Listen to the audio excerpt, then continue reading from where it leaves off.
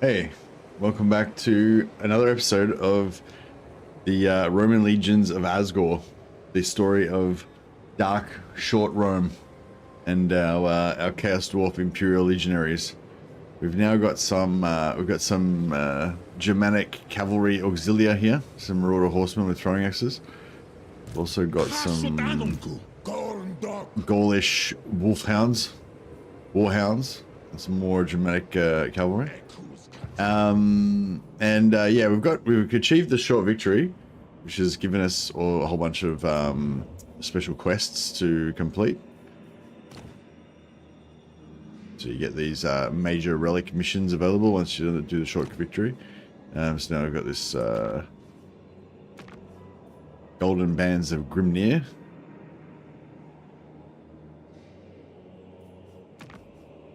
Major ancestor relic of Grugny, and major ancestor relic of Valea.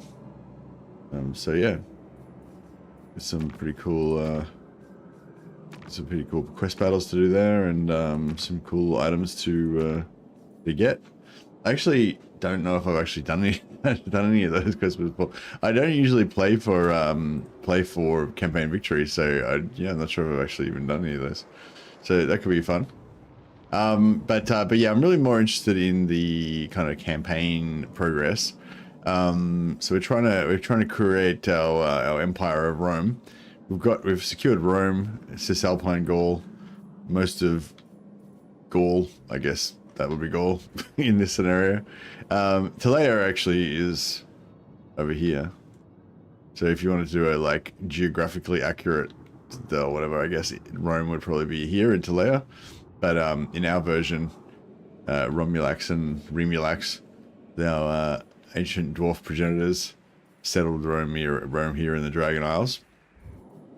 But yeah, so anyway, yeah, where we left off, we're not quite at war with Gelt, but we want to eventually, because he's right on our borders. It's a bit uncomfortable, and he probably won't get along with any of our allies. But the diplomatic situation is a little bit dire. We're not currently at war with any of these superpowers, but we've got number one, Kislev Ice Court up here, right on pretty much right on our borders. We've got Reichland just over here. Not quite in contact with them yet, but they're also a massive faction. Got Wissenland right on our borders, 22. Got Masters of Innovation, Malachi just up here, just behind Kislev. All of these factions are all like friendly with each other and all don't like us. Yeah, Gelt's got 30 regions on this side, and he's also reasonably friendly with the Western provinces, although we've successfully broken up all of their alliances with each other. Pretty much, and we've broken up and we've sort of made Gelt and the Western provinces slightly dislike each other now, but I don't think we're going to get it to the point where they're going to go to war with each other instead of us. But I'm hoping that I've gotten to now that I've broken up all their alliances, at least when one of them declares war on us, they won't all declare war at the same time. That was basically all we achieved, I guess. Gorbad is a problem for us because he's at war with one of our few allies, Queek over here. They seem to be about even. However, Wissenland has now gone to war with Gorbad, so hopefully Wissenland's going to take out Gorbad. But yeah, if I could keep Clan Moors alive so that we can keep having an ally and keep having our auxilia Wolfrat recruitment from them, that'd be great. And same with Heralds. We've got one other little ally up here, Kolek. He's not currently at war with anybody else, but he's sorry, apart from the dwarfs, but we've kind of been beating the shit out of Karak Kadron. But yeah, I reckon he's right on the border with Kislev, so it's only a matter of time before she declares war on him and probably wipes him out. So yeah, I don't know if I'll actually intervene. If she does go to war with him, I'm not sure if I'll intervene on, well, I guess I'll have to because I'm in an alliance with him. So yeah, that's probably how it's going to go down. She's probably going to go to war with Kolek, and then I'm going to get pulled in, and then it's going to be all on. But yeah, the only other hope we've got is Nagrand. Nagrand Malekith. He's got 28 regions, and he's strength rank number 2. And also 1, 2, 3, 4, 5, 6, 7, Don't know, about 8, 9, 10, 11, 13, 14. So almost all of the top 15 factions we've got vision on. So the fact that Naggarond is strength rank 2 and we can see all of the other powerful factions kind of makes me think that probably there's no one else over there that's gonna be a threat to him. So he could potentially turn into one of the biggest factions if there's nothing stopping him. So yeah, I'm hoping that we can, if we can hold out against all these enemies around us, then maybe Naggarond will eventually become a good ally and a savior, maybe a bit of a rescuer for us. That's kind of what I'm thinking at the moment. Hey, old fart, hey, Clock Monkey, welcome. But yeah, it's I don't normally play campaigns this long. I don't find they usually keep me interested this long, but this campaign's just been, I don't know, pretty cool. And it's still like really engaging right up to this point, No, I will not shame all right. my clan. I feel like I had a day off from Warhammer yesterday, so I'm kind of a bit out of the loop. It's been a couple of days since I touched this campaign, but I feel like I remember something bad happening like right at the end of the stream yesterday, but the day before yesterday, but I don't remember what it was, or maybe something bad was about to happen. Anyway, I guess we'll start off with a battle maybe. Don't think So this guy's got himself trapped inside the settlement. Arbu, Idu Bagor.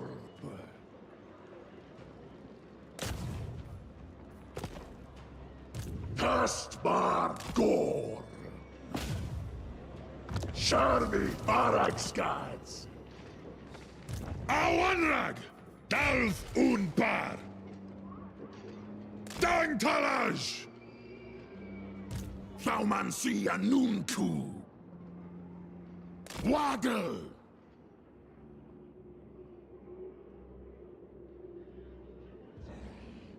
Anakubelu Gormispa. I was just thinking, I wonder if it's his armies are up here or something. No, it looks okay. Makazia Thaumansi. Gorndok. Dum Thaumansi. The rest of our Ruin Tongues hit 30, hit 20, sorry, so that's good.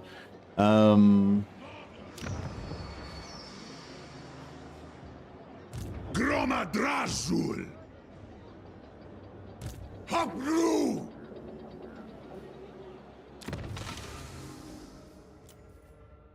20, level 30, level 14.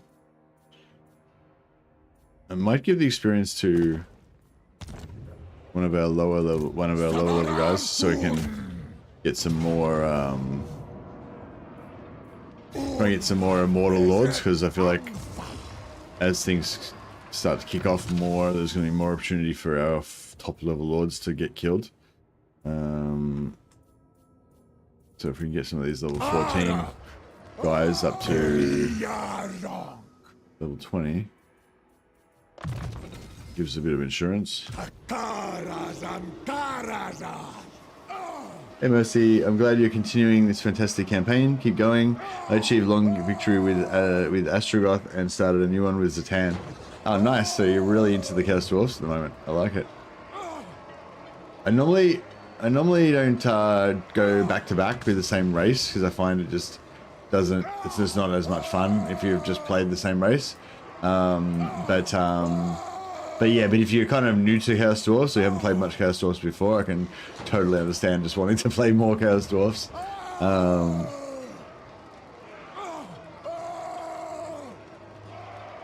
Encountered a Chaos Dwarf hero, one of the Chaos Lords can recruit is Doombolt. He's one of a dozen they can recruit. Kill them all. Yeah, Tamakan can recruit a Chaos Dwarf hero, yeah.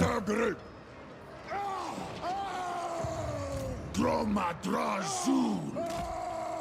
Dactyl Gramus. Dumleth. Waddle. Rikazenum. Aksuardugal. Anfa Agrimazul. Rick! Tak Sepu! Was this the first time you played? Yeah. No, I got that. You were just trying them out.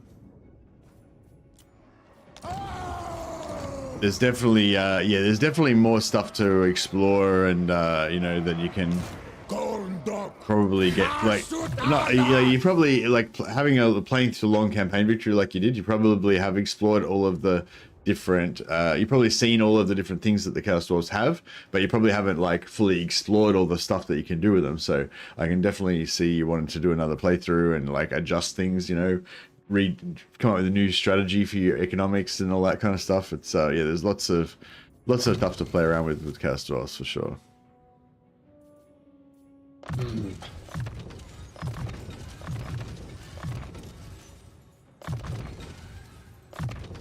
Dagon Bezeki! Dum Thaumansi! Trash Thaumansi Saras! Afula Docta Aftramas! Arak! Victory medium, yeah, right. I think we'll fight us manually. Yeah, so I've sort of the problem at the moment where I want to stop. I'm at war with Karakadrin, and I want to, you know, defeat them, and I don't want them coming in incursions into my land, but they've still got a fair few regions, and I'd have to go pretty deep into, you know, their territory to properly wipe them out. There's no chance of piecing out with them because they absolutely hate my guts. But I don't want to overextend too much in case one of these other numerous enemies that we have decides to attack. And on top of all that, they're really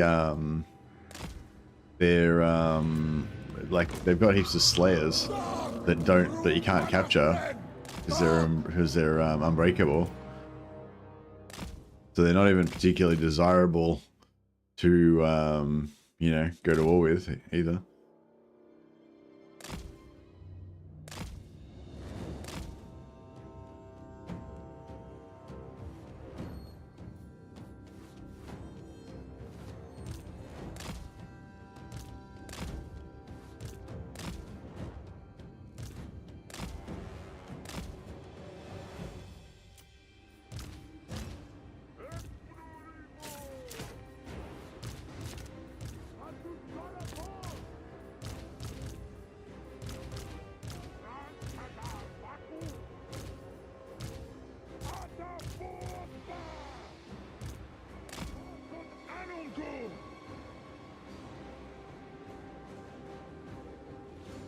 Yeah, sometimes I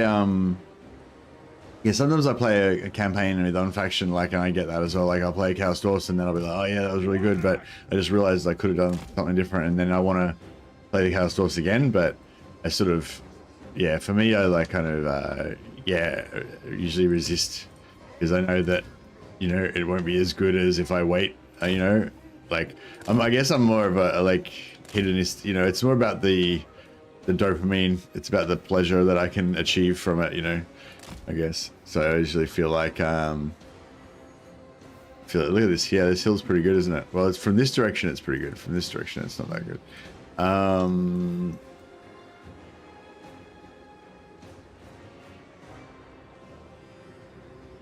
Yeah, it'd be pretty, actually, we could probably just send all our heroes over here, aggro them this way, and then just pull them up into our guns there. Would be the goal.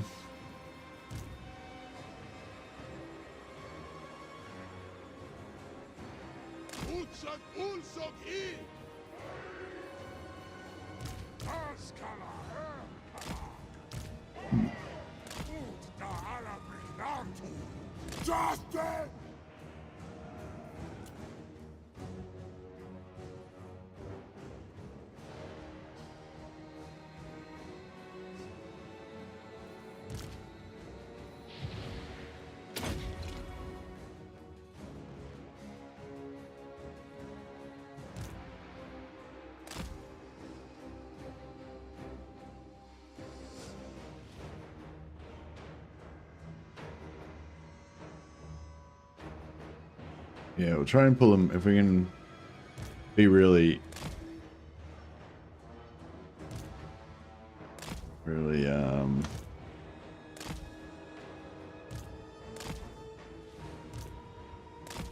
tricksy. I'll try and pull them down this way. Alright, looks like they're stable, they're not gonna move or anything.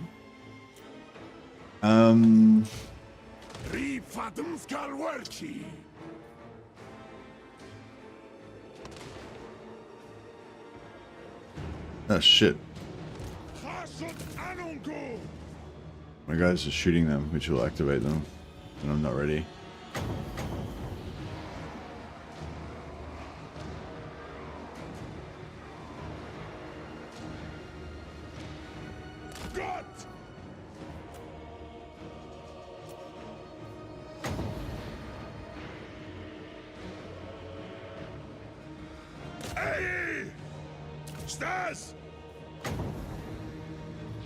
Okay.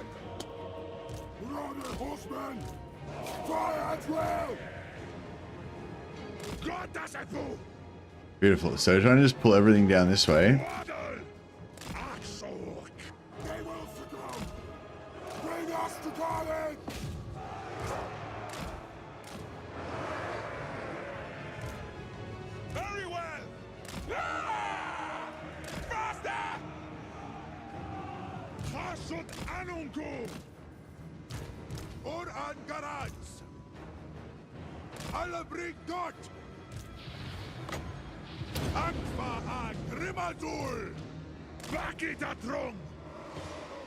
Oh fuck. Jesus. Oh my god. Slayers. Just evaporating our horses.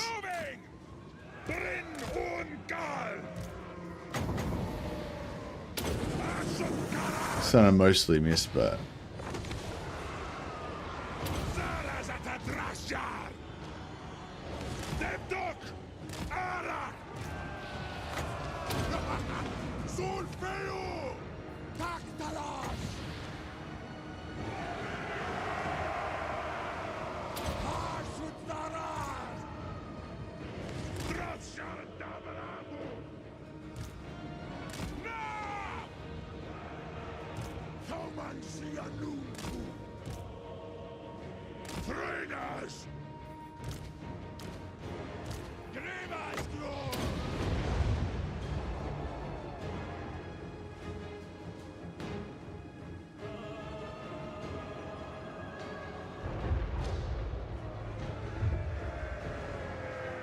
oh fuck.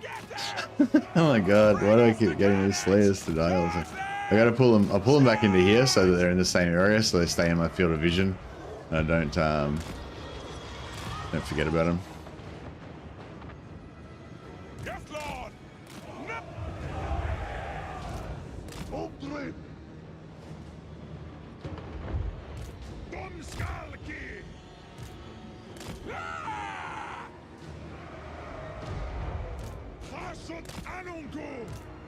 Bring us the carnage!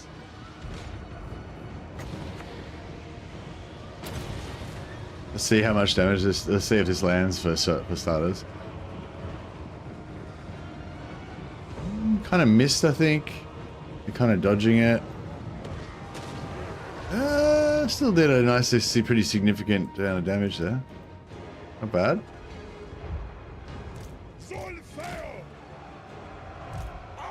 I think we successfully pulled most of it around this side, which is the goal.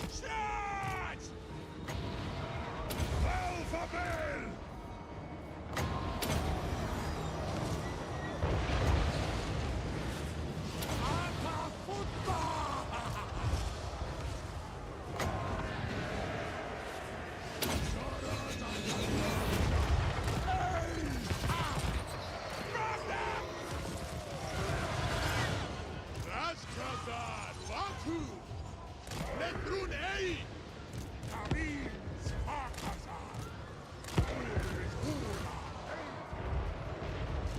Dach, Der, Stroll, Oring, Korea Azan, Marauder Horsemen, Krum, Zano Nazaras, Razlen, Harukulen, Your will, quick! Azgorh, Ula, Waku, that is true, Letty. Hasud Anungu, Vistara, Galet Kastalai, Gott, Hasutimarko,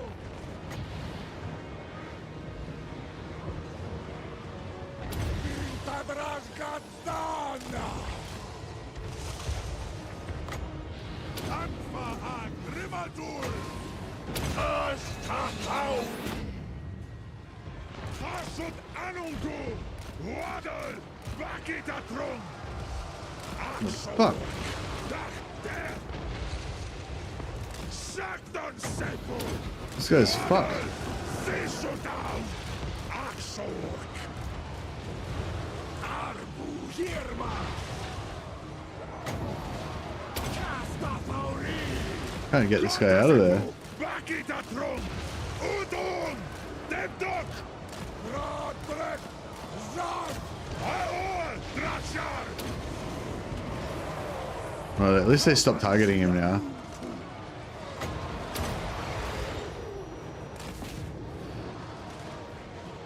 Galet Kastalai, Kublu Ak, Ansardu, He may live. Bildlafti, Maybe.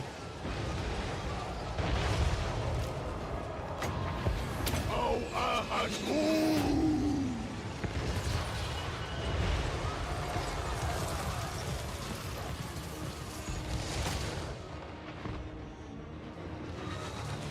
Asumo Rantaslo, Toman Sianutu,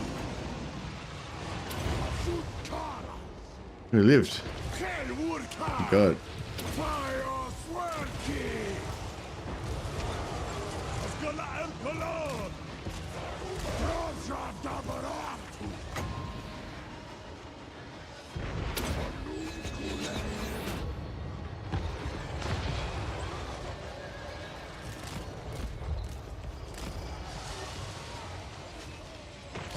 Askala Erkala, Rosa!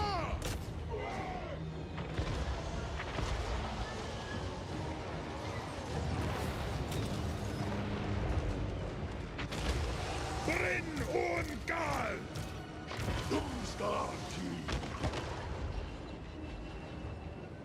Marauder Horsemen!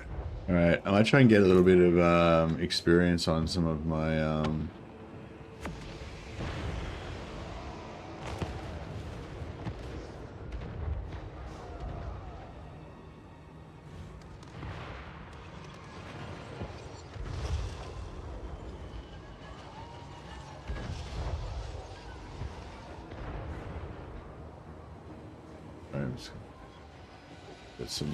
got some bots attacking me on Twitch. Alright. Your will!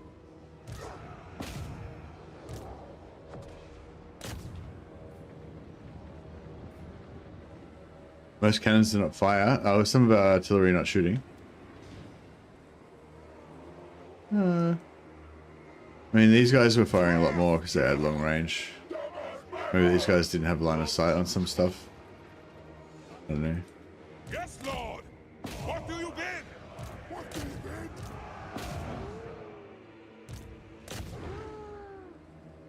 I get a bit of experience on some mobility units here.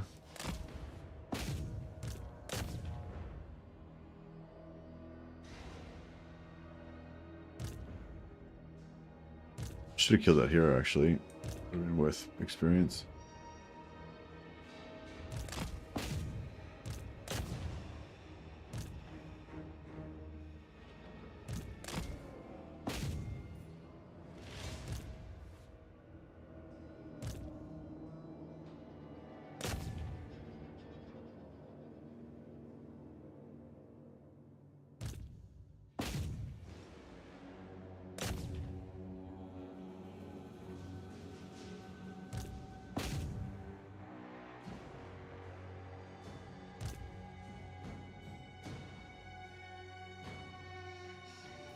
They struggle a little bit with his armor, but they were getting him down.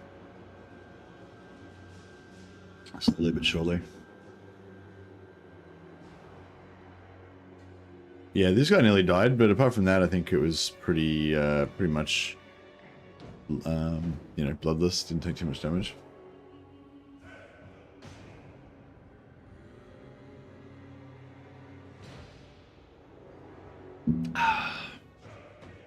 Oh.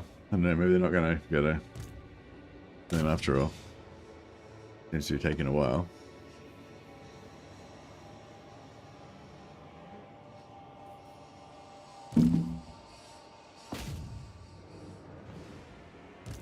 Actually, there's no point in getting with these guys. These guys, characters get experience based on their total XP at the end of the battle, not by kills. That doesn't help them. Doesn't help them at all to kill the guys. Whereas these guys, the actual units get experience based on the value, like the gold value of the stuff that they kill, I think. So they can actually get good experience from killing characters. They can kill them. Not sure if that'll help or hurt having two of them. Probably make it slower. We got him, boys.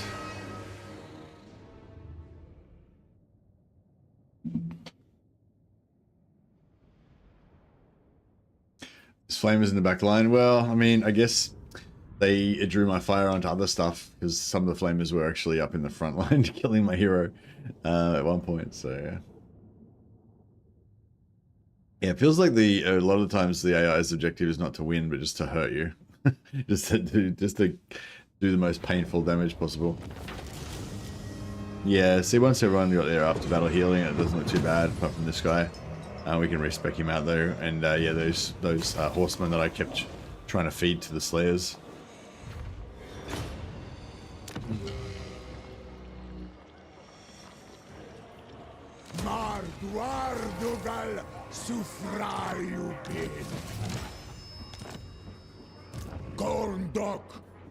Yeah, Andrak got another level, so that's good.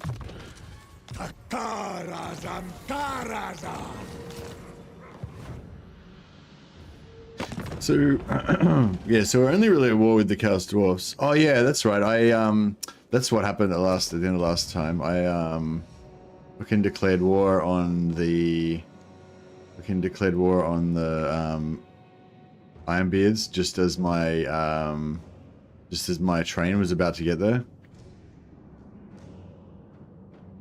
Oh, did I make it? I think I made it. He's there. Sick.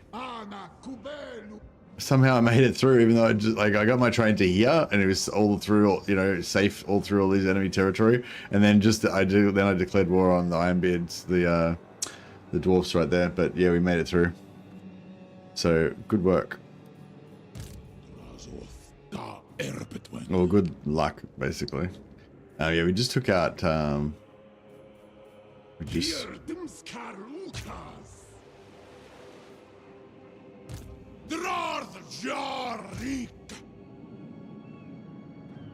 Subjugitash. 12 plus 5 is 17, so we have 3.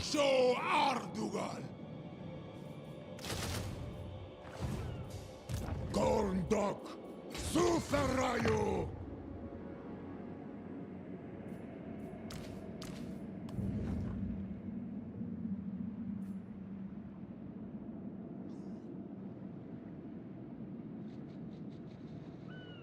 Hey Mercy, any tips for dealing with Skulltaker as early game Bretonia Albrecht on Legendary, especially with this update's AI?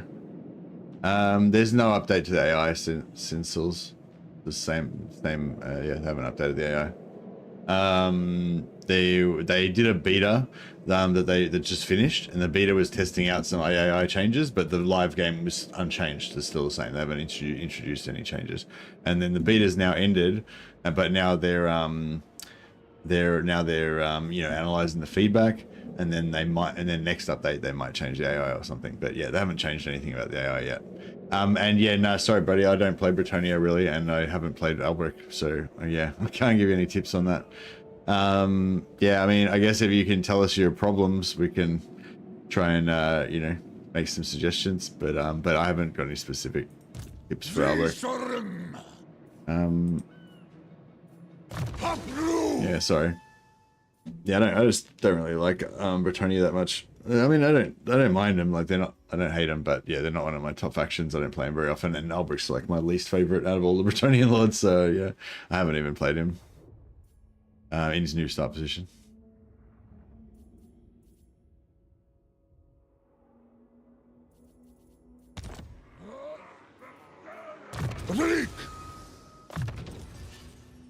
Dagon Bezeki!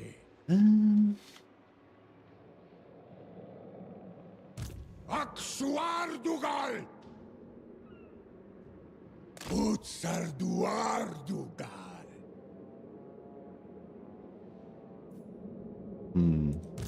Drarthumlet! All right.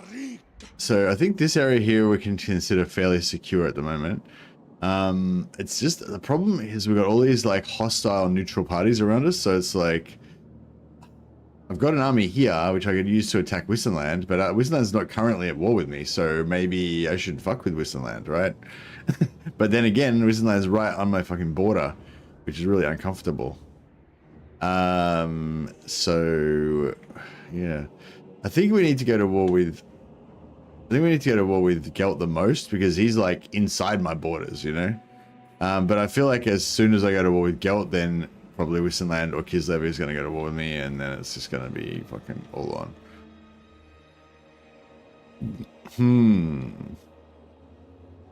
So the question right now is, which direction do we move this army? Do we move it over here to help go to war with Gelt, or do we move it over here to defend against a possible war against Wissenland?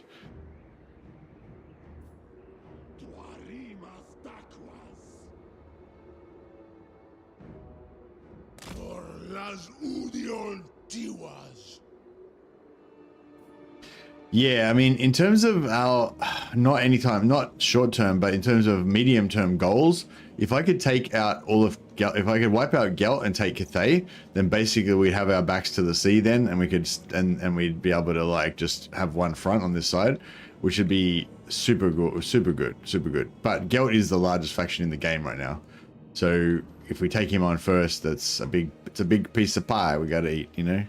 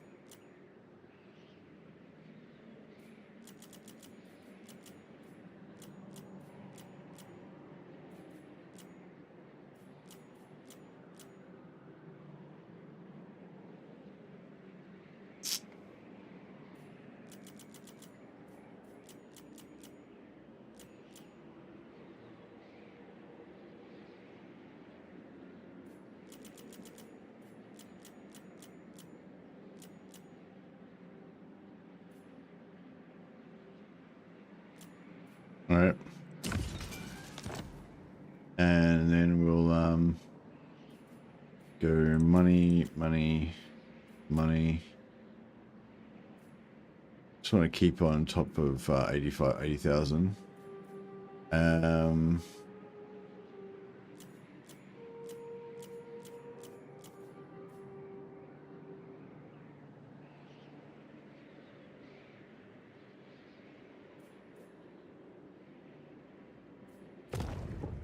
All right.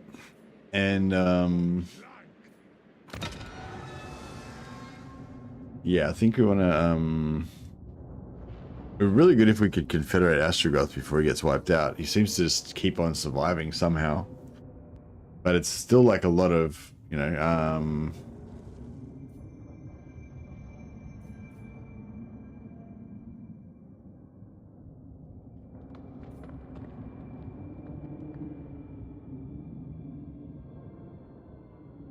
still a lot of points.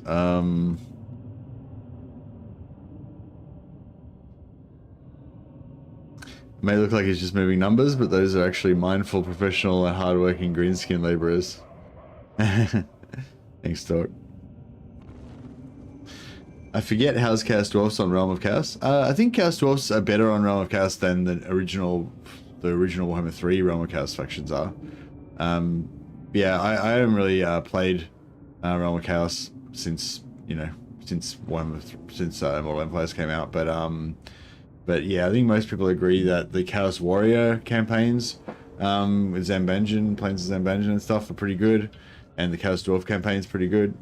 But all the other ones like this, you know, Slaanesh, Khorne, Kislev, Cathay, all those factions there, it's not very good. But yeah, the Chaos Dwarf fine's pretty good. Also, yeah, if you play Chaos Dwarfs on Realm of Chaos, you get a little narrative campaign with a little storyline and stuff as well. So it's something to try out, different from Immortal Empires if you want something different.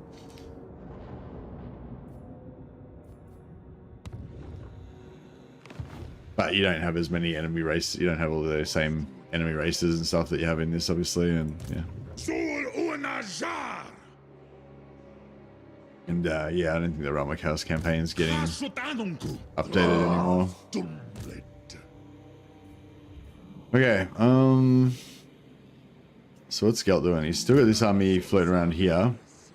So before we go to war with him, we need to kind of be ready to take this army out. I've got this guy here ready to sort of, in case he attacks one of those settlements.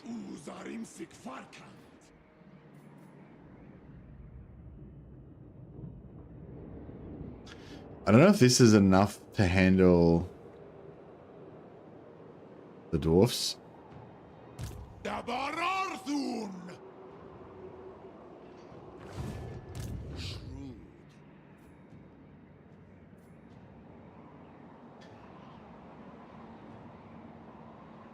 be really good to invade here. If we can invade here and give all this to Ostrogoth, that would be pretty cool. But it'll just end up belonging to Kislev because they're all of them.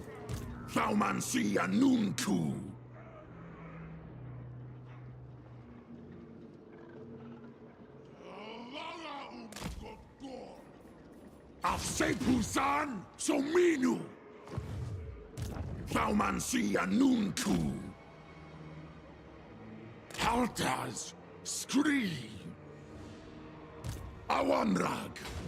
Just scouting here. Yeah, it looks safe. Yeah, Katarin rolled over Ostrogoth. He's pretty much gone. Gorndok. Gerit Alas. Hasotanunku.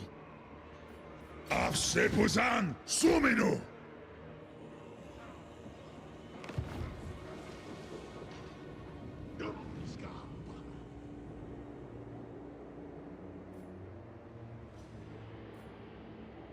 Istachresu Drachar.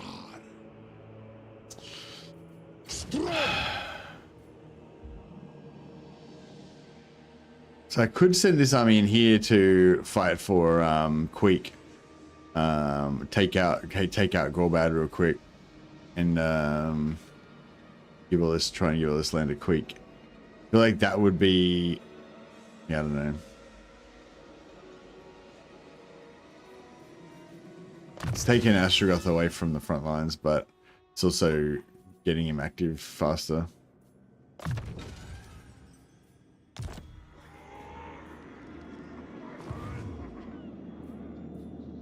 When controlled by the AI, Chaos Dwarfs are the fastest to upgrade their cities.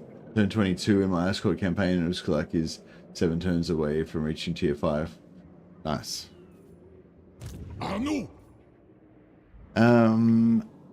Yeah, I don't know. I feel like we could probably build a new army over here faster than Astaroth could get there. So, or about the same speed. So I'm sort of thinking, yeah, maybe we send Astaroth west to take out the greenskins. Undrimdoraf. Nei. Izan domitash.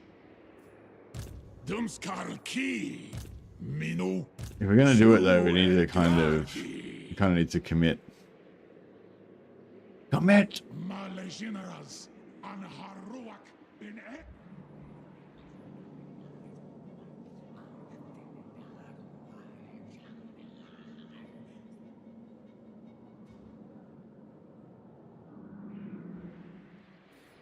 Tagrungron apgru.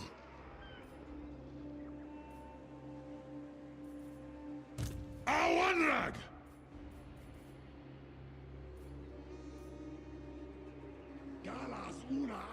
This Summy's like a good raiding army, but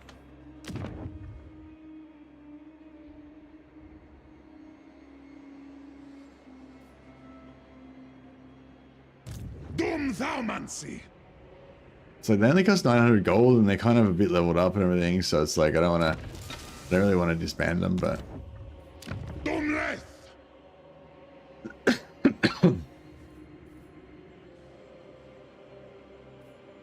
Groma Drazul.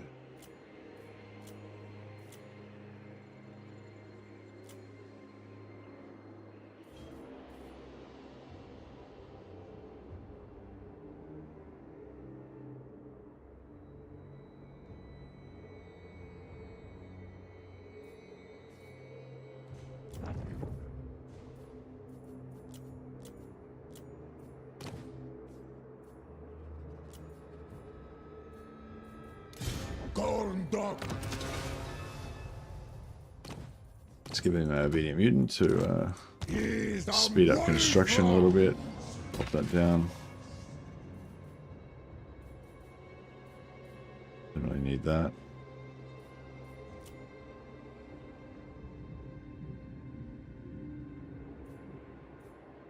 Abgruatsardu.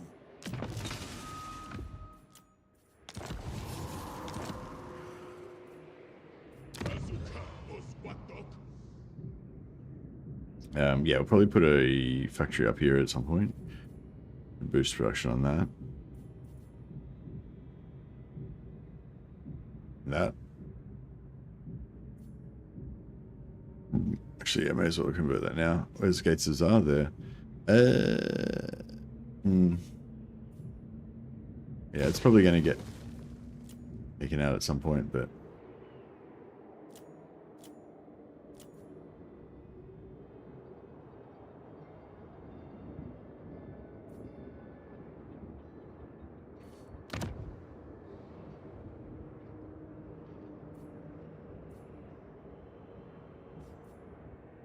Oh yeah, so I had a plan here.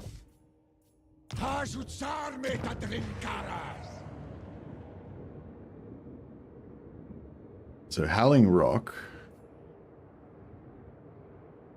we upgrade. Yeah, fuck.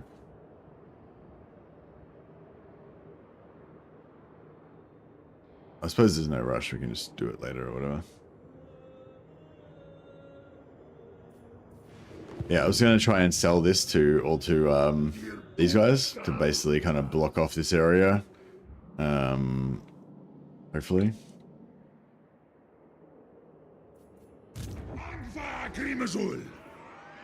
Grutas ori, jar un kuz. Doda krum, draj da baratu. Sardu da elgru.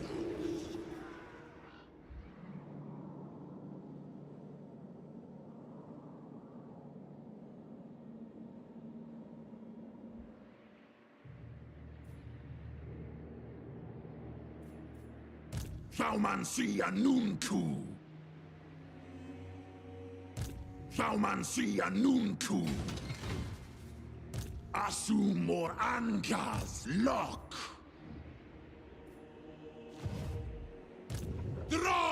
Alright, got another army coming up here. Got plenty of artillery already.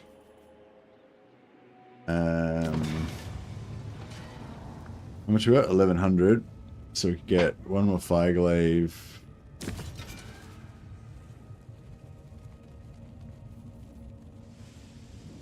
One more infernal iron-sworn.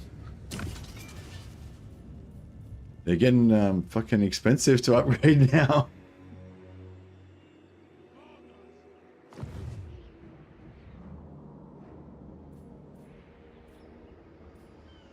Daleth Castellan. Chasutanunku. Rik. Abdarnu Tabarag. Dev Agalu Tadrath. Grisa a Agdugal. Zeta Throng.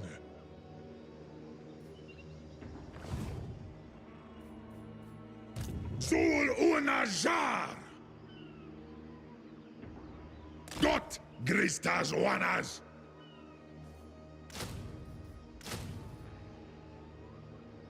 Yeah, we need to ramp up our production, don't we?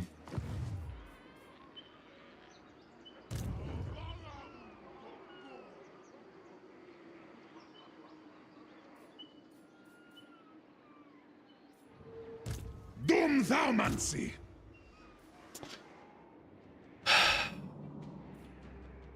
Suru Garas.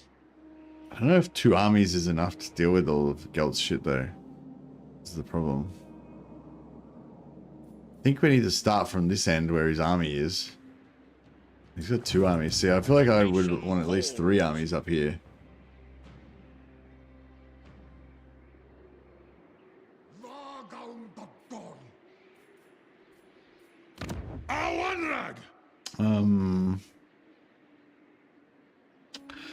At some point we want to convert this into a factory, but yeah, we're gonna lose.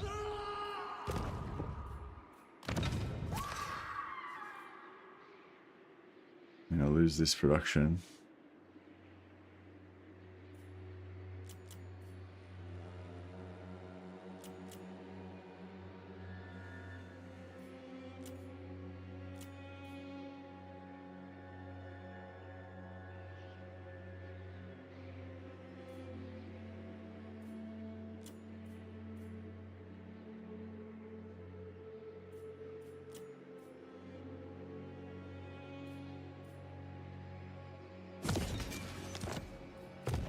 Look it.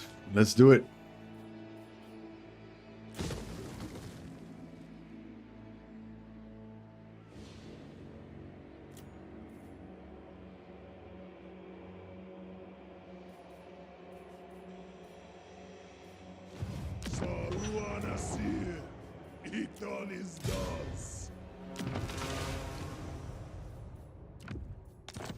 Demnin Magas. Chasutanunku. Dakuas ta Elgram.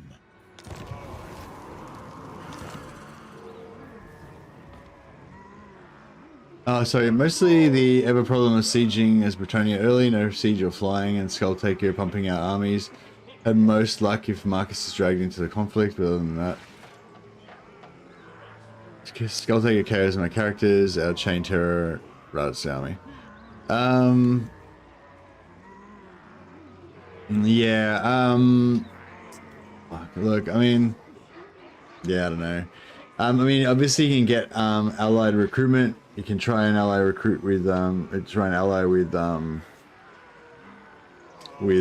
Marcus or something to try and get siege artillery, but I don't know if Marcus Wolfhard actually builds artillery buildings, so maybe I don't know, there's some dwarfs down south, but they're probably dead by the time you get to them. Charge with knights and use 1-turn global recruitment worked for me. Just got lucky with the damage spell, yeah. So just spam knights basically is what Spanner's saying. Yeah,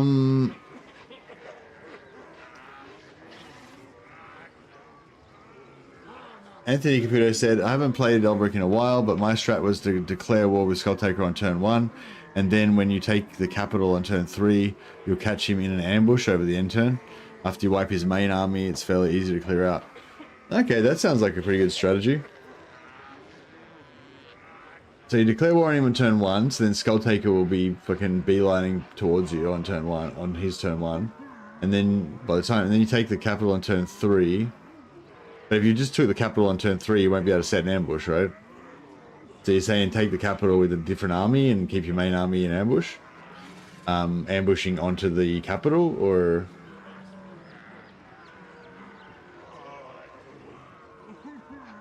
If you declare war on him early, he'll go north to the lizard capital instead of finishing off that miners each faction. Okay, yeah, that sounds... I feel like that sounds like good advice. Sounds like a strat. Yeah, it's the same. It's the same with a lot of factions in this game. It's just like, it's just, you just need to learn the steps that you need to do. You know, it's like learning the first few turn steps, early steps, is like the key thing.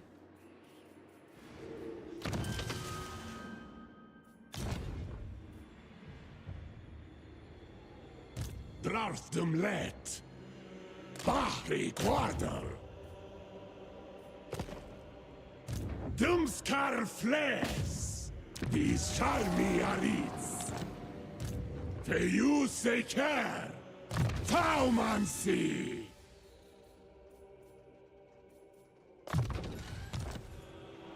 Uskal Drasjar Dum Thaumansi Osepu Argru Ganta Livstro Kugar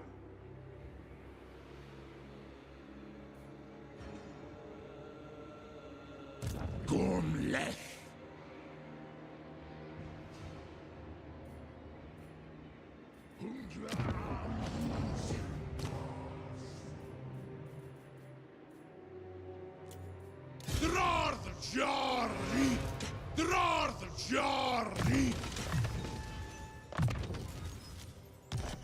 Yeah, I need to get more heroes, more lords up in here. Maybe to attack.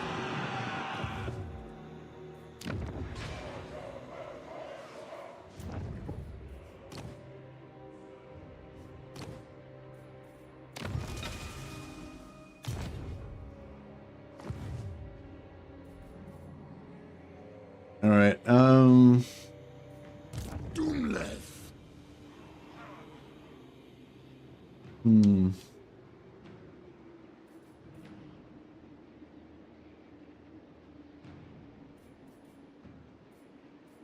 Anfa Agrimazul. This was. Hey, John. How you going, buddy? Tassadu Ardugal Ulahari. Imminent rebellion. All right, maybe. What's this called again? Blasted wastes.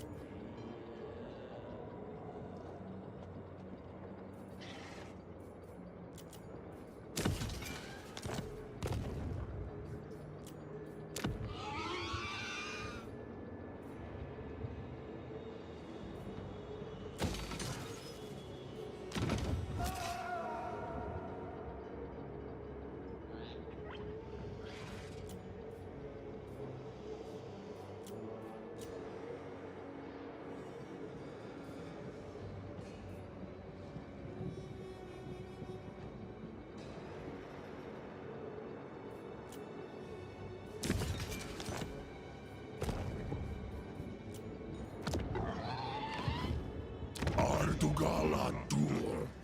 Inches. Fuck.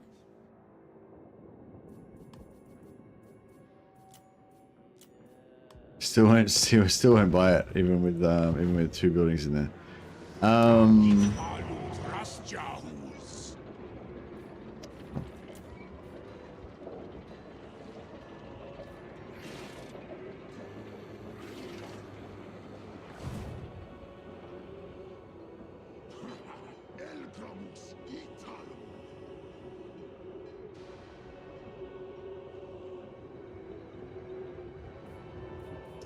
Crap! I was trying to sell this to them, but yeah, I can't do it. I mean, we'll be able to probably sell Silver Pinnacle to them if we want to, because we can get 2 barracks in there, and then maybe that'll raise the price on this enough that it'll actually be worth it.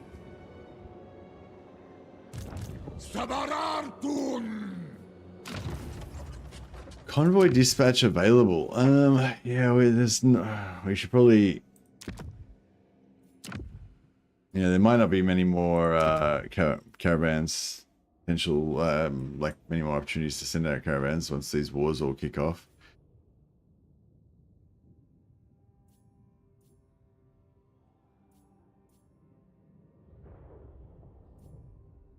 I think either Bay of Blades or Trollfjord. I think one of those I haven't done yet, but I'm not sure which one.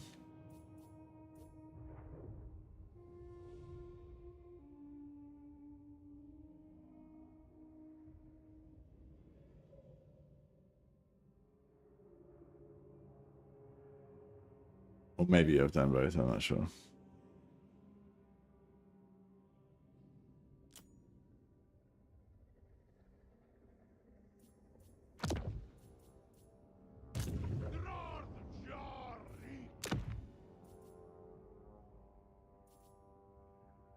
Well, let's send this guy instead, because it's a bit more, he's a bit more expendable.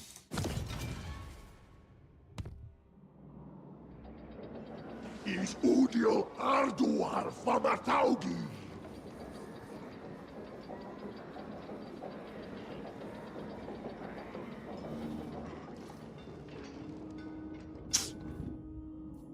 Alright. This campaign is a fucking time bomb. It's like every time I enter, it's just, is this going to be the turn when it all kicks off? I'm a bit worried that as soon as I declare war on Gelt, that's going to trigger the others to think that I'm weak and go for me.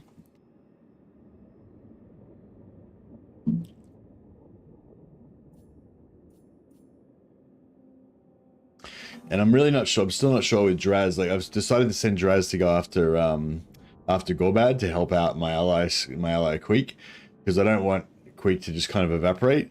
But like, you know what I mean? Like, I could ruthlessly just use Queek to just slow down Gorbad on the left, and just ignore that front, so that I can concentrate on other fronts, which is kind of what you want allies for, you know, to block off one side so you can concentrate on the other side. But you know, I'd kind of like him to still exist in the future, where if I do that, he probably won't.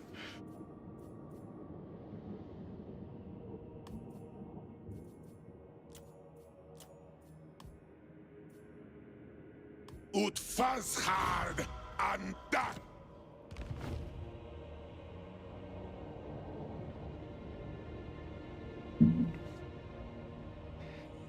Just want to reiterate that the fact that the Chaos Dwarf's got a legendary lord that's literally called Satan the Black is like the best thing ever. Lol.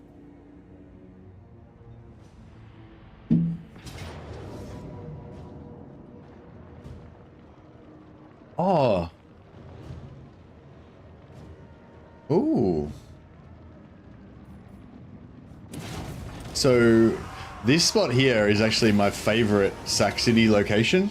I don't usually run, I haven't got Sac Cities. Yeah, exactly, Driven Fangs are back. And that means we can set up a wicked Sac City there.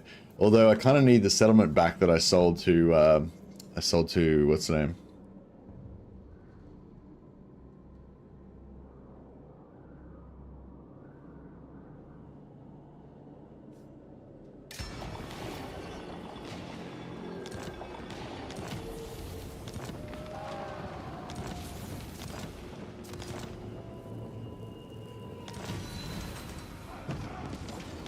Yeah, we got Eternal Servitude, 10% extra campaign movement range. Huzzah.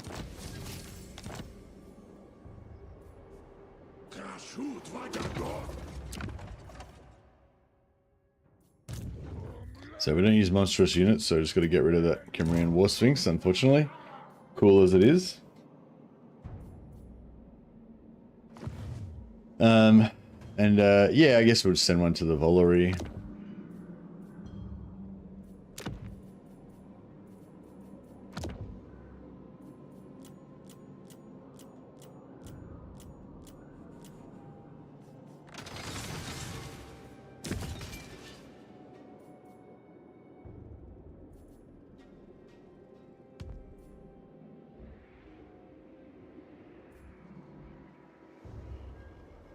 Is a rink. Sardu Ardugal. So 76. So next time we move into position, 77 and 78, we can maybe hit them. Dakata Elgramus. Why did it zoom to this location when I'm over there transferring units? Like what's going on there?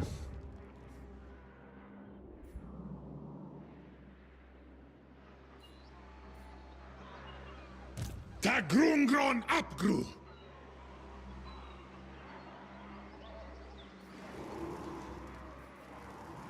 Subjugitash.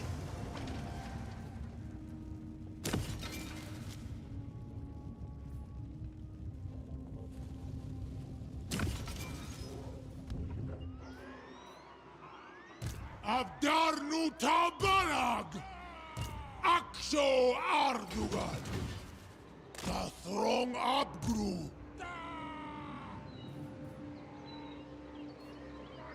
Kubeluril. Ei, Zekrom.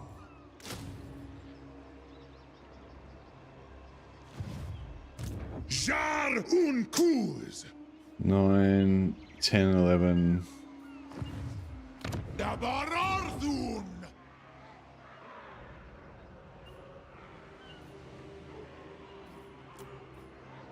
Dale, 12. Castellan.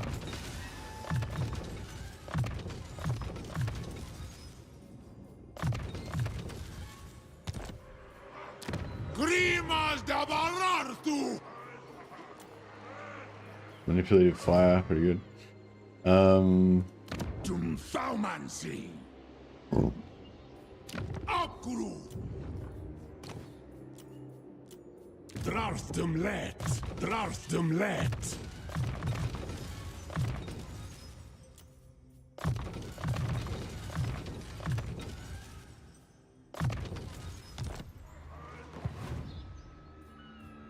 Draj Dabaratu.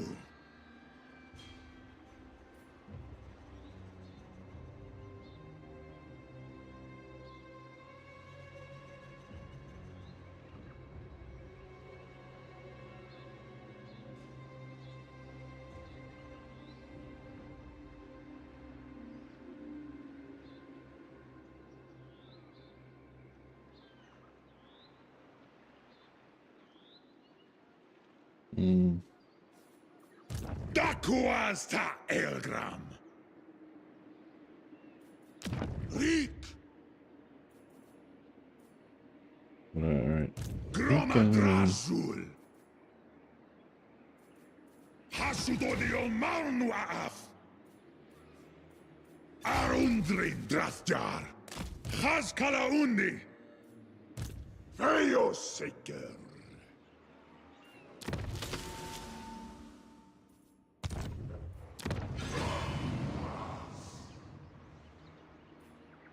Into 9 minus 19.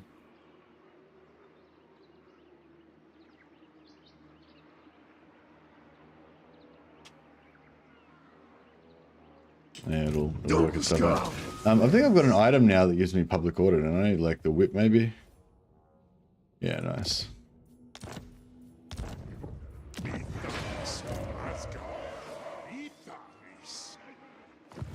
Alright, now unfortunately we can't hit anything this turn, so slave income.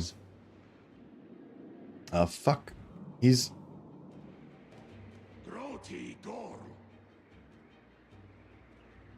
Stroll. I feel like he's gonna take everything before I can actually get to it.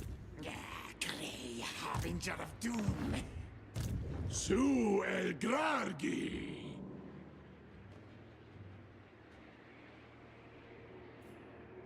Oh shit. Stop pushing it.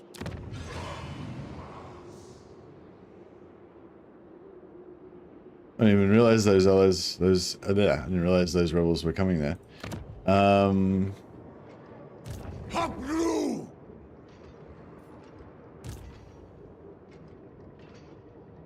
Awanrag. Oh shit. I kind of need an army here to I kind of need an army here to take out these rebels. Zishorim. Taras Arsarak. Nikitash. Fatherwell.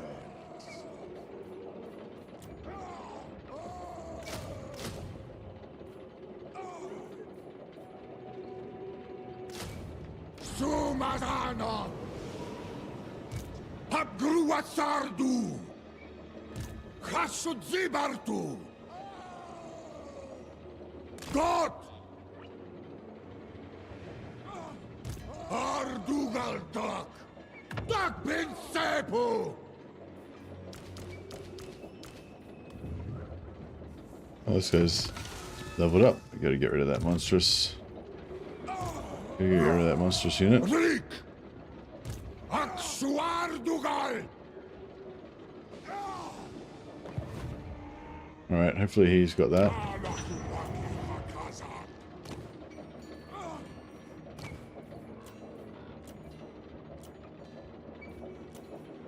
Khasutanunku. Khasutanunku. Dralstrom.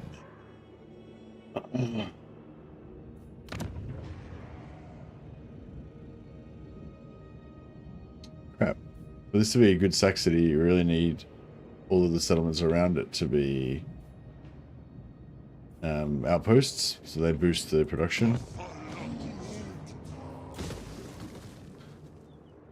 Oh well. Anfa Agrimazul. Grumnaz una dormanunku. Ulastas. Nahitiwas. Dantalaz. Makazia Faumansi. Gata Krum. Dumleth. Dumleth. Drav Dumlet. Is Sharbi al Ease. Dum Thaumansi. Zul Unajar. Ulastas Naitiwas. Angva Grimazul. Zibatu Tough Leg. No food that's safe in the world. Awanrag. Tasardu Adugal Ula Hurry. Zishorim. Mahashut. I refuse. Oh yeah, I've got the extra reinforcement.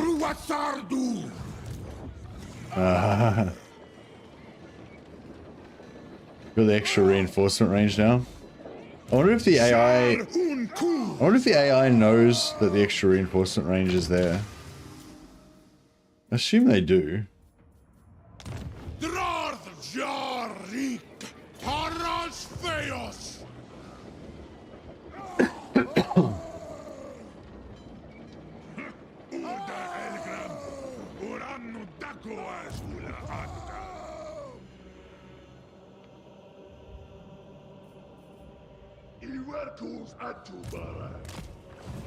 Yeah, I feel like going to war with Gelt is gonna be bad.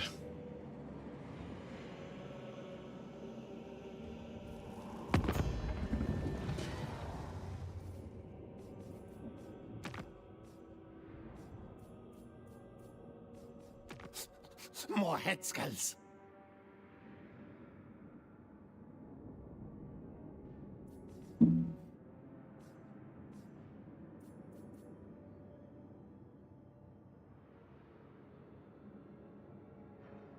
So Gelt's at war with Village. Village is getting fucked up. But if we can go after Gelt in the next couple of turns, hopefully that'll relieve pressure off Village. Oh yeah.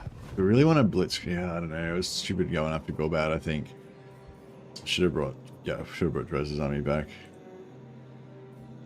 We just don't have enough armies, and we can't produce them enough because of our armament restrictions.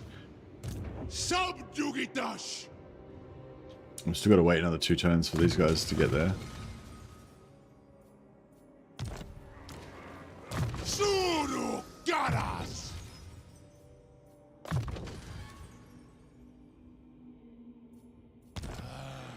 Idam Wolfrum!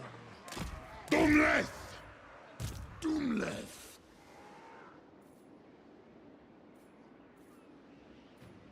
Wari Mastakwas! Arundrin Drasar! Padrin Lakash! Dakata Elgramus! Asumor Angas Lock! My plan is to have him in between here and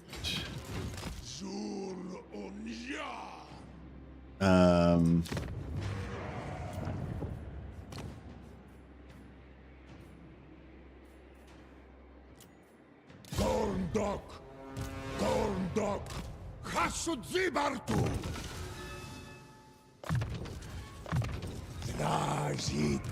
yeah, so hopefully he can just go like bing bing bing and take all 3 of these in 1 turn. Maybe. But yeah, fuck. Gelt's not gonna be a pushover.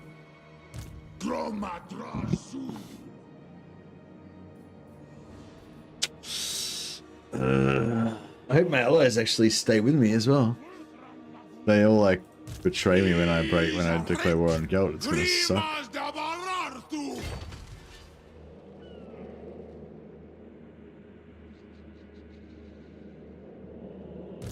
Ardugaltak! Akso Ardugal! Sufereu! Ei! Dumlet! Sabarartun! Sardutalelgram!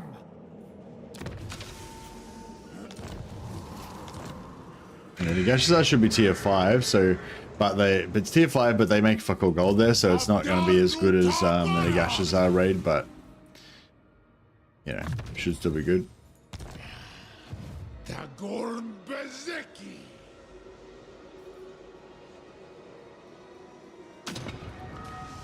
All right, 300.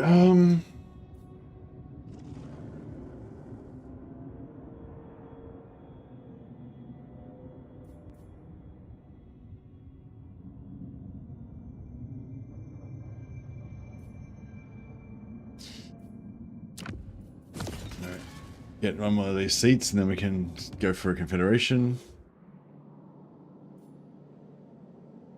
Your lord's about to be mounted. No, it can't be mounted because no monstrous units, no monstrous mounts or anything like that. Yeah. So yeah, no mounts.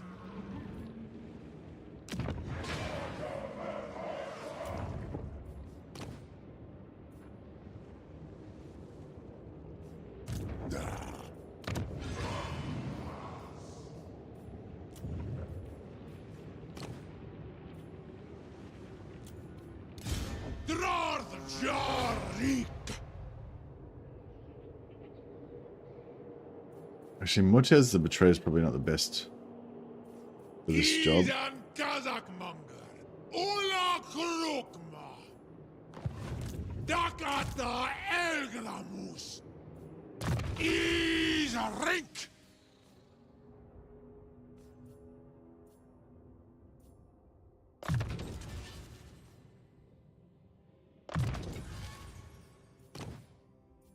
All right, let's give him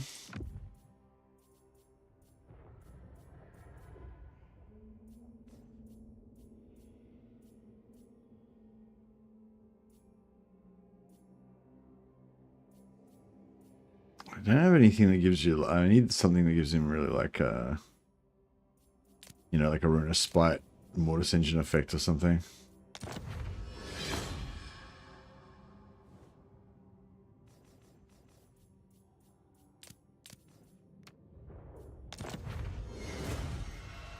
I could give him a shield, but then it's not really going to be that good for tanking.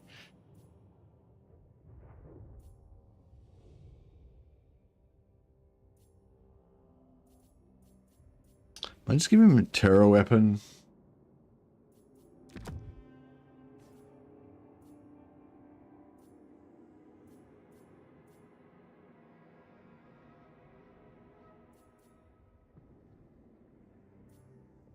Actually, maybe Perfect Vigor might be the way to go.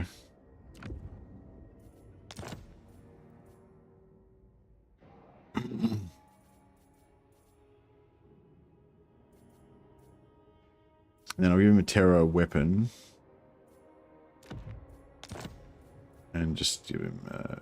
we've got no talismans of preservation.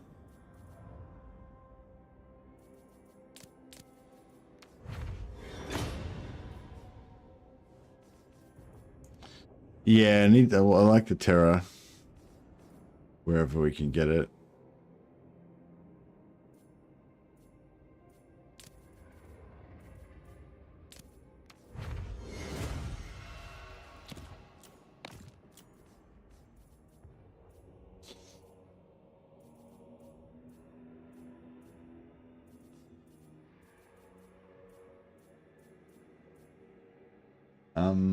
Bear with me a sec, actually. I better go feed the cat before he gets out of hand.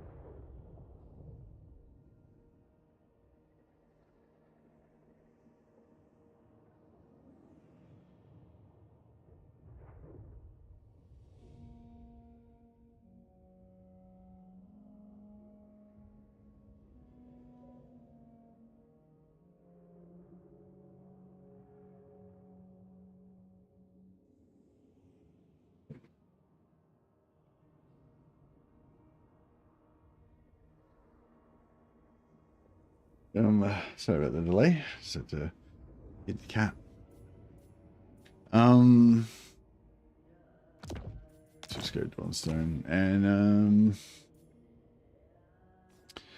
this one gives you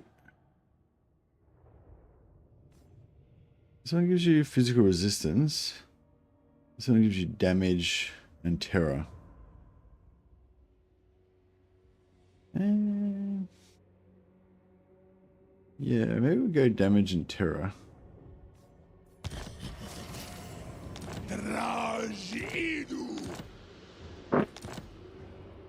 Doomskull.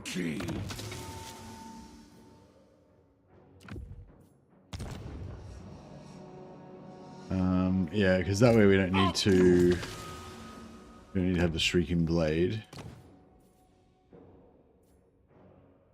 Even Eye of a Shoot, so it gives him extra damage and terror. The Banner of the Carnate, we don't use Hobgoblin units, so we can just delete that.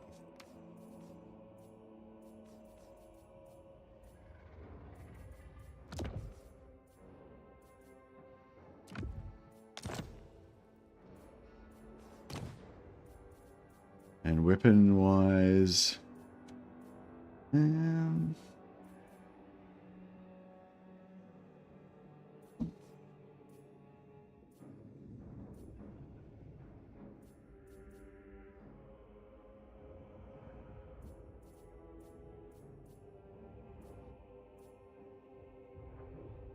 Could use the Tormentor Sword, but...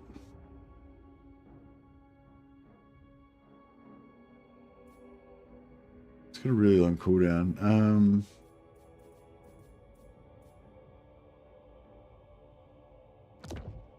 Let's use Ogre Blade. Do more damage. Actually, now go Giant Blade. Dan Garas and Garashar!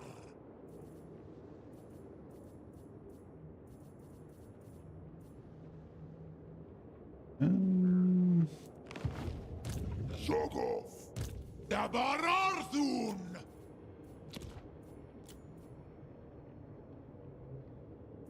Chaos Warriors, nice.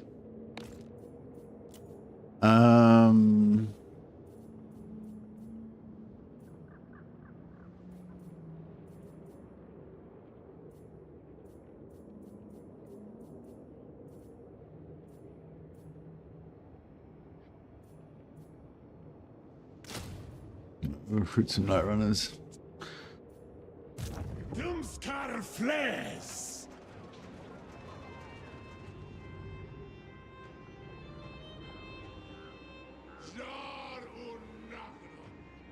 Drone!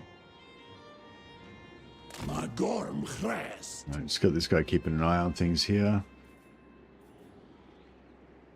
Zartu Udzan! I mean, really what we should be doing is moving our armies to their armies so that we can just blitzkrieg and wipe out their armies. I guess rather than trying to worry about their settlements. Subjugitash! Rutash Albutraj! Tagrungron Apgru! Krutash Hashut! Umlet!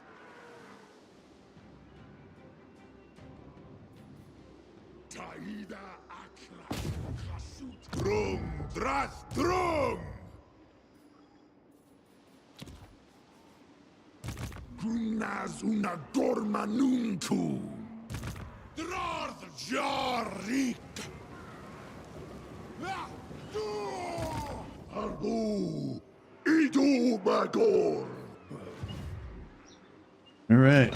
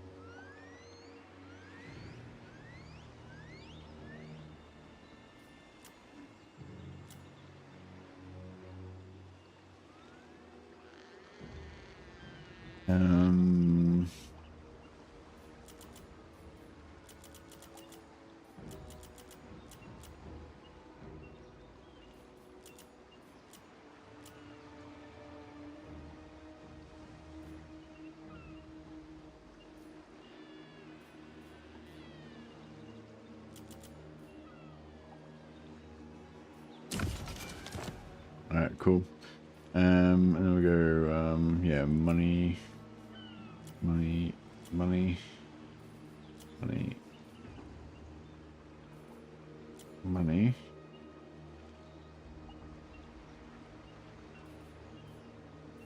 Money.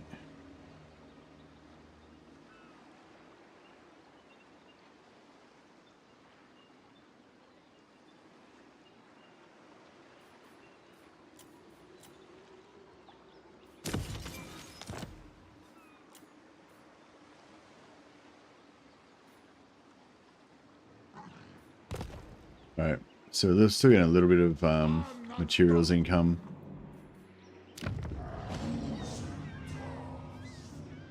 Returns on that. Dakuasta Elgram. Dalabanu.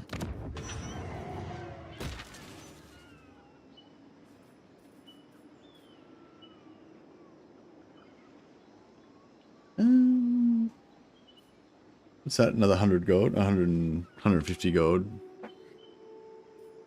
137. It's 180 gold. Yeah. Yeah. Next time we got spare materials, we'll grab it. It's where the cost is just random sometimes. Yeah. Yeah.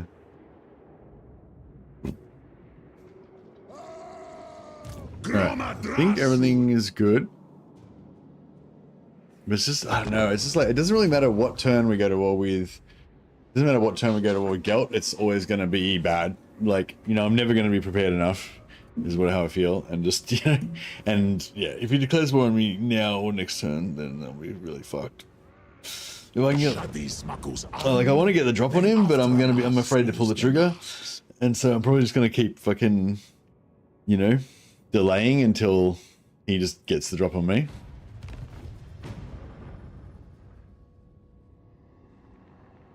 Not this turn.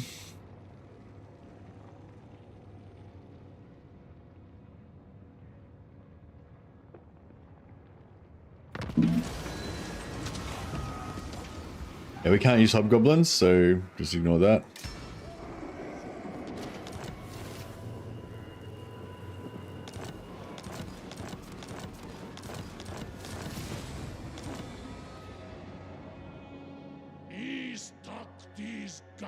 For Azgorh. Drazot.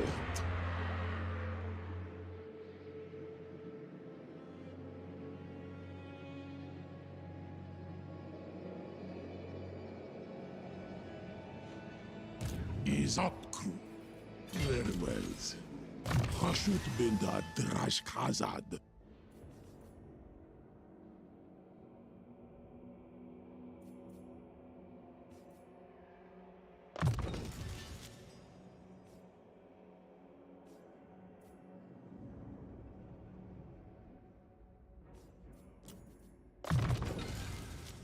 Nabetas Azaterji.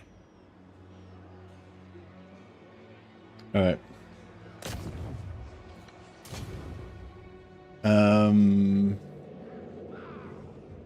How much is he going to pay me to go to orbit? Your muzzle and bask in glow of my brilliance. 3.2k.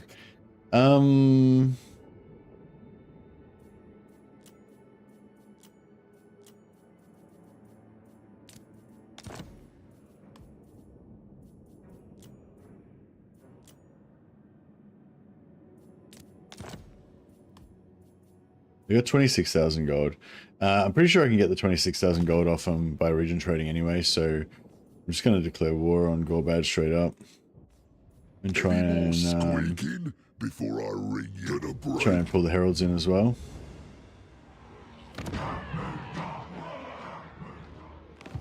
It's only turn 77? What do you mean? You think that's early for these factions to be so big? No, yeah, I grew this campaign on the beta, and then I switched to live when the beta ended 3 days ago. So it's like, yeah, it's big because of the beta, I think. I might just fight this battle manually, just so just because we haven't fought. I don't think we fought any battles manually. We fought one battle manually so far this session, and yeah, and when I've got artillery, I quite like blasting blasting formations, blasting you know, fortifications apart. Not that we've got much artillery, but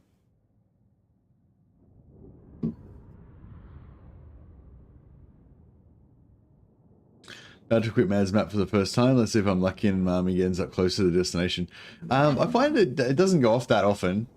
It only goes off like every now and again. But yeah.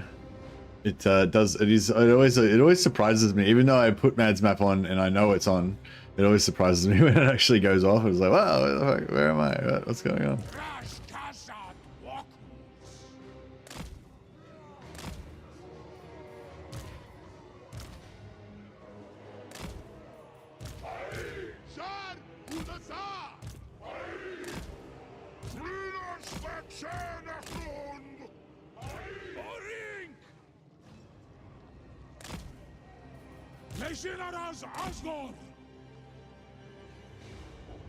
Legionnaires Azgorh.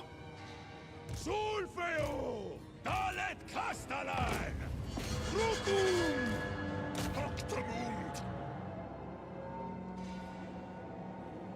Anfa Agrimazur! Shar Unazan! Ori! Mahi Shartu! Mahitu Demak! Asgalafata Dumskalki!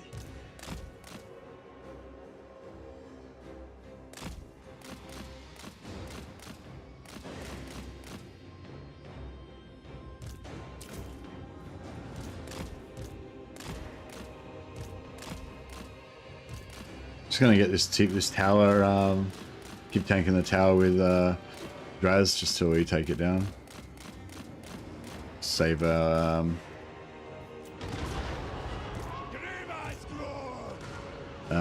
artillery, deep strike terminators. Boom.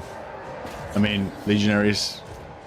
These are legionary explorators going behind enemy lines, neutralizing the enemy artillery.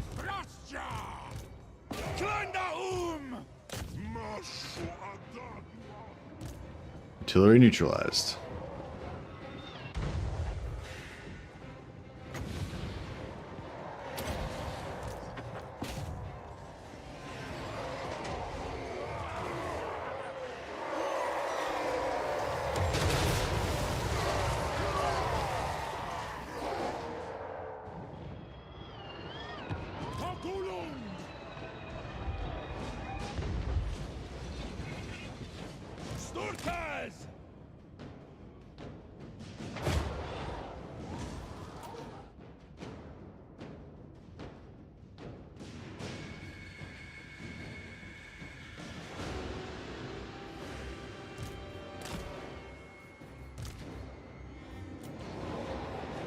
Yeah, he's gonna stand back here with his shotgun.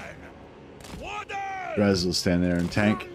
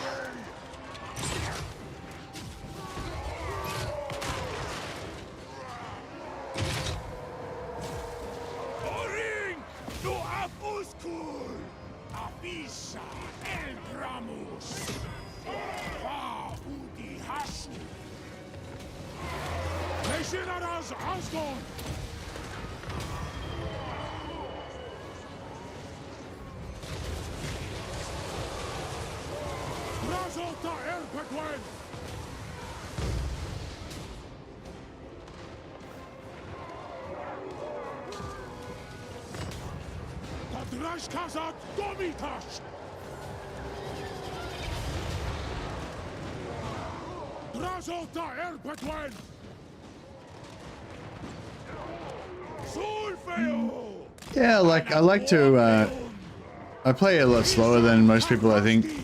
I like to play carefully and kind of think about what I'm doing, and I think, yeah, for me, like, for me, like the thinking about what I'm doing is probably almost as enjoyable as the doing of it, you know? Rolling around the different possibilities, you know? I understand that's probably not the most enjoyable for you guys. It'd probably be more enjoyable if it was faster, but, you know, tough shit, basically. There's nothing I can really do about it. It's just the way I play.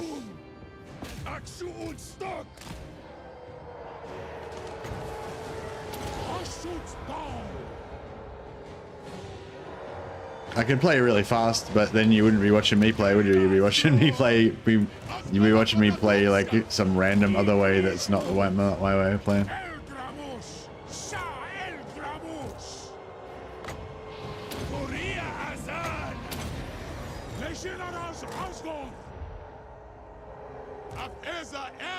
But yeah, but having said that, I do try to remind myself to be,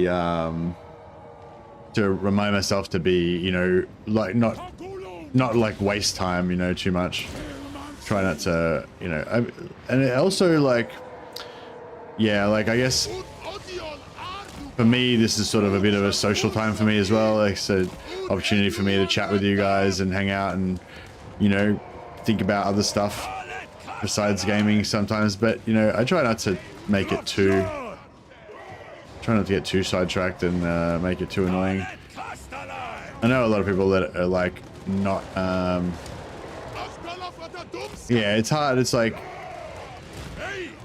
because like this is where I am like every day, you know what I mean? This is like my lounge room essentially, you know, that kind of thing. So it's kind of weird, like, but it's like for those of you who are regulars on the channel and you like watch all the time, you kind of are used to me and you kind of know what it's about and stuff.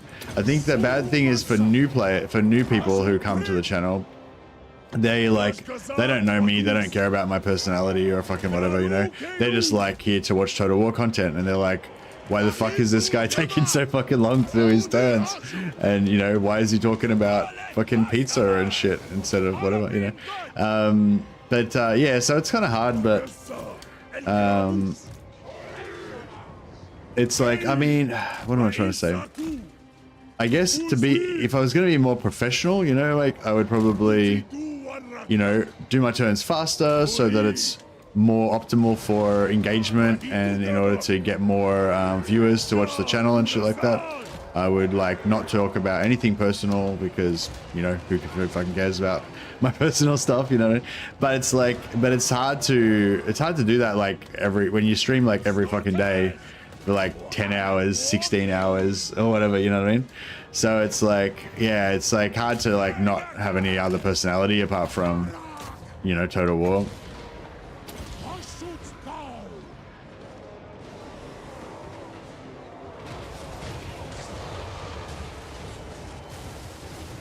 But yeah, I'm definitely aware of it. I'm definitely aware it's an issue, but yeah, like I said, there's nothing I can really do about it. It's just the way I play.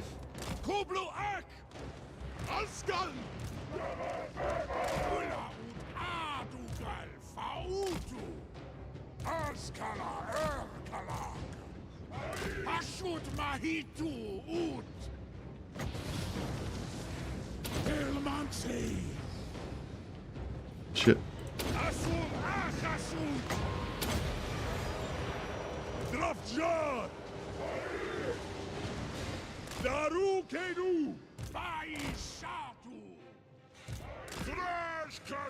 Oh shit. Can't yeah, that's annoying. Well, I suppose they can walk up here, get replenished, and then walk back.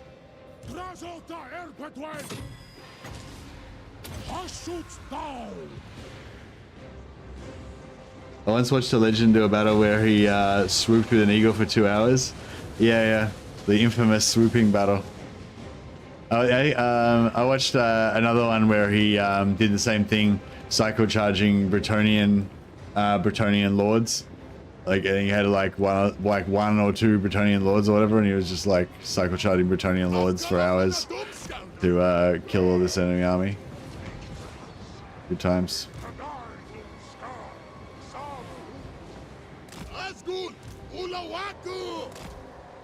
Drashkazag Wagus. Mahito Demak. Hey! Al-Har-Haru. Surumansa.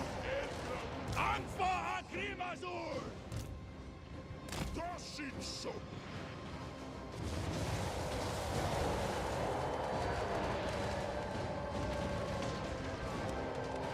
Takulum. Irmansi.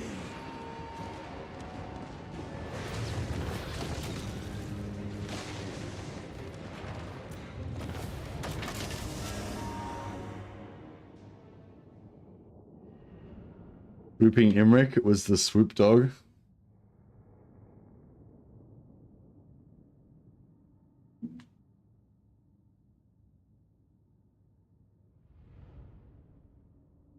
If you stream long enough hours, your real life will seep into your stream. That's the way it works for most people. Very few streamers manage to keep them completely separate. Yeah, yeah, I don't know. I think, yeah, I don't know. Yeah, like, I guess different streams are different. Like, sometimes, yeah, I don't know. It's like when there's new, yeah, it's different for different streams. Like when there's a new release drop and I've got early access and basically none of you guys have got access to the content, only me, then I'll try to talk about and show as much of the new stuff as possible. So again, like I don't really get to do much gameplay because I'm too busy showcasing shit, you know? But then like, I guess after that initial part of like I guess in those times I tend to be a lot less personal. I'm a lot more you know, focused on the content, I guess, you know, on the new content, because I know that's what everybody's kind of interested in and that's what I'm interested in as well. And then yeah, when there's like a specific mission for the campaign or whatever, like if it's a sciencing campaign or it's like a sort of a specific challenge or something like that, I'll probably be more focused on the campaign. But then when it's sort of like the in-between times, I guess that's when I tend to be more chill and just kind of it becomes a bit more like we're just kind of hanging out, you know, like and the gaming is a bit more, it's not like I just happen to be gaming and that's irrelevant, but it's like a bit less, it's not 100% of the focus, you know what I mean? But again, I think that's totally fine for regulars. Like either you don't mind that or you would have left by now, you know. But for new people, I think it can be.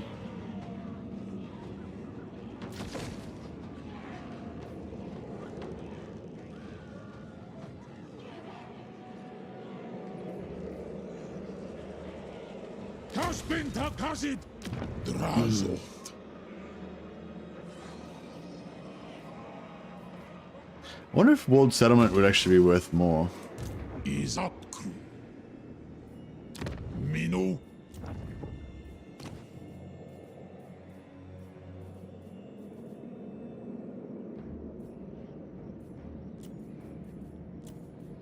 Gorndok. Gorndok. Dragon Bezeki. One on a tower. Oh, I'm gonna sell it. Yeah, I was thinking. Yeah, I got confused. I thought they were upgrading to tier 5, so there was actually tier 4. So sacking knocked down to 3 at tier 3, and then occupying knocked down to tier 2. But it was actually they were upgrading to tier 4, so sacking knocked it down to tier 2, and then occupying knocked down to tier 1. So yeah, the reason I took it as an outpost was because I was hoping to get a tier 2 outpost for free and get some buildings in there maybe. So it'd be worth more when I sell it to Queek. But yeah, nah. But yeah, nah, as they say.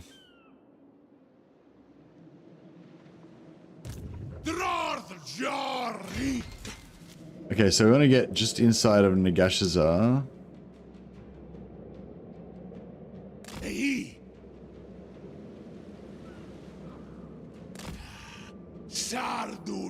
And then we're gonna get a raid on. Okay, so we're getting 293.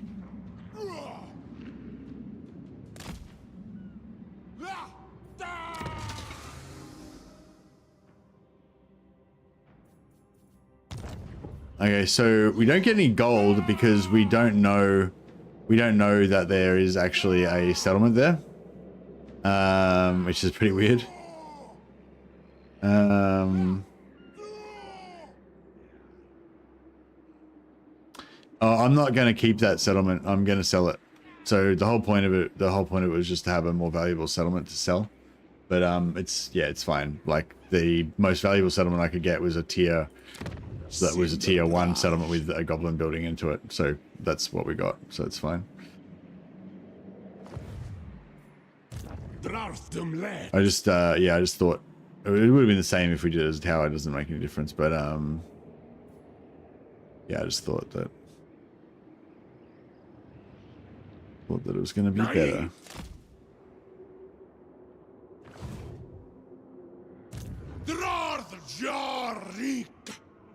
Okay, so we're gonna go put him in there, and then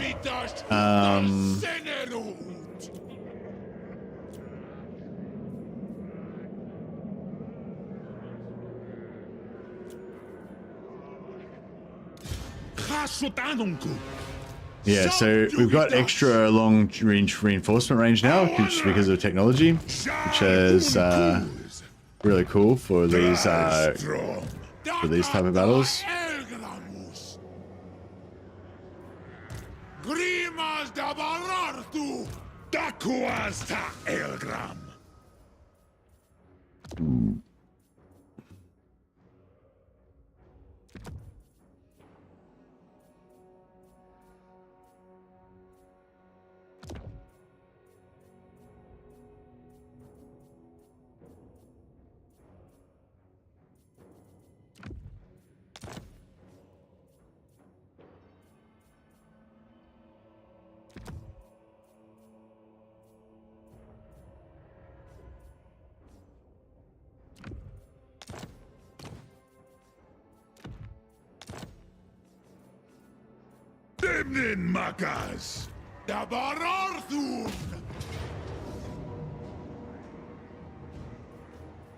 Auto resolve says no.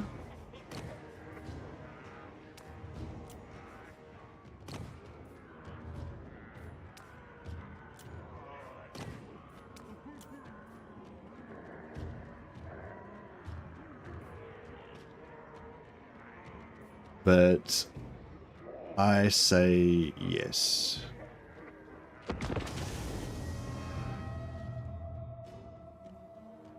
Hey Droopy, any tips for the quest item battle for Drazoth's one? No, I don't even really remember what it is. I think it's the one. I think it's the one where you get attacked from multiple different directions from massive undead armies. Yeah, against the undead. Yeah, I think I just like kind of tried to. just tried to turtle up, pull into. There's a I don't know, bottom left-ish, middle. I don't know. It's kind of. I think it's just where you start off, and there's kind of like a couple of mountain lumps around that you can kind of use as sort of choke points or whatever. Yeah, and you can use make gunline. Yeah. You can use your Draz on your flying mount to try to distract and slow down different parts of the enemy army to try to feed them into your gun line. Yeah.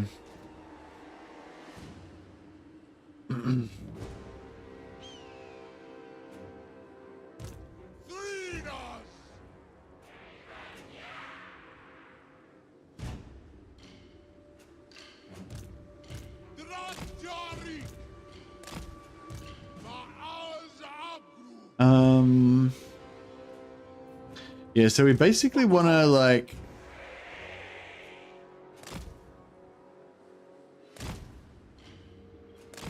think we basically want to try to route the Wolf Riders off the map first, because once we get rid of the Wolf Riders, then we've got the mobility advantage with our gutter runners.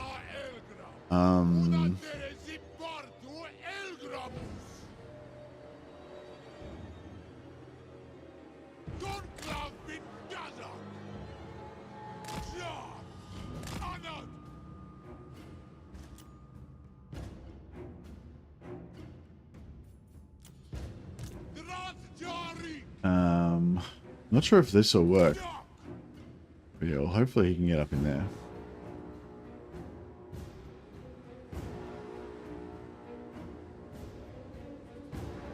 Yeah, him over there, so hopefully he won't get discovered.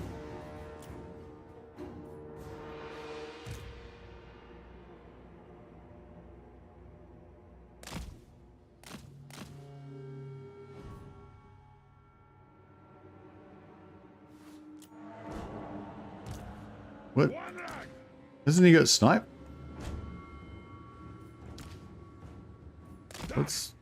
What? Oh, he's got snipe, but he doesn't have stalk.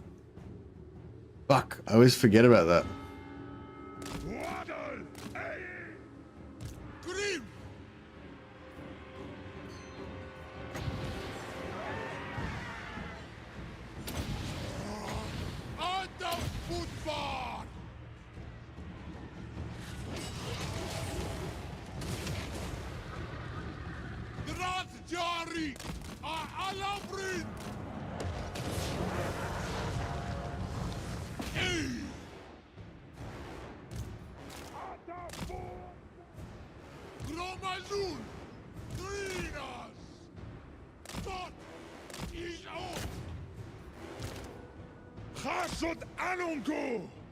Night runners! Skitter and leap! Domskalki! Bakitatrong!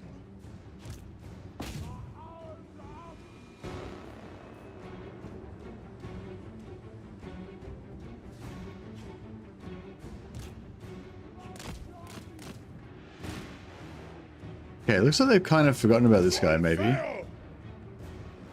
Not really.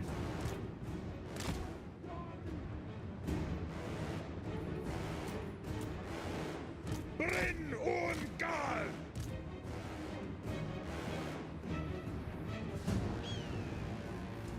One lag!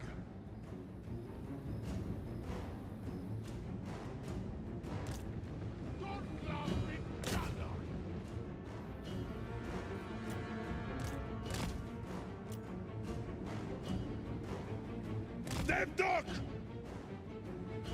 Yes, yes!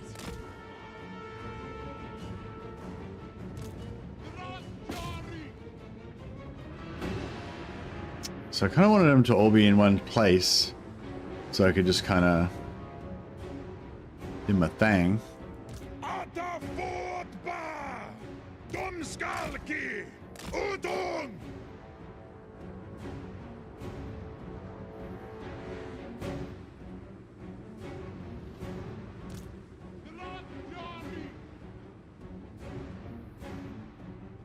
Solfeo!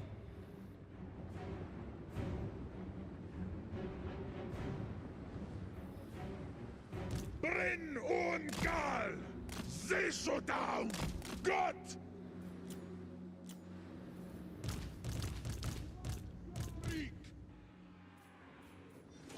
All right, let's get rid of the infantry. Rashut Zaras! Slop!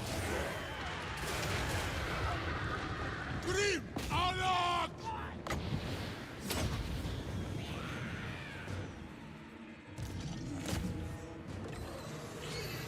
Gromalul! Ecteria! All right, now we should be able to put the beat down on him now. One lag! These guys have stalk and no. Das horned one! Move! Ata fotba!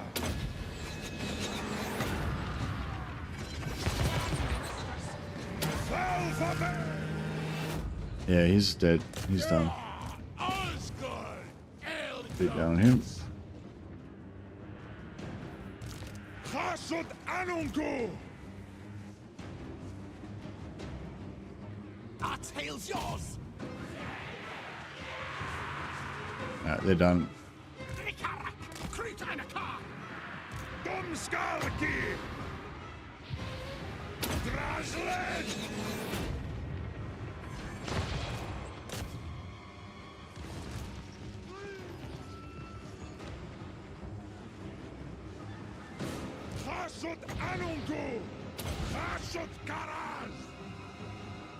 Oh, he lived. Motherfucker.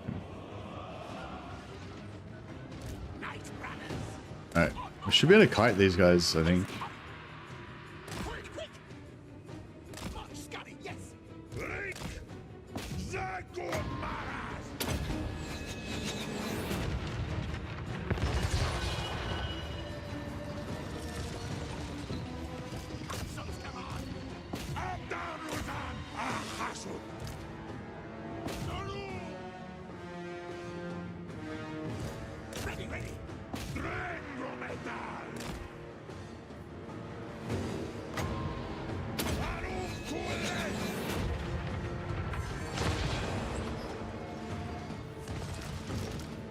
Get him? Oh, he's gonna kill him.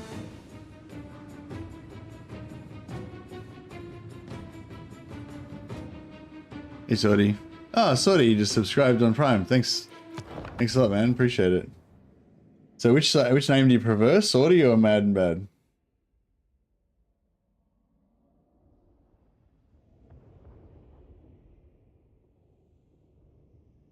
Alright. Put you on the roll of glory. Thanks, thanks so much for the subscribe on Prime, man. Much appreciated. You're awesome.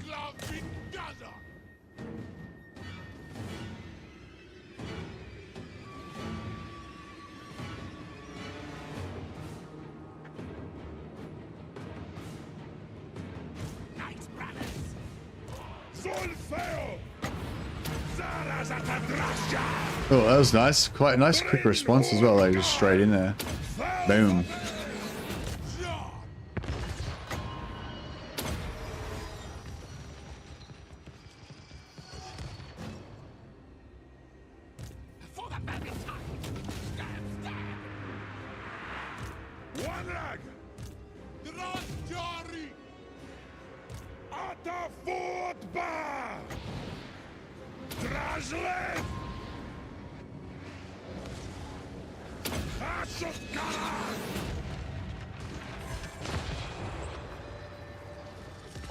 Yeah, try and get some slaves.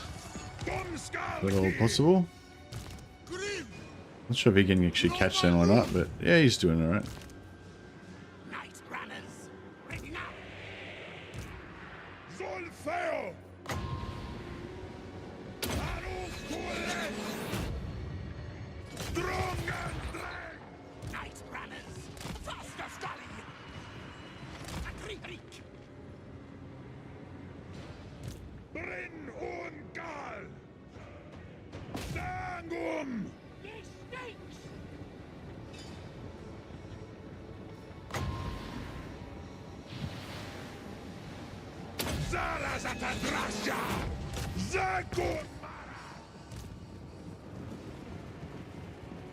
Charge!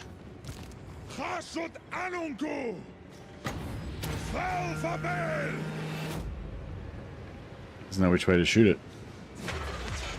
There we go. Yeah, it's not much, but just get a handful of slaves out of this, may as well. Get as many as we can.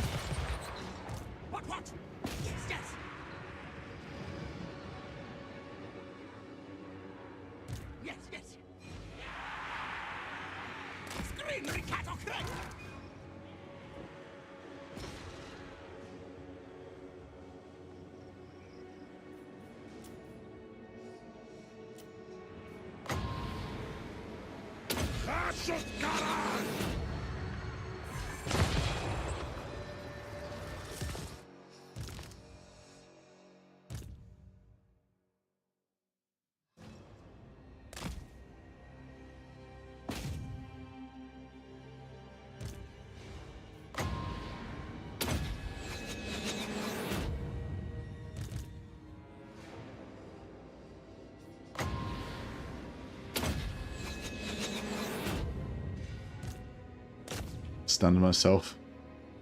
No wins magic left.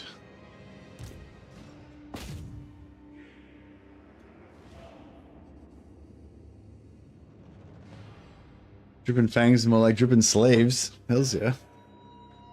Putting them down.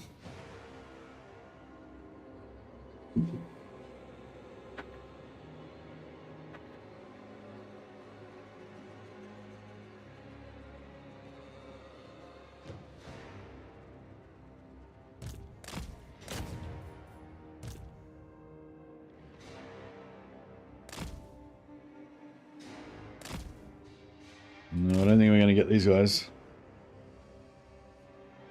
No. That's right. I think we got a few. Yeah, we killed 1,000 dudes. That's not bad. Hopefully get like 400 or 500 slaves, maybe.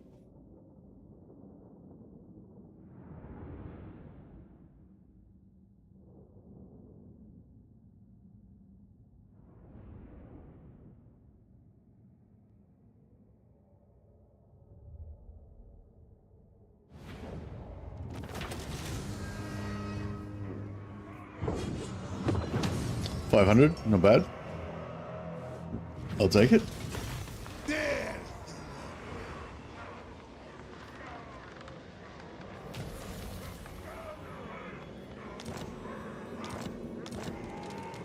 Another Helm of Discord is very nice. Afan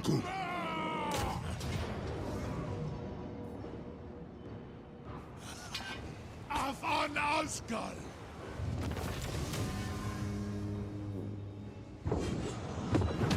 Lividash Ungikro!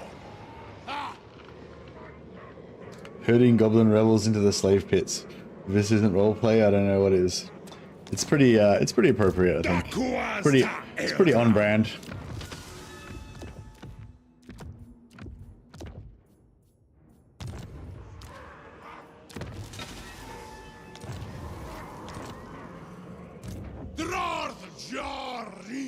And we'll head him up to consolidate with these other slave killing armies. Now the ideal with the Saxony is to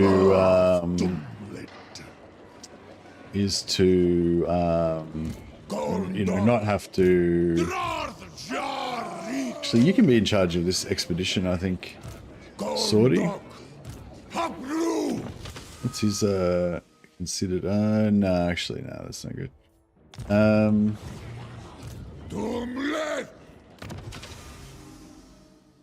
Yeah, maybe Andrak can be in charge for now.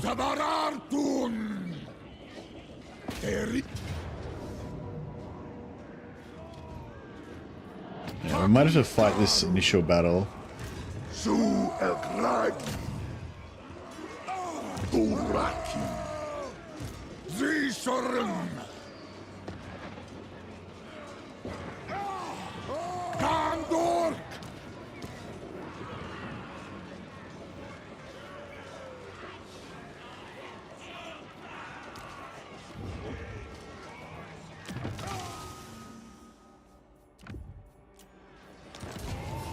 Get him out of there, and we want needful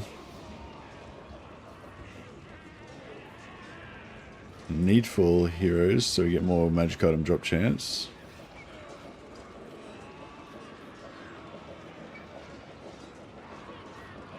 You don't want income from sacking settlements because the sack money is going to be almost like this first sack is going to be all right, but after that the sacking is going to be irrelevant. He's all right for a raiding army though.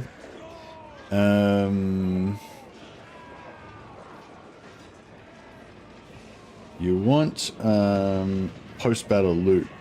That is what you want. Post-battle loot for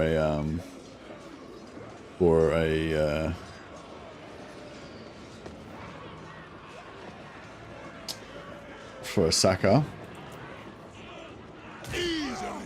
So he's going to take over.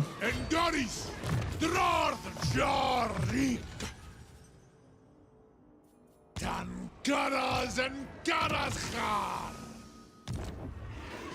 Abdarnu Tabarag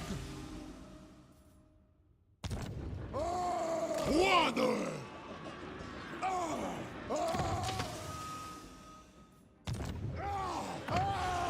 Sardu da Elgra.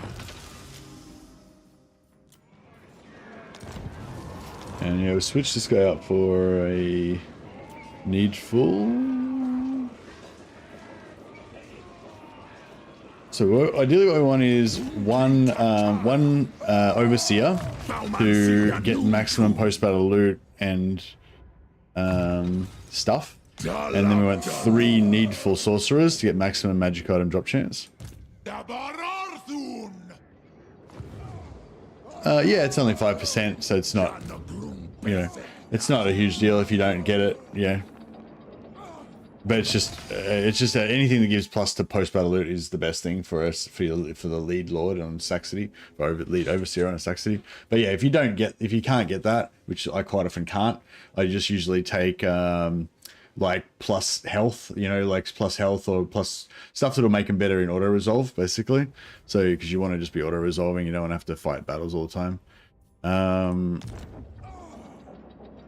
But yeah, needful sorcerers are, you know, what you want to get those magic item drops.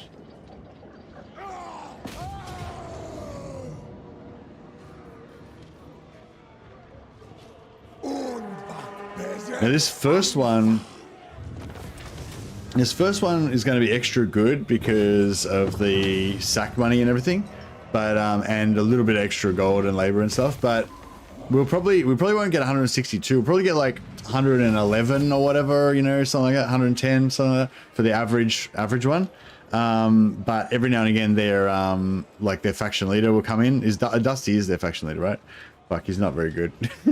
So yeah, yeah. It depends what lord spawns in. You know, it depends on how much money you get. But yeah. And then we sack it. Sack money's, oh yeah, the sack money's already been depleted because this has been sacked recently, I guess.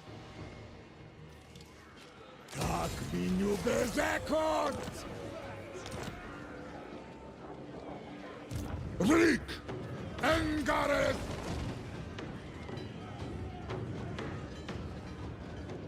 Dakata Elgramus! Engaris! Hasotanunku! Axo Ardugal! Nadaru Tamuzhu! Sulonda! Kubeluankor Takaras! Subjugators!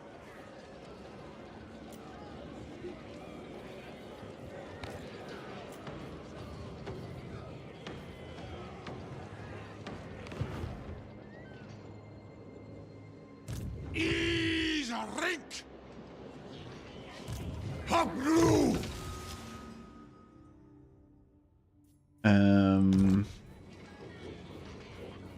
And yeah, Andrak can respec out of this one. We've got another needful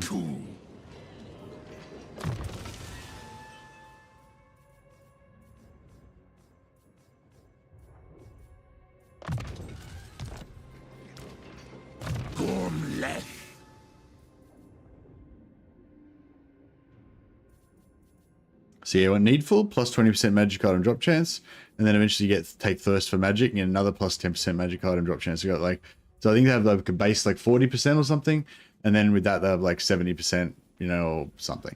I don't know. I'm not sure exactly how it works, but yeah, basically we should be getting about an average of 2 magic items per turn from this little squad. Plus, plus they should be able to make enough slave income basically to pay for themselves, and then eventually we can make more.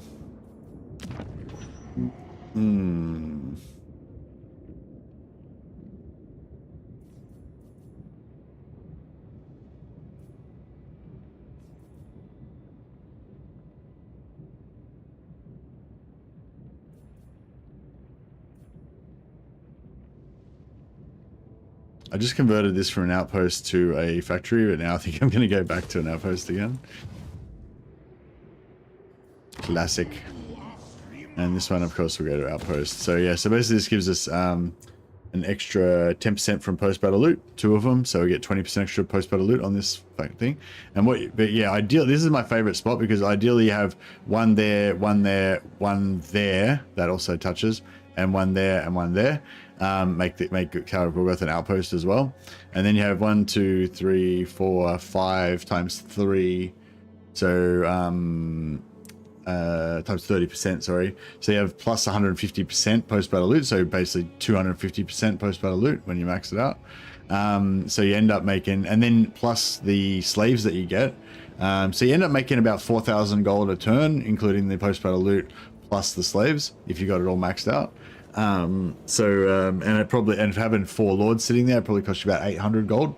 So making a profit of 3,200 gold, which, you know, the maximum this settlement could make you would be like, if it was a factory, it would be like 700, maybe like 1,000 gold or something if it was a factory, you know, but yeah, it makes you like 3,000 gold or whatever if you max it out. But plus all these settlements are all outposts level 3, so they're all making 150 gold each as well. So it's kind of cool for like zero materials. You make, I don't know, about 5,000 gold or something from this little area. But the real cool thing is that it's as soon as it starts paying for itself, that's good enough basically. And then you get two free magic items every turn. The only thing is that, yeah, I sort of don't like setting it up too early with the sack cities, because it is extra busy work every turn, having to deal with it and monitor it and make sure it stays safe, and you know. So yeah, I'm a bit like, I'm not as keen on doing them early as I used to be.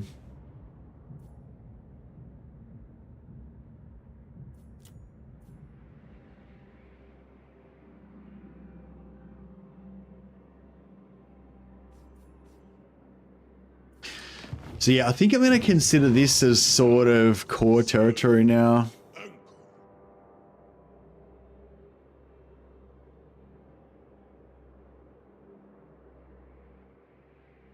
Build it up a little bit.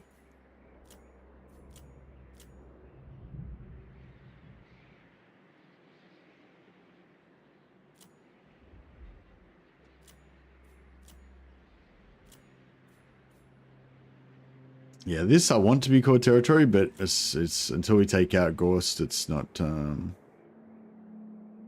Yeah, it's not good.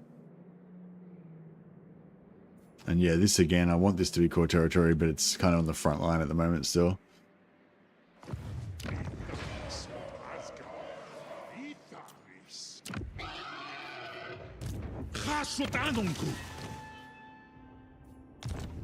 Still at the immediate mutant here, reducing construction time. So we get there. Get there. Hey, Radiant Ash and the viewers just joined. Hey, Radiant Ash, welcome everybody. Yeah, awesome for the host. Thanks so much, Radiant Ash. Appreciate it. Hope you guys are having a good time with Ash. Playing some Vitches, was it? I think I had a quick look and saw some Vitches going on. Was that Mother Estankia? Yeah, I've got to build yeah, so we just want more factories basically, because we've got this giving us extra armament output, and this giving us extra armament output. This gives us extra armament output. This gives us reduced material used by our factories.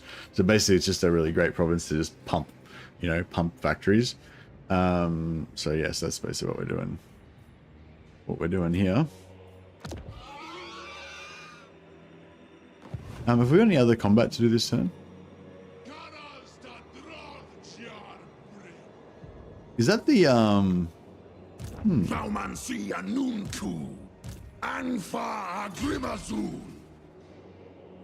Defender of Kislev.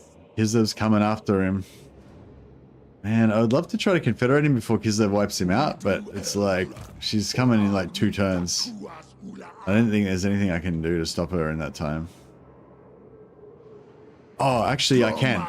If I can take Khazid, yeah, if I can take Khazid Urkaliz next turn, then I can just spread him in through here, and then she won't be able to wipe him out before I can. Well, I don't know. Let's see what we can do anyway. I don't think I was just about to say, I don't think Ungram would be ambushing because he's the Slayer Lord. He's not like one to creep around like a little bitch in fucking ambush stance. And there he is, bitching along.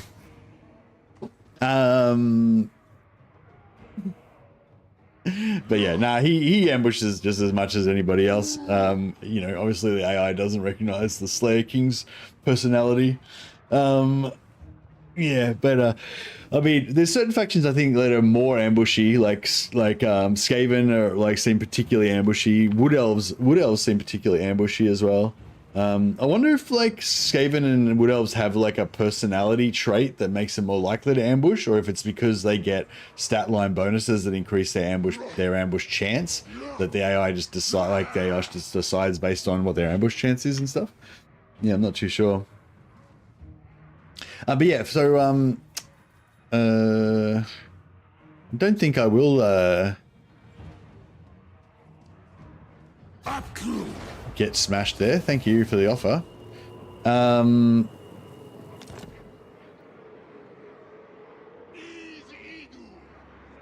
Skaven just get ambush on attack, but I don't feel like they go into ambush stance more than others.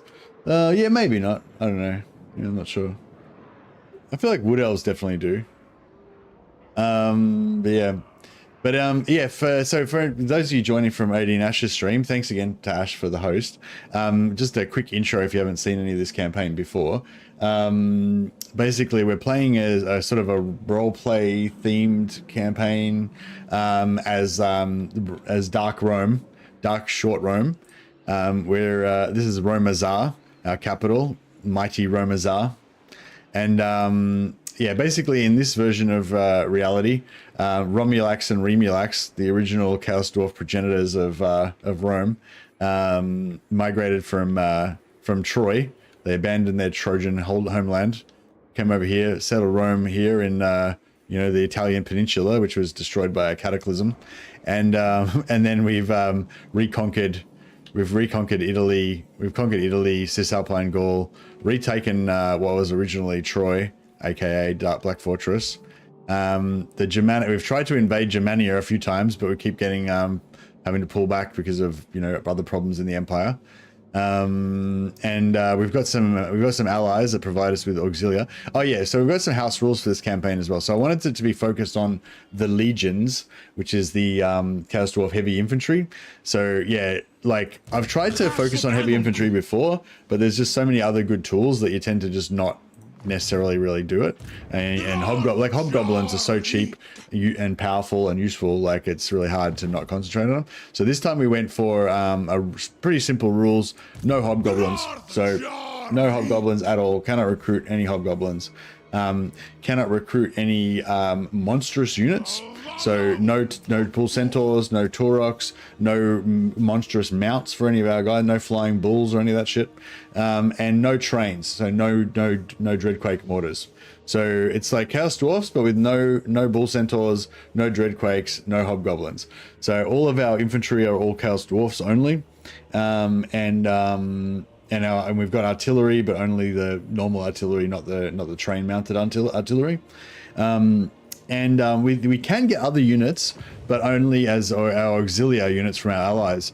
So we're trying to get as many allies as we can, so we can get other units like cavalry, fast units, and archers. But it's been really hard to try to get any allies going.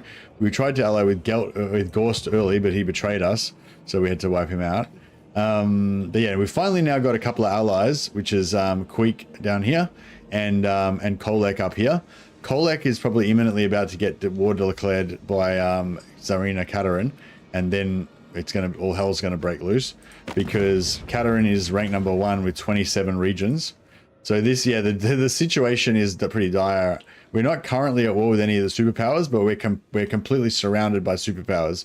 So we've got the Ice Court here, number 1, 27 regions. We've got Reichland, number 3 here, 26 regions. We've got Malachi up here with 19 regions. We've got Gelt, biggest faction in the game, with 30 regions right on our border right here. He's also friendly with Zhao Ming, who's got another 13 regions. And then we've got Wissenland down here, right on our border with 22 regions. So we're basically completely surrounded by all of these fucking superpowers. And we're not currently at war with any of them, but all of them hate our fucking guts, and all of them are kind of friendly to each other. We did a heap of diplomacy and tried to get them all to break their alliances with each other, which I did manage to do. I think pretty much every single alliance and stuff that are between them are broken up. But they're not going to war with each other. Some of them are a little bit annoyed with each other, but they don't really hate each other much, but they really fucking hate me. So it's all going to kick off at any moment, basically, and we're completely surrounded by many hostile states. So we're just like good old fashioned Rome. We're going to do a preemptive defensive invasion. Because we know sooner or later these filthy barbarians are going to attack Rome, and Holy Rome must be protected. So we're going to destroy them defensively by attacking them. Elspeth murdered Thorgrim. Elspeth didn't murder Thorgrim. Thorgrim got wiped out way before Elspeth got down there. He got taken out by Skarsnik, I'm pretty sure, and then she went to war with Gorbad after Gorbad absorbed Skarsnik, and then she took this back from Gorbad. I'm pretty sure what's happened. Yeah, so at the moment, Queek has been fighting with Gorbad, and he was sort of slowly losing, but I think now the tide's turned and he's winning, and I've sent one of my legions over here to lead these filthy Gaulish savages to victory over their tribal enemies. And but yeah, so currently what we're doing is we're getting ready to betray Gelt.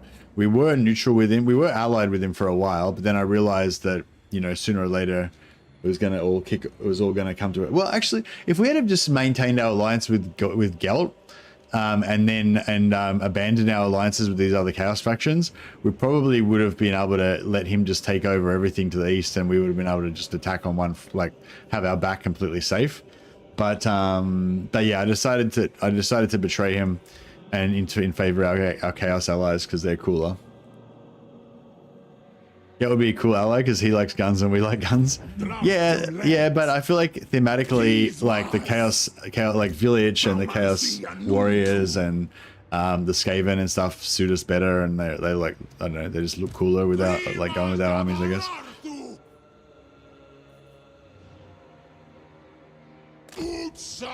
All right, it looks like we're about ready to kick off. I don't know. I'm not sure if I should just start from the edges and just try to take over his shit as fast as we can, or if we should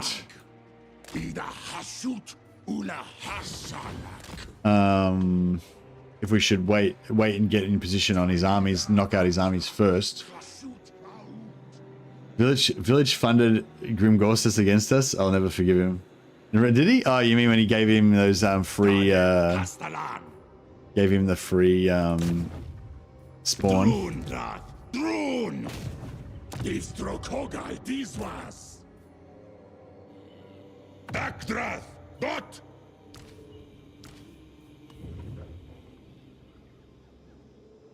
He gave him chaos spawn when we were fighting him. Yeah.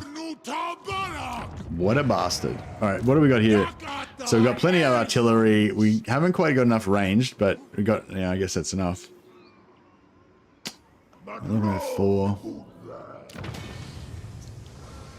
I guess we could go one more.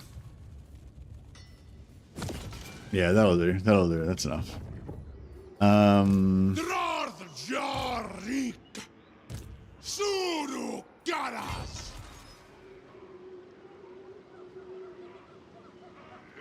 I'll put him right on the edge of Flayed Rock, and he can start recruiting two more blunderbusters, sorry, and a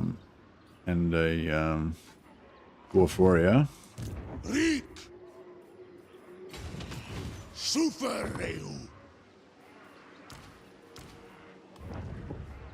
Then this is nearly another stack.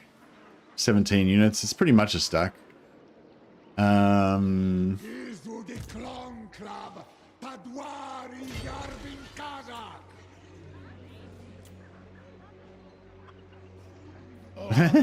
Two.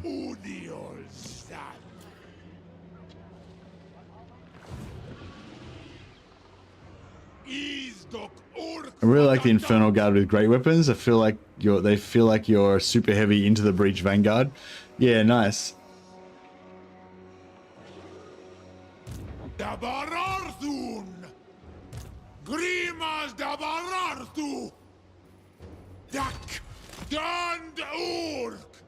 Alright, so potentially next turn.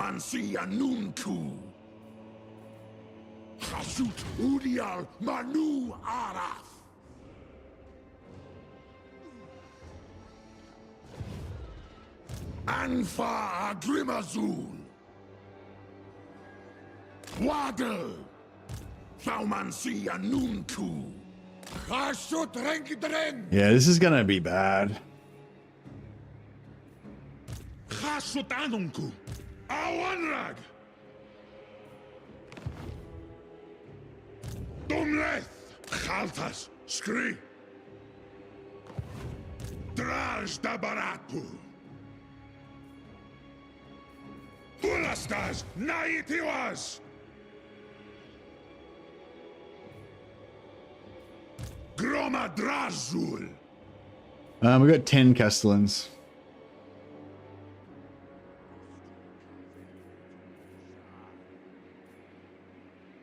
Or Agreg.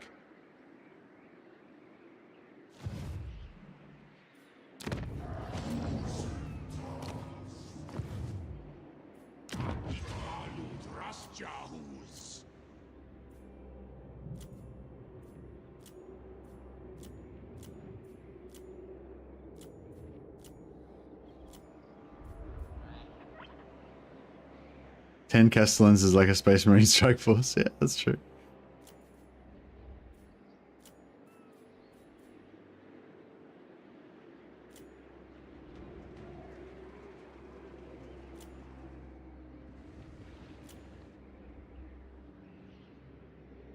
All right, let's see if we can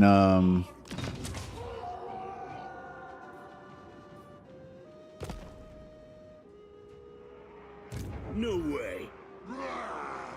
Dromadrazul. Dumleth. Dumthaumansi.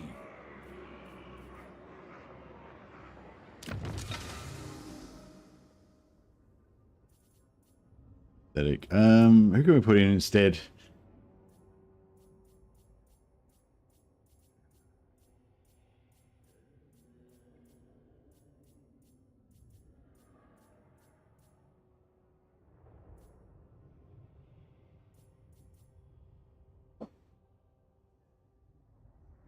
We'll go for this level 6 Lord, just a little bit tankier.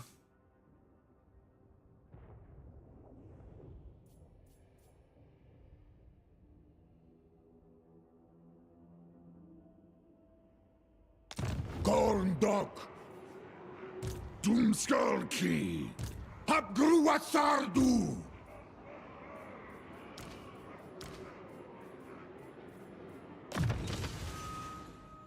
All right, so we got cheap Serin Dooms on this guy. Could come in handy. And Reforge. Yeah, maybe. Might need to heal up some of our guys.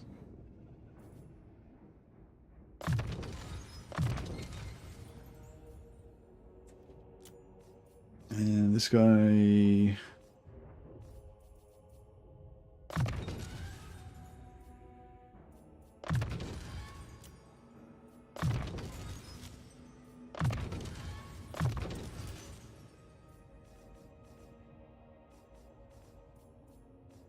Arthur Gretsch, Arthurius Gretchlaw. Doing the thing.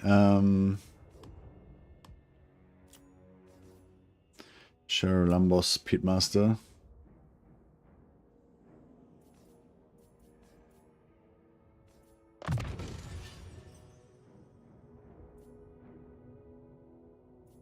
Abdernu Grutashanunku.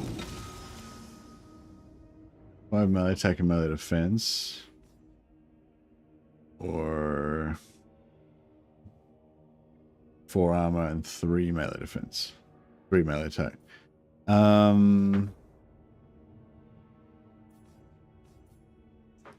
probably go for the melee attack, melee defense.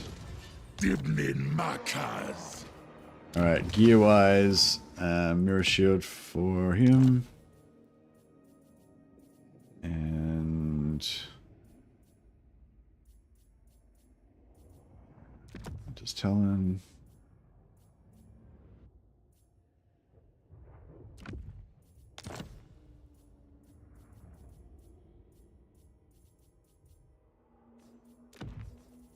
Skulls.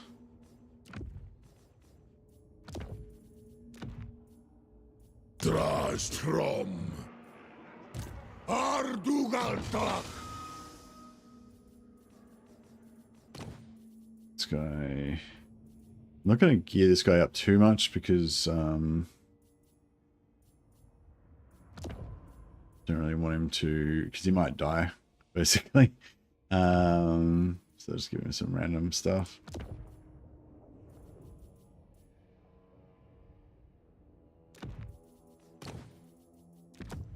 Tagon Bezeki! Anfa Agrimazul! It's fully geared. You can get just a random talisman.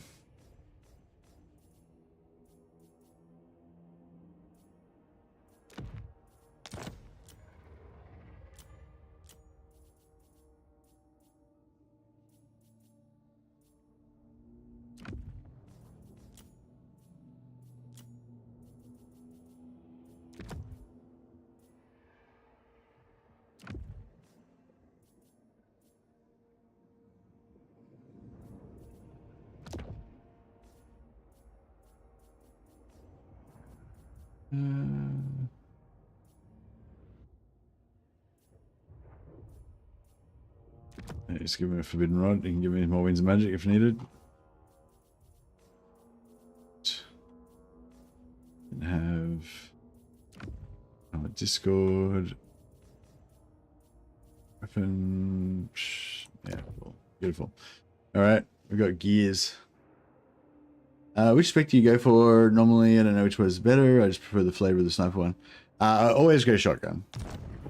Yeah, I always go shotgun for the flash bomb. Although I really love this 60% slowdown, 60% reduced charge speeds, -24 melee defense. Just really, like, I usually use it just as the first unit gets.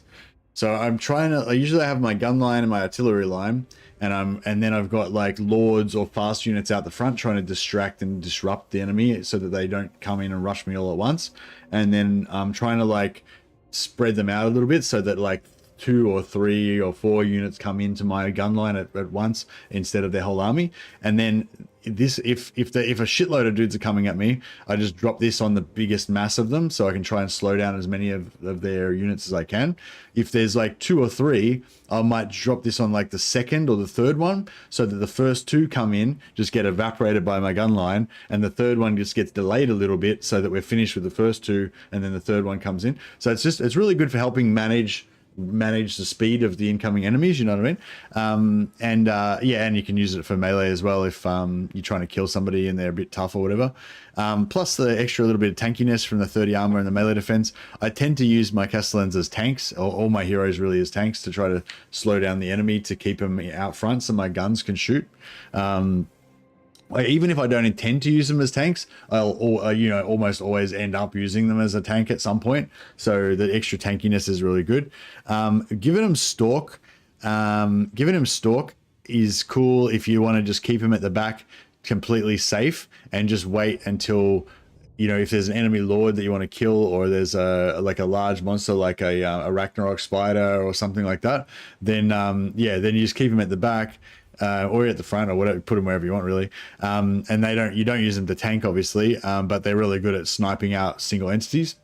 I don't think the sniper ever does enough damage to make it worth it over the tankiness of the shotgun. I don't know. I mean, I feel like this tankiness does have a bit of. I mean, the sniper does have a bit of utility, being able to snipe stuff. But like, I don't know. I just feel like I've got artillery, I've got guns. Like, I don't really need more snipers. I just need more tanks. I never really have enough tanks, Sniper is great for cheesing gyros with his stealth skill. Oh, nice. I haven't actually used him versus gyros, but yeah. Well, I haven't used him at all, really. I pretty much always use the shotgun. Have you tried putting a stalking unit up front, causing enemy forces to stall or change their plan when approaching your line? No, that's an interesting idea. The only thing about it as well is it gives them minus 20 armor as well, so it makes them like weaker when they do try and tank. But yeah, that sounds like not a bad idea, actually. I'd be interesting to see what they do. Do they just get completely fucked up and just get all confused and shit, or what? Does it work good? Yeah, I can imagine that could be quite effective.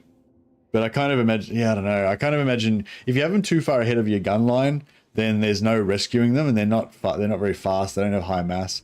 You know, I'd just be worried they could get rolled by a bunch of trolls or something and just get stuck there, and you couldn't rescue them. I've dabbled with it. It's not consistent, but when it works, it's pretty effective. Yeah, I feel like it'd probably be extra cool if you did it with like one of the monstrous lords. Like if you had like Drazoth or somebody and you had him with Stalk, put like a Stalk armor on him or something, and that way you've got that disruption like you were talking about, but also the speed and mobility to, like, once they see you can fuck with them, and also if you do get stuck you can always push out because you got the big mount. I usually place some 10% inside the range of my ranged units. Works pretty well with Dark Elf Assassins. Nice. Alright. Let's do it. Have fun. So, well, maybe we should take the auto-resolve, actually. Because slaves-wise, we are... Oh, fuck off. Nah, I can't let my Infernal Guard go down. Slaves-wise, we aren't going to get much out of it, because these guys are all unbreakable, no slaves, unbreakable, no slaves, unbreakable, no slaves, unbreakable, no slaves, no slaves. These got a tiny amount of, hardly any entities, you know, there's only 24 guys in there, there's only like 28 guys in there. So essentially there's only these 4 units of infantry that we could potentially capture as slaves. And these 3 units all have fucking ridiculously high leadership. They're like 66, 64, 60, whatever. So yeah, it's actually not as high as I thought it was going to be, but yeah. But yeah, all dwarfs have pretty ridiculously high leadership. So yeah, so I expect we're going to get fucking no slaves out of this, basically. So if I could auto-resolve it, I would.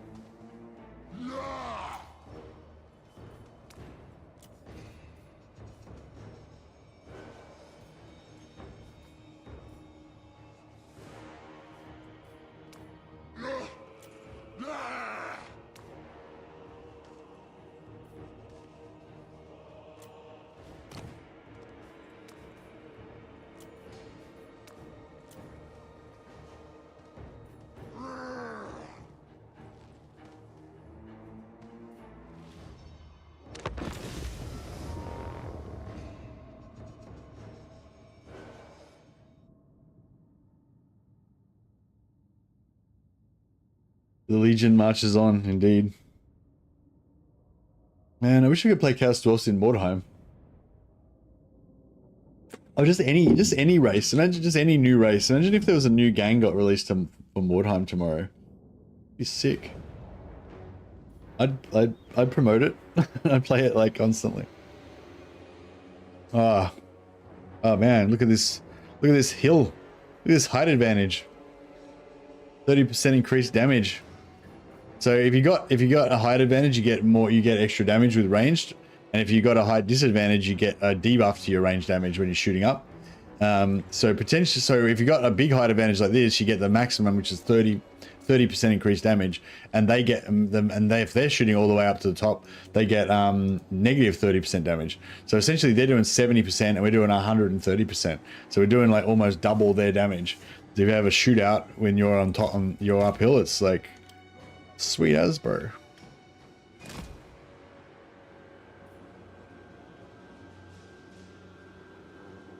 Might just hit it over here so we got avoid a bit more of the trees.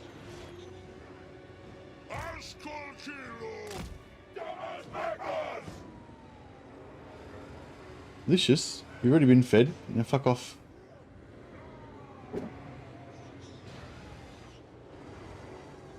do love that cat. Where did you get Vanguard for artillery? I can't remember if it's in the tech tree or if it's on one of the oh, it might be on the demon smiths. It's yeah, I think it's either technology or it's a demon smith skill. I think it's a demon smith skill. You know those 3 special skills they have at the top? Have a look afterwards. Oh yeah, we've got to rename one of our dudes. I was going to make Sorty in charge of that Sack City, but I don't know, we'll see how we go. Stop being a little prick. You've already been fed. Why? Why are you trying to ruin my life? This is Lucius, the Eternal, champion of Slaanesh. He's evil. Aren't you?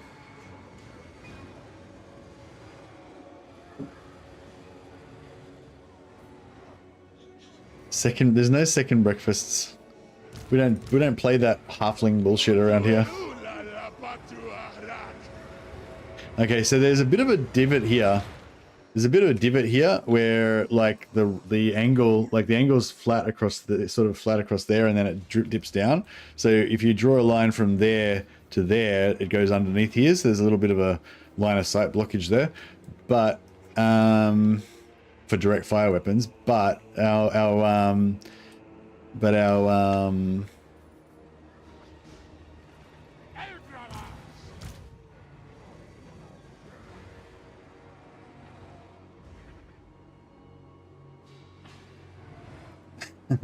but our guns can't reach that far anyway. So when we get it set up here, we should be cool.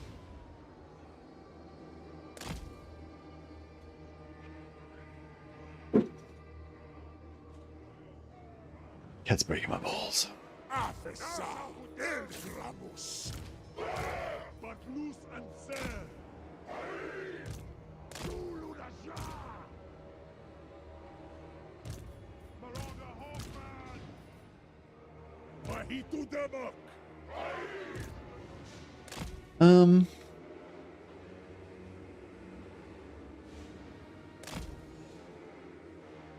Gorst is dead, yeah. I kept him alive for ages as a sack city, or as a raid city.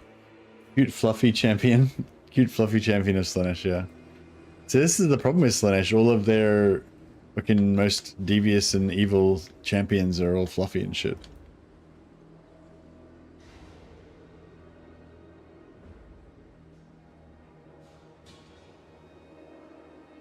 Bro, Fukovsky.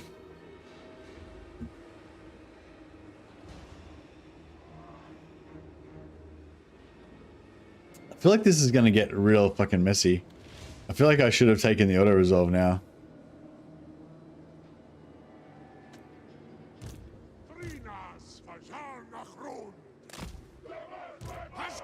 Yeah, this is going to get ugly as fuck. Just millions of fast, unbreakable little pricks.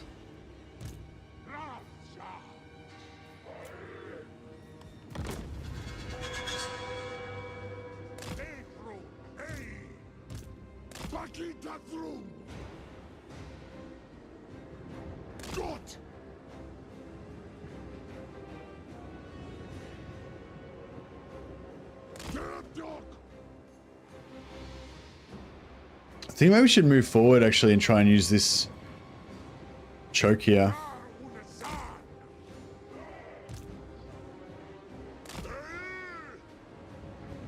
Not choke, but corner kind of thing. Bro, fuck off.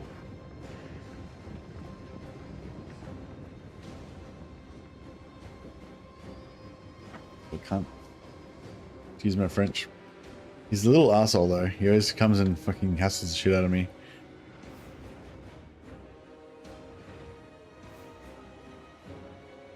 Oh shit, there's a gap. There's a gap there. Hold the phone.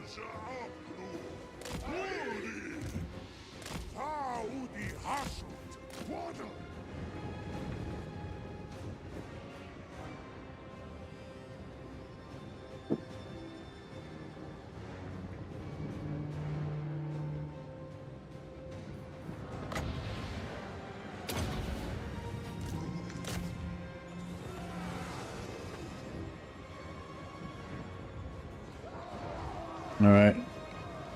Oh, they're shooting my Kodai Fireborn with flamethrowers. Uh-oh. Yeah, these giant slayers are bad news. Oh shit. Might have gotten a little distracted there.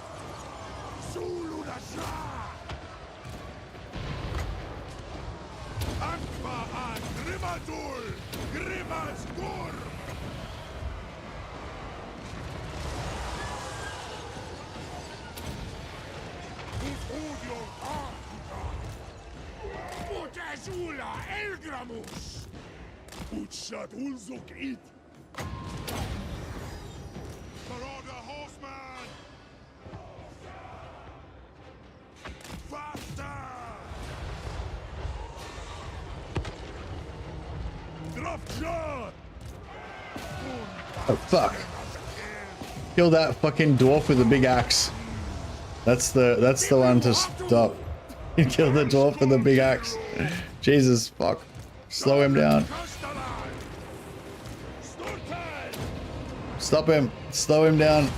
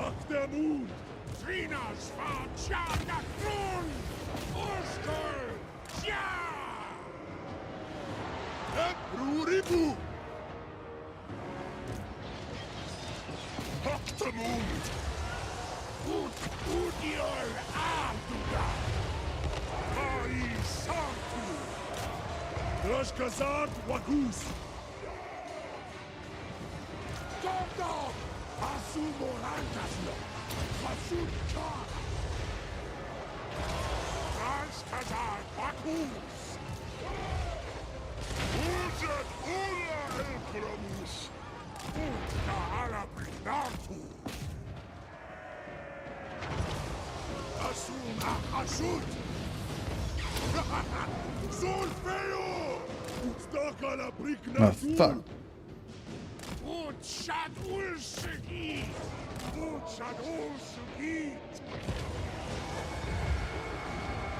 I can't kill him, little fuck. He's gonna kill everybody. He's gonna kill everybody.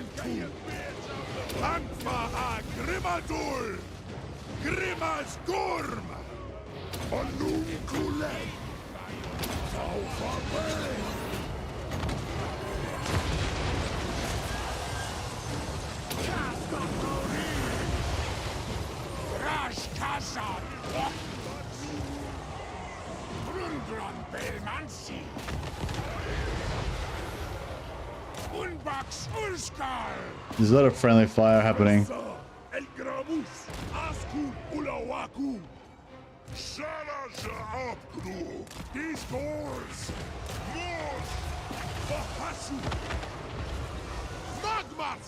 Oh fuck.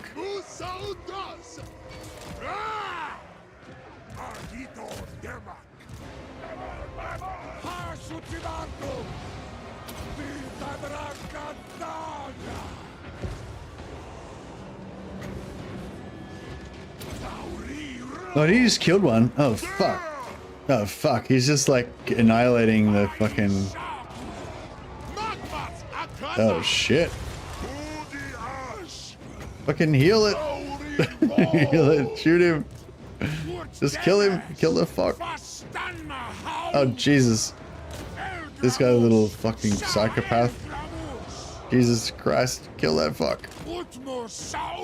Everything, kill him.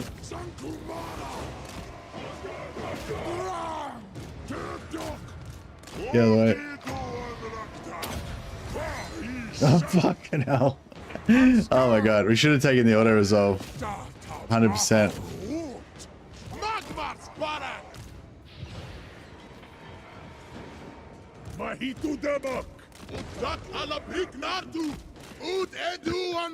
Oh my god.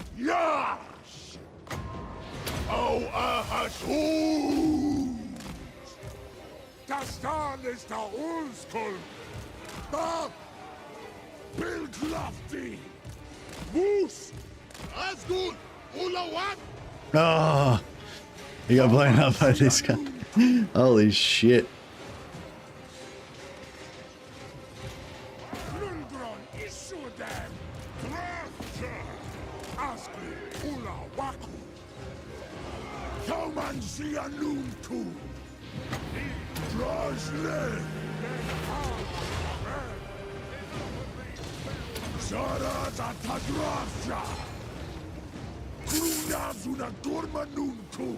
Can't kill the fuck. He's at like 0 health. I just can't kill him. Spread out.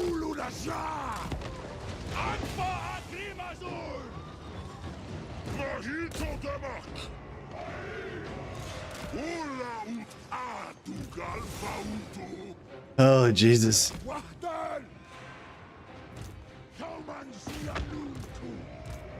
Well, that was way worse than the auto resolve. I didn't like when I first looked at it, I didn't really like compute until I saw it on the battlefield, and then I was like, oh shit, this is gonna be bad. This is gonna be real bad.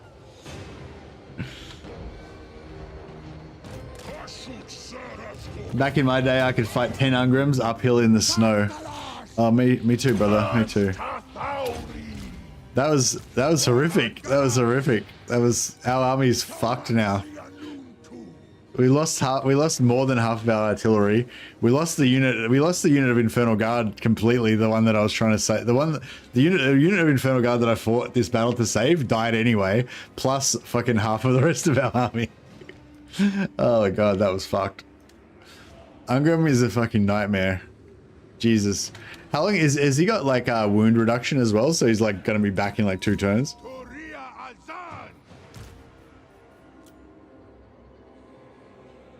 Now you get to recruit and chill. Well, not really. I need to be attacking. I need to attack. I can't recruit. It's not my territory. Yeah, I can't recruit because it's not. I'm in neutral territory, and I can't reach his I can't reach his settlement to be able to take it. Rip your Terraria. Yeah, I know. Fucking 1, 2, 3, 4. 4 dead units and everything else fucked up. Decimated. I mean, I guess he came off worse, but yeah.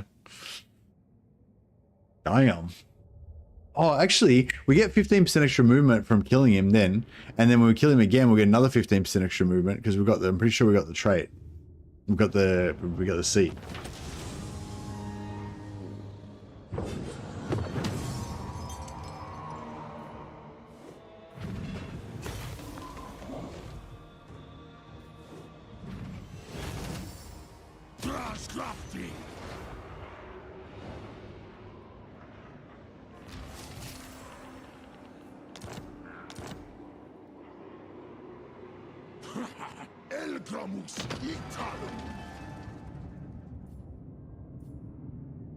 No, we don't have it.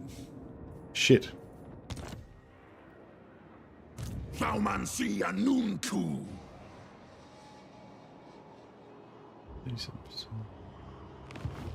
might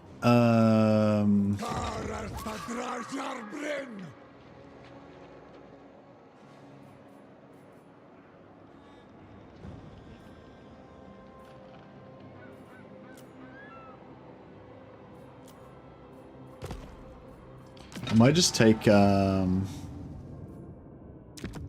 let's grab that.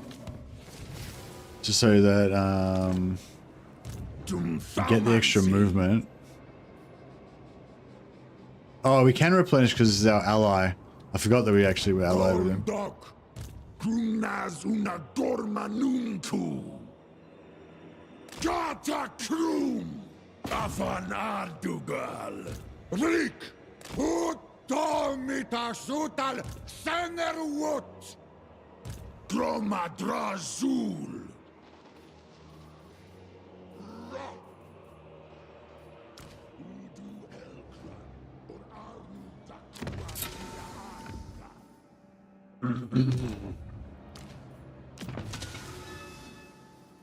Give this guy a potion of healing so we can get an extra heal out of this.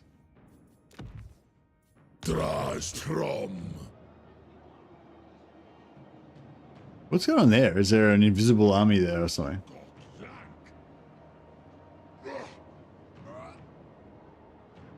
Hope it's not allied with him.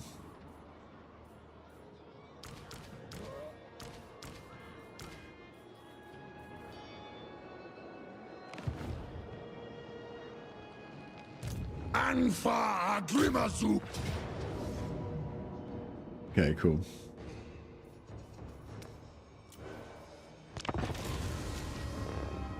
They said the fire at will bug is removed, but my units has clear line of sight and doesn't fire when I told them to. Don't move at all and shoot normally. When I told them to, they don't move at all and shoot normally. So you're saying they didn't fire from fire at will, but they did fire from you manually targeting. Yeah. They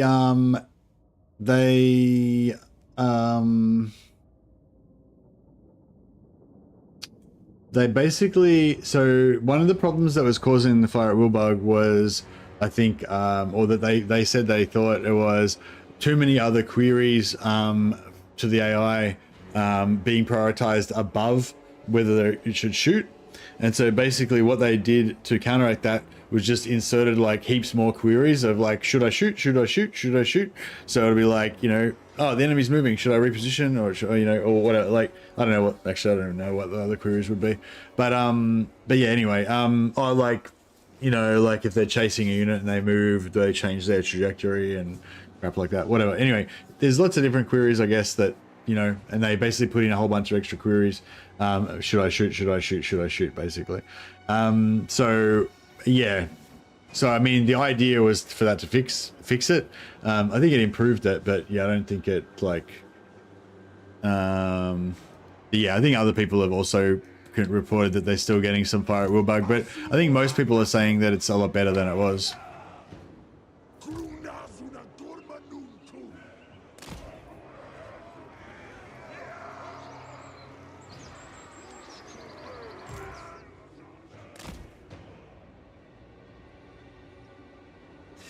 What was funny about that last fight was the look of terror on Mercy's face. Literally terrorized.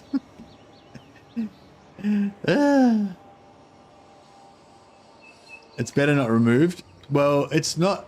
The thing is, like, I mean, maybe there's some other issue that they haven't found yet, but what they were saying was the issue, it wasn't really a bug. It was just like, it's called the fire at will bug in common parlance. Like, that's why, so everyone knows what you're talking about.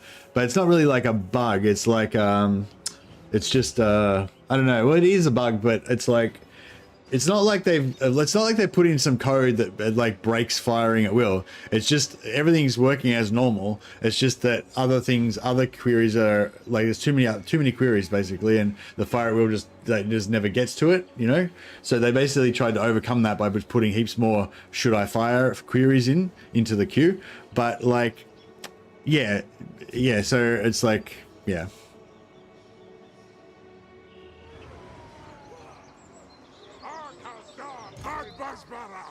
It's yeah, so it's not like there's no, what I'm trying to say is there's nothing to remove. It's not like they put in some new code that makes everything not shoot. It's like, it's just like kind of from what they said anyway. It's just that they're like, the AI is kind of getting a bit overloaded, so they made a change to try to alleviate it. But it's not like the units were not ever firing at will. Your units would still fire at will. They just sometimes wouldn't when it got like overwhelmed, I guess. Yeah, I think Legend was saying it happens more when there's more different types of units, like the more unit variety that you have, or the more the unit variety that the enemy has or something. Because the AI is getting queries on your side, like should my unit fire at will, should my unit reposition because the enemy's out of range because I'm on chase, you know, should I, you know, whatever, you know, if my unit is routed, should it flee this way or should it change its trajectory, like, you know what I mean? So there's all these queries like that the AI is doing on your side, but the AI is playing both sides, right? So at the same time the AI is also getting all these queries like, oh, you know, Mercy's retreating, should I chase him, should I do something else, should I shoot that unit, should I change targets? Like, so there's all these like demands, I guess, on the processor or whatever, you know. But it's not like, as far as what they said anyway, from what I understand, it's not like they introduced some new bug or whatever that like made it not fire at will, you know. Like, it's just, so there's nothing to remove, basically, is what I'm saying. But you know, who knows, maybe there's another bug or something that they do need to remove. Yeah, I don't know. But like, I kind of feel like if I could actually have total recall of every battle I ever fought, it's probably always been, there's probably always been there. Like, there's probably always been that fire at will bug. It's just, you know, maybe it got a bit worse now because there's more different types of queries or something like that. But like, there's probably always been times, even back in like Warhammer 1, when you're like waiting for your unit to open fire and it doesn't open fire, and you're like, open fire, and then it eventually opens fire, but like 5 seconds later than what you expected, you know. Like, I feel like I kind of remember that happening before, like, you know, ages ago. It just wasn't like as much of it just didn't happen like all the time, so you didn't really think about it, you know.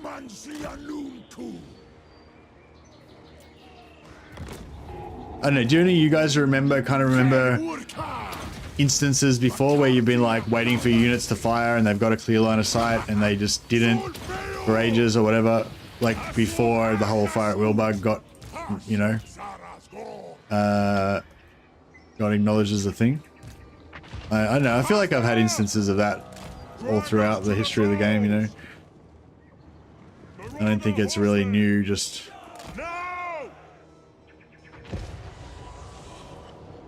Yeah, so the, you know, like when you're in Bannerlord, you're like, it's like, ah, you know, do you want to, you know, fight me? I, you know, whatever, surrender, or you're the enemy or whatever. And I'm like, yeah, cool. And they're like, oh, blah, blah, and I'm like, whatever. And then eventually you get to fight them and shit. But yeah, so I was just like clicking through the menu, and then like when I clicked like okay, like directly underneath whatever okay, you know, was surrender. And so I was just like, boop, boop, surrendered. Like, it was like, happened in like a fraction of a second, you know.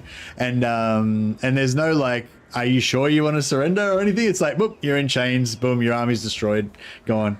So yeah, so we ended up like, I had an autosave from before that, so we ended up going back to the autosave, went back, fought the same battle, and got wrecked and got thrown in chains again anyway. So it was like, it worked out the same anyway.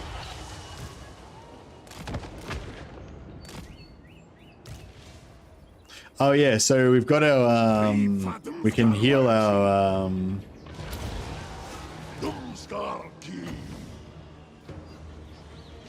oh, we can't heal this because it's lost its entities.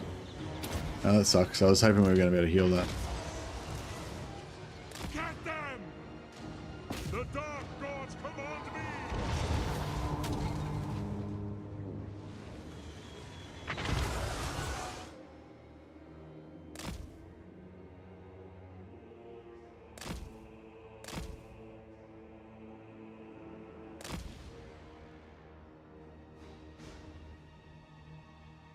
It's like the punitive period. Gotta punish them now.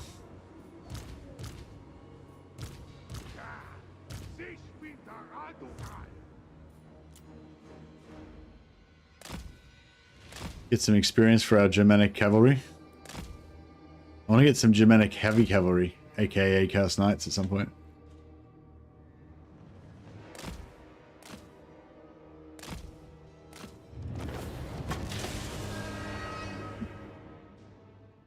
Oh yeah, that defending Ravache, or defending Revel with the rebels against like Caladog's massive army. Yeah, I got wrecked there and lost all my army. I had to like be in chains for a few months again.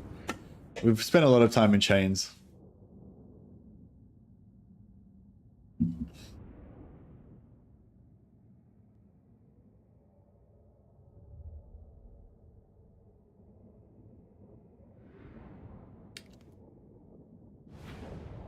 It's alright, the Bandit King will rise again.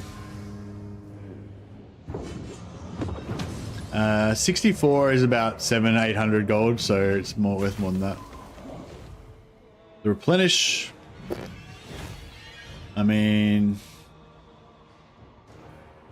I feel like it's not even really worth it. I don't know, maybe it is. How come that guy, like, how come that one guy gets a massive amount of replenishment and these other guys only get a tiny little bit? What's going on there? Like, why does that guy get so much replenishment? Has he got like a, maybe he's got a perk that gives him extra, I don't know what's going on there. It's weird. See the second Castellan there? He's getting like, everyone else is getting like 1% and he's getting like 20%.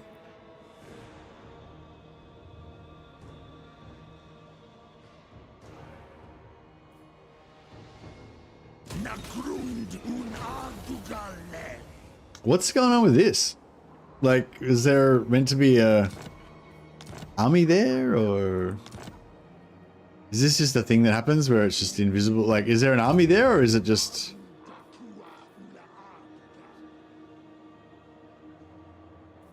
happens sometimes? Doesn't mean anything.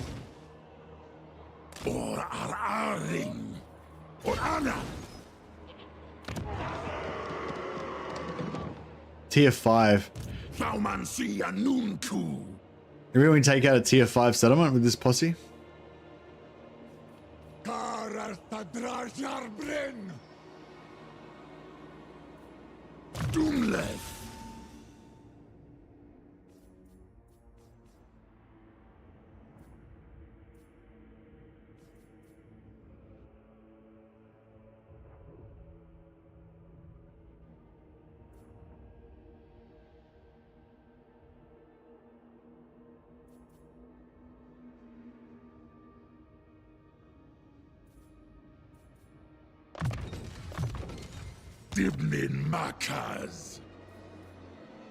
I've got a little bit of artillery, but I can't really lob. Gorndok. Subjugatas.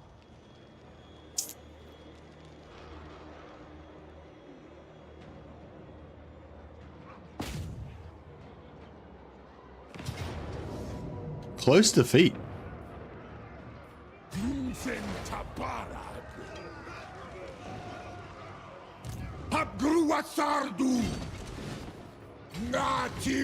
Ah, can't make it in.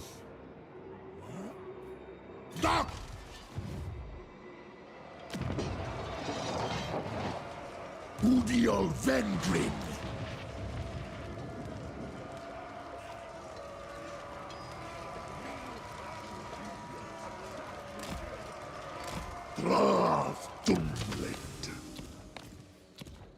Nobody saw that. Ardu Hakun.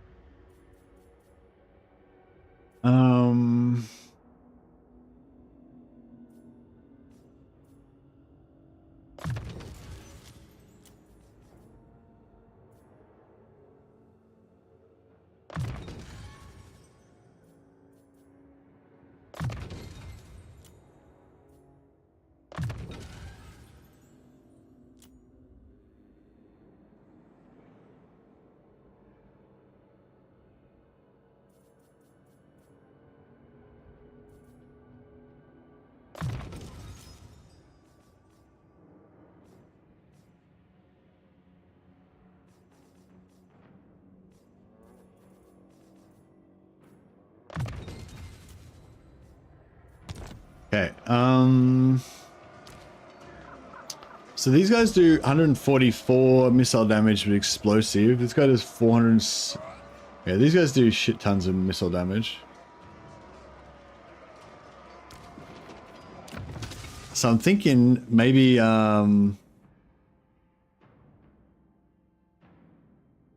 So in lieu of yesterday's chat about Viking laws, yeah, that's pretty rough.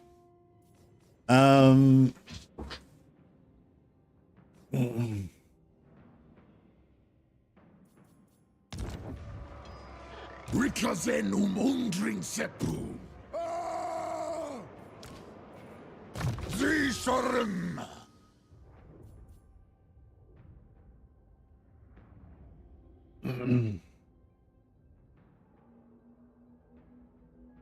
Yeah, I don't know. I don't know if I like that one.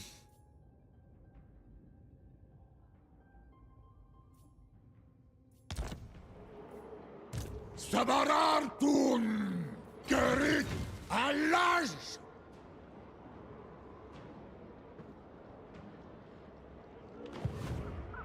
Aksuardugal.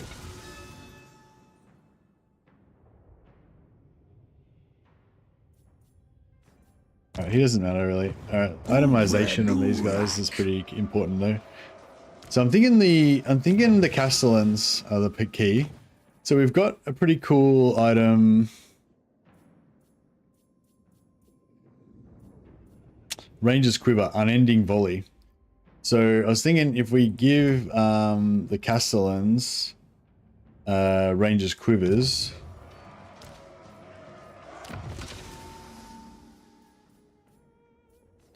If we can keep them from dying, then they'll have infinite ammo. So theoretically, you know, given a long enough time period, we should be able to eventually win if we can stop them from dying. So yeah, Lucius is just sitting on my arm right now. That's fine, Lucius. That's not annoying at all. Good boy. All right, and then we'll get rid of the Tormentor Sword. We'll try and... So we got him up to, what, 557 damage. Just try and give him as much damage as we can get on him. Yeah, I'll try and give them more defense. I'm not going to try not to use them as tanks. Armor and ammunition. Don't really need ammo because he's got infinite ammo.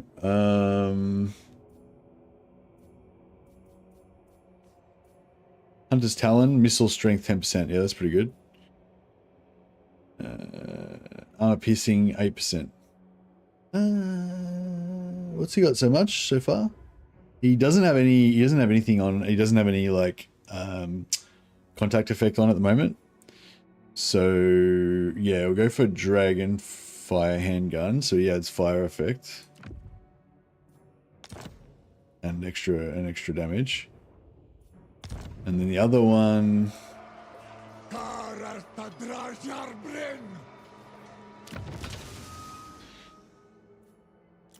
Spell toughness. Actually, I might give this guy potion of toughness,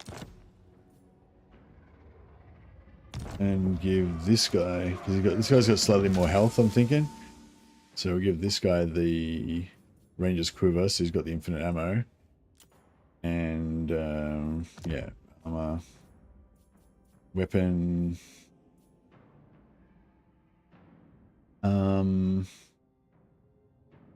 Talon. Yeah, no, I think we'll give him. We've only got 2 Dragonfire's handguns. All right, we'll give him. What's Aspo again? Poison. This missile damage 40%.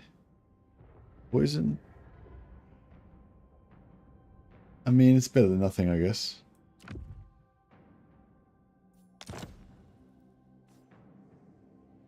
I had that item on a Dragino on a horse. It took over an hour, but he beat 3 stacks of Arbal and company. Nice. Nice one. Talisman.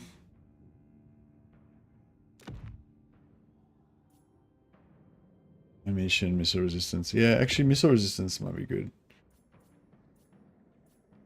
Well, it's only 10% missile resistance. I guess you may as well just take Dawnstone.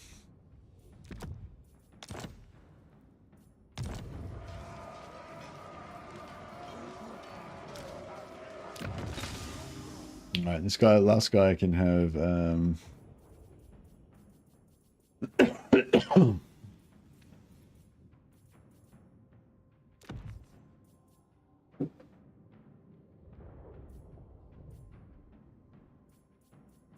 Yeah, I'm hoping most of them aren't doing magic damage. At least not magic shooting damage. So I figured the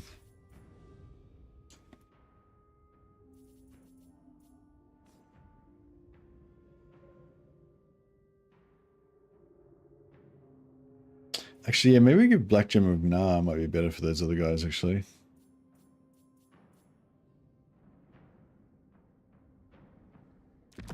Give him extra ammo. Actually, fuck it, maybe I'll give him the extra ammo there as well.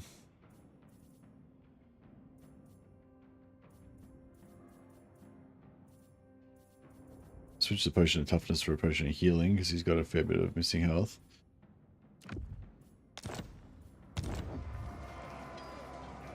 And then who's the biggest damage? 485, 585. Yeah, this guy's got Black Gem of Nah. Oh, he's already got a Black Gem of Nah, okay.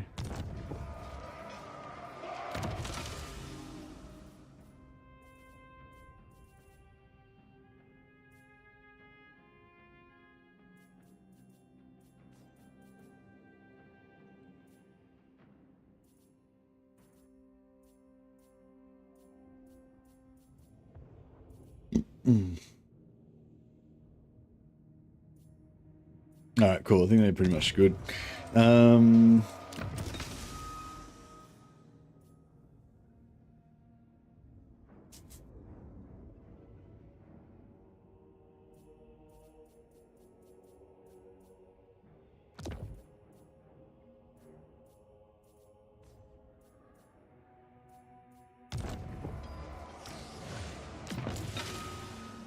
Yeah, Crown of Skulls and Mirror Shield. So theoretically, this guy should be able to kind of go in and tank a little bit and do his thing.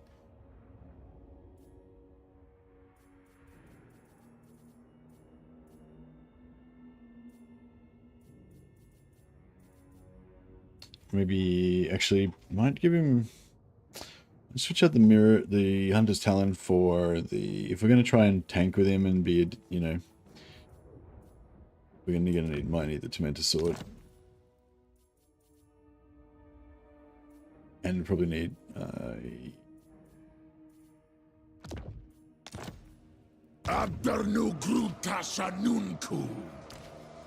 All right, something like that, I reckon.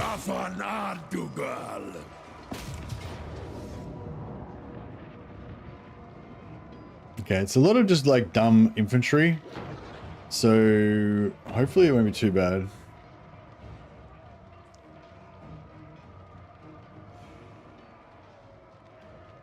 Have we got any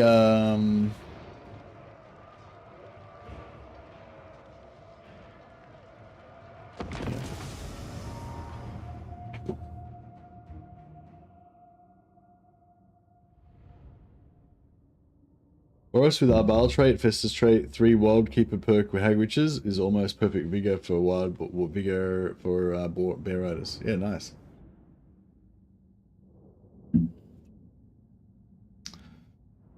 Iceforge Legion is, yeah, we've only got one out of the 4. One of the 4 cannons, but that's okay.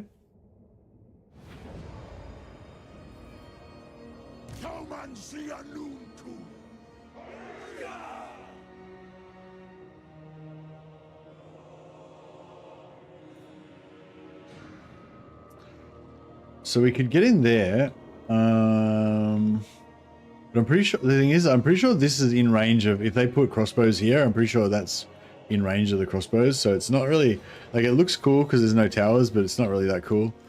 I pretty much like this one over here more. I feel like they don't even use the towers half the time. But we'll take them out anyway.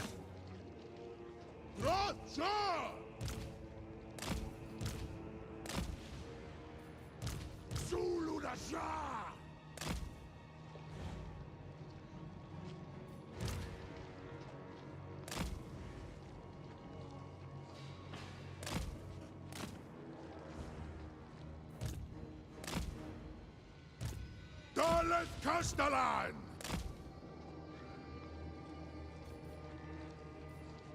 Sturkas! Sulfeo! Come and see a noon coup. Marauder horsemen. Mortal fool. All right. Magmas Akaza.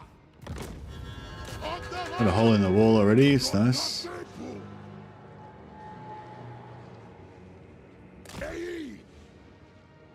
Well, they didn't even man that tower, so that's good.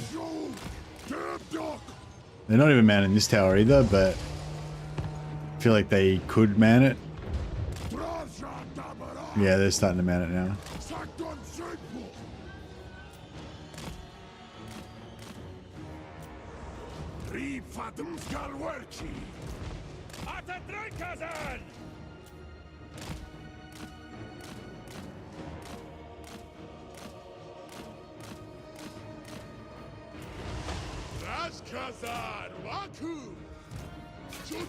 Alright, putting off fire at will and everything.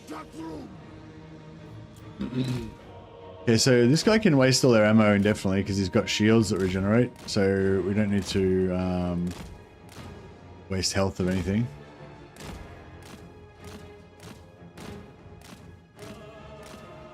I was hoping to waste their artillery, but we can always just drop a drop the viable one on their artillery.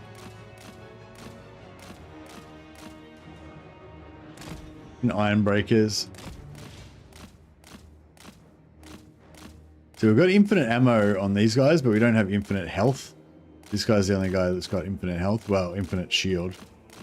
So yeah, when I get sick of getting shot, I just pull him out.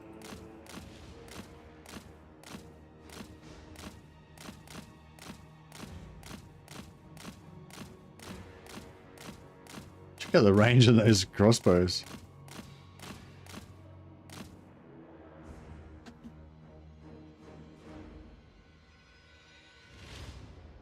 There's the shields coming back up. If we drank the healing potion and capped out our health, that would actually give us more shields as well. We get 400 instead of 362, I guess. But yeah, I want to save it in case we take health damage.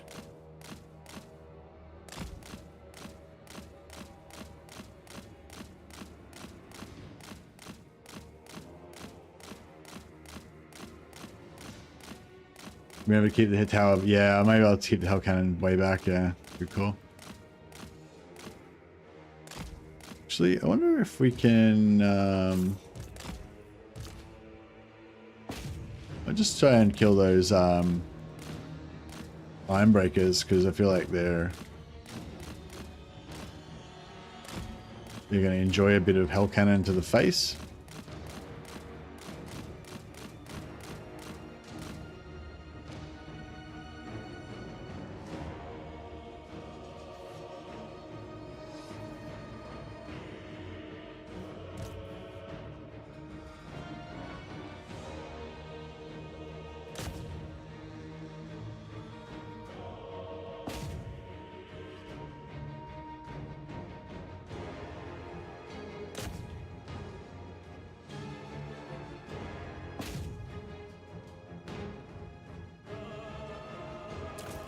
Alright, don't want to waste too much ammo.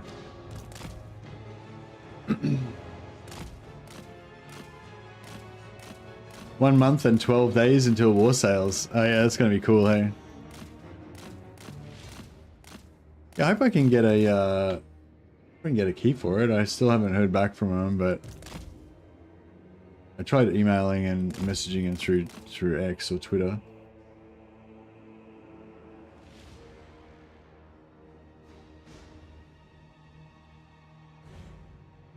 Just checking my Twitter messages quickly, see if I don't really use Twitter, but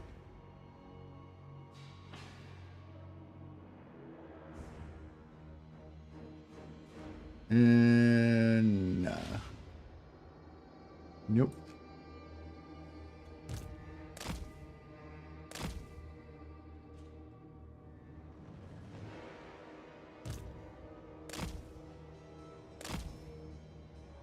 Trying to waste ammo, but there's the charges, yeah. Oh shit, let's get the fuck out of here. Oh shit. That's why I saved the healing potion, because I knew that shit would happen. I think we wasted all their satchel charges though. That's good.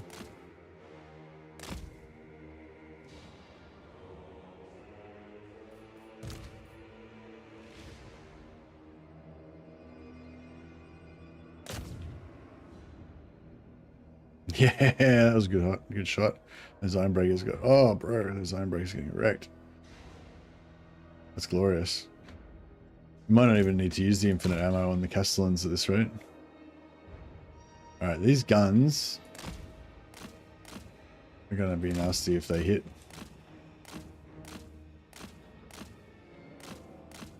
That's the Thunderers, right? But they're not. No, they don't seem to be firing much.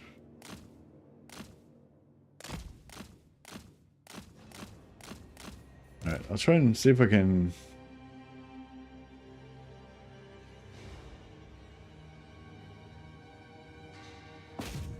So is this Thunderers mixed with, what's going on there? Is it?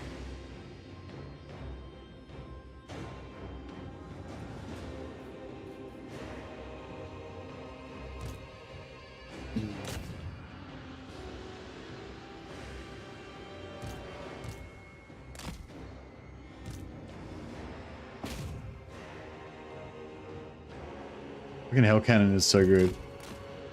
Just destroying.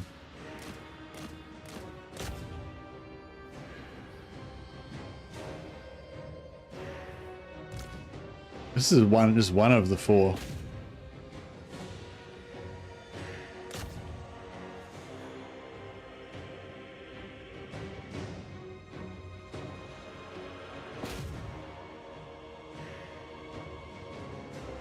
Man, the Hell Cannon's going to get it done by itself.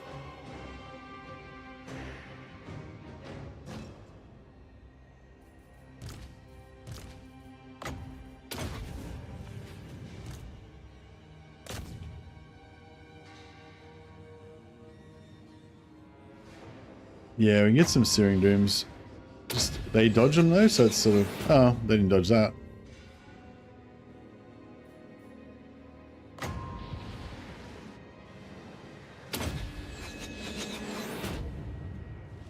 It feels ineffective after the Hell Cannon just fucking drilling stuff.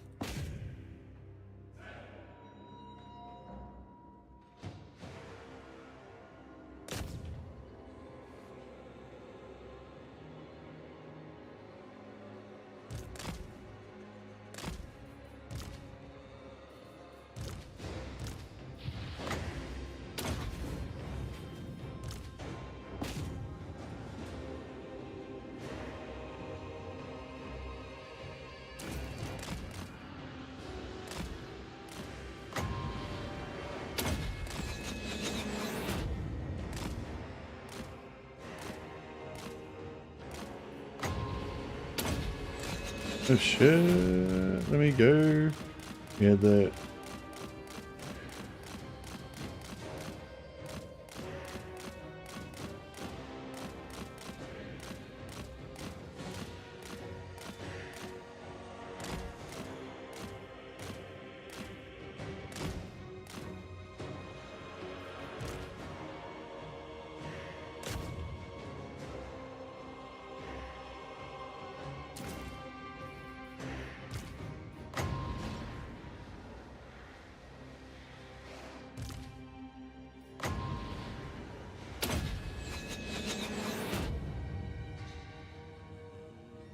There's one Ice Forged. Yeah, there's one Ice Forged dude is going pretty good.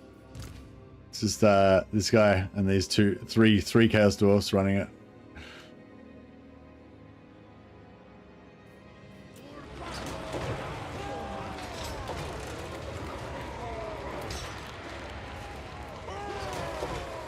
It's powered by brains.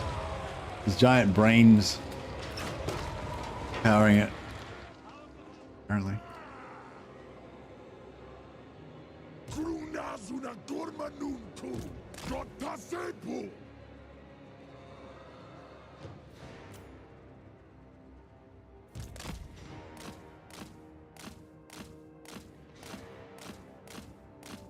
It's a demon that summons flesh, yeah. Yeah, I wouldn't mind wasting that artillery since it seems to be shooting at us. There it is, yeah. Shooting at us. So yeah, I'll waste the artillery ammo just so we don't have to spend our Kadai summon on them. But yeah, it looks like we're going to be able to get it done with the artillery, so that's good. Don't have to risk my dudes.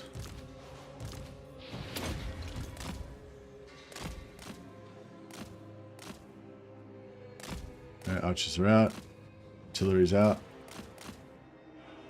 Good.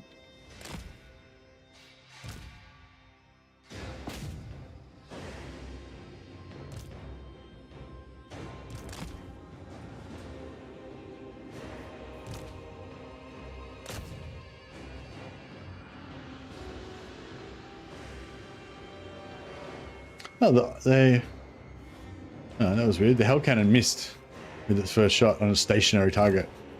So that was a bit odd.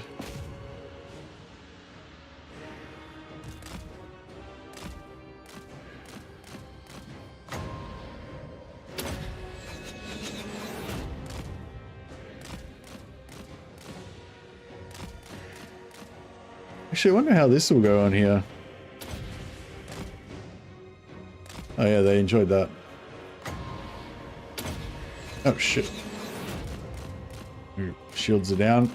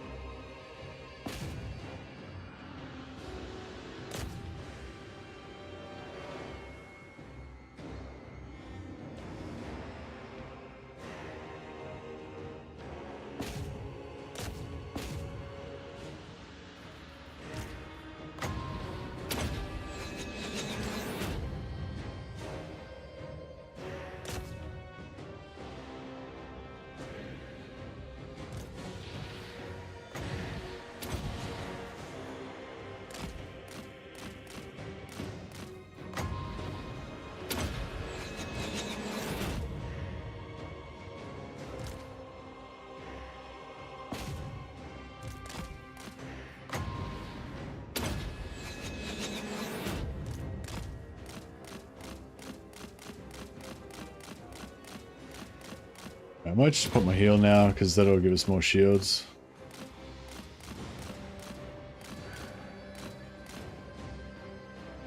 $380, yeah, $390, $393, yeah, that's better. We only had a max of $360 before.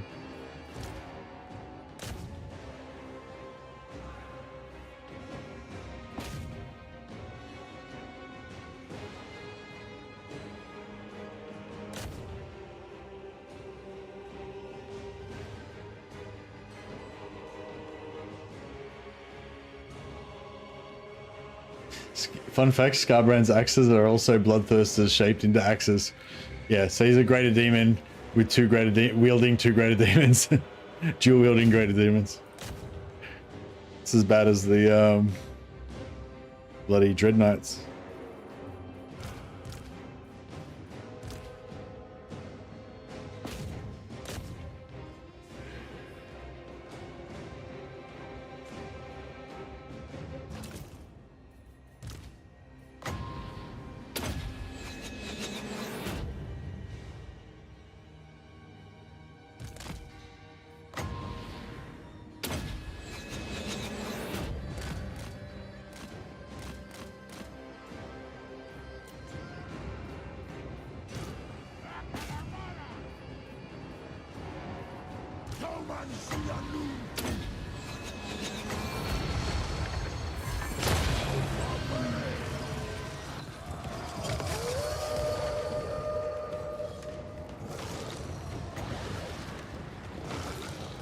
Oh yeah, we should be able to, these are iron breakers, they're super tough, but we should be able to knock some of them off the walls, hopefully with the explosion.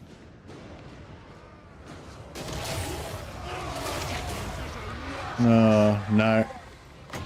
Maybe with this?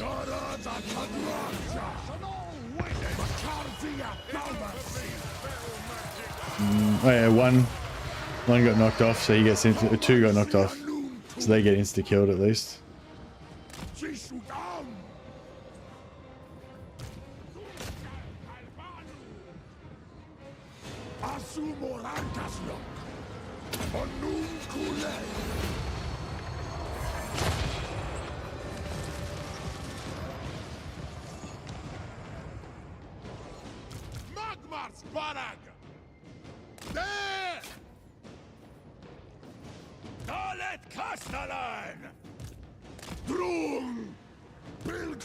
I reckon we're done nearly. Yeah, there we go.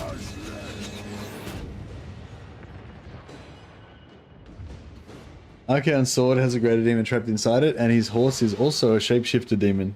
Nice.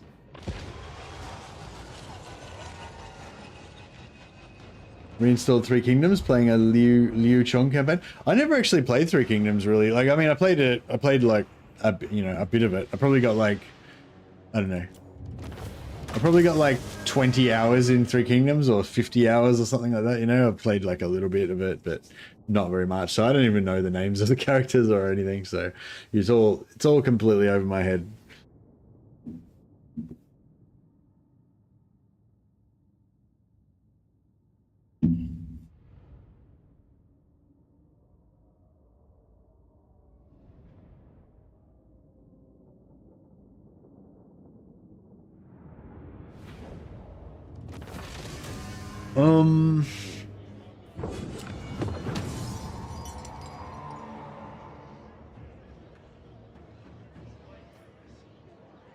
Alright, so I'm gonna sack it.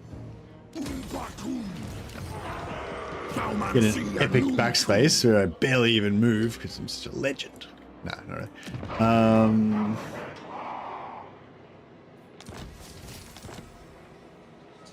And I'll reoccupy it as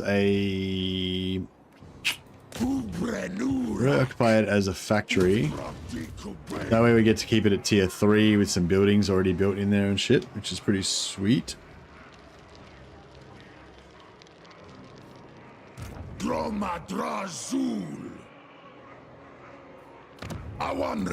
we'll raise a new lord here.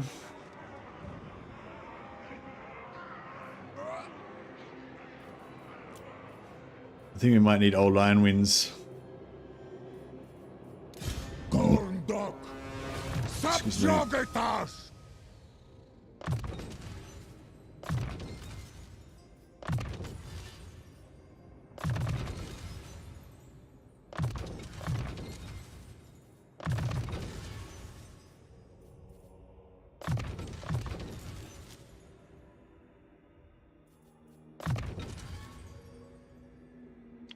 If I occupied it as a tower, it'd be a tier one tower because I don't have any influence. Whereas if it's a tier 4 settlement and you occupy it as either an outpost or a factory, you get it as a tier 3 outpost or factory. Whereas if you occupy it as a tower, you just get fucking tier 1. You get nothing.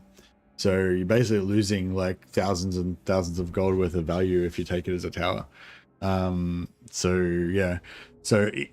Because I'm intending to sell it, right? If I was going to occupy it, then if I was going to keep it, then that would be different.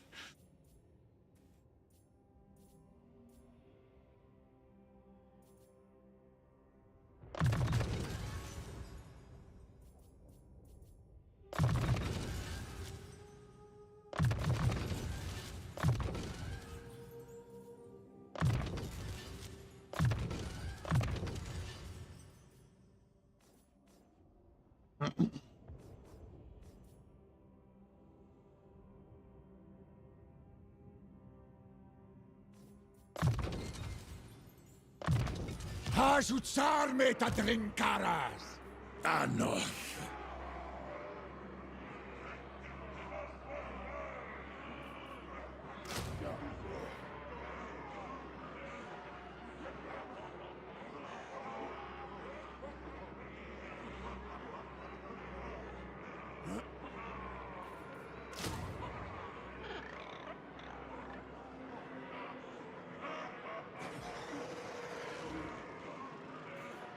I might get rid of the Ice Forged Hell Cannons, Ice Force Legion, because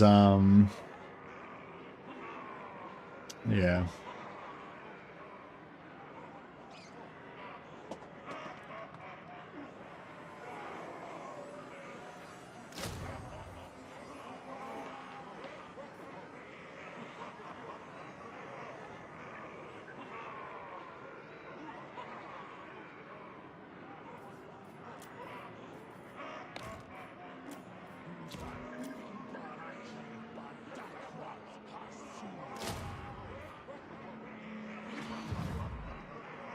Doomless.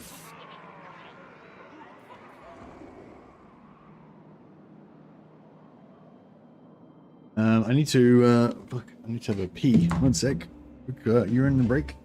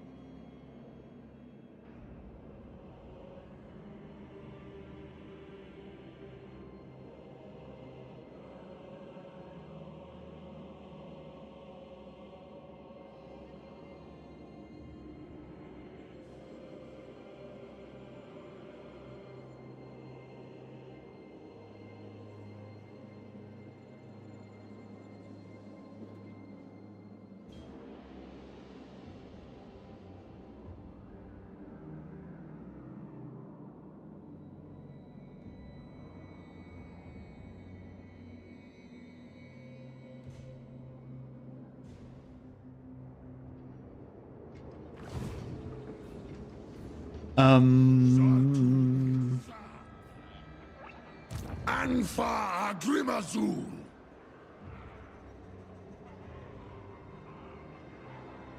All right, we'll get one unit of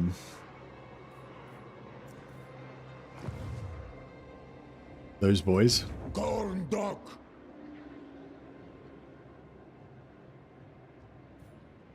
Ha! Kubelu Takam Gornorn. Yeah, I think we've got one more turn before she takes him. Thrung up Gru.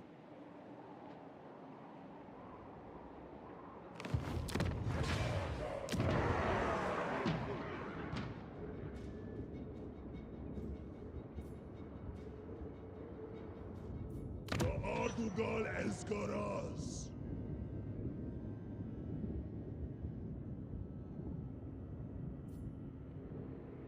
Yeah, we can recruit. It's cool. We can recruit demon smiths anywhere now because we've got the landmark. I wonder if I should. I don't know if I discover Nagash's. Maybe I should send a demon smith here to just keep fucking finding Nagashazar over and over again.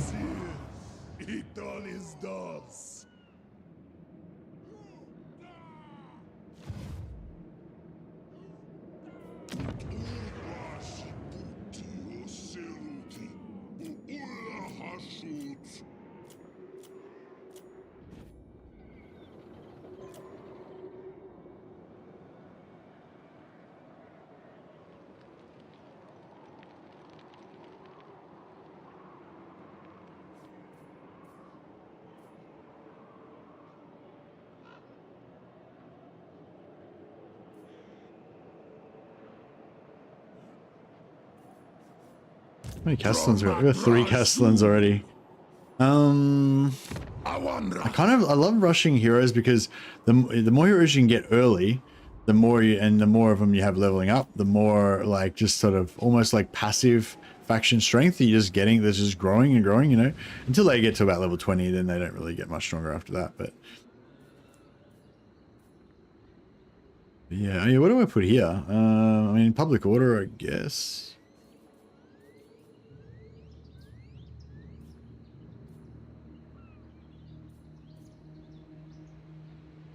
Control +3.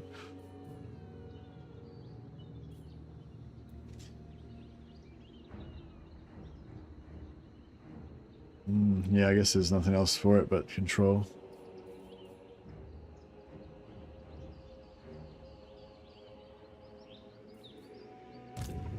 Χάσοτάνονκου. Τρας τάμαν σιζάρας.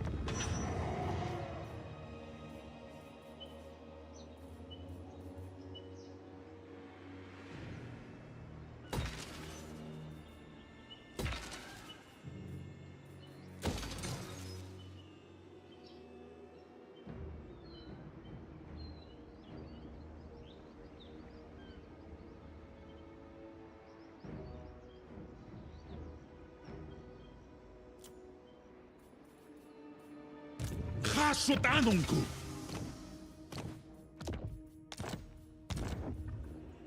Zibatu tough leg.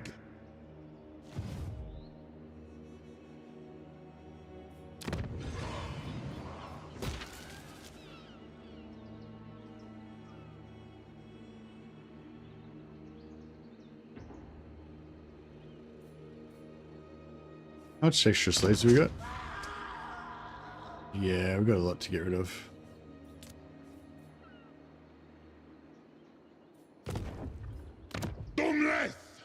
So rush that, rush that.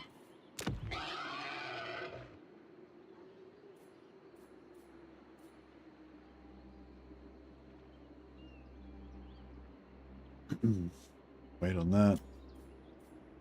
This, yeah, we can rush that, and then we can start getting another Castellan.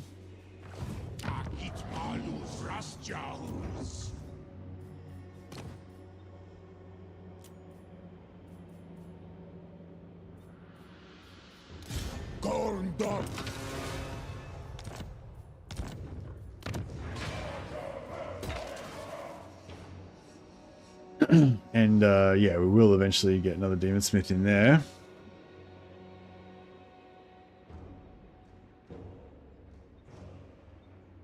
All right, see you back. See you when you get back. See you.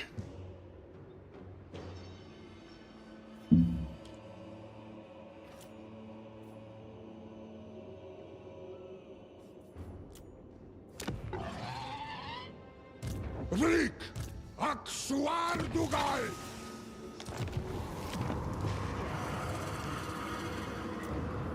And yeah, here again, we need to put another Overlord.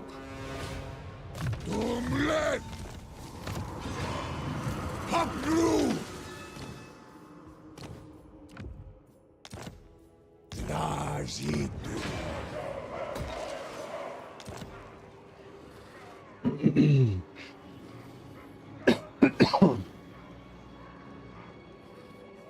Darkhold, yeah, I'm sort of feeling like this is our kind of core now. Like that's core, that's core. And I'm not hoping this isn't going to get invaded anytime soon. I don't know. I guess if we go to war with Elspeth, then it's fucking open season on here. But we do have Draz's army over here, which we need to give Eternal Servitude, so he's got extra movement. So if it does kick off with Elspeth, then The nation calls. yeah, I'll probably leave a bit of this stuff so she's got something to work with. Kubelu Takankornorn.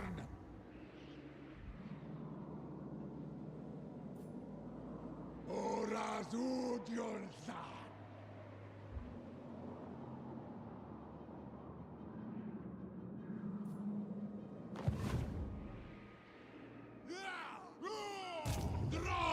Jarik Seneru Saumansia Nunku Drarth Jarik. Alright, so he's gonna take that. He's gonna take that. Drarth Jarik So he Saumansia Nunku. probably wants to be up like here. Sarunakon Actually, no, he wants to be here. Jot Kristas Wanas Asumor Ankas And this guy wants to be up here. Gerit Alash Dumleth So he takes that. Those two take that. He takes that. No, he takes that with him. Oh yeah, so this guy. So he takes that. This guy goes past to take that. This guy.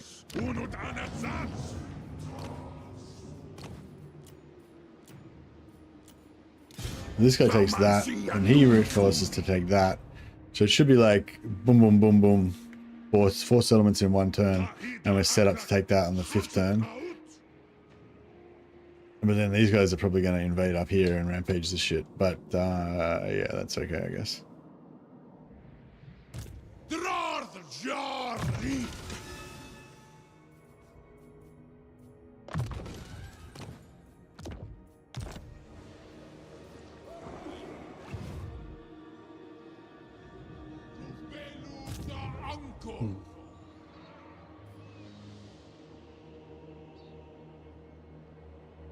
You still got to stay here for a bit longer to manage the that shit. I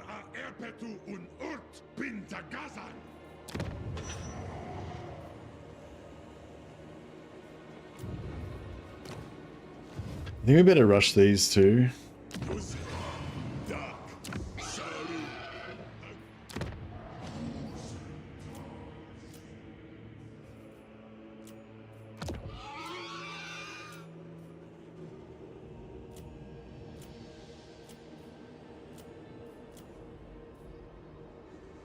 Could rush one more here, but that might be getting a little bit excessive. Especially if we're going to sell that.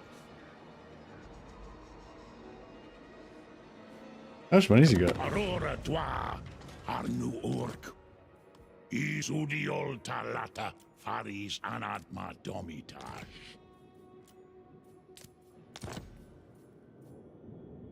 He's probably got a lot.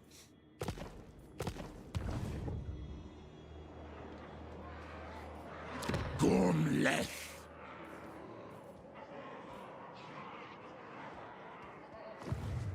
Dumfaumancy. Most of the time I have no idea what they're yelling about, but they sound very serious, so it must be important. I feel like it's really brutal curses. Like, you know, curse your ancestors, and, you know, may your progeny be born twisted and deformed. May all your crops, you know, go fucking corrupted and die. May this earth be salted on your homeland so that nothing grows there again.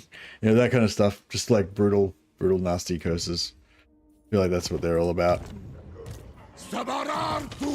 You breed in the mouth of a goat, indeed. Is a Wolfram.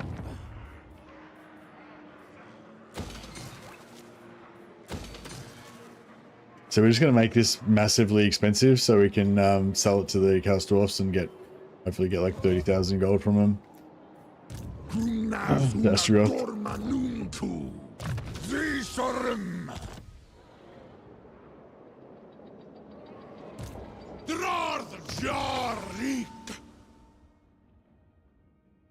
Oh yeah, so this guy's going to be our head Saxony Lord. So he's going to be called Sorty. Sorty's not a very Chaos Dwarfy name. We might need to change that a little bit.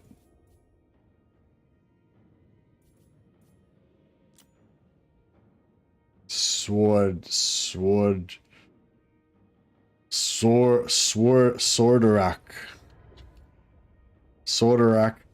Sword Melter. Swordbreaker. Swordarak Swordbreaker. Yeah. I feel like Sword Melter or Sword Melter or something like that would be cooler, but would be more Chaos Dwarfy, but it doesn't sound as hardcore as Swordbreaker, so.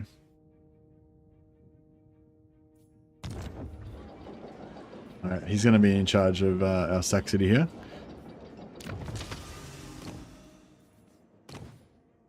He's going to start off with some pretty low level, but you get to watch his career grow. When to stack him up with armor, stack him up with stuff that makes him better in auto resolve, basically, because we don't really want to ever have to actually fight with him. Is there any defensive? Not really defensive, I guess. I don't know, like something like that, probably. Talismans, when talismans of, I don't think resistance, like somebody once told me that resistance doesn't work that well in auto resolve, but armor does. Armor and there we go. Give him that. 15 armor. And what about +5 melee defense on the gauntlets? Melee defense on the Veil of Shut. Nice. I don't really use it, so it's handy.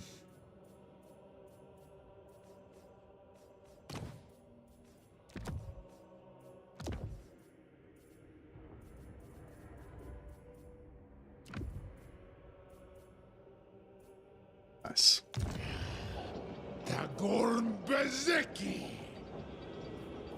All right. Looks like we're done. Just need to. Suru Garas! Draftum let! Draftum let!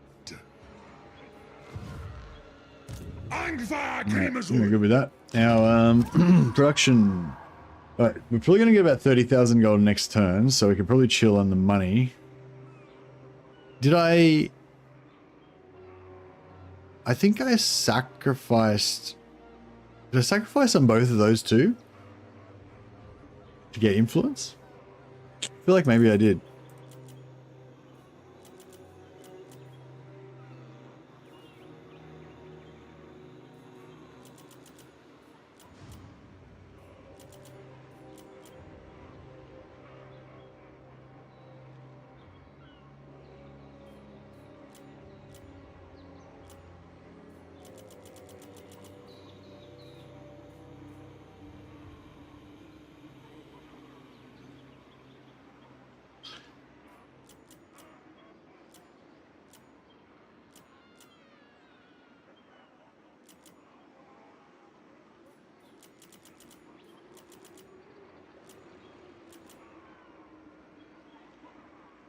That's perfect, actually.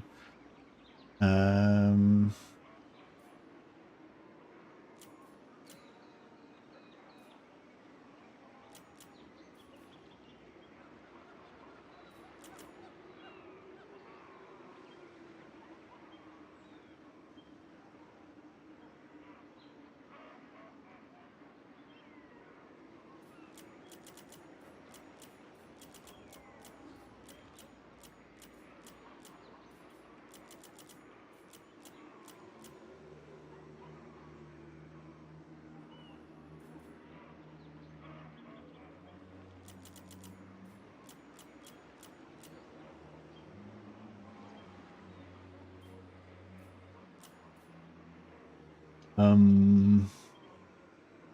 300, 500.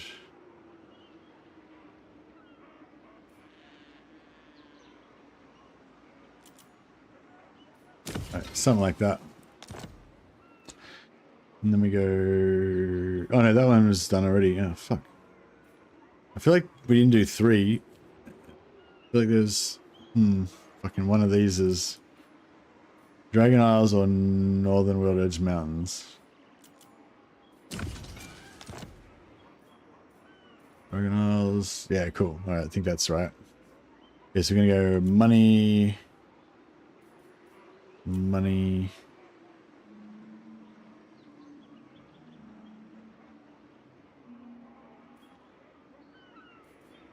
Money. Money. Money. Yeah, I'm trying to stay about 80,000 up so that we've got a bit of leeway for when these wars kick off. I do want to get this. I do want to get that. I do want to get that confederation, but yeah. Yeah, I don't know what I did there.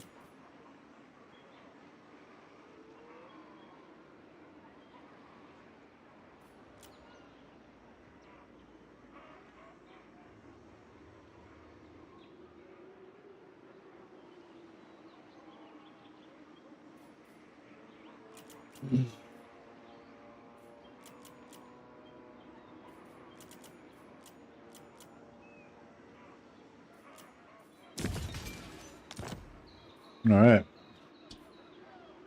99%, pretty good.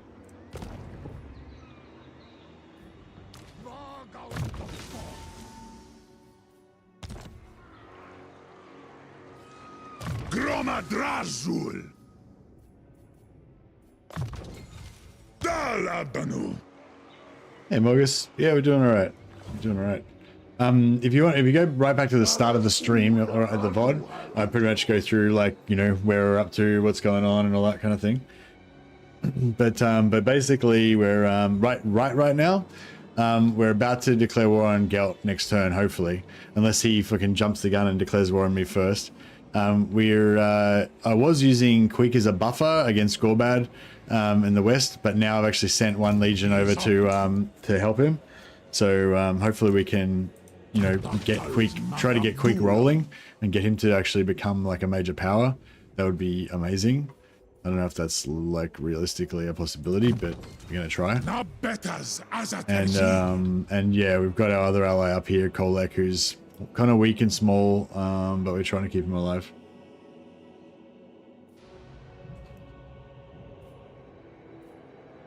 All right, I think we're pretty much good, except for maybe I want to upgrade some buildings, but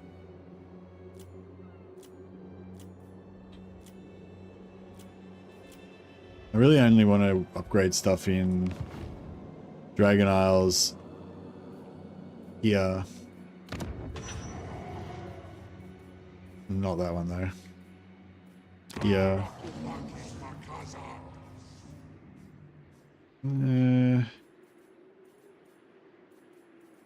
Yeah, that's fine for now, I think. Or here.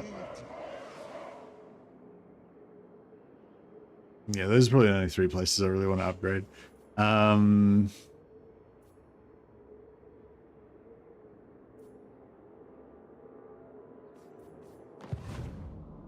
we're going to pop 2 Castellans out here though.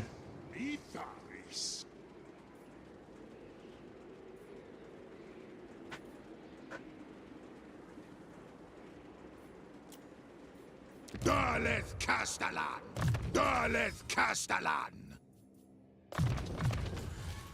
These guys are special commando centurions going behind enemy lines, disrupting.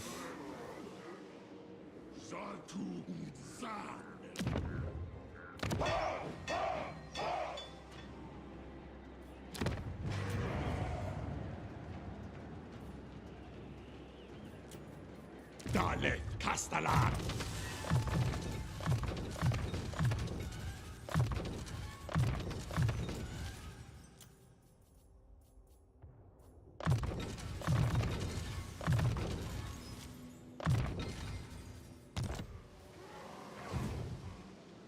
All right.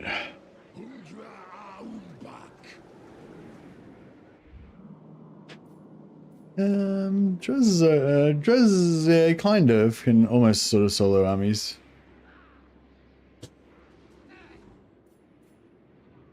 Is there any more diplomacy we can do?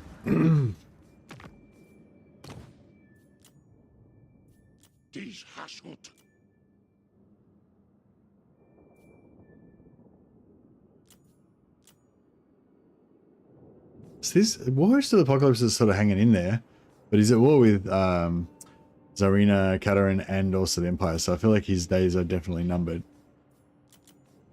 There's no one else we really want to ally with except for Nagaron. He's -8.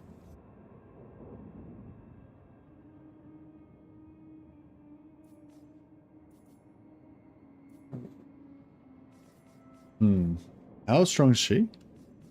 Victory 14. She's strong. Fuck. Why is he going to war with her? Damn. She could have been an ally.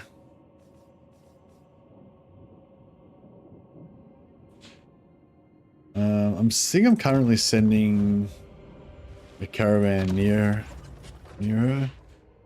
Trollfjord. Villery, yeah, Trollfjord. So where's Trollfjord? It's there. Oh yeah, so it shouldn't go near her, so we should be okay. Have faith you're stronger. Oh, thanks, Sam. Appreciate it. I don't know if actually, I don't think we've got a Sam in this campaign, do we? We might need to get a Samuel Vlongloa. What's your Chaos Dwarf name? Yeah, I think we can declare war on her.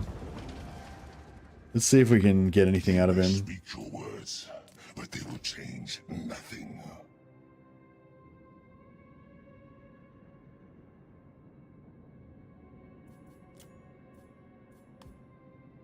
34,000 gold.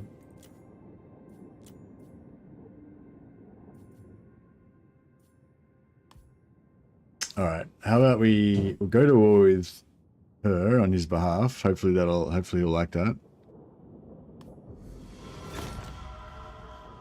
Heading towards 0. Okay, that's good.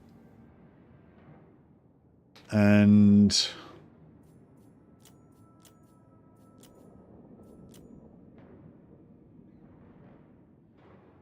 I'll give him yeah, I'll just give him a small gift. And just see if that sort of gets him a bit closer to wanting to do a non-aggression pact with us.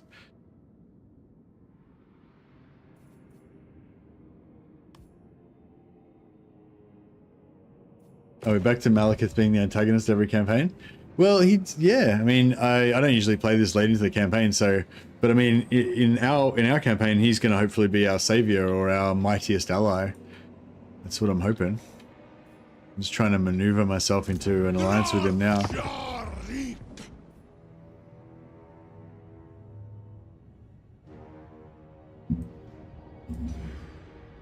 Archaon's armies are never to be underestimated. He has lots of ROI to fill him up. Yeah, but he's at war with the biggest faction, the strongest faction in the game, who's also allied with this like second, or no, like 4th or 5th strongest. And he's not, he's like the 60th strongest.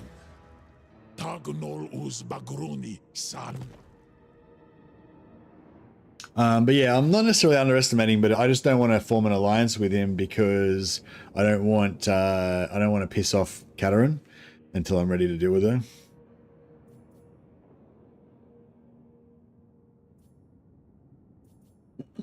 Although there's a lot of cash.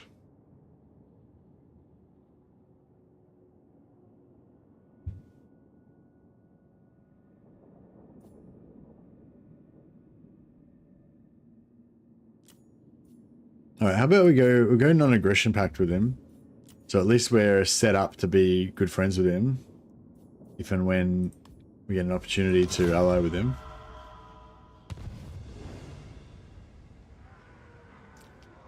Yeah, Clan Moz was doing really well in this campaign until they ran into Gorbad. Gorbad's been wrecking them. But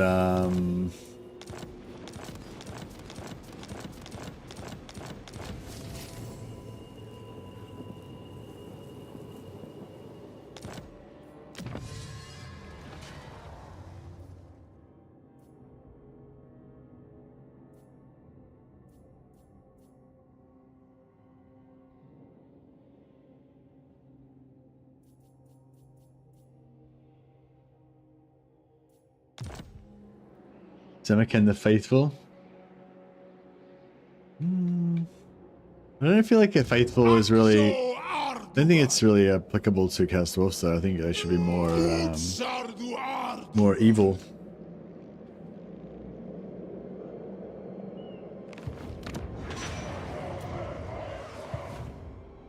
We need more troops, but I really want to get a.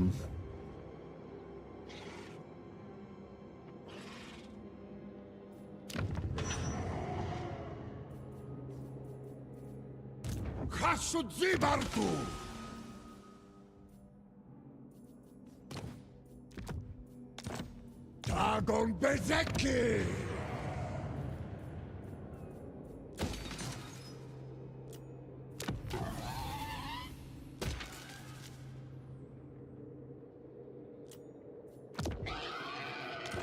Alright, there's one more Demon Smith available.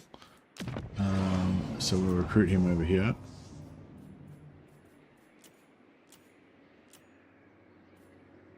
Impulsive, extravagant, inglorious.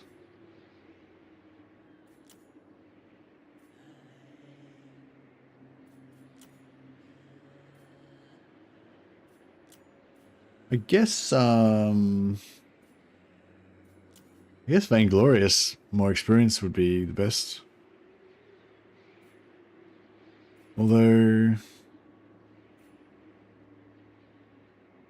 I suppose loot from accompanying lord's pretty nice.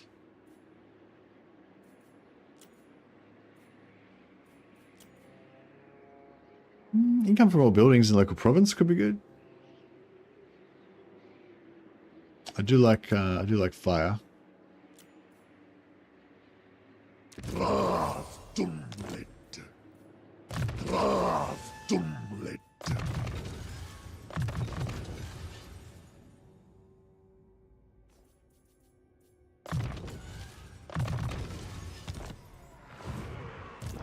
Alright, we don't use monstrous mounts, so get rid of that.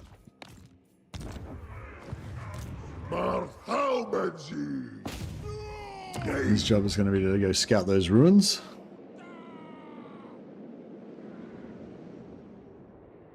Freak!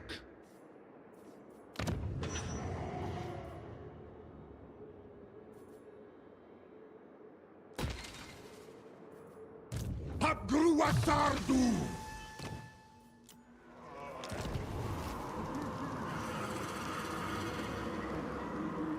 Maybe a fire wizard or something. Can you call me Samarkand the Fire Touched?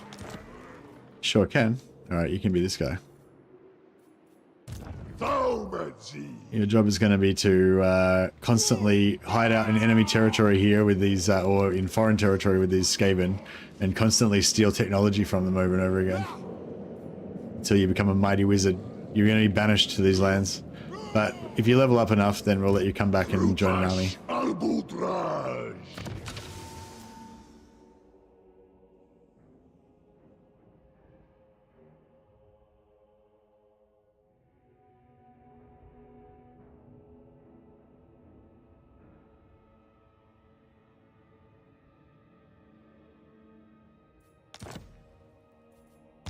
Nice.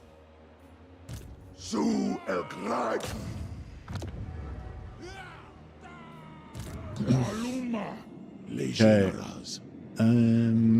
Let's go a few armies there to keep her busy. I kind of like that.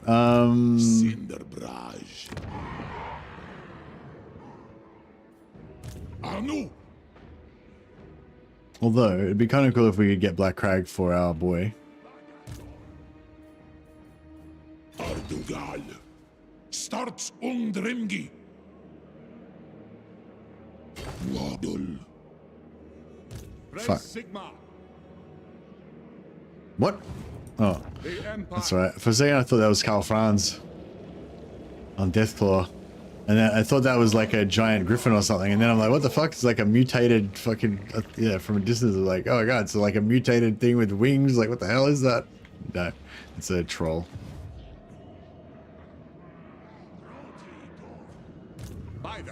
This army? Oh yeah, that'll be interesting. Yeah, we've got no fast, no mobility units, unfortunately. Just hard work for us.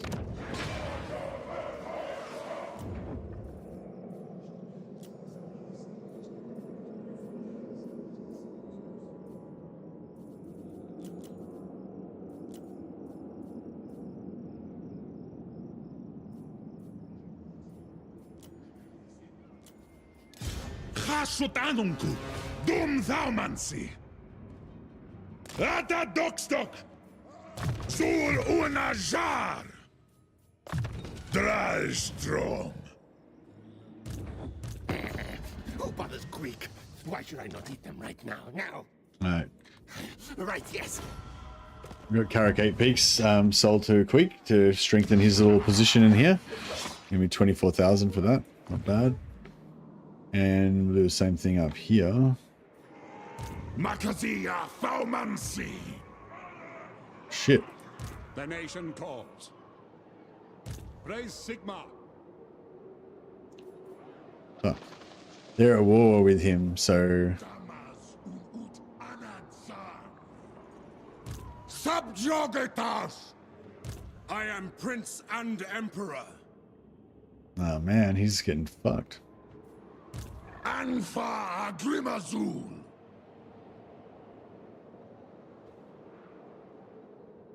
Or as Udiors. Astronaut's going down.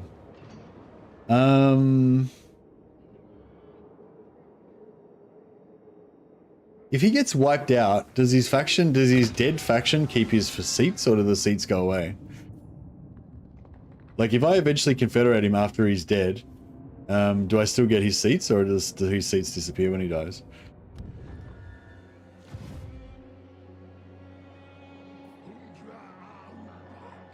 The seats just disappear, you reckon? Maybe, yeah.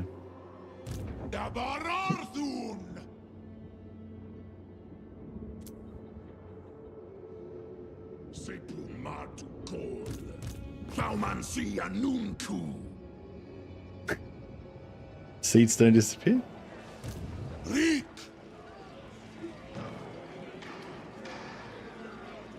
Oh, they're back. They're back. They're not. Ah, this is annoying. Oh, wait, he's got a barracks. Yeah, that's weird. I wonder why he didn't recruit.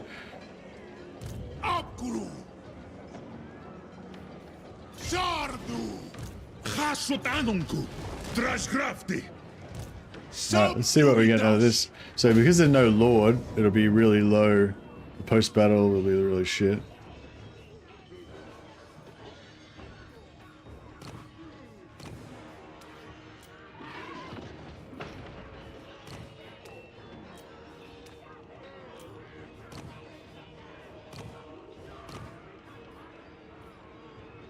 Oh, bro, a rat's gonna die. Alright. I'm gonna fight this manually.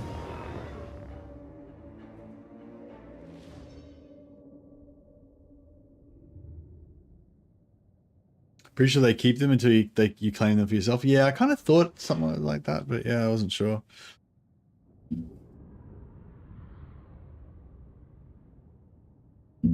Happened to me once, I forget what happened. Yeah, I can't remember either. It seems logically they should disappear, but I kind of feel like maybe they don't. No, but yeah, I'm not sure.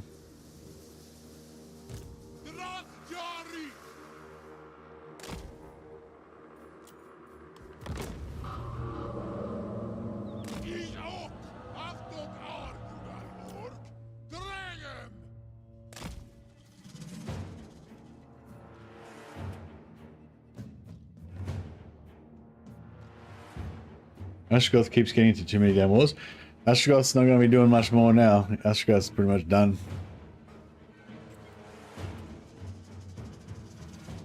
It's a pity because I wanted to adopt his heroes and lords. But that's alright.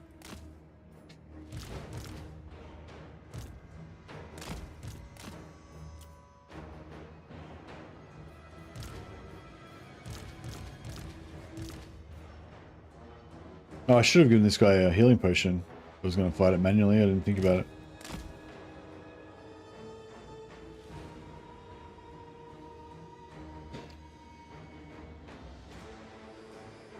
Yeah.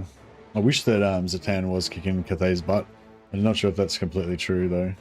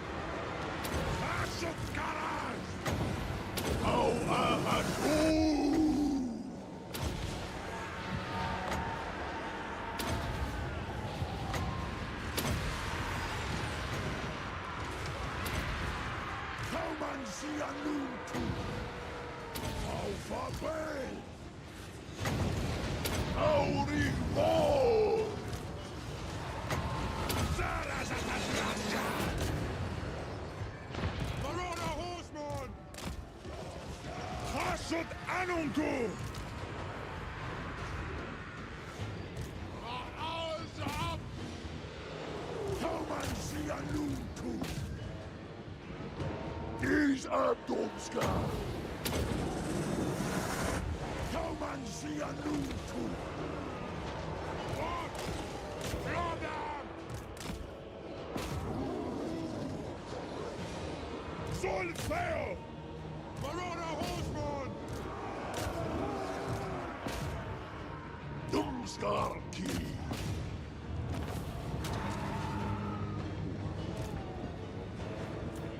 Then our dogs get a bit of XP.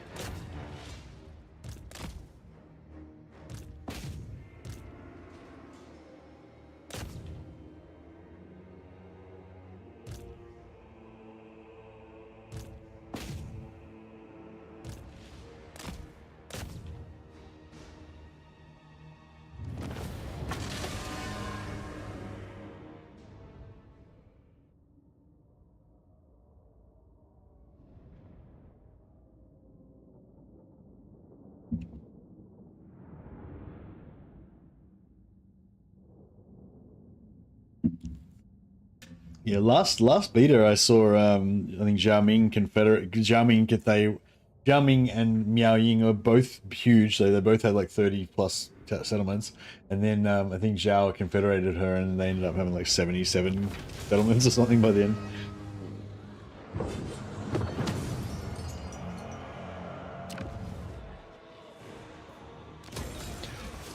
Alright, so we got Armor of Destiny, Scroll of Shielding, Shrieking Blade. Three items, so a bit above average on the items, but money-wise, yeah, we got basically nothing. Because they didn't recruit a Lord this turn. So they have to recruit a Lord, otherwise we don't make any profit. Scots barracks. Staumansi Anuntu. Trash Staumansi Saras. Hashotanunku. Basically, on these Saxony Lords, just spec replenishment, because you want them to be able to sit there and just auto-resolve and replenish every turn. And on the main one, you want to get the Tyrant, so you can get the extra loot. And 1 point in replenishment. And then level up until you get to spoilers, so you get the extra sack money, but it doesn't really matter. And then get the go and try and get the replenishment here.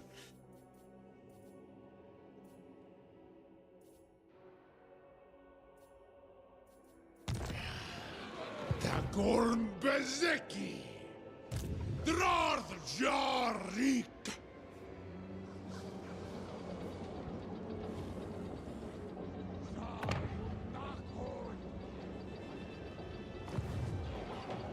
Awanrag, Dunleth.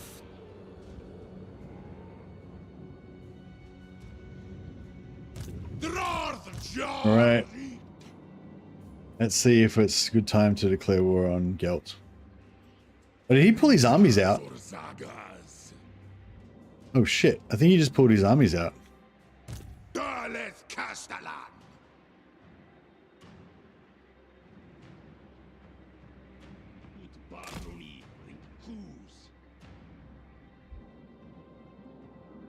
There's no armies garrisoned anywhere here.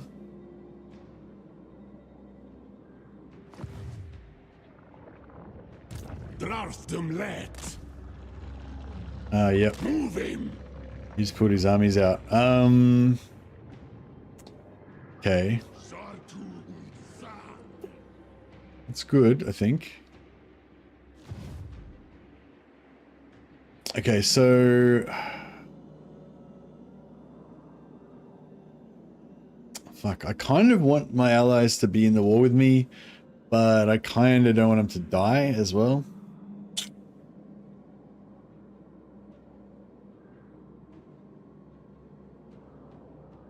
I guess they're not really close. I guess, yeah, I guess they'll be all right.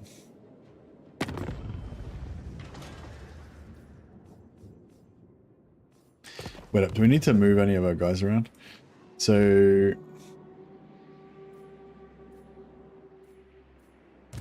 Saumansi Anuntu. Gorndok. Drorth Jorik. Hasut Anunku. Abdanuan. Tagrungron Apgru.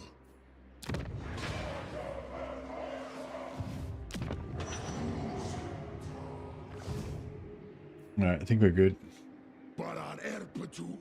Alright, so.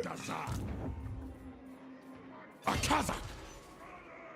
Thaumansia Nunku. Drath Dumlit.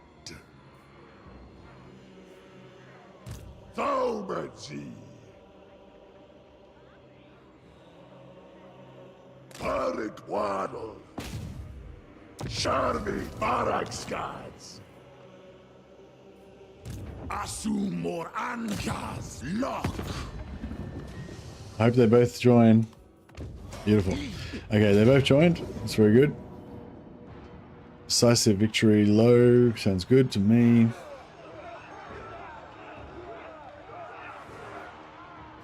No, actually, just wait on that one for a second.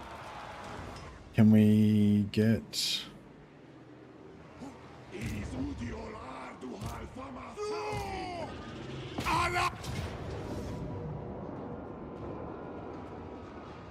Conclave Agrimazu. Hasut Anunku. Ata Dokstok. Ter Close defeat.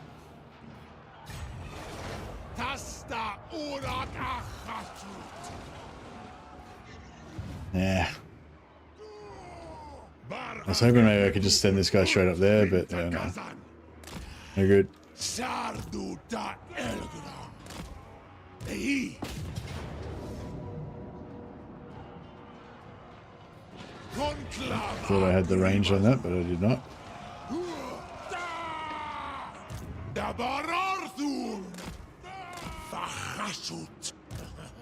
There we go. 10. She's level 15. Is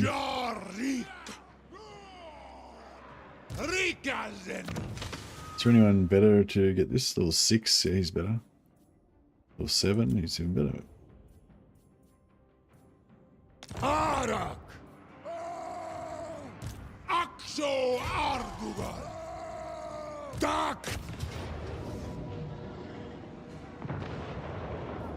Tastaura Kahashut!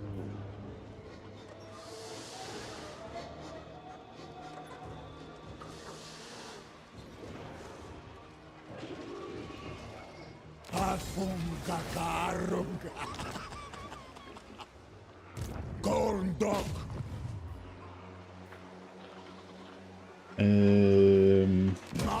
Marduardugal Sufrayubin! Reek! Not was of! Alright, I'm going want him to get up here, so I guess we're that way. Hundra Aumbak! Kasudzibartu! Valley of Horns is a whole new settlement, so I'll take that first. That way we'll be able to drop slaves into it.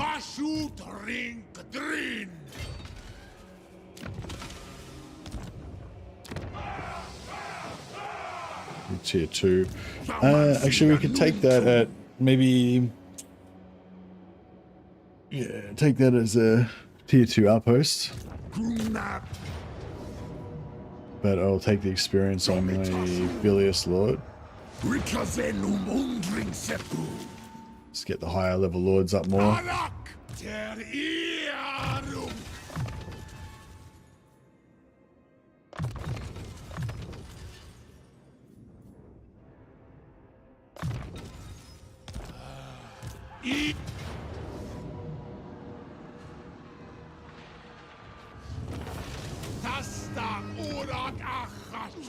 And we'll occupy as outpost.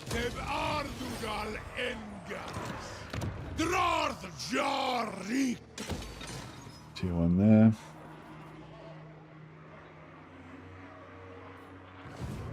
We could probably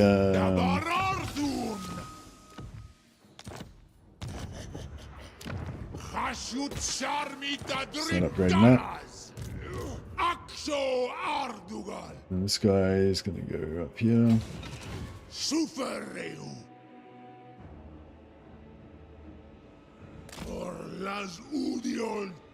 Try and take this first.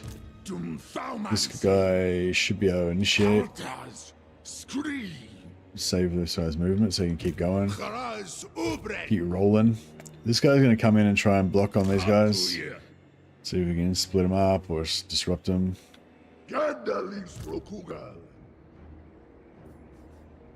We'll divert slaves to the new region.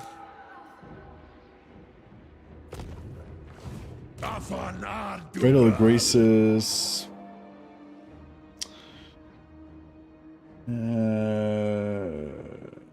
We'll sack it and then take it as a tier 3 tower. So we need 125 influence. Durungan Dreng, Thaumansi Anunku, Udiol Vengrin. Sishtar Aldugal Arablin. Ganta Thindronga.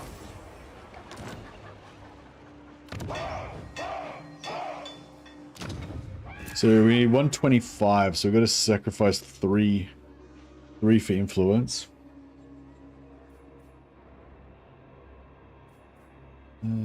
Have we done all of the battles? Oh no, we've got one more. Well, he can still take that without the assistance of this guy.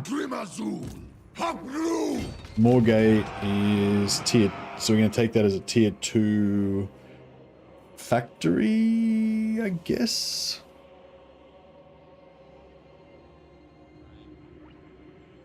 Awanrag. Perit.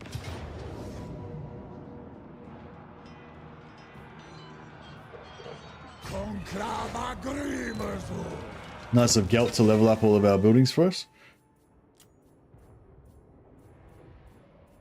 Tier 3. We don't have anyone higher than tier 3. Level 3, sorry. Considered. I don't want to use the considered guys as battle lords.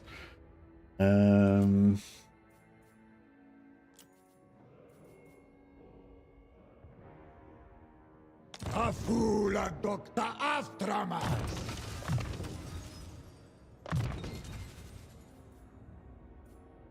He's on Wolfram. Doomleth. Ida Hasut Una Hashanak. Adugal Zantabala.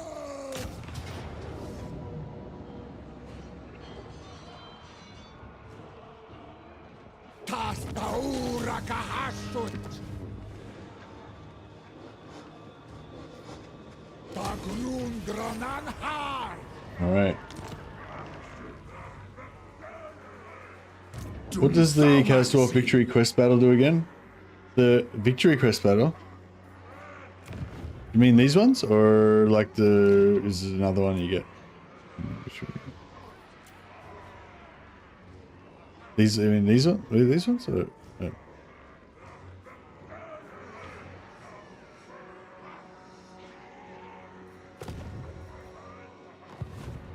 Dromadrazul.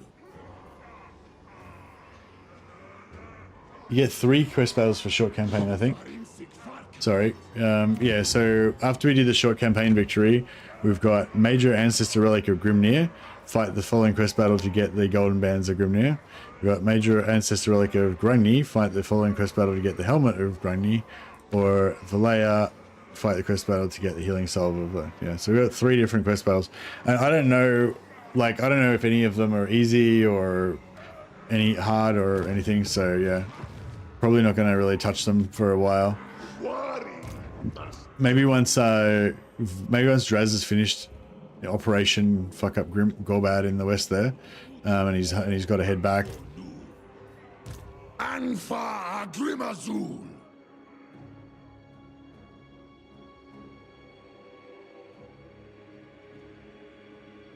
Yeah, we need another army to go east. Dakuasta Elgra.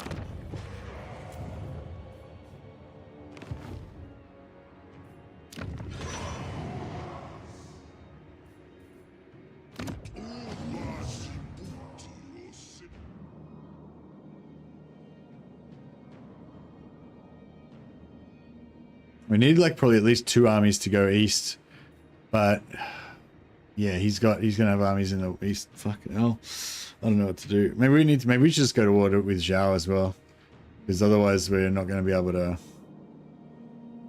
Oh, looks like Zatan's actually doing pretty good. Yeah, if we can just smash Zhao and give all that land to Zatan, that'd be pretty sweet. But yeah, I don't know. I mean, these armies, hopefully they're not going to be too bad. Awanrag. Vima Scar.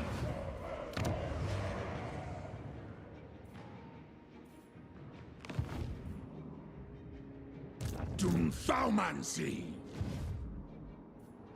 Gorndok. Gorndok.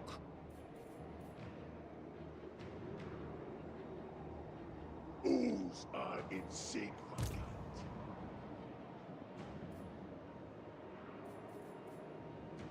Hasud Hasarak Afunbak.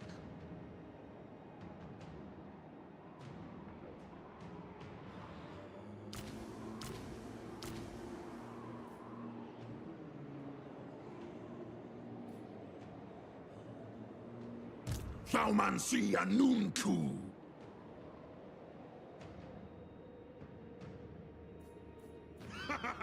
Orikdor! Arundring Drasar! Zisorm! Pagruatsardu! Suferayo!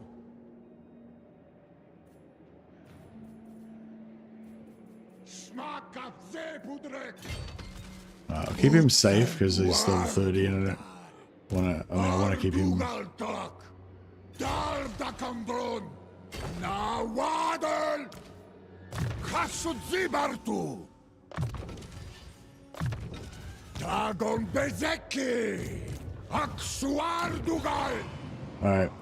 These are Gromda. We'll sell him Kazid Urklaz. Oh man, he's only got 8,000 gold. What the fuck? He had like actually I knew he had more than 7,000 because he had 7,000. Like I tried selling it with just the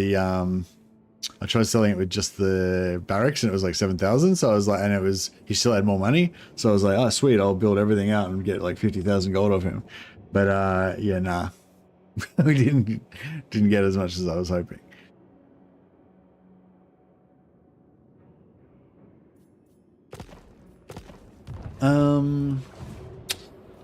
I could sell him that settlement and it might keep him alive for another, like, you know, 1 turn.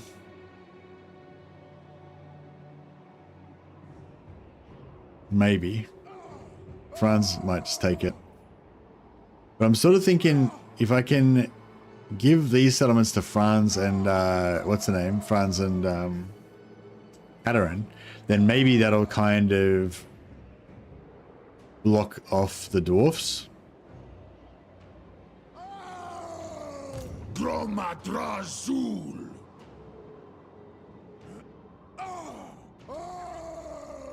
Tael gramuskul. Taital grinta. Da conclave esorak us. Dana krukni ut.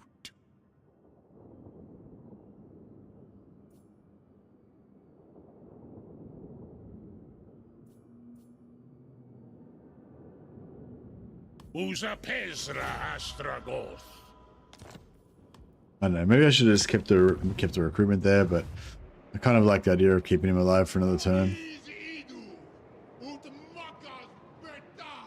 We might be going to bite off more than we can chew with Carrot Cadron though. Fast, for you are my enemy.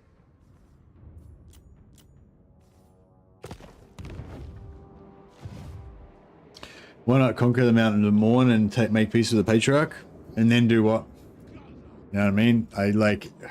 Yeah, I mean we could do that. Just make peace with the Patriarch after we take the Mountains of Morn, but then we're still in the same position. We've got people that hate us on the left, people that hate us on the right, people that hate us on the northwest. You know, So yeah, if we just go full invasion and wipe out the patriarch and wipe out Xiaoming, then potentially we have all this as a safe haven area with our allies, and then we can go to war with the rest of the world. You know, that's kind of where I'm thinking. Is a rink. Doomleth.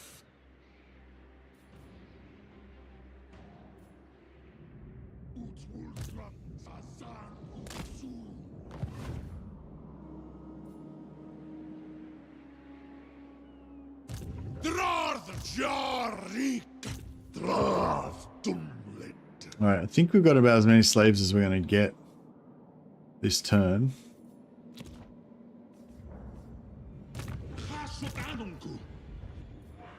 Gott, Gristas Wanas. Makazia Thaumansi. Abdarnu Tabarag. Draftum let.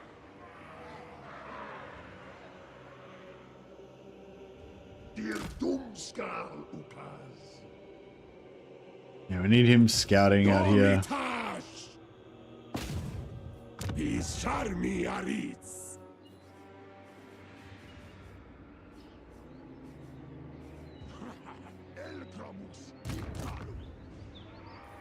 Drungida. Draftum let.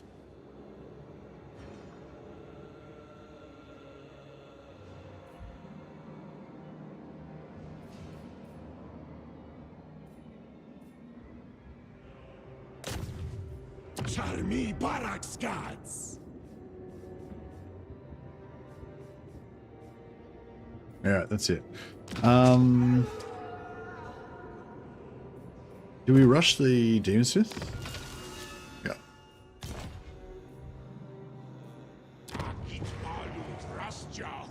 Could rush another one here as well.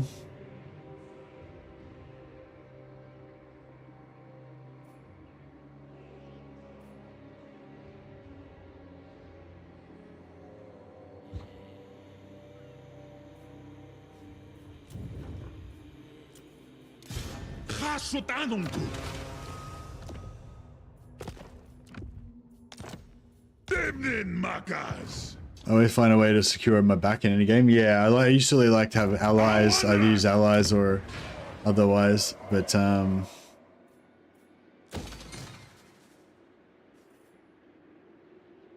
don't have enough to do the next level anyway, so we'll leave it. Angva Grimazul. I guess we could go the gold.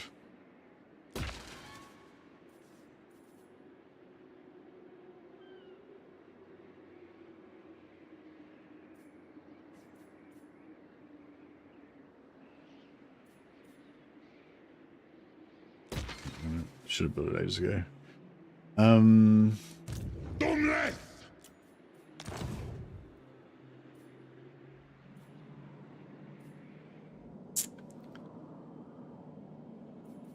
Hey, John. Anfa Grimazul. Okay,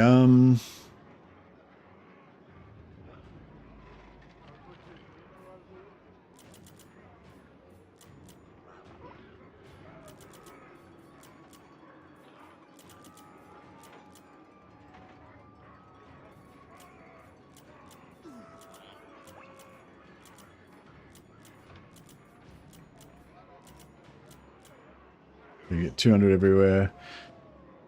And then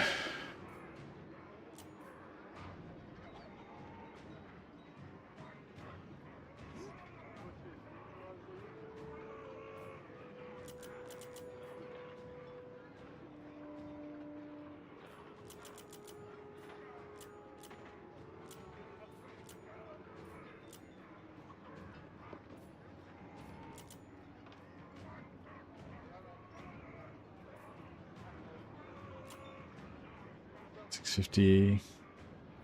Yeah, I think that's pretty good.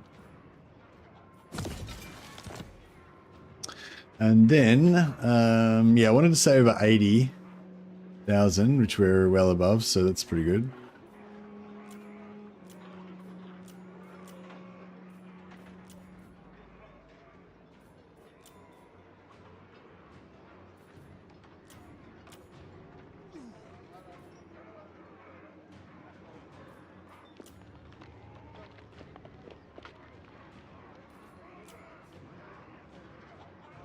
And yeah, we'll leave that one. And we're still getting a pretty good amount of materials, so it's not bad.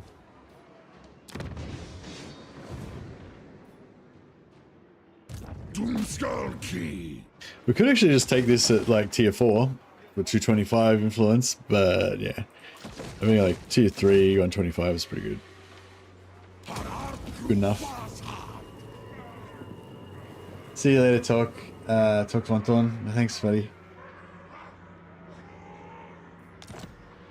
Yeah, no, tier 4 would be a lot of too much influence for me. Too rich for my blood. But tier 3 is good. Saves us a bit of time with construction and everything. Means that we can pump out some more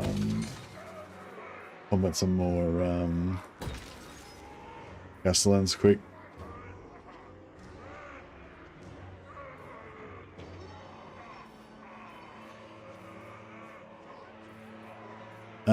Actually, I might start upgrading that as well. Hopefully this is going to become our backline and our core one of our core provinces now if we can win this war against Gelt. I'm just gonna you know, assume that we're gonna win the war against Gelt. Just gonna hope that we do.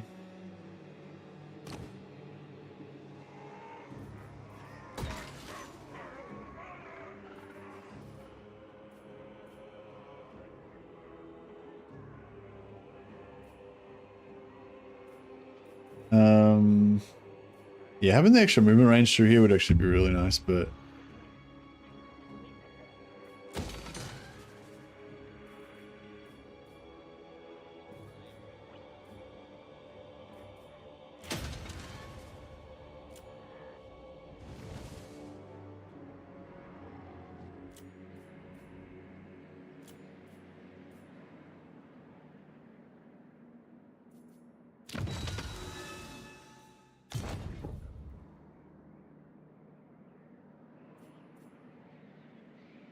Great Hall of Drazos. Alright.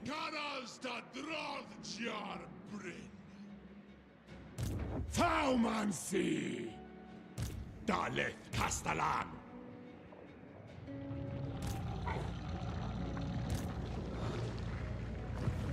Is Udiol Feyus?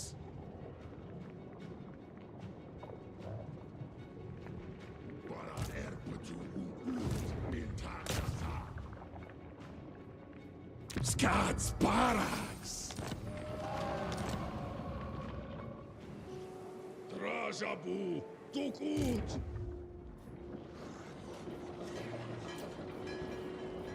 Bergramus Italum!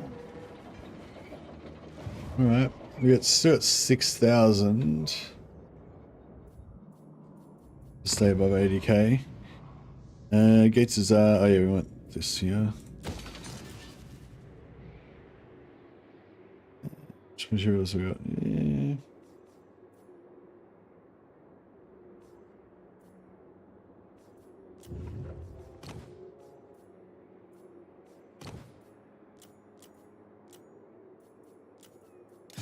Faumancia Nunku. Drastrom. What does that do again? Nothing.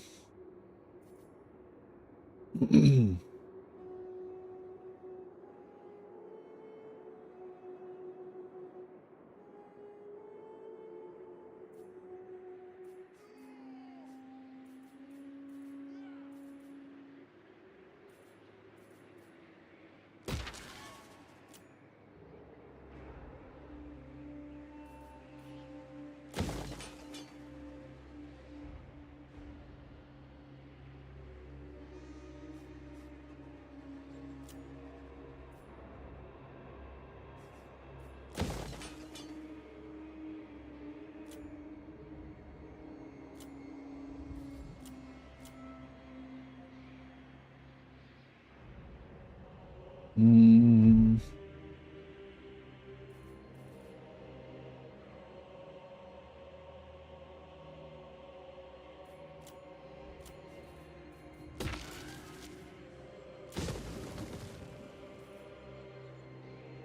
Yeah, fuck it, I'll just do it there. Fine. This thing, 375. Yeah, I feel like it's just not really worth it.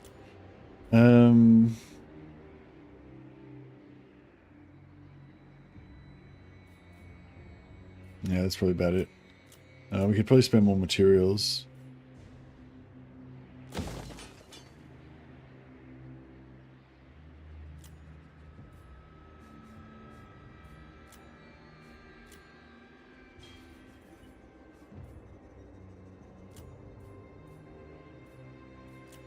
Alright, that's it.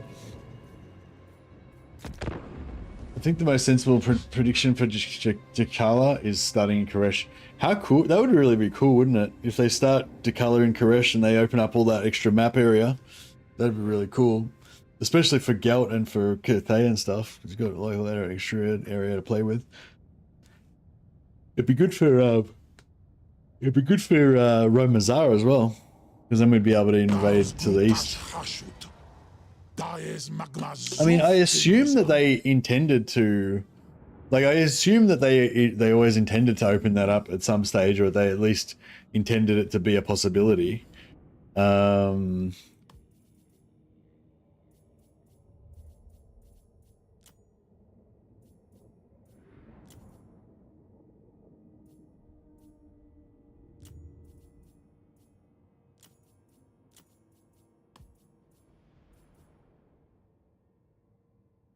He's pretty into me declaring war on Gelt and smashing all of his settlements.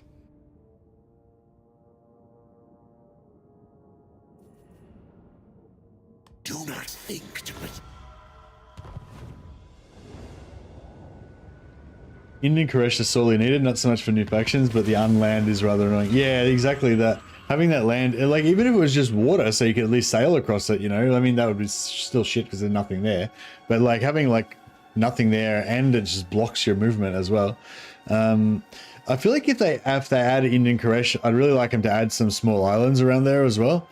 But I don't know if they can really do that if there's nothing in the lore, you know. We can't take monstrous units, so just continue.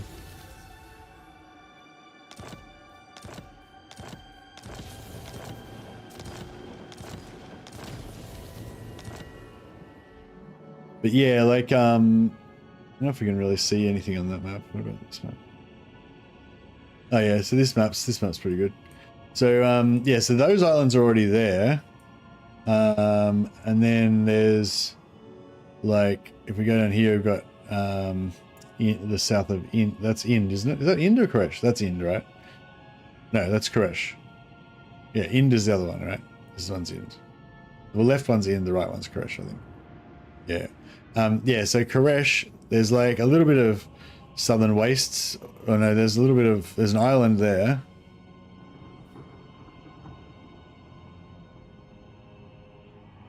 Oh no, I think that's a bit of southern wastes. Yeah, there's a bit of southern wastes there. It's a bit hard to see from the map whether it's an island or it's southern waste, but yeah, I think that's a bit of southern waste there. But yeah, there's this area in here. There's a big open gap area, and that area, and there's a big open gap area. So I mean, I get that there's probably not really nothing there, but I mean, if there was just like if there was like a little string of fucking Pacific Islands in there or something or whatever, you know, just so there's something if you want to sail across there. Otherwise, it's just kind of dead space. But yeah, I don't know if there's any lore about any islands potentially could be in there or anything, you know. But maybe Games Workshop could just make some up, you know, give us a couple of islands in here and a couple of islands in here. Just, yeah, do you know what I mean? Just if there was like, even just one right in the middle there, if there was like a port there or something, I don't know. I really love if they could open up some kind of naval action here, maybe with some, sea lanes. Like, yeah, like they could put like a sea lane from there to there and a sea lane from there to there and like a settlement here or something maybe, so that, you know, basically, you know, there's kind of like, ways to travel around by sea, but there's like strongholds that you can hold to like control those routes and stuff. But yeah, you need to be able to like let the AI be able to use the sea lanes for the sea lanes to really become like for you to be able to use them tactically and stuff like that. But yeah, it'd be cool. They could do those that like they did in Empire. I think it was Empire, where you had like those little ship things that you could move your ship to, and if your ship like camped on it, you would get like extra income, I think, from trade or something, and other people's ships could come and attack you and stuff. Like that would be cool. I reckon they'd be able to program that surely. And so yeah, so they could have like you could have like naval stuff going on. I don't know. I guess the AI just isn't really capable of like it isn't equipped to deal with it. But yeah.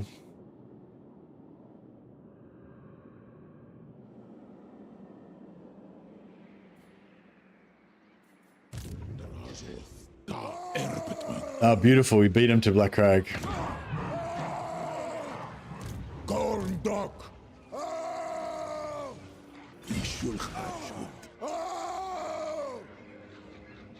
Drazot. Tumlet Sabarartun.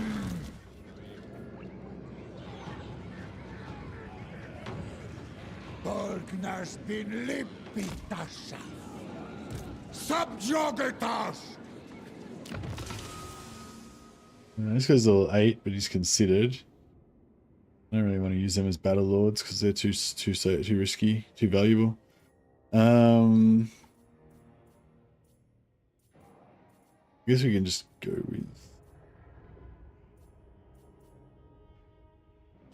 overconfident, level 5, selfish, level 5. Bellicose is a pretty good trait though. Has he got the... Actually, no, I'll replace him with level... I'll replace him with level 8 Lord. Just so that we can get... Oh, fuck, he doesn't even have... Oh, let's see how we get a bit of extra loot. Oh, no, fuck it. I'm going to replace him again. We'll go...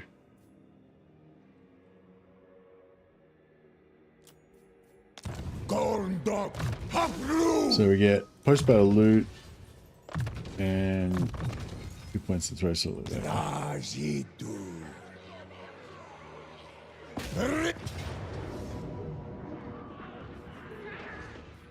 Sack it.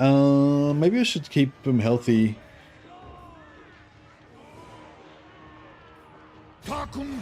Yeah, I might just solo this with Draz.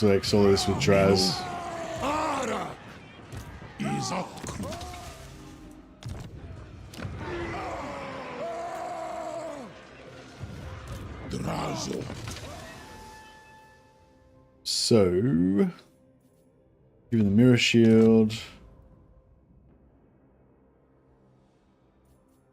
Oh, yeah, that's fine, yeah. I think we had a talisman of preservation before, didn't we? I thought we did. Maybe it was my imagination. Oh no, it was a destiny. It was an armor of destiny.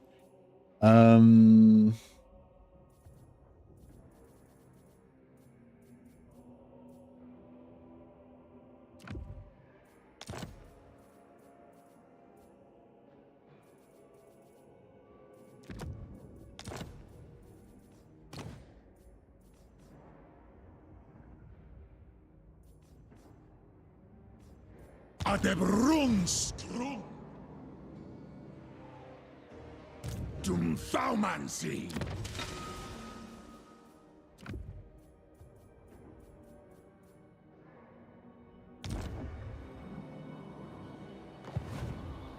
Hashut Bindad Drashkazad. Alright. Hashat Run. Daktat.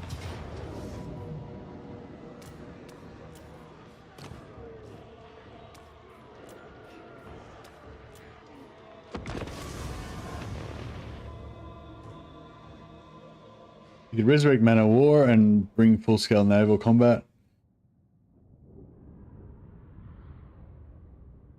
That, you know what would be cool is if they like if whatever game comes next is if whatever game comes next like crashes and burns basically, which I don't expect it will, because I think the next game is probably going to be Total War 40k, and I imagine it'll probably be massively successful. But if for some reason the next game that they put out didn't work out very well or whatever, and then they decided to go back and try to keep making more money out of Warhammer, that would be pretty cool actually. That, I mean, you know, like making all the, like going to like Warhammer 1, Warhammer 2, Warhammer 3, then like just changing the plan and making Warhammer 4 kind of wouldn't really work. But if they did like Warhammer, you know, Warhammer naval battles or some shit, then yeah, that, I feel like that would actually be worthwhile. Like, you know what I mean? I don't think they could really do a Warhammer 4 unless they added something massive like naval battles. But if they did, then, you know, I reckon that'd be pretty cool. Have you ever seen the full world maps with Nippon and Elithis in them? They're pretty sizable. I think I've seen a Warhammer world map before, but I don't remember it clearly.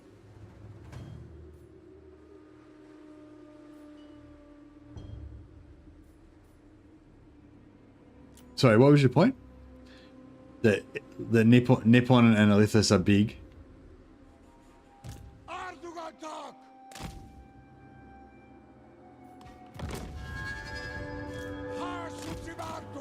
Oh, you're saying like as in islands that you could put down in the south? Yeah, no, but they're not there though. Nippon would be east of Cathay, southeast of Cathay or whatever. It wouldn't be like southwest or south. I don't know where Elithis is. I was just saying in the existing map, like just something to fill in that big blank area down there. Because yeah, I feel like it's sort of like, I don't know. It's not just the blank area that's unused space. It's also like if they put Nippon and Cathay in there, like Nippon and Cathay, not Nippon, sorry. If they put Goresh and Ind in like as playable landmasses, they're both going to have coastlines that lead to nowhere, you know? So that's kind of like that's why I was saying it'd be good if they at least had some little islands in there or something, because it's like at the moment those landmasses, you know, like at the moment if you're like Gelt, you know, if you go south there's just nothing, there's like no, you can't go land there. But if they put land there, then you could just expand into there and wipe out whoever's there, and then you would just be at the end of the world and there's nothing, you know, there's nowhere to go. So it's sort of like, I mean, I get that the end of the world's got to be somewhere, but like if there's a massive amount of space there, you know, it's kind of a bit shit that the end of the world ends there if there's space for stuff, I guess is what I'm saying. But yeah, whatever, it's fine. It's fine.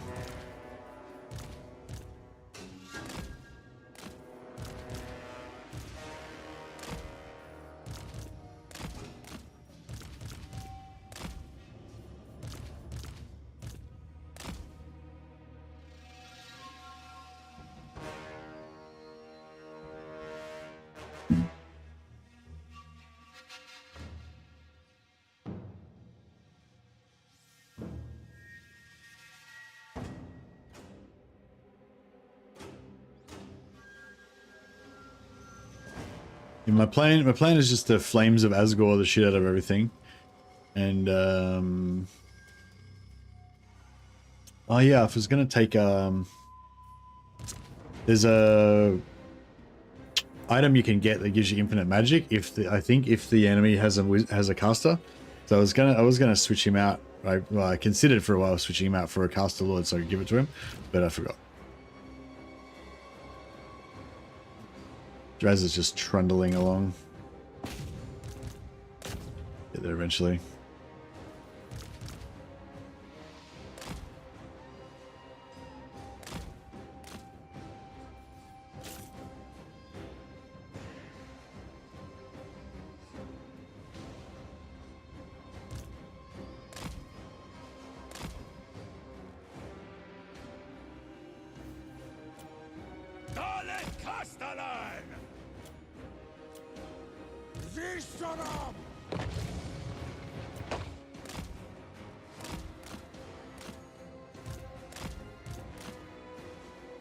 Just body blocking with Draz so these guys can get through without taking damage.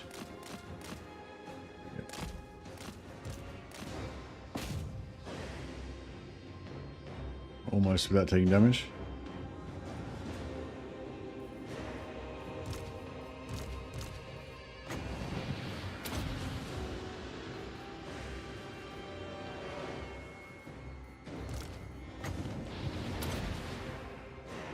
It does a little bit of damage to the actual...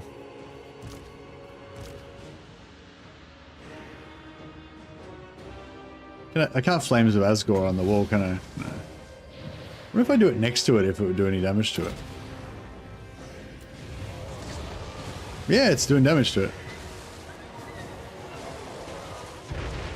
It's pretty cool.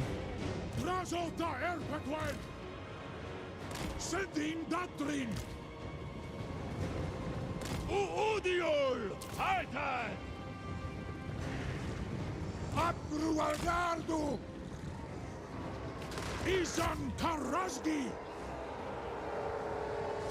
Gomda! Sindabrash Tamak! Hashut Dal! Surumansa! Hashut Dal! Dalet Kastalai! Arata Hashut! Takulund!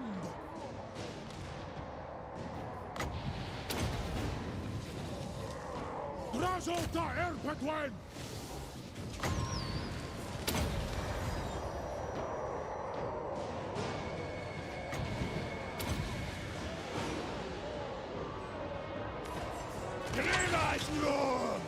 Just shotgunning stuff.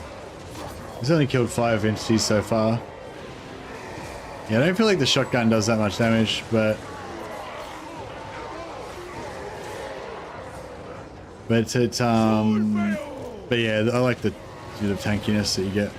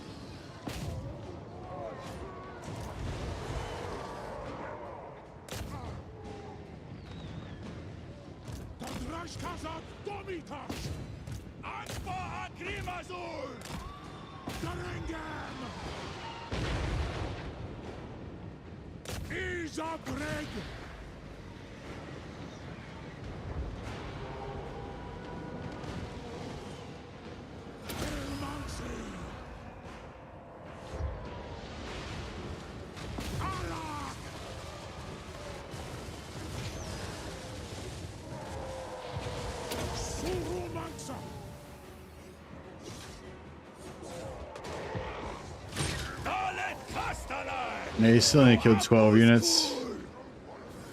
Yeah, somebody said they got like, I don't know, thousands of kills or something with their Castellan shotgun. But I don't know. I don't know how you would do it. Doesn't seem to be very effective. Does he even have a shotgun? I don't think it is a shotgun actually, is it? It's like explosive. Oh. Maybe he doesn't have a shotgun. Maybe I made him a sniper or something.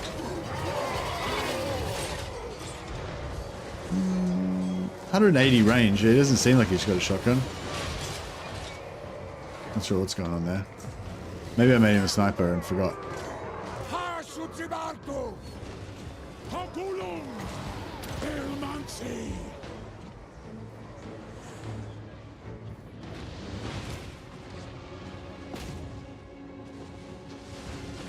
Oh yeah, he's got the flash bomb, so he must have a shotgun.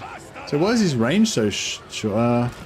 I guess he's got the dig in. Oh yeah, his range goes down to 100 when he's not dug in. Yeah, it doesn't seem to be shotgunning very much. Seems to be just kind of shooting little grenades.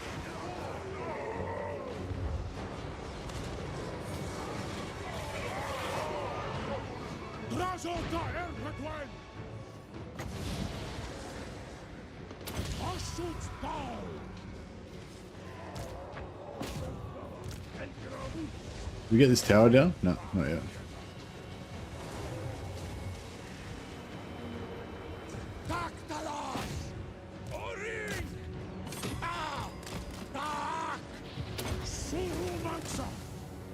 Dorang! Get moving! Rats! Gondok! Isan Karazgi! Unskan Karbaru! Waskazan Batu!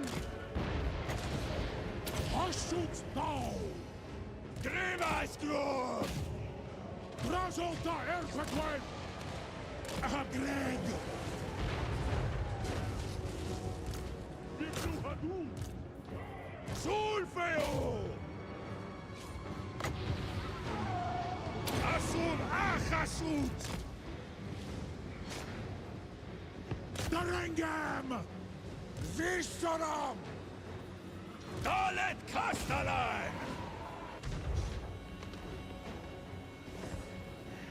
Takulung! Ilmansi! Alright, he knows Splinter needs to have a break about now. Sindabrash Tama! Surumansa! Dalet Kastalan! Korea Azan! Tadrash Kazak Domitash! Ilmansi! Let's break this guy's morale. There he goes. Sturkas! We're nearly there.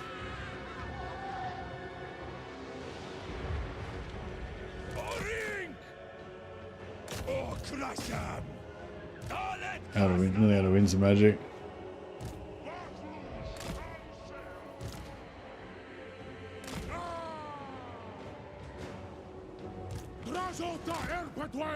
There we go.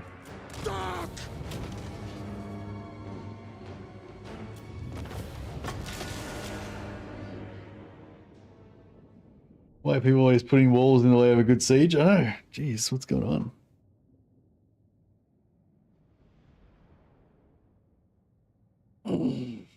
Yeah, no, his shotgun just didn't seem to be spraying much. I never really observed it before, but it seemed to be just shooting a single projectile. I was like, what's going on? Thought it was meant to be a shotgun. Maybe he changed his shotgun to like solid shells.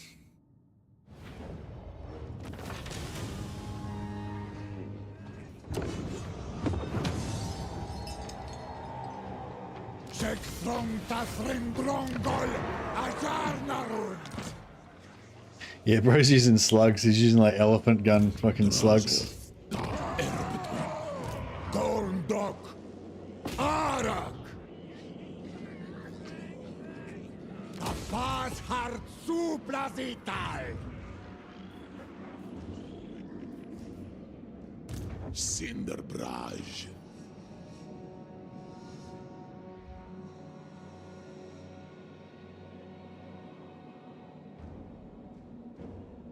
I don't know. I'm sort of thinking maybe I just leave. Like, how's he going now? Quick's 12. Gorbad's 22. Yeah, I feel like we've kind of broken Gorbad's back. But I don't necessarily want to wipe him out because I want Quick to still... I mean, I want Wissenland to keep fighting him. Kualuma!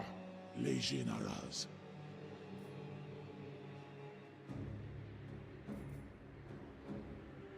But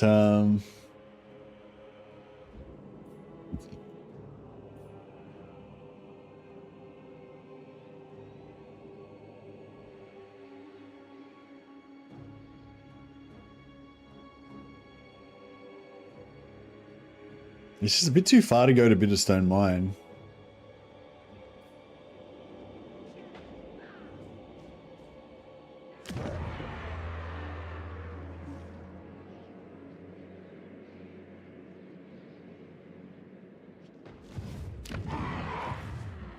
Could maybe take Crooked Fang Fort. How long does that take? Oh yeah. 2 turns to get there and 3rd turn to take it.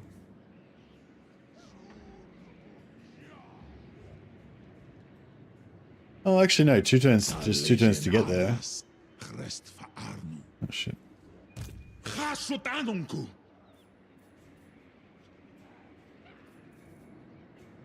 Ulastas naitiwas. I was hoping this guy would be able to make it there in one. Uring taundring ankor. Hasudodio maunu af. Chaltas scree.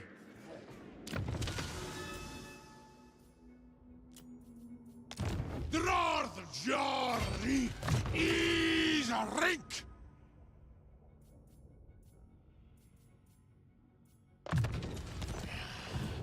Dagorn bezeki. Sabarartun. Zisorn. Hapru.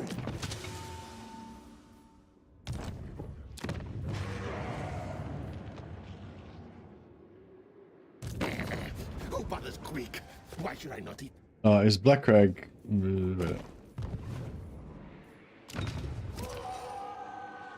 Black Crag...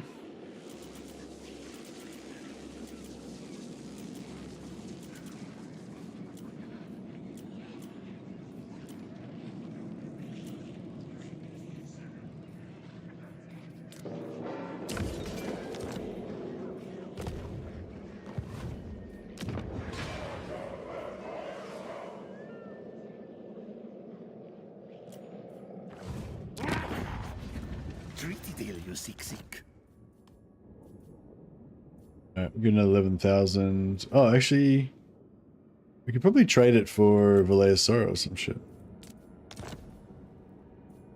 No. What about on this side? Do we want... Yeah, we can't really get anything.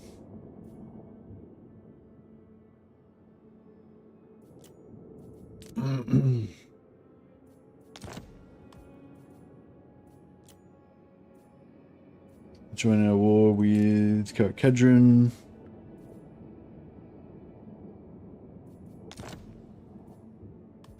I'm right.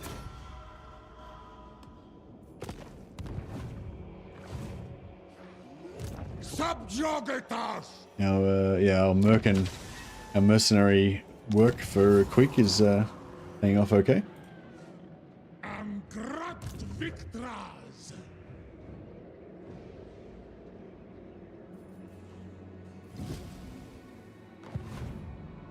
All right. Yeah, these guys have both come straight back. Yeah, our blitzkrieg against Gelt was initially pretty overwhelming, but now, yeah. Drorth jarik. Water. Axo ardugal. Thaumansia nunku. Rik. Anfa agrimazul. Yeah, I might keep him down here so we can block. Dalet Castellan. Drarthdum let. Un bag agalu. Fail. Is udiol feius. Failure to block. Dumskar fles. Dumskar key.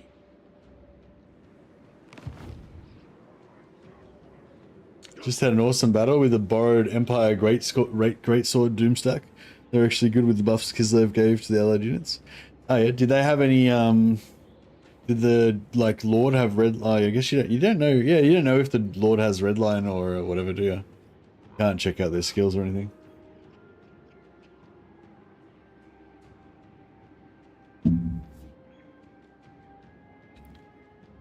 Abguru. Orana. Hey. Takuasta Elgramus. Yeah, I think we'll take this. Afanardugal. We'll take this as I'm pretty. I want to make sure we don't take too much damage because we're going to fight Gelt again in a sec.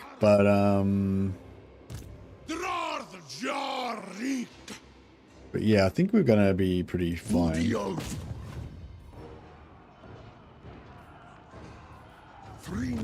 No, fuck, that was pretty brutal.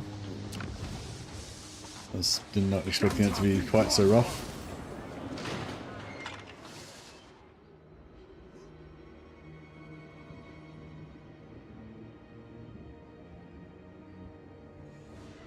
Oh, do you get the buff that gives the extra melee defense or whatever for units that are over rank 3 or whatever?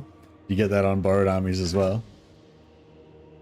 Asumor Angas Lock.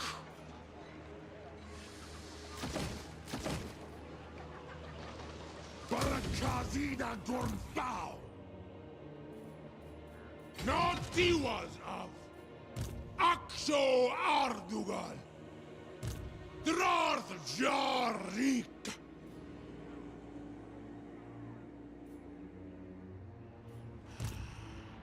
Ja. Seneru. Utsardu Ardugal. Dakata Elgramu. So I kind of want to send this guy north to block so they don't take Blood Peak. Because that'd really suck if they took Blood Peak. But I should have recruited a Lord here last turn.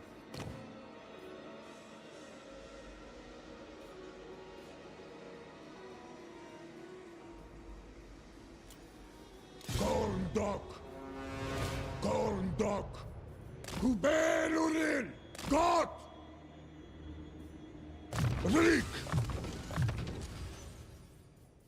Yeah, I like how when you recruit these guys straight out of the gate, you can get +5 campaign movement range there and there, so you get +10. Dagon Bezeki. So yeah, this is my go-to when I just want a utility lord that's going to be an assistant lord for one of my other lords or whatever. I just usually go for their extra movement so they can get in the right spot.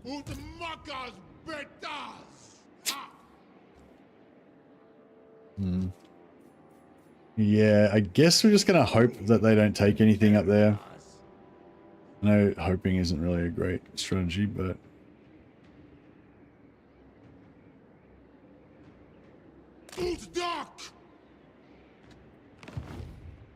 Awanrag. Suru Garas. Grimas da Barartu. Faumansia Nunku.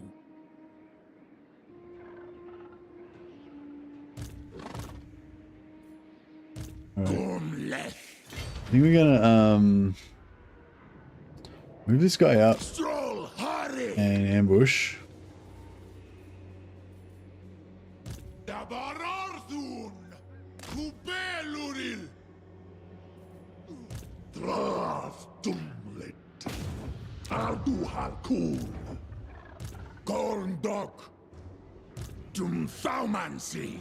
If we could split these guys, fuck, I don't even know if we could handle this because we don't have enough long range. Do these guys outrange him? Are they 145? Not likely. 115. Oh yeah, we outrange him. Okay, that's cool. Yeah, I mean, I guess we could handle that, but I don't know if we could handle both at once.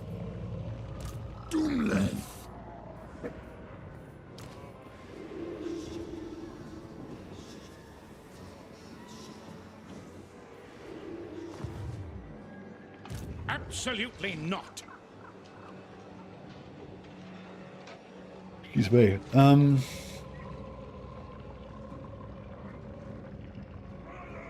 Makazia Faumansi. Droma Drazul. Let's just go straight. Nomadic. Oh, he's got a shit trait, but well, shit trait for a combat lord. But he's already level 11 now, so he's better than a non-combat lord, I guess. Actually, fuck. Got no magic, I just realized. That's pretty rough.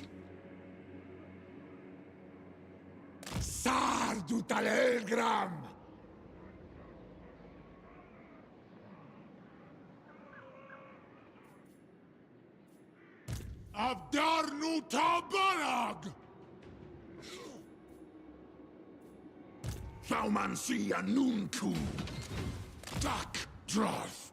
God. Here we go. Absolutely not. Draft them let. Yeah, we need a second army in here ASAP. Chasotanunku.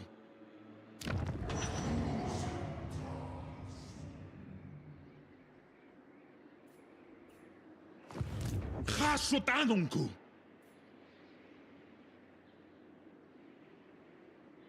Sartu unza.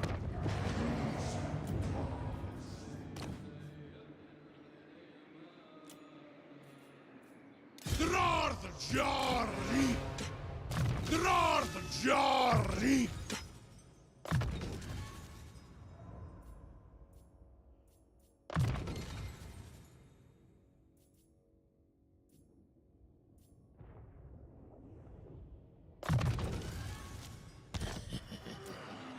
Drajidu!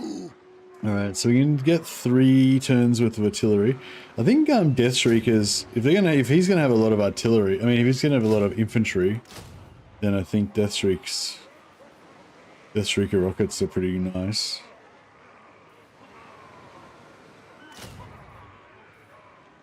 Alright, went 2 more capacity for that.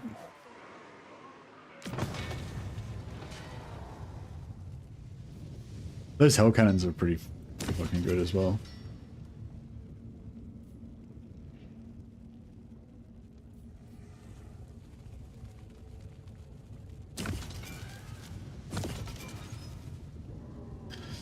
Alright, that should be good. And then we maybe get some shotguns on the way through.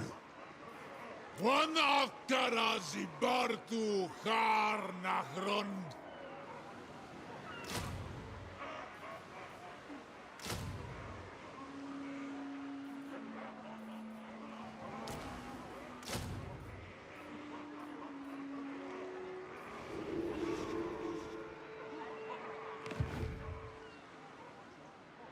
Work Tapana. Stolen Heroes also retain the +10 attack and defense buff, and then the Boyar's new skill gives another +10 attack and defense and 50% XP gain. Serious Hero Hammer. Oh, really? Oh, so borrowed army. So what? So borrowed army heroes count as allied units, and when you steal them, they still count as allied units? What the fuck? I like it. Reek. And lords too. Oh, wow. Axo Arduga. You're just loving this, aren't you? You're in, and Kislev is just fucking Anthony Caputo heaven, isn't it? Drath Dumlet. Awanrag.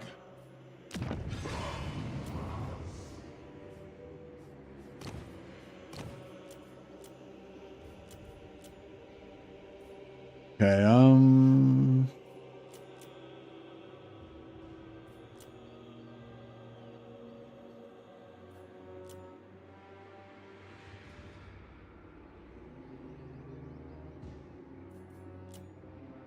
I think fire is going to be the best against Gelt.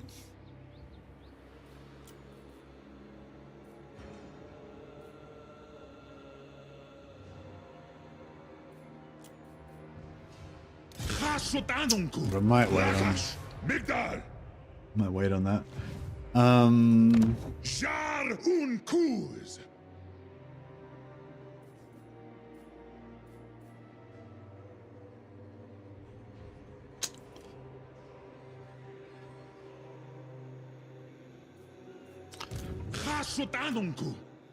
We could do global global recruitment, but it's like 4 turns. It's pretty fucked. I thought we had a technology that gave us -1 to global, so it should be 3. Maybe I didn't actually do that one.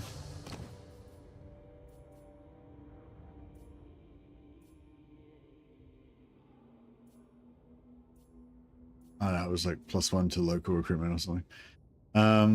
Fair enough.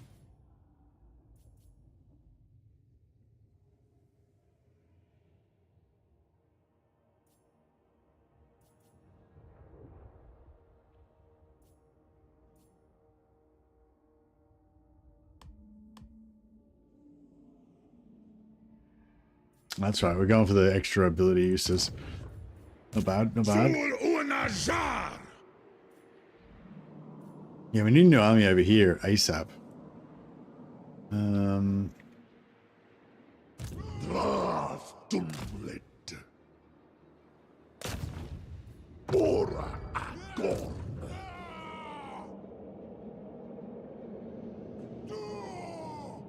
Hey, He's like tucked away in here nicely. Domitash. Dum Thaumancy. Ata Dockstock.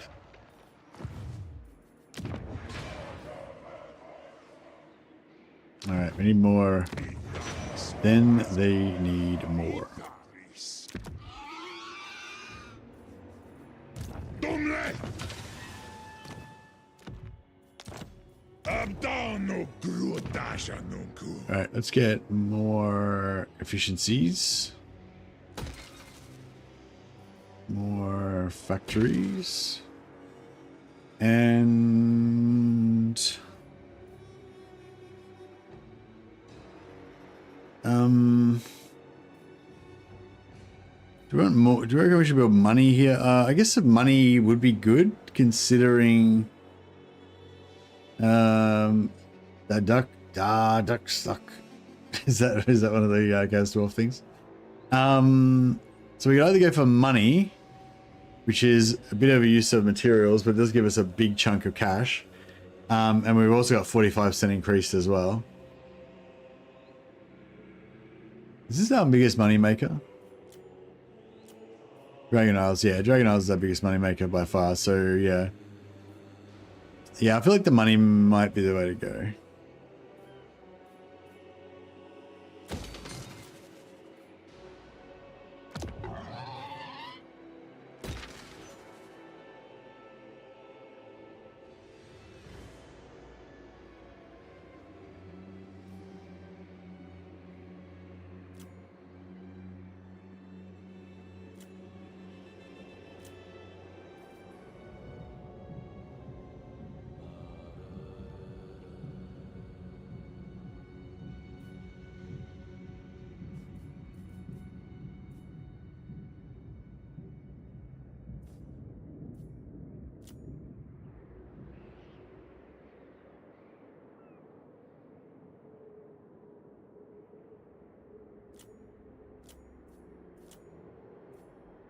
Oh, why do we want that? Oh, 5% campaign move range. Yeah, fuck. Let's hurry up and build this shit, hey? Is he still in the settlement? Bitter Bay? Bitter Bay, yep. Alright, give him the beating immune. Let's build this shit.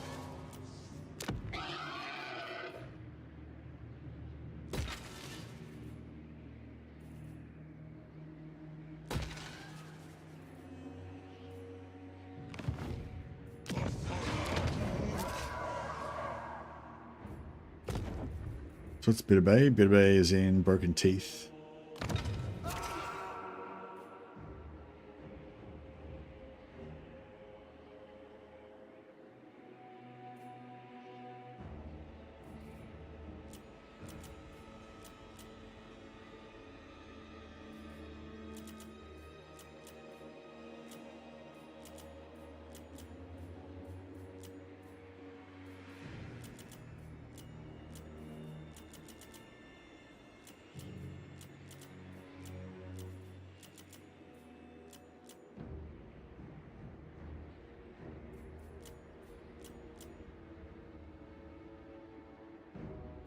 Broken Teeth needs a couple more.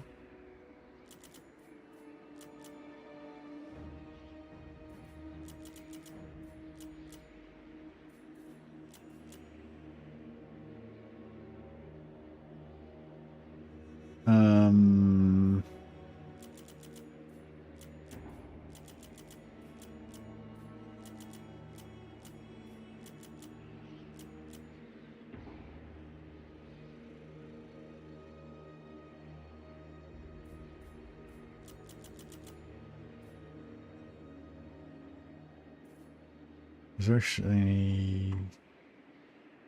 Oh.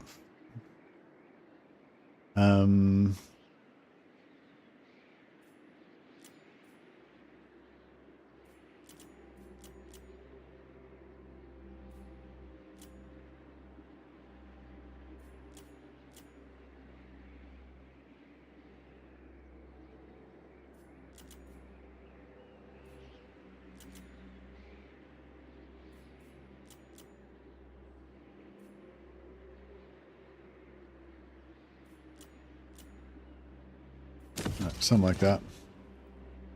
Then we probably want to hit yeah, like money, money,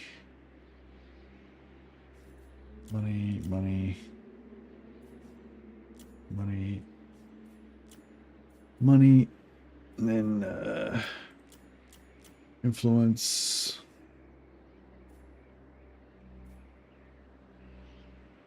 Influence.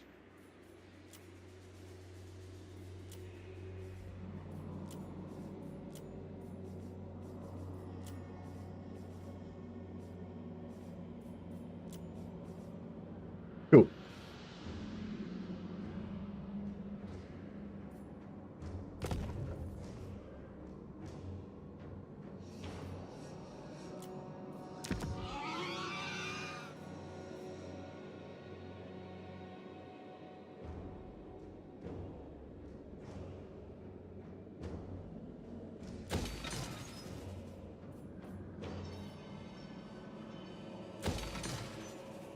All right, we got all the public order happening. Show it. I wouldn't mind getting 2 more in there just so we can get that up straight away. We've gone this far.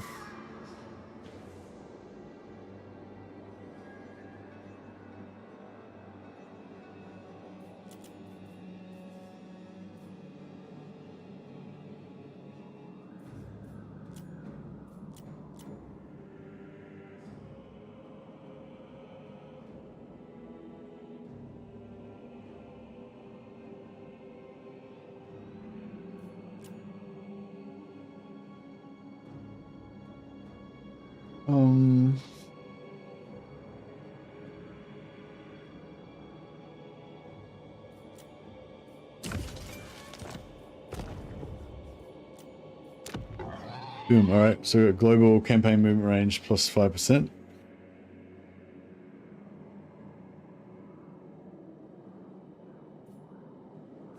Oh, what? So this gives us 50 raw materials when... 50 raw materials when workload requirements are met. But we have 0 workload requirements because there's no workload requirements in this settlement, so we're always met. So we just get free...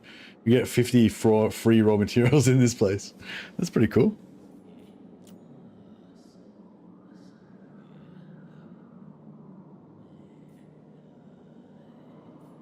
Don't mind that. And I just gotta go to the bathroom. I'll be just check out this Skaven situation in here. Little Skaven haven. The Chaos Dwarf guy.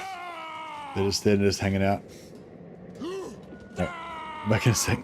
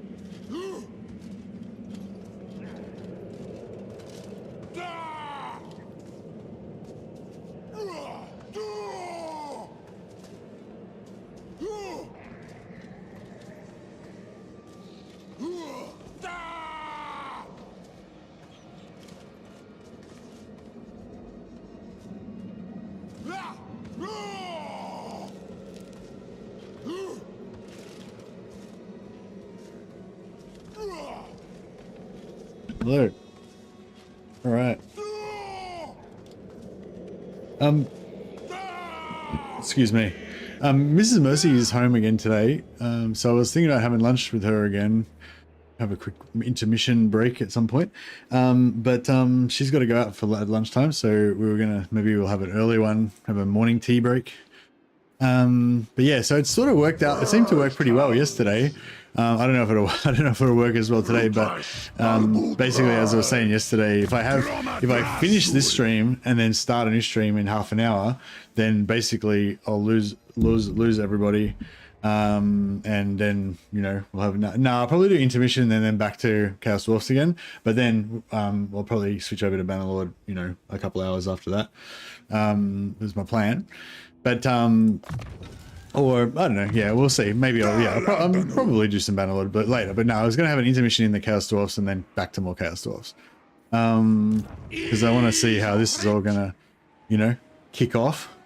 But yeah, so I don't know, I totally understand if you don't want to hang around, but yeah, from my point of view, it just seems to work well. Yesterday it seemed to work better when I just have an intermission rather than end the stream.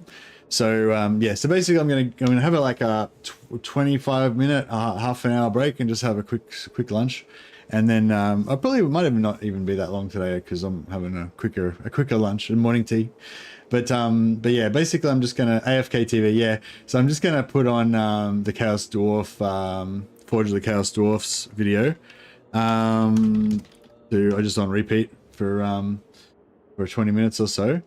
So that you don't have just like blank screen or blank chair. But yeah, so basically, yeah. So I don't know. Yeah, I don't know. I know it's sort of, oh, sorry. I know it's kind of shit, but yeah, just if I stop the stream, it's almost like not even worth starting a new stream after lunch, you know, like it'll be like nobody watching. So yeah, so we'll try this again. Yesterday it worked pretty good. But yeah, if you don't want to sit around watching Chaos Dwarfs over and over again, then I totally understand. I'll be back in about 20 minutes if you want to check back later. But yeah, for those of you who hang around, hope you enjoy some Chaos Dwarf vibe in the meantime.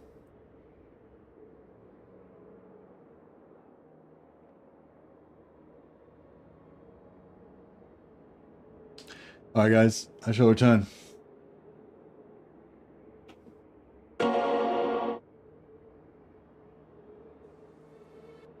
Forsaken, abandoned to the dark, what choice but to follow the flame?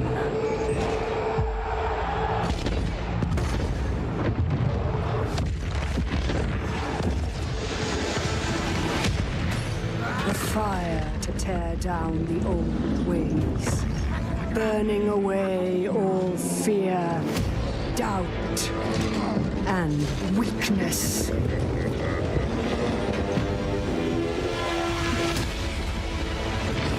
Nothing remains but power and ambition. This roaring fire will always demand more. More fuel. More sacrifice. The fiercest heat to forge the hardest steel. Destiny. Rising from within the crucible.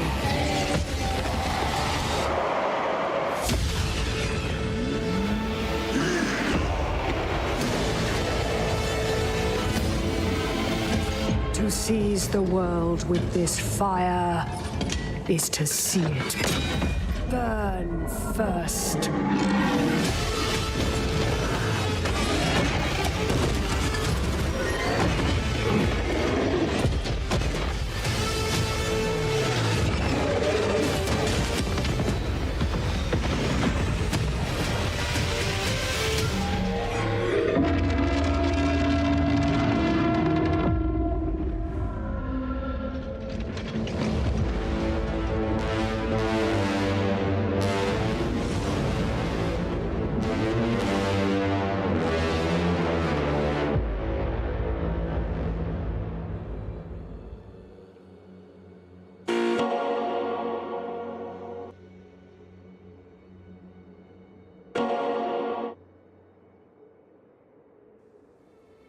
Forsaken. Abandoned to the dark. What choice but to follow the flame?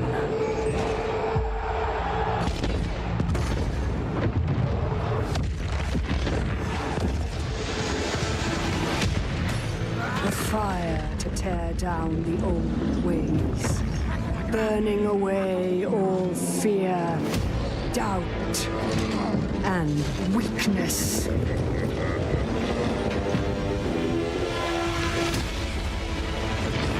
Nothing remains but power and ambition.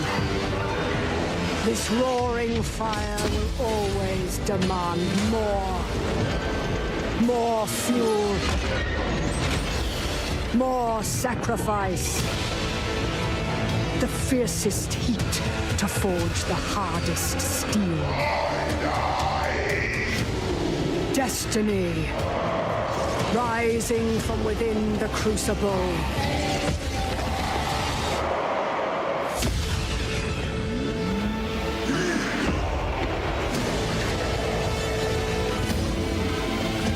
To seize the world with this fire is to see it burn first.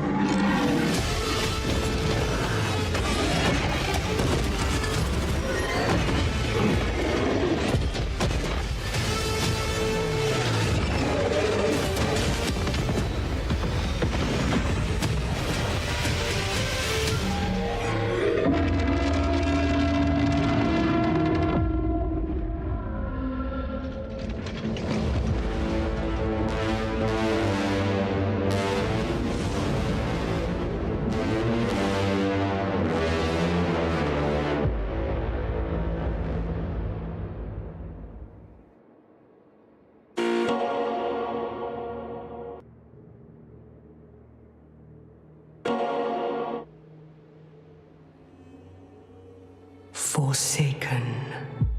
Abandoned to the dark. What choice but to follow the flame?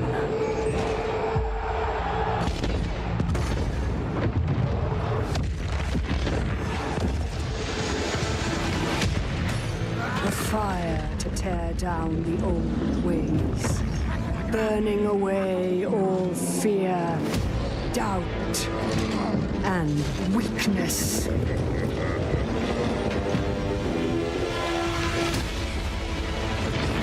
Nothing remains but power and ambition. This roaring fire will always demand more. More fuel. More sacrifice. The fiercest heat to forge the hardest steel. Destiny. Rising from within the crucible.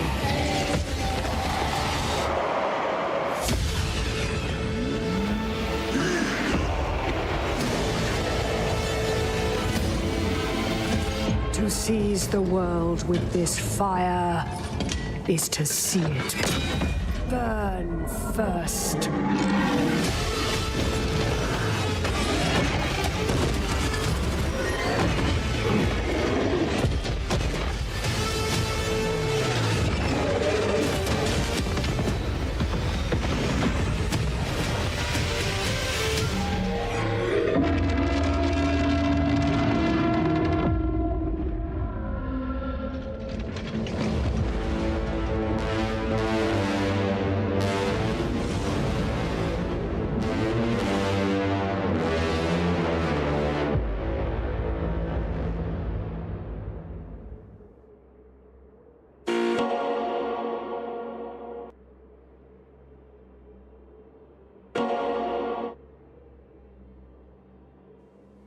Forsaken.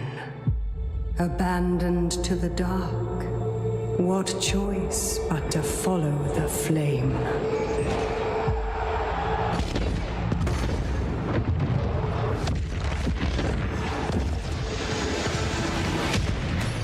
The fire to tear down the old ways.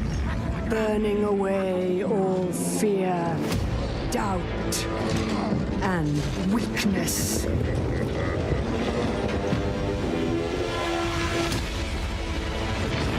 Nothing remains but power and ambition. This roaring fire will always demand more. More fuel. More sacrifice. The fiercest heat to forge the hardest steel. Destiny. Rising from within the crucible.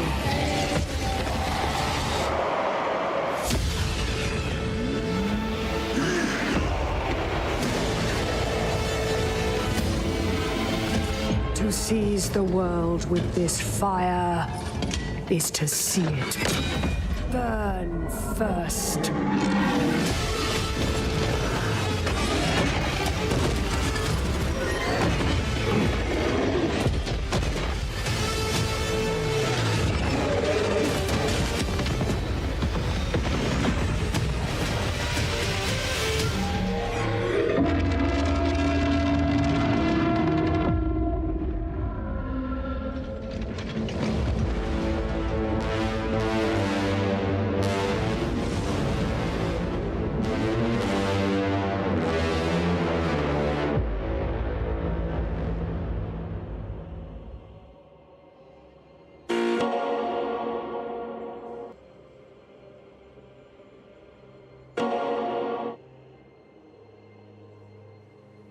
Forsaken, abandoned to the dark, what choice but to follow the flame?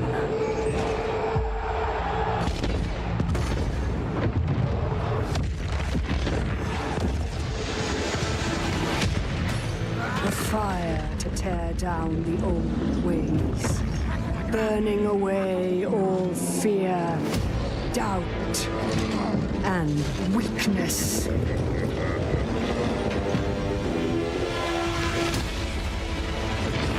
Nothing remains but power and ambition.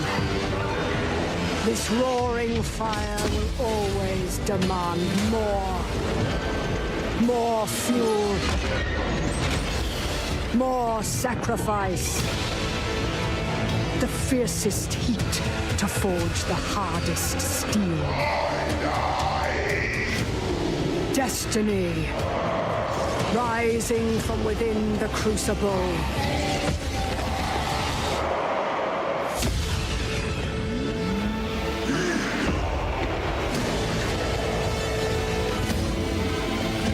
To seize the world with this fire is to see it burn first.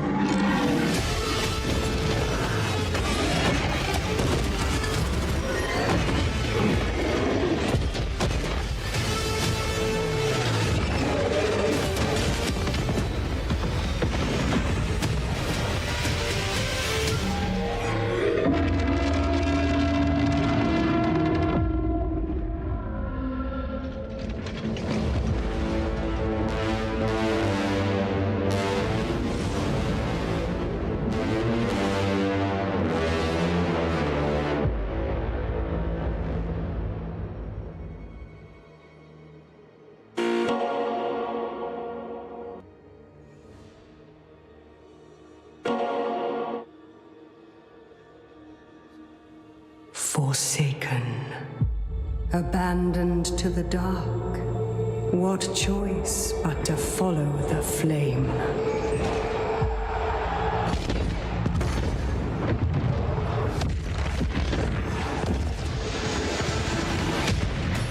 The fire to tear down the old ways, burning away all fear, doubt, and weakness.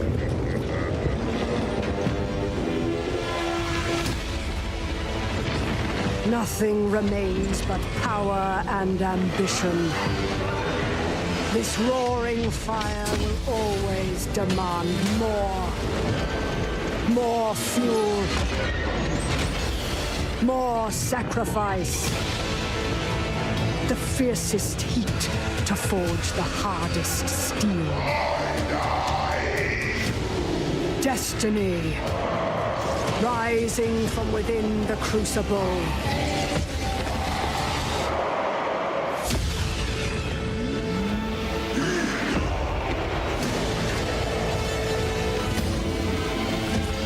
seize the world with this fire is to see it burn first.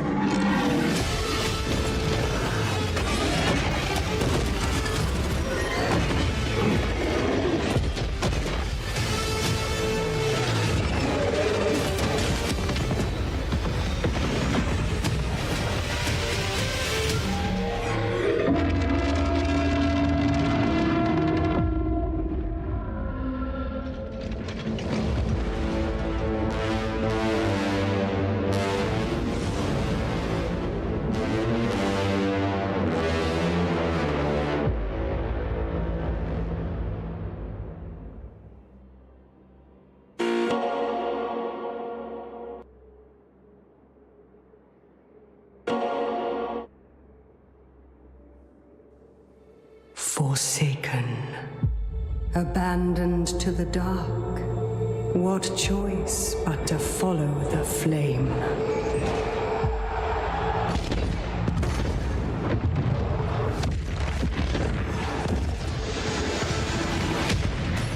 The fire to tear down the old ways, burning away all fear, doubt, and weakness.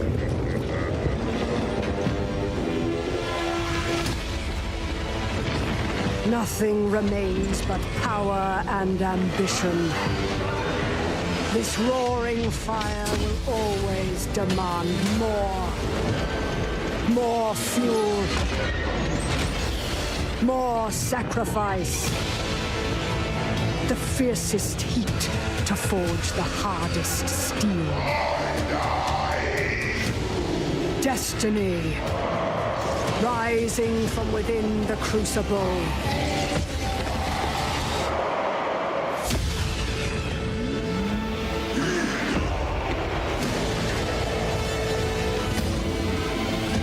To seize the world with this fire is to see it burn first.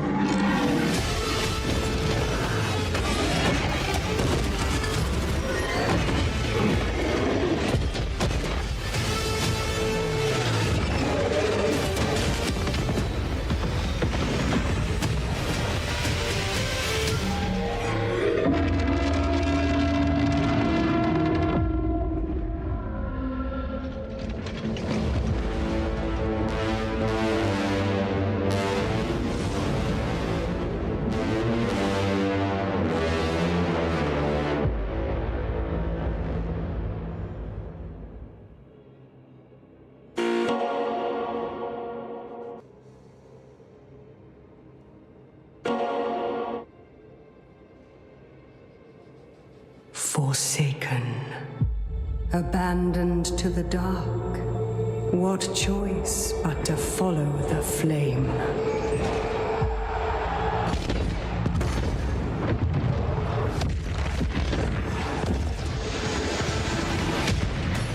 The fire to tear down the old ways, burning away all fear, doubt, and weakness.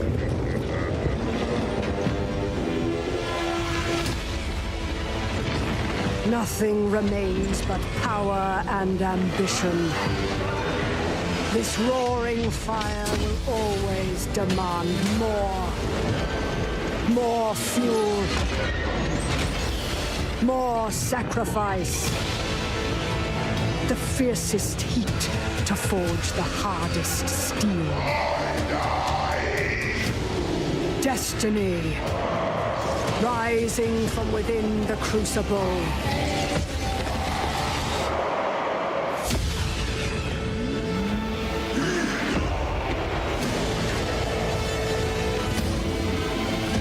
To seize the world with this fire is to see it burn first.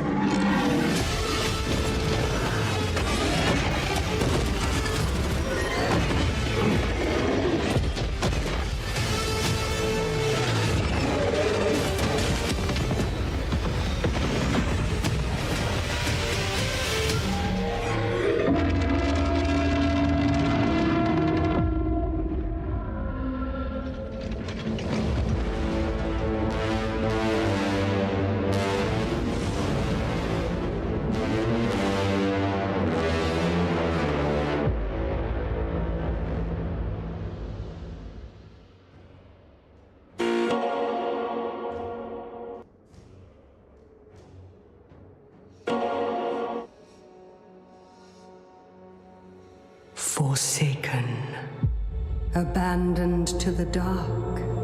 What choice but to follow the flame?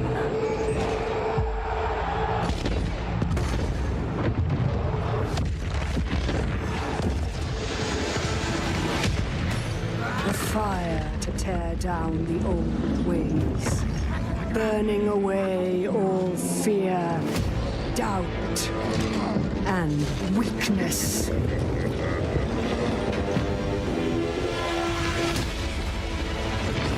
Nothing remains but power and ambition. This roaring fire will always demand more. More fuel. More sacrifice. The fiercest heat to forge the hardest steel. Destiny. Rising from within the crucible.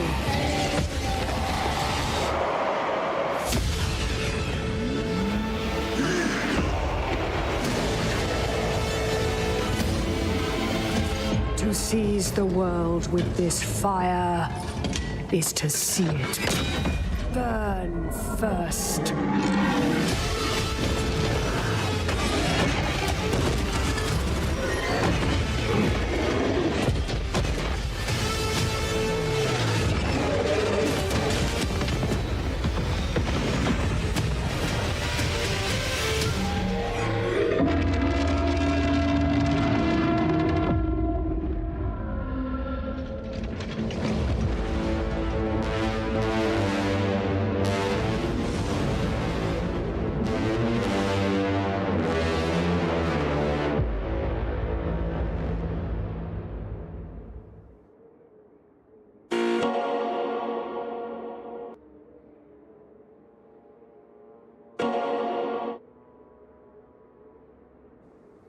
Forsaken, abandoned to the dark. What choice but to follow the flame?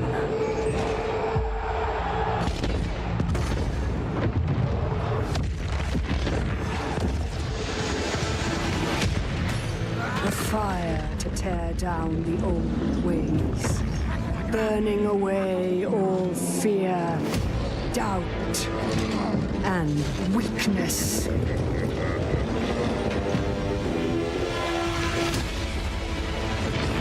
Nothing remains but power and ambition. This roaring fire will always demand more. More fuel. More sacrifice. The fiercest heat to forge the hardest steel. Destiny. Rising from within the crucible.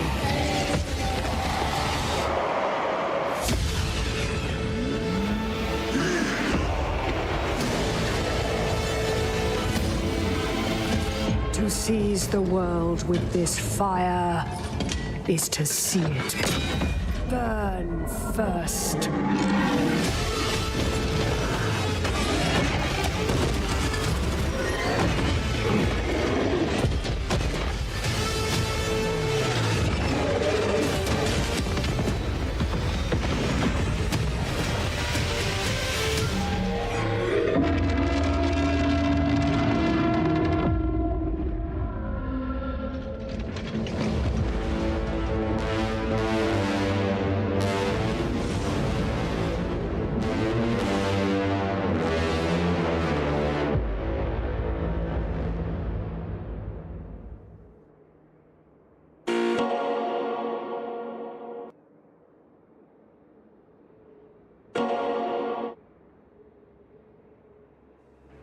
Forsaken, abandoned to the dark. What choice but to follow the flame?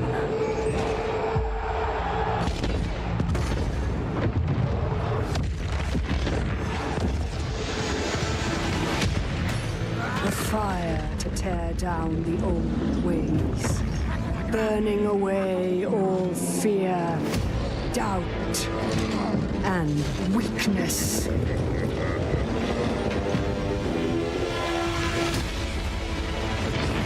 Nothing remains but power and ambition. This roaring fire will always demand more. More fuel. More sacrifice. The fiercest heat to forge the hardest steel. Destiny. Rising from within the crucible.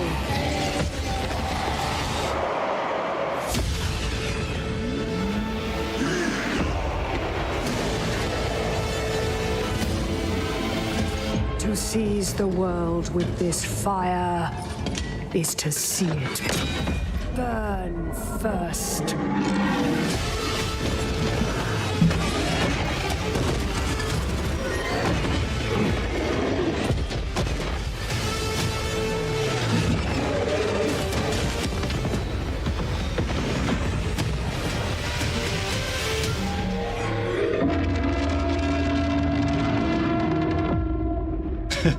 That is like such a fucking... That is such a cool trailer. Like that trailer gets me so pumped. Love it. Yeah, guys. Thanks for hanging around. Just had to have a bit of lunch and get revitalized for the second session. I'm glad you guys kept yourselves entertained. Yeah, we seem to have still got a few people here, so I think I think the intermission works. Intermission is now a tried and true thing. Oh, my boys Astrogoth and my bros are dead. Well, they're technically still alive, but they're technically still alive, but I can't trade regions to them anymore because they don't have any territory for me to trade. Dignata Dorazang. Isan Lokus Anu.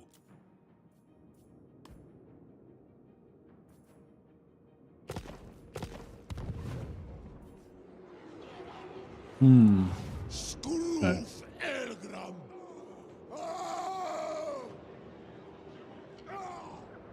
Gazanagul.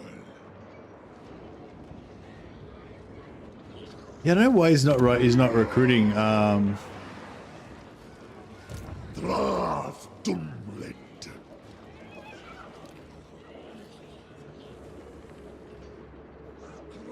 Yeah, I don't know why he's not recruiting here, but apparently he's not. Jarik.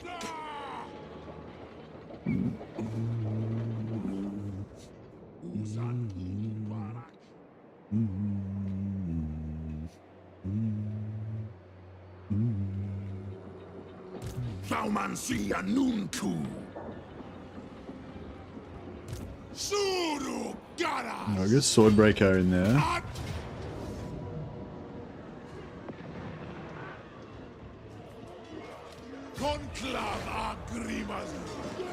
I reckon this maybe this dwarf hero is like sitting right on top of their spawn point or something. Yeah, I'm not really sure.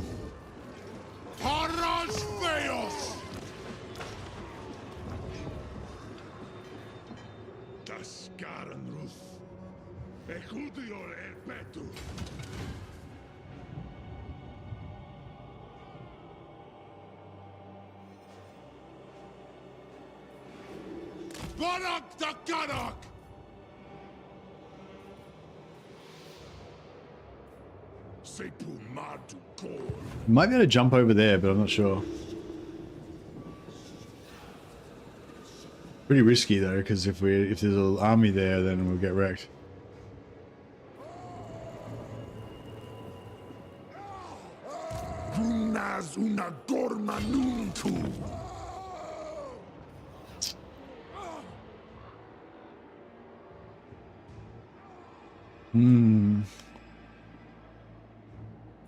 How goes courting Kairos? I totally forgot about Kairos.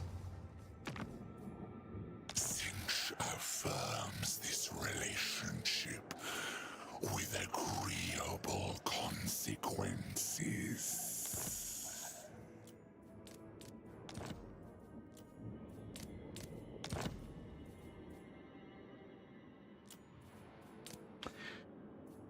Hmm.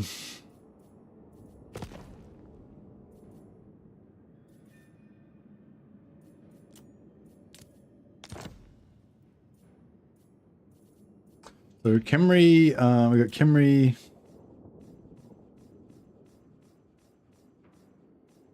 Chevaliers, whatever.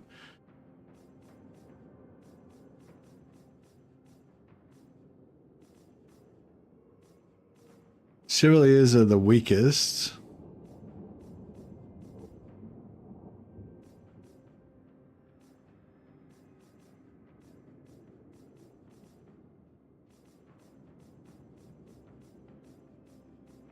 Khemri are pretty weak as well. I know Khemri are weaker. 48-17. 34-7.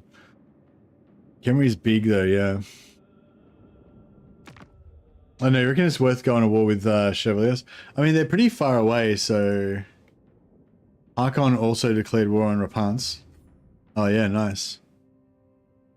Actually, it'd be good to get good relations with him as well, wouldn't it?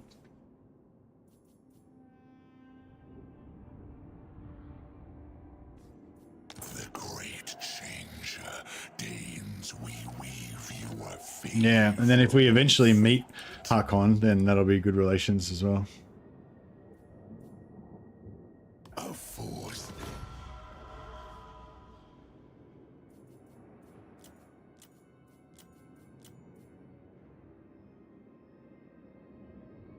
Heading towards 86. I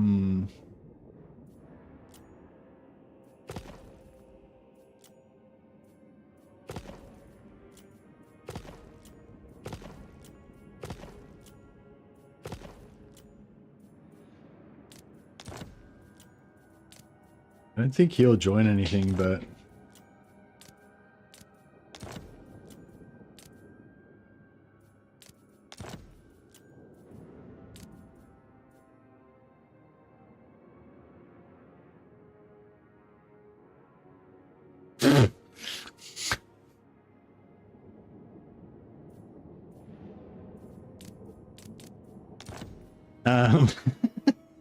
It's like, that was actually Khemri, not Rapance that you just declared war on. It's like, oh. Alas. Oh, well, I guess that's cool. It gives Draz something to do, I guess. Your path to us was clear, because we made it. Yeah, I wasn't paying attention properly and I accidentally declared war on the wrong faction.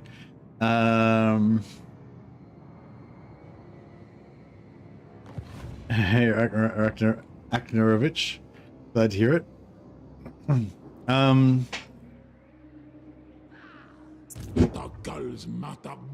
Yeah, okay. Well, yeah, maybe if we survive this fight with Gorbad, then maybe we can start conquering some of this Khemri stuff. I was kind of worried about the Khemri stuff anyway, because coming after Quake, so... I mean, I'm just trying to make excuses, but yeah.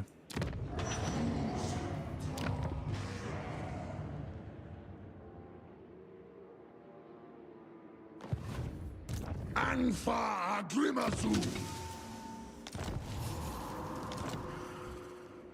Arbu Itu Bago.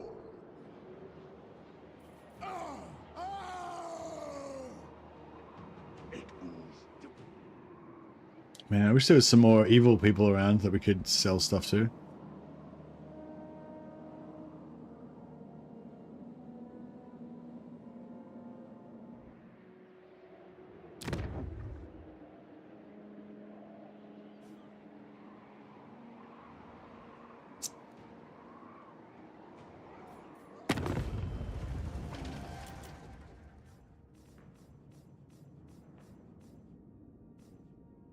Oh, Disciples of the Moor are still alive. Yeah, there's not much we can do about that. They're going to get wrecked by Belagar.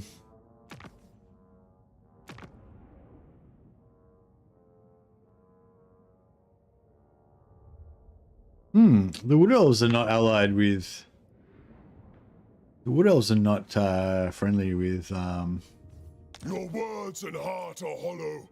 My hounds will gorge themselves upon your flesh.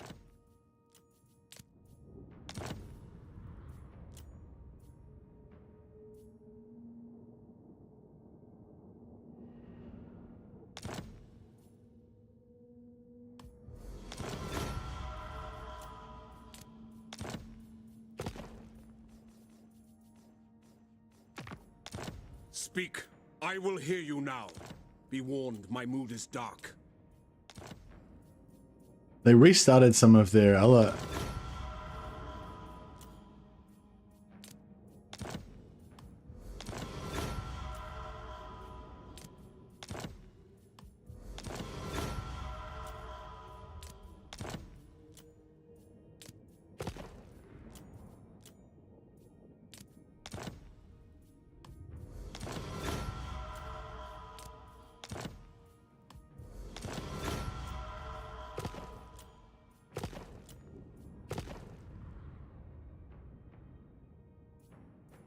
I love how Karl Franz just heeds Chaos Dwarf envoys and breaks relations with all of his neighbors.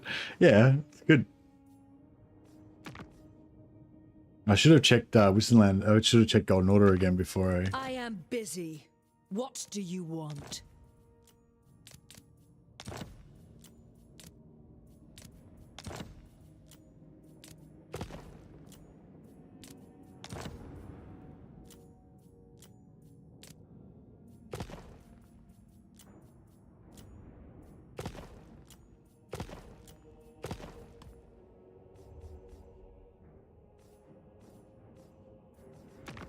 And Ice Court, we're trying May to... the dark lands be engulfed by deadly blizzards.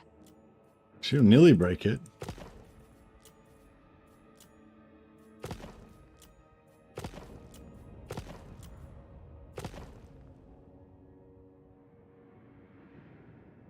Sell Elspeth a settlement to get her to wage war on Karl Franz. Oh, do you reckon that's possible? Yeah. That'd be good.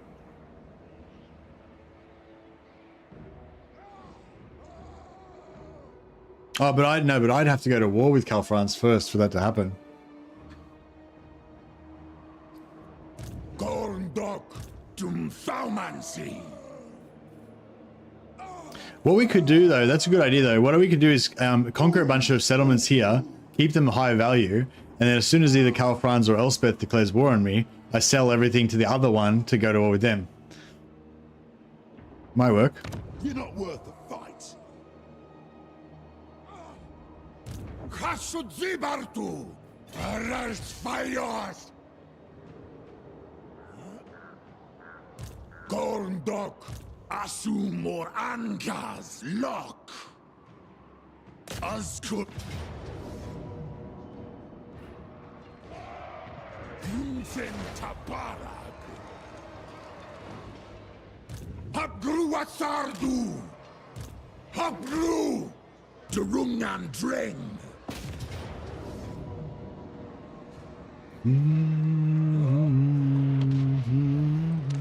Alright, just fight someone so we don't take too much damage, hopefully. Hopefully this won't be as crazy as the Slayer, that Slayer fucking atrocity that we had earlier.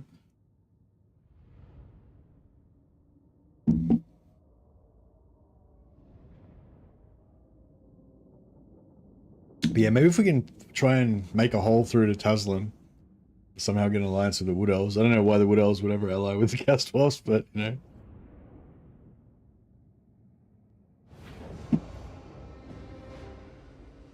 It's pretty, I feel like it's pretty fun trying to like link up with all the other evil factions.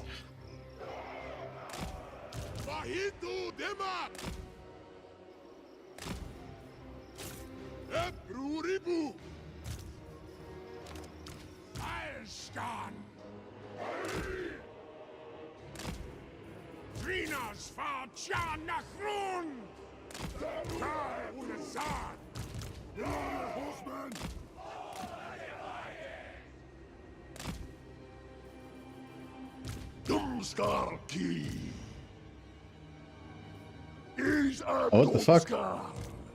These keep leveling up and getting mounts.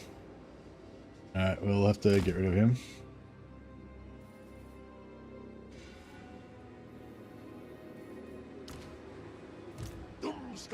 So we don't use any monstrous house rules, no monstrous units in this one.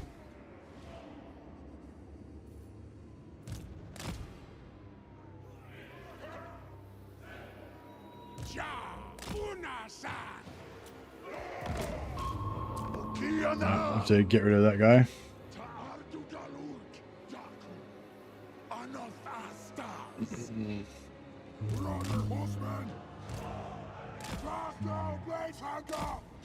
Bring us to carnage!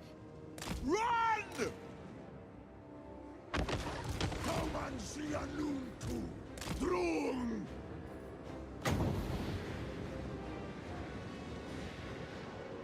Fajar nach Rund! John! Udiol! Sanun Azaraz! Grondita Demskar! Fire Swerky!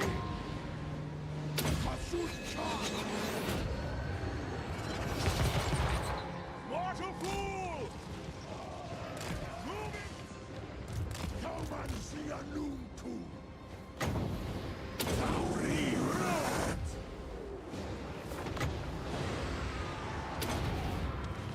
Chase you down!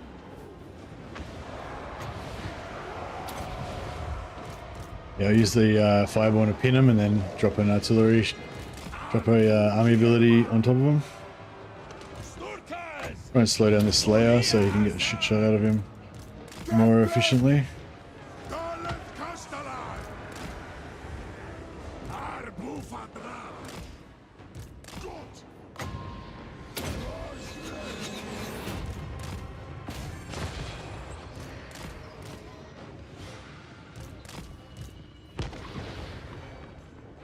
Yes, Lord! Demskar key! Oring! Come and see a noon too! You're still tying those guys up. It's good. Alright, keep him slowed.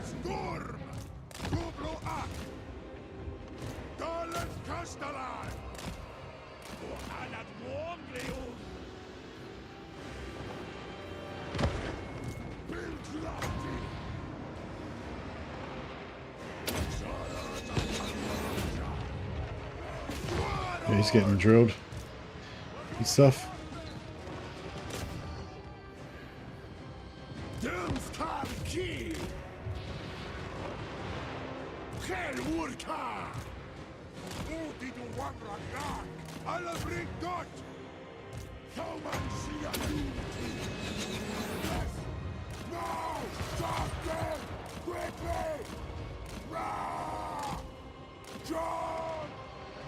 Alright, he ceased to exist.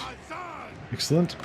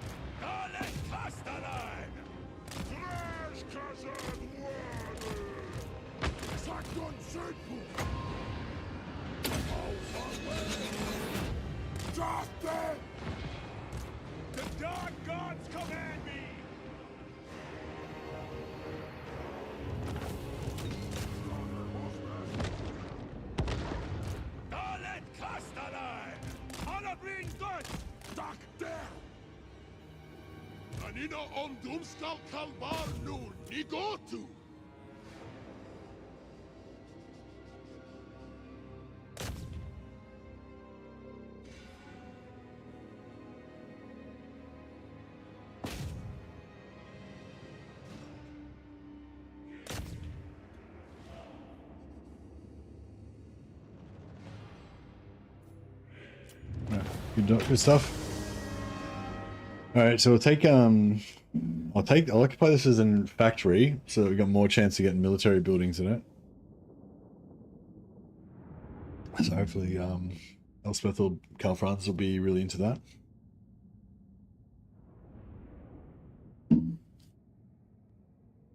Yeah, I like this idea. Thanks, Eva.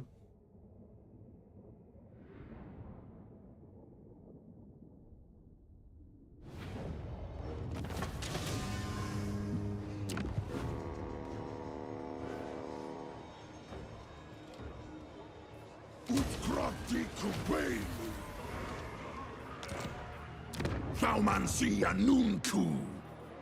Ah, no. Right, we get nice, really nice replenishment. No, didn't inherit any military buildings, unfortunately. That's okay.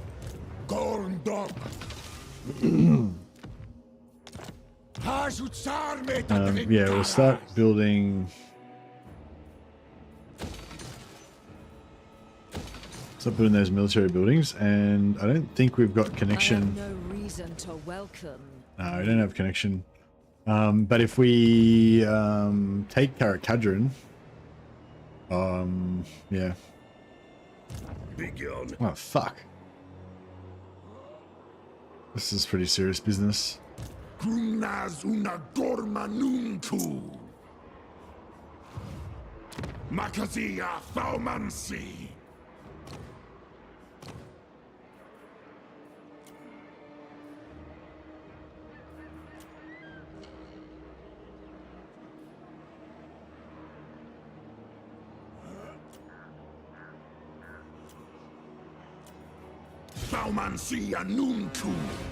Yes. Ungrim is going to be such a pain in the ass.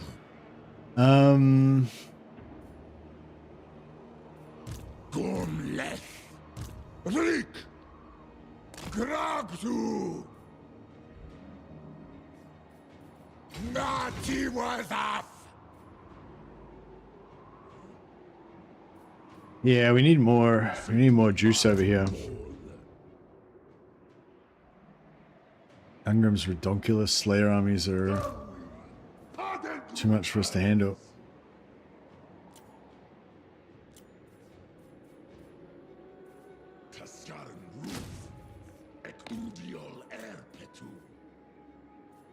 I'll probably save that.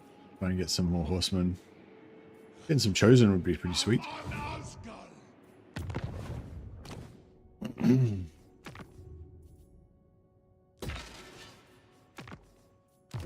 Yeah, we'll get tier 3 outpost that automatically unlocks chosen great weapons and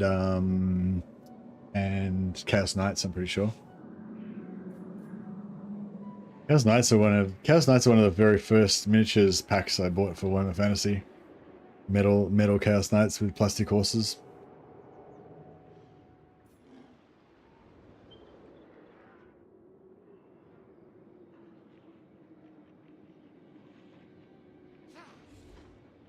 Are they painted yet?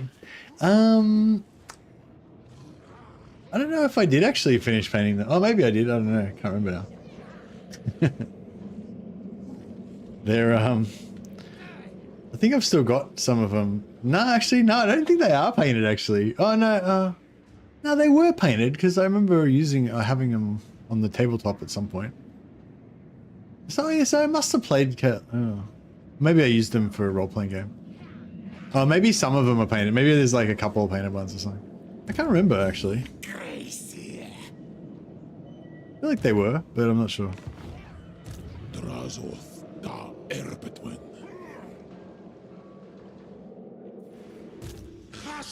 was a long, long time ago.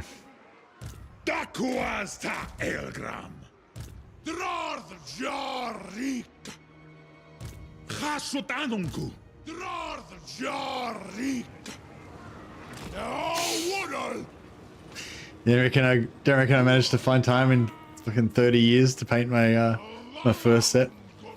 Probably right. Probably right. A pile of shame. Gorndok. Dalet Castala. Thrina.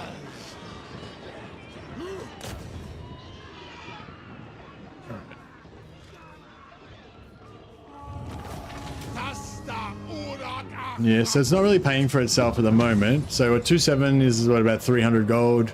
It's about 500 gold. And then another 9 is like 100 gold. So maybe about 600 gold. We've got 3 magic items. 3 magic items is pretty good though.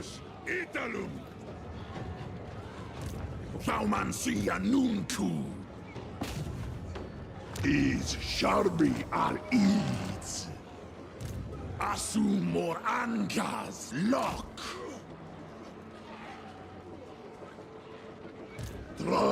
Yeah, I think I should have moved him so that he would have moved and chased me. And then that would maybe stop them from blocking these guys, maybe. I don't know if they're blocking them or not. Drarfdum let. Kashut Turia Kals. Saumansia Nunku. Dak Drarf. Got. Kashut Anunku. Gorndok. Groma Drazul. Angva Grimazul. Oran Arin. Afsepuzan Sumino. Subjugator. He's a grip. Might respec this guy just so he's ready. So like a slightly high level lord to recruit wherever we need it. Is it turn 80 or turn 100 the crises can start to spawn on default settings? Oh yeah, I'm not sure.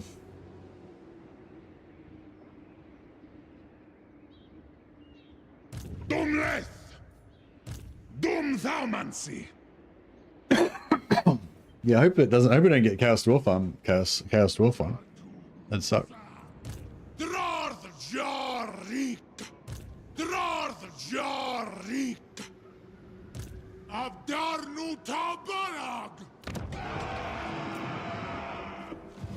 Actually, I might. Grimas Dabarartu. Subjugitash. Sufereu. I was gonna stay back and get replenishment because it's sorely needed, but I think we need to just get into the fight as fast as possible. This is all very fucking hairy around here, really. Whether that's gonna work out or not is anyone's guess. Tasardu Adugal Ula Hurry. Drarfdum let.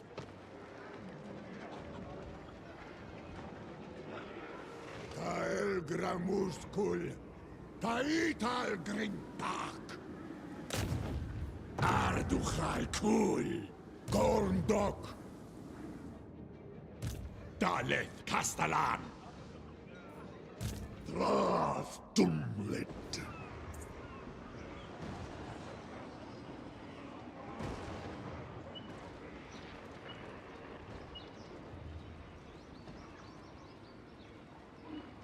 Bezdrungi. Alright. Tagrungron Apgru.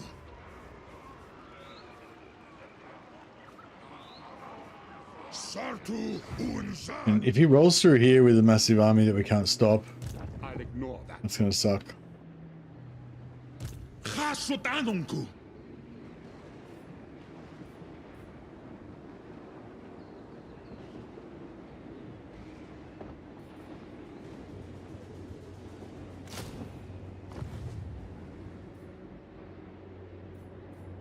Apguru. Awanrag.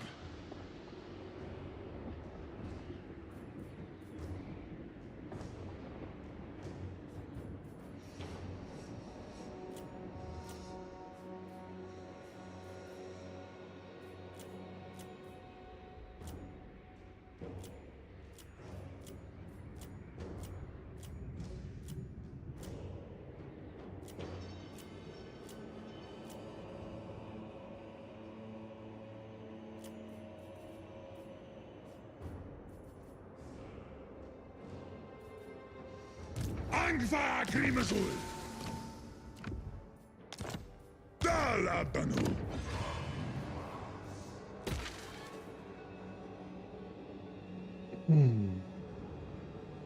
Alright. I think we're done.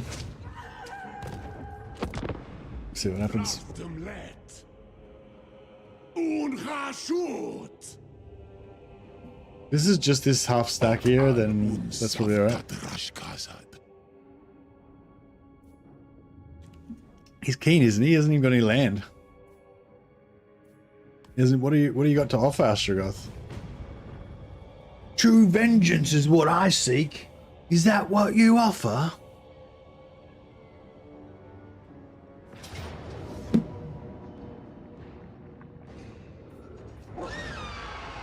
Enemy failed to spot our ambush.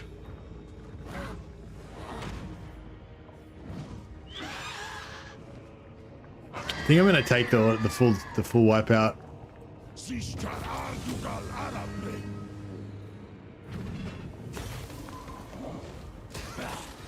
Basically top flame.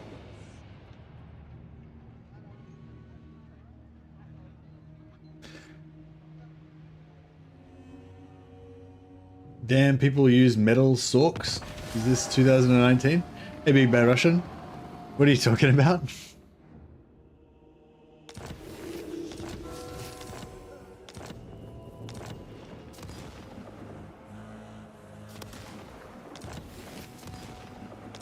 I didn't realize we're too short to be hit by halberds. I know. Fools.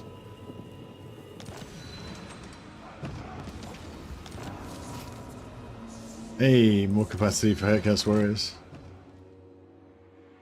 You have a metal sork? So like demon sorcerer, you mean? Like one of these guys? I've got like 10 of them all over the place.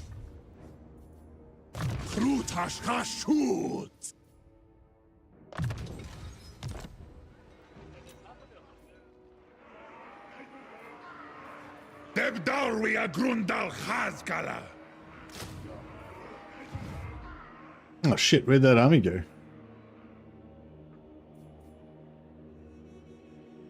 If it was in, do you reckon if it was in there we'd be able to see it? Fuck.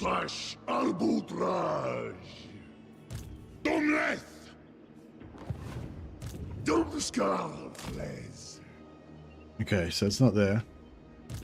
Not there. Guess it's here. Drongi da. There's Drungi. Absolutely not. Dumskar Ki.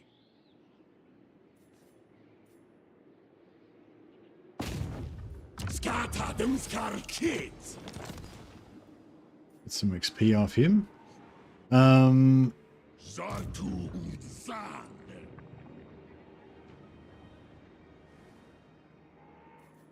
Sarunakon.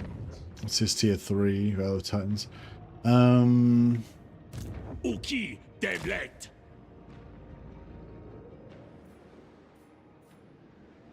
Dear Dumskar Ukas. Eep.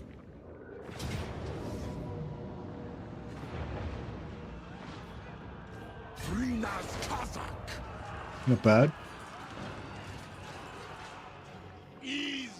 Alright, we didn't even. I was going to use this guy as like for siege locking if we had to go full defensive, but yeah, it looks like it's all good.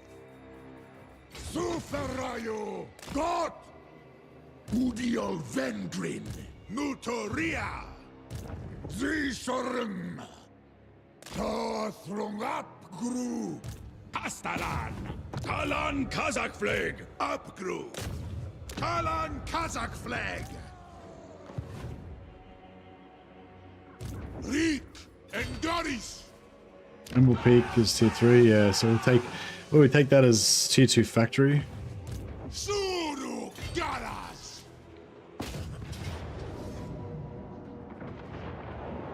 Unbak Bezek an Arak Dakata Elgramus.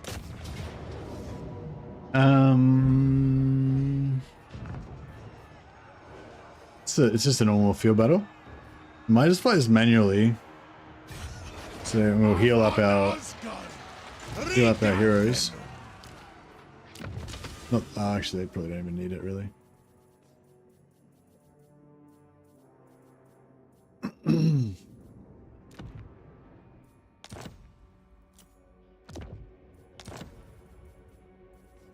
No, I'll give you a mirror shield. And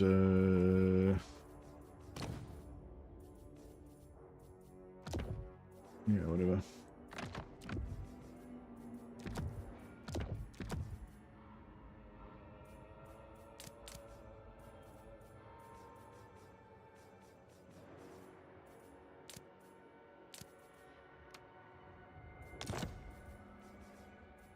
grab some of those crappy.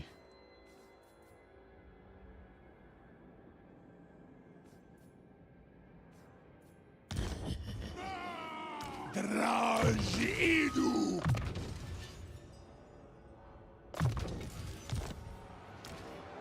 Davararthun! Really hoping they add 4 different realms of chaos to Immortal Empires. What? Really hope they add 4 different realms of chaos to Immortal Empires map as places you have to go to stop the Demon Tide endgame crisis. Yeah, no, I don't want them to add the realm of chaos. I wouldn't mind if they added like portals that opened to the realms of chaos or something. Yeah, I don't want to, like, I don't feel like, I mean, I feel like it's cool to have like specific stories where specific heroes have like gone into the realms of chaos or whatever, but I don't think like, you know, I don't think like being able to just march anybody being able to just march their armies there, it just seems stupid to me. Like, yeah, I feel like going to the realms, it's like going into hell or fucking going to heaven or some shit. It's like, yeah, like maybe some kind of heroic legendary hero could do it or something, but it shouldn't just be a map location that you can fucking march to. Yeah.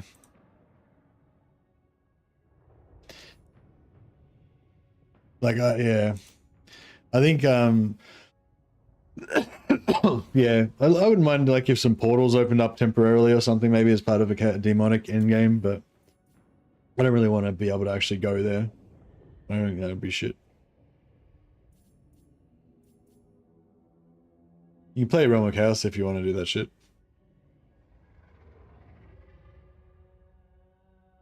But that's just my personal opinion. But yeah, I get that. I don't know. Yeah. Yeah, like the Realms of Chaos are a cool place. But yeah, I don't know. I don't necessarily think they have to be added to this.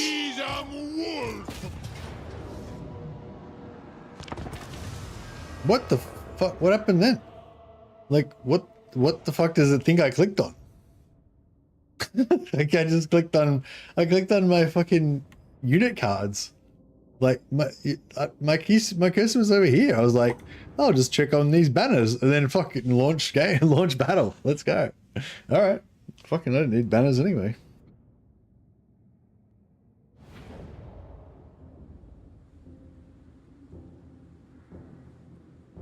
Bull centaurs are born to normal chaos dwarf women. Yeah, I think I heard that.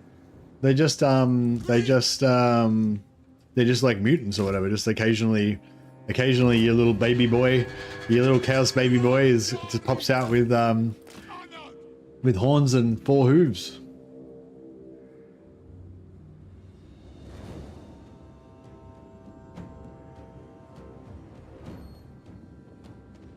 It's not about law breaking, Cindy.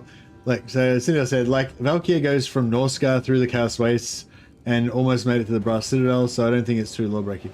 Yeah, it's not really about law breaking. It's about just like, I don't know, like already I feel like it's a bit whack that all of the demon princes, all of the demon lords like live in the world. Like Scarbrands, Nakari, fucking Kugath, all these fucking epic greater demon lords, like they've all just got their little territories, little provinces. Oh yeah, I live next to Stirland, you know? It's like, I'm Nakari, I live in Krace with the elves. It's like, what the fuck? Like, what the fuck is Nakari doing there? Like, it's just, yeah, so I feel like it's already fucked that there's all these demons that just live in different neighborhoods around the world. Like, if demons want to come to the world, they should have to, like, tear a fucking rift in reality and come through or some shit. Or most likely come through from the Chaos Waste, you know? Like, I feel like it's whack that they already start in the world. Like, it's just like the flavor of the world is like, it's too much like it's already the end times, you know, like I guess with just shit everywhere. But also it's like, it makes those demon lords seem way less impressive. Like they just seem mundane. Like Scarbrand isn't scary. Scarbrand's just a random dickhead that you run over as your like second lord that you kill or whatever, you know, if you start in that area. So it's like, yeah, so it's about the flavor, right? And so if you add the realms of chaos to the world and just make it, you can just march into it from anywhere with any army. It's like, well, any army will march into it, won't they? Like, just, you know, fucking random, you know, fucking the army of Sterling will go and conquer this Chaos Waste or some shit. You know, like it's just weird. Like it shouldn't be an option to just go and march armies into the Chaos Waste. Like you just don't do that shit. It's insane. Like, you know what I mean? Like it's insane, totally fucking insane. But like you know, like it could happen in a story or whatever. Like, but like it shouldn't happen as part of normal military strategy, you know. So that's my take on it. But yeah, but I get that it's like a cool area and it's like, you know, got potential for cool stories and stuff. But yeah, I just feel like it doesn't make any sense in this type of game. Like, you know what I mean? Like Total War is a war game about armies and nations. It's not like about crazy heroes taking their little war bands into the Chaos Waste and shit. But anyway, that's my take on it.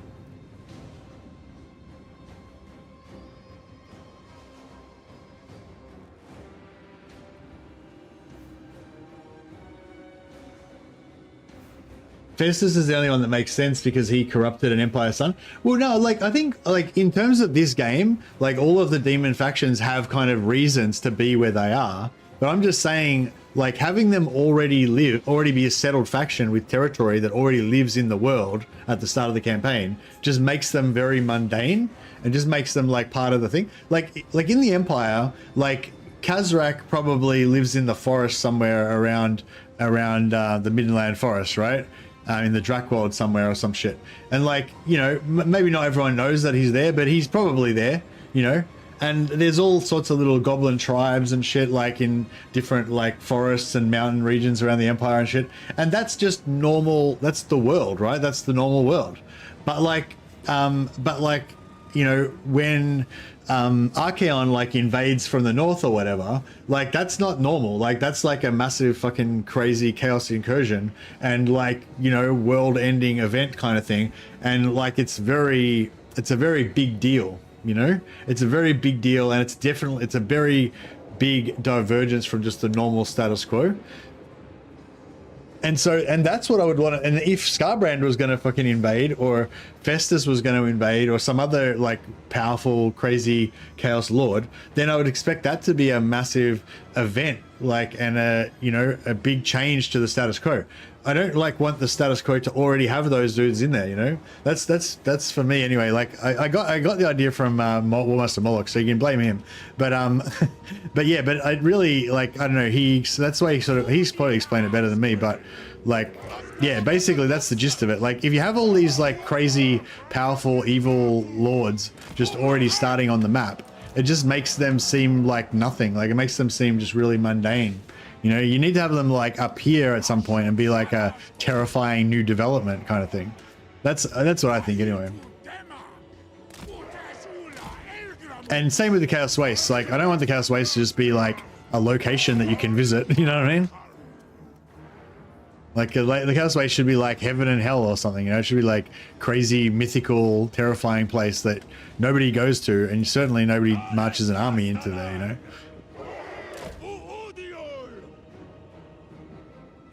Anyway, that's my take on it. Yeah, that was a good rant, wasn't it, Temzilla? I was in full flow there for a second.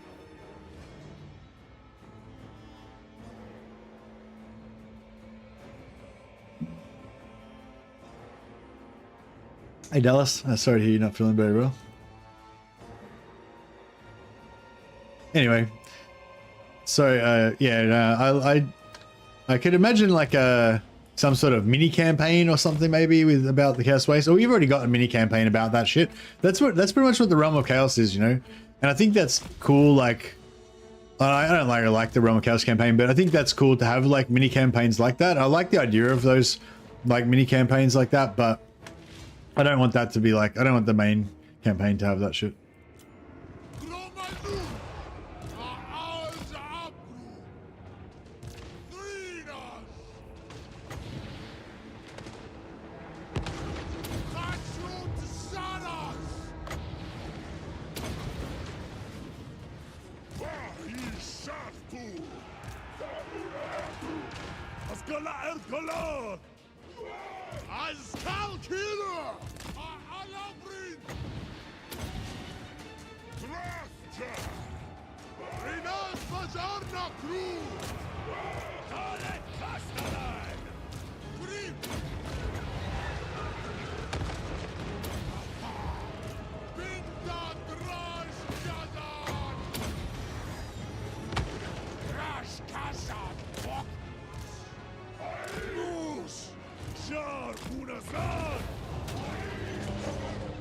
Alright, cool. Yeah, I just wanted to do it without taking any damage, so pretty good.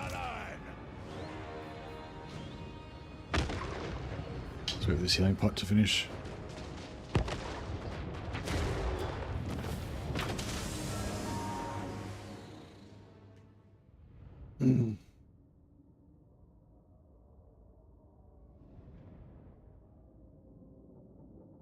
Chaos wastes are still physical, maintained, but altered by chaos. The chaos realms are immaterial. Oh yeah, sorry, was I saying chaos what race? Yeah, I mean, sorry, I meant chaos wastes obviously are already in the game. I mean the realms of chaos. Yeah, I didn't really want the realms of chaos to be a marchable location.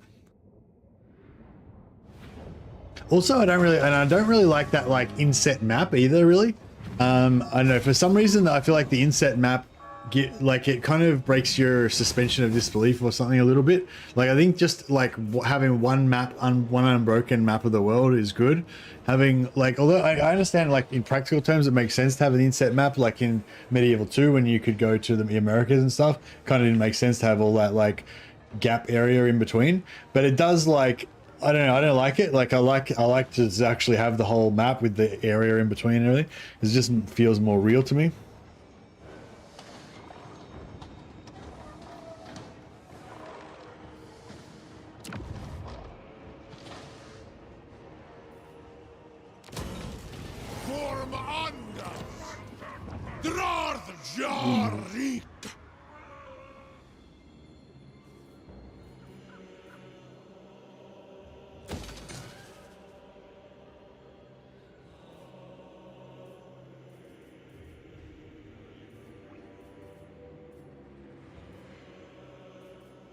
Saumansia nuntu. Abdernu grutasa nuntu.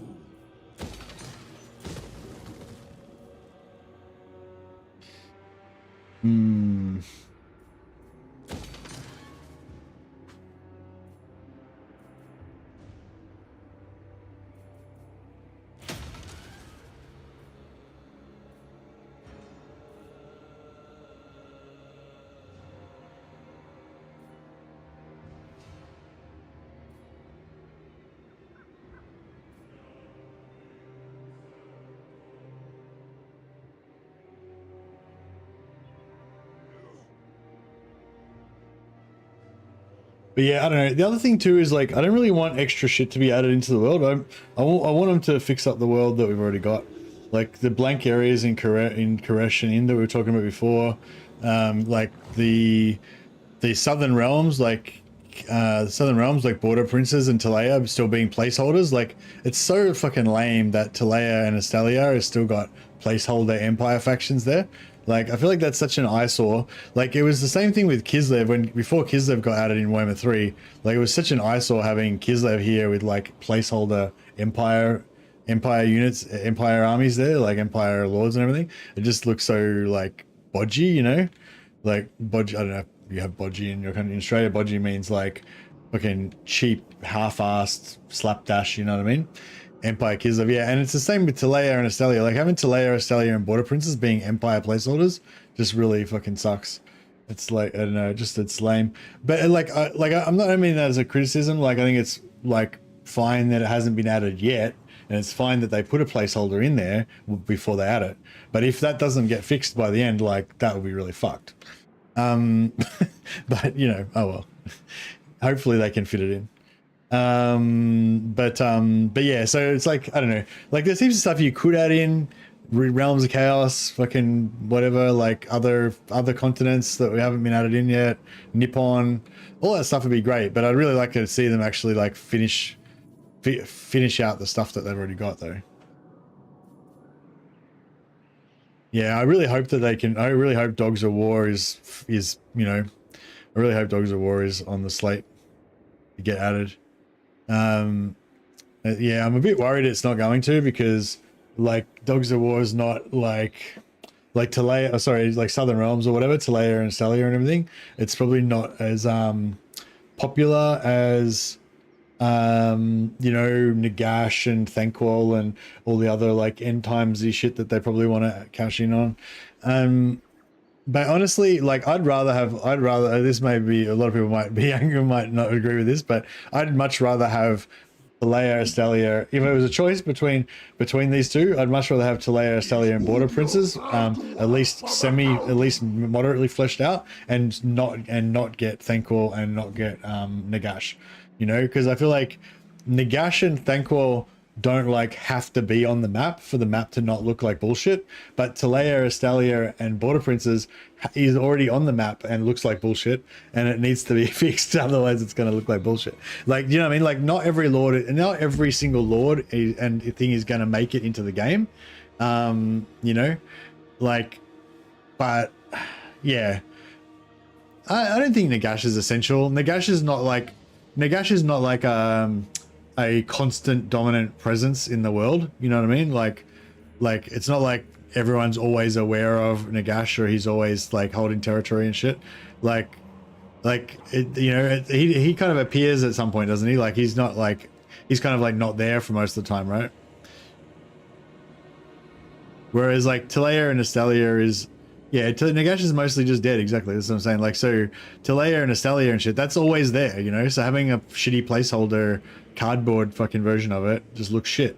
Whereas, like, you know, I mean, don't get me wrong, like, we'd love to get Nagash in, we'd love to get heaps of other lords that aren't in, but if you weren't able to do Nagash, it wouldn't be like there'd be a big fucking eyesore missing area there with a Nagash shaped hole in it, you know what I mean? That's what we've got here. There's like this, just in terms of like, you know, forgetting about everyone's favorite characters and shit, like just in terms of like Warhammer as I guess a completed artwork or whatever.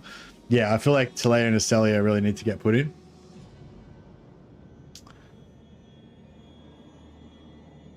The thing is, it's not popular, and and it has to be like a free DLC. You reckon Dogs of War is not popular? I don't know. I kind of reckon Dogs of War could be super popular because, like, or Talea and Estelia, because like Talea and Estelia aren't necessarily that popular with Warhammer fans, although I feel like they probably are. Like, I feel like most people think that Talea and Estelia are pretty fucking cool. But also, like, in terms of historical fans that might want a kind of a doorway into Warhammer, like, I feel like, you know, Estelia and Talea, like, and Border Princes as well, like, they provide opportunities for you to have all these kind of like historically inspired units and shit. It'd be cool. But anyway. But yeah, anyway, yeah, that's exactly my issue. Big Bad Russian. Like, for me personally, I feel like nothing else really is as essential in my mind as Talea and Estelia, like, to make this map feel complete before they finish it out. But I'm, you know, as we get closer and closer, I'm more worried that they're gonna just not do it. Yeah, and they just won't be able to financially or whatever. You know? Everyone would buy a Dogs of War DLC. Everyone. Yeah, I feel like it would.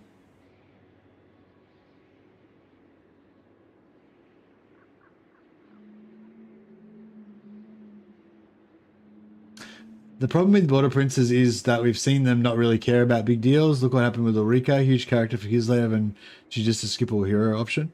I don't get what you mean. Sorry, Cindy. What are you saying in reference to Border Princes? Like,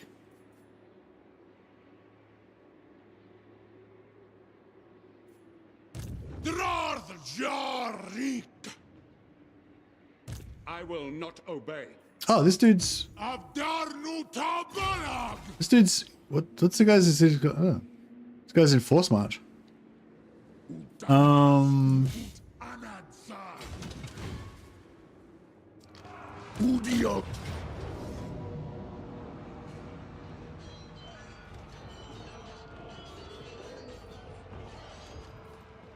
Puke Victory Medium.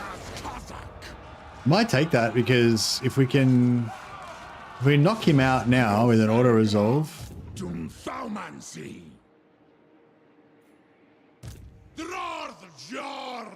And then take this guy out as well.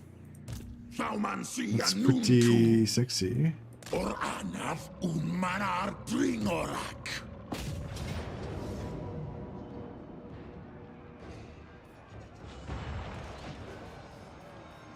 Sistar Ardugal Arable.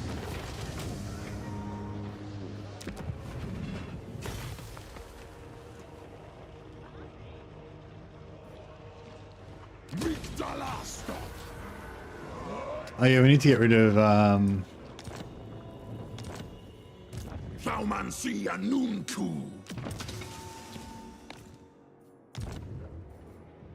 get rid of these flying guys. Gorndok.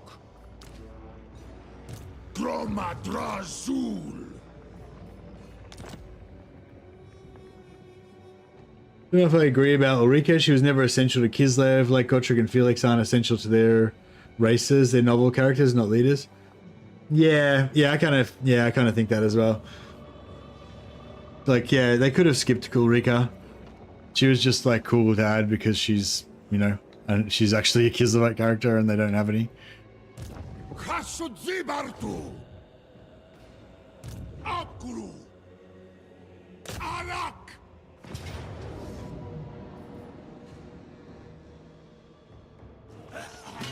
Avan Azgorh.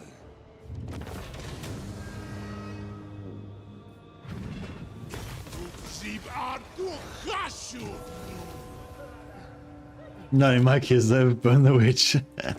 Nice. What's the buff you get from Burn the Witch? It's not very good, is it?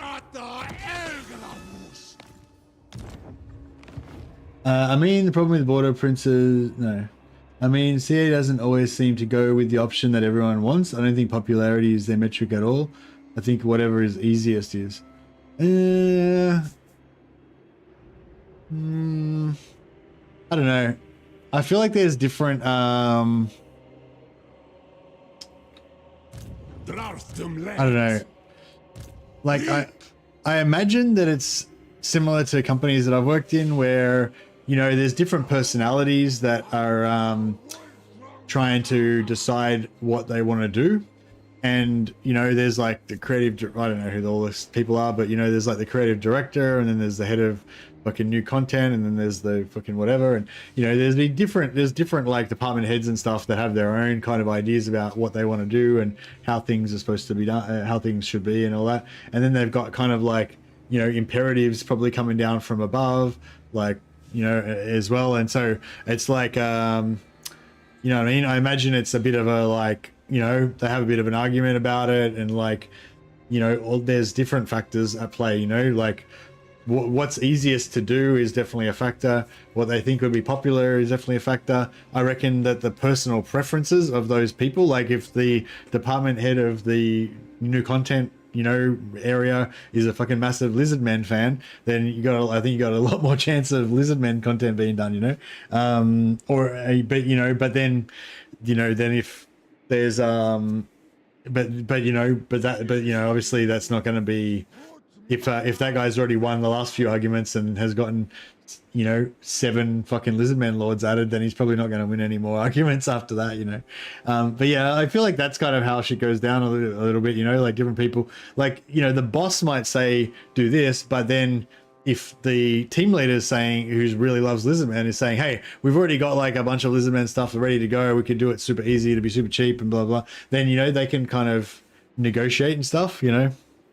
So I don't know, I feel like it's a bit of everything, you know. I don't feel like it's just like, I don't think it's just one thing of like, oh, that's the cheapest option, let's do it, that's the most popular option, let's do it. Like there'd be, you know, a bit of all of those factors, you know, I reckon.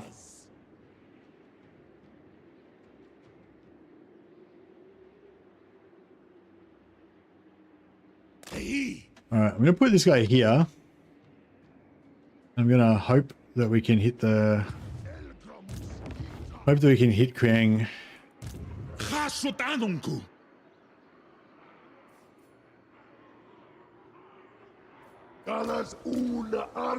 have to abandon that recruitment because we're going to probably, I don't think he's going to make it. So I think we're going to need to initiate with this guy. Stroll, hurry! Draf, Darth. All right, he can initiate in ambush stance, so he's definitely got enough movement to initiate if we put him back in normal stance. Drashkals. Dakuasta Elgram. Cathay strikes me as a bright idea from higher up. Yeah, I reckon as well. Because there's not going to be any Cathay fans because there was no Cathay. So so I don't think Cathay was one of the ones that came from like, you know, massive Lizardman fan or whatever. Yeah, it's probably either from Games Workshop or from corporate or whatever.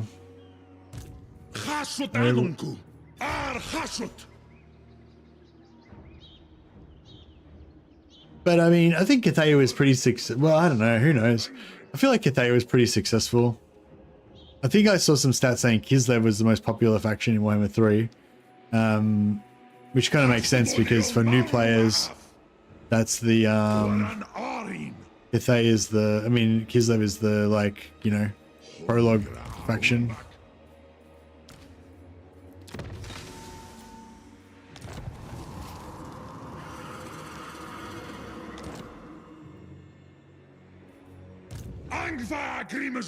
Yeah, I wonder if Cathay is going to be really popular in Old World.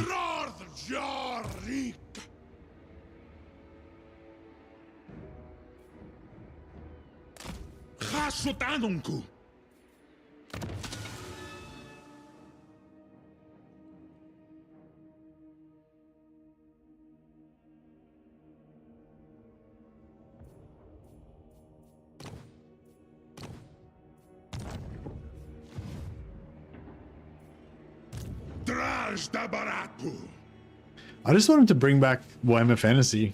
like, don't worry about Old World. Just bring back Warhammer Fantasy. Not the rules. Just the setting.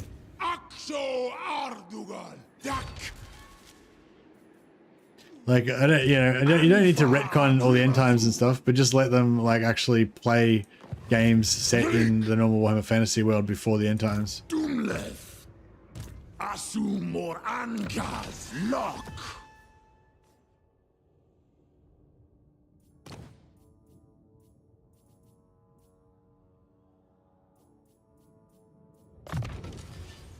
Drashtamansi Zaraz. End times are just lame. It's a bit too grimdark for me. Yeah, I don't know. I just grew up with Warhammer Fantasy, which was set, you know, just before the end. You know, it was Warhammer Fantasy was always, the setting was always kind of the world's teetering on the brink of destruction, and that's like the world that you live in if you live in the Warhammer world. So the whole idea of it ever actually ending and being destroyed is kind of against the kind of whole point of it to me.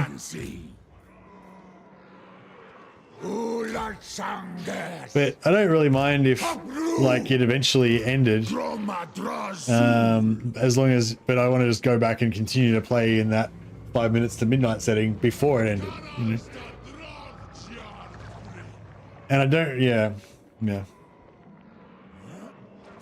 well, not play, but read, I guess. I don't really want to play the tabletop. I just want to read novels set in it. Dibnin Makas. Zishorim.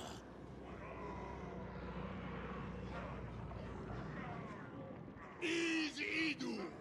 Ut Makas Betas. Oh, there are novels set in normal Warhammer Fantasy. I didn't think there was any new novels set in Warhammer Fantasy setting anymore. I thought they'd stop that because they like basically was everything, like fucking everything Warhammer Fantasy was just outlawed when Age of Sigmar came on. There was no novels, no new novels, no fucking rule books, no nothing. But I guess Warhammer Fantasy just roleplay kept going on. Wait, when did Warhammer Fantasy 3rd edition come out?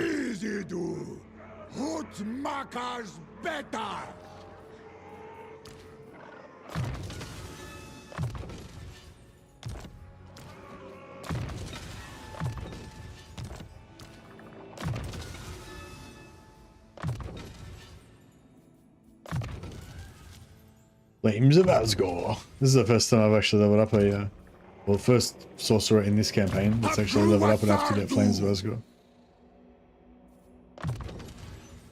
Hasutsarme tatrinkara. Trajitu. Subjugatas.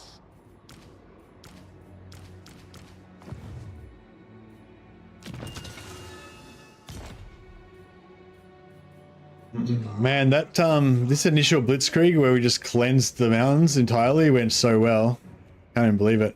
I think all of his armies must be up here fighting fighting Zatan and or Village.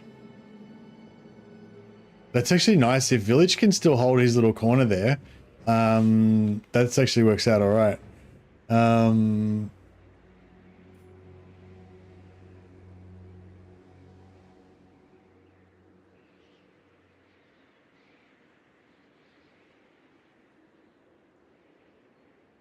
Yeah, 2009.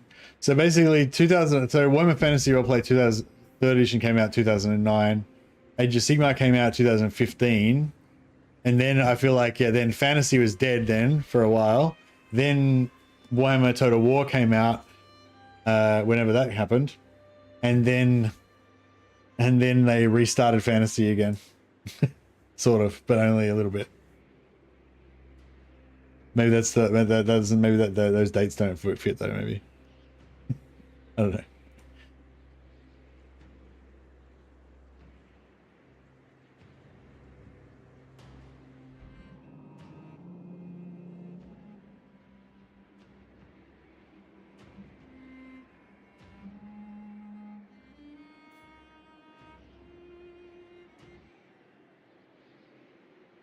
Warhammer Fantasy 4th. So, okay, so, but there still could be in a dead period from 2015 to 2018.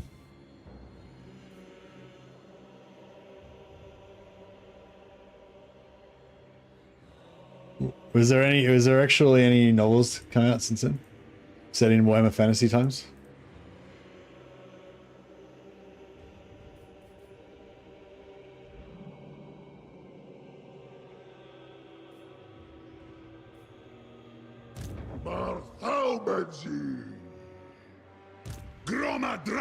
But yeah, that's interesting. Yeah, because the kind of, I guess the storyline that I heard was that basically there was no Warhammer Fantasy stuff anymore. It was all basically all outlawed.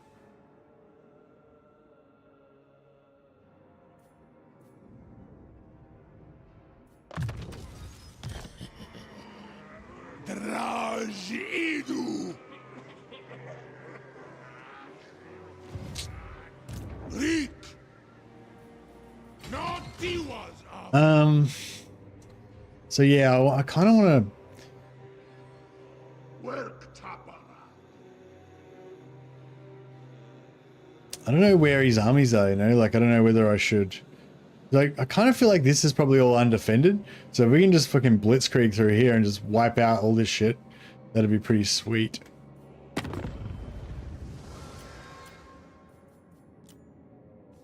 He's still ranked 5. Yeah, I don't know. So even though we just took out 3 of his armies, sorry, he's still ranked 5. So yeah, so he's got to have some big armies somewhere. Yeah, no, allies did join the war. So we got Maternus. We got Maternus over here somewhere.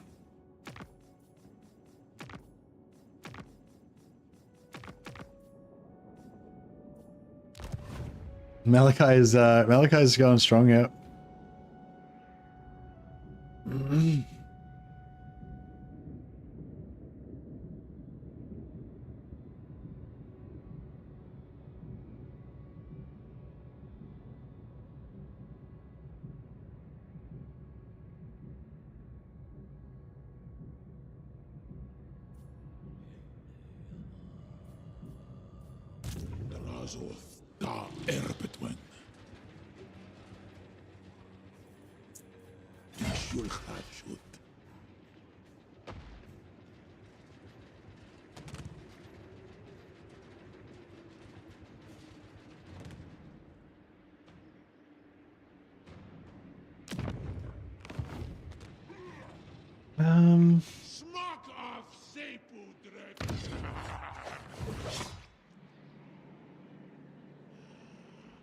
Jar un Nachra.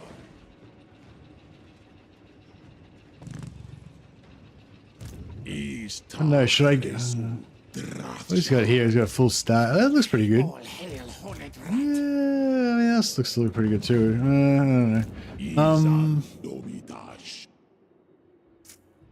Yeah, I kind of want to get down here and... Drarth Jarik. Drazot. Undrim Drath.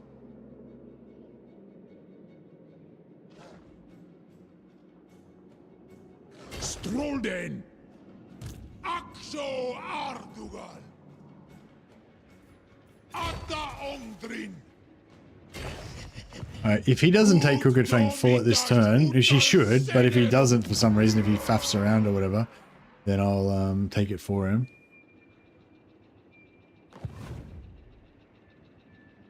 Smock of Sapuldred.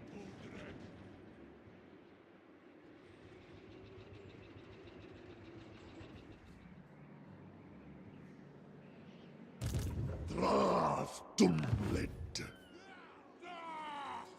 Arbu. Idu Magor.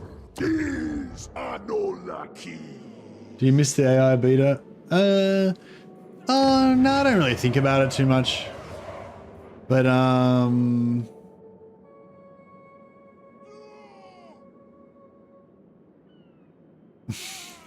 but yeah, I like the fact that I started this campaign on the beta, and we've got all these like massive empires all around me.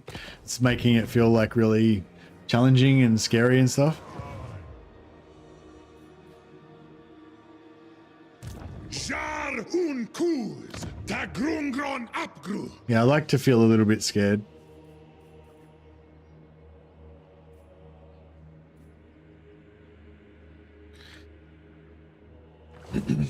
Awanrag.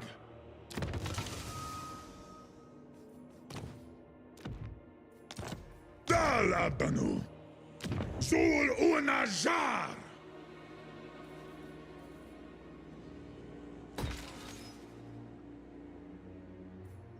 Dabararthun.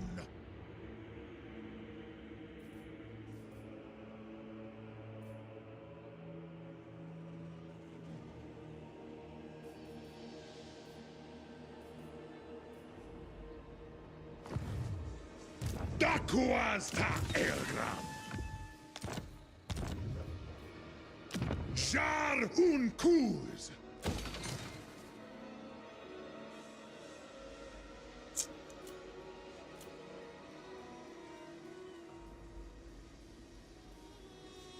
Afidu Afrimas.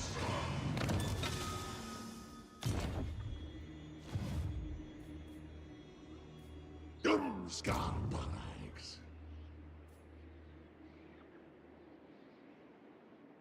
Dumleth.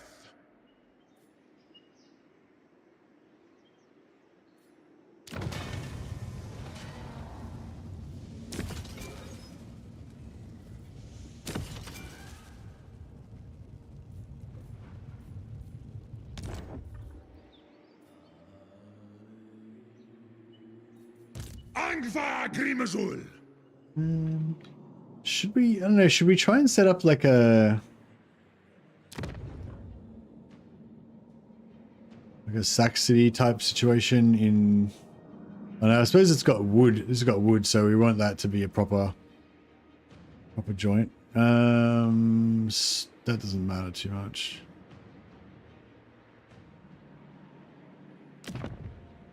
Hidden Landing. Where's Hidden Landing? Oh, Hidden Landing's here. Hidden Landing's a port. Tier 4. Yeah, Hidden Landing we could make that a Sac City maybe.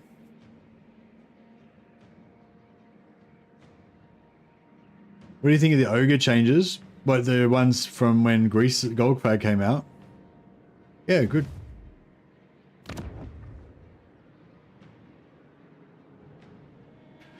Oh yeah, it might be annoying being a port because it might retreat into the sea. Alright, maybe Tower of Ashken.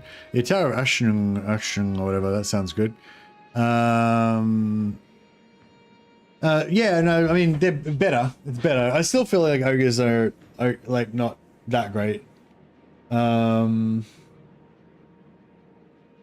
Yeah, I still feel like the ogres, I feel like the meat and shit, maybe Neil, it still needs to be rebalanced a little bit or something. But in general, like, yeah, I think it's better. Like, it's way better that you can move the camps and stuff like that. But yeah, I don't know. Ogres still don't really, like, wow me, I guess. They're fun, but they're not, I don't know, they feel like they're not, like, the best ever or whatever.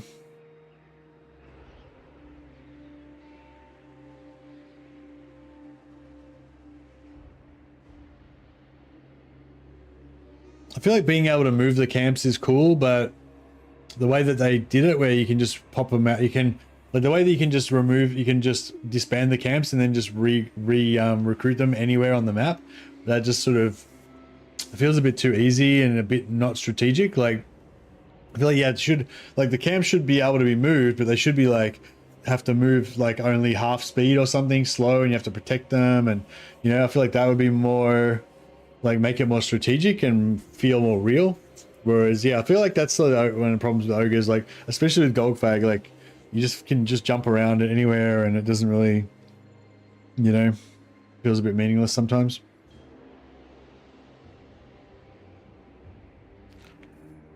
Doomthaumancy. Man, really singing, I'm just gonna go put the air conditioner on, it's fucking hot and fun.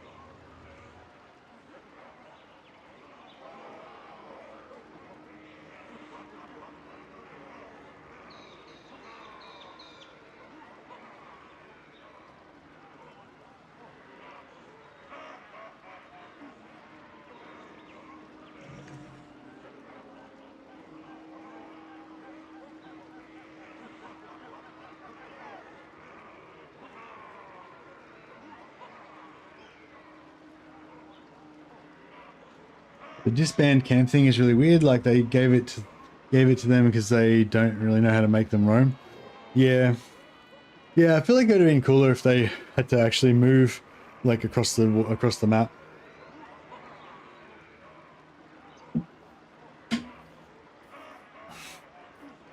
Groma Drazul. Waddle Draj da Baraku.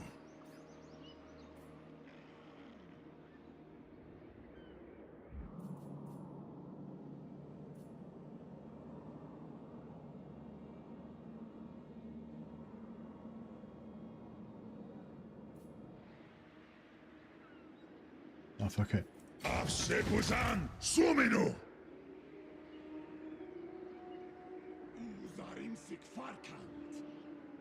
Grimas da Barartu. One of Karazi Bartu Harnachrond.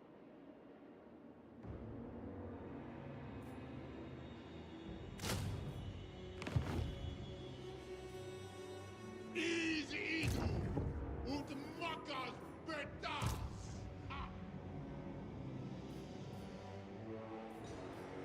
Ardugaltak.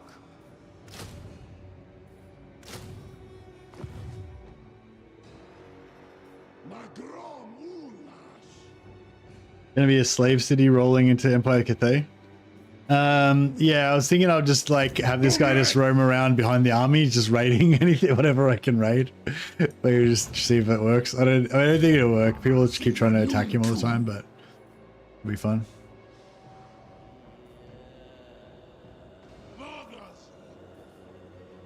Anfa Agrimazul.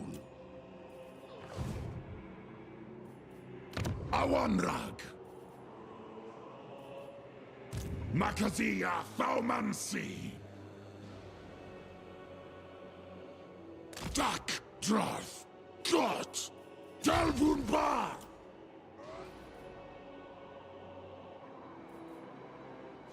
So I feel like this army needs, oh, I don't know. They both sides need it really. See, now that I'm over, I sort of thought this army against this battle against Angrum was like no big deal.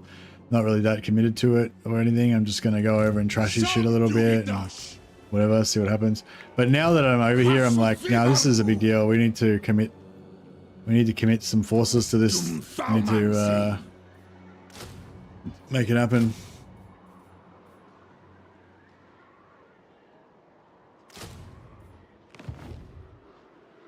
Gorndok. Achgreg. Skastai. Gandork. Hutolmita Sutal. Fuck, this settlement's tier 5. Faumansia Nuntu. Dromadrazul. Haltaz. Scree. Hasut Udial Manu Araf. Gata Krum. Gorndok.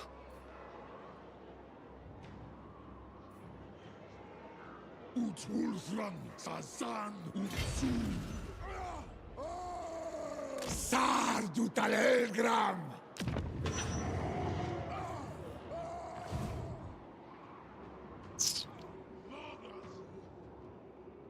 He's still alive. Still alive. He's running. Axo Ardugal. I think he lost his main stack. Drarth Jarik. Dalvdark Angron. Water. Behind enemy lines. Deep strike. Mortiaz the betrayer. Gonna go and win back his honor. Drarth Jarik. Fuck, this Saxony's not working, hey. Yeah, I might have to just shit can this whole idea. Faumansia Nuntu. Drarth Dumlit. Dabararthun.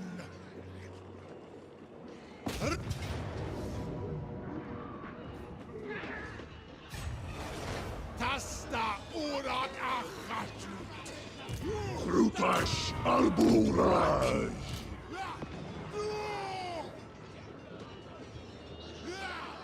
Stroll Harry. Chasut Anunku. Doomskullki.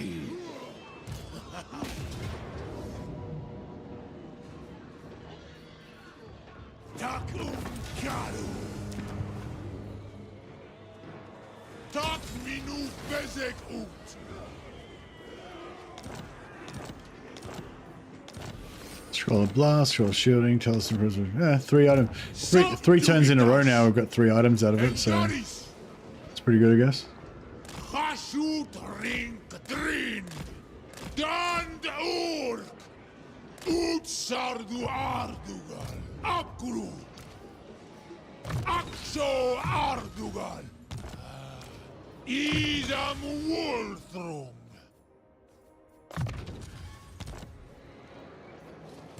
Drarth Jarik. Anfa Agrimazul. Grumnaz una Dormanuntu. Doomleth.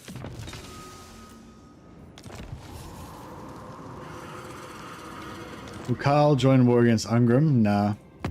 He's got a non-aggression pact with him, I think, or a something.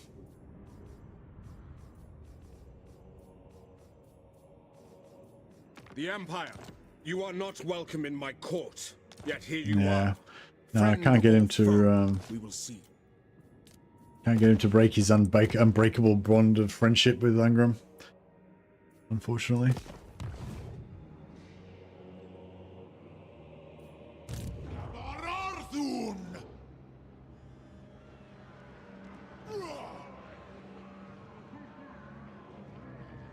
Seneru! Kastbar Gor!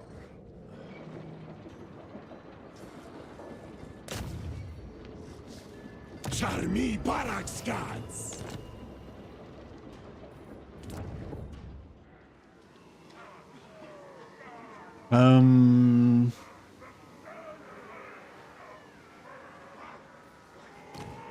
Veil of Titans.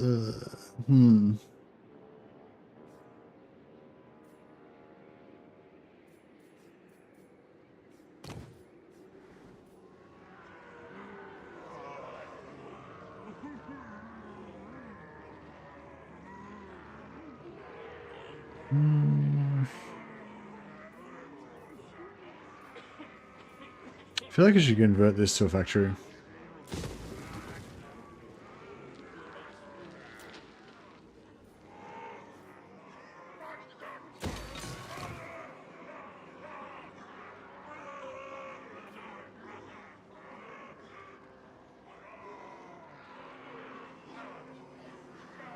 Yeah, the recruitment reductions pretty suck.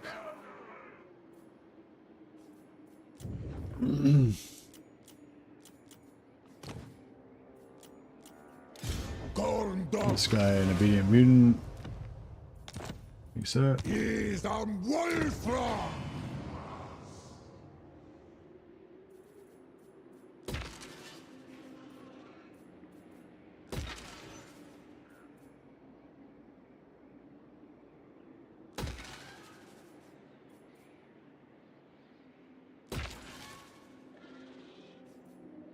And yeah, I probably want that.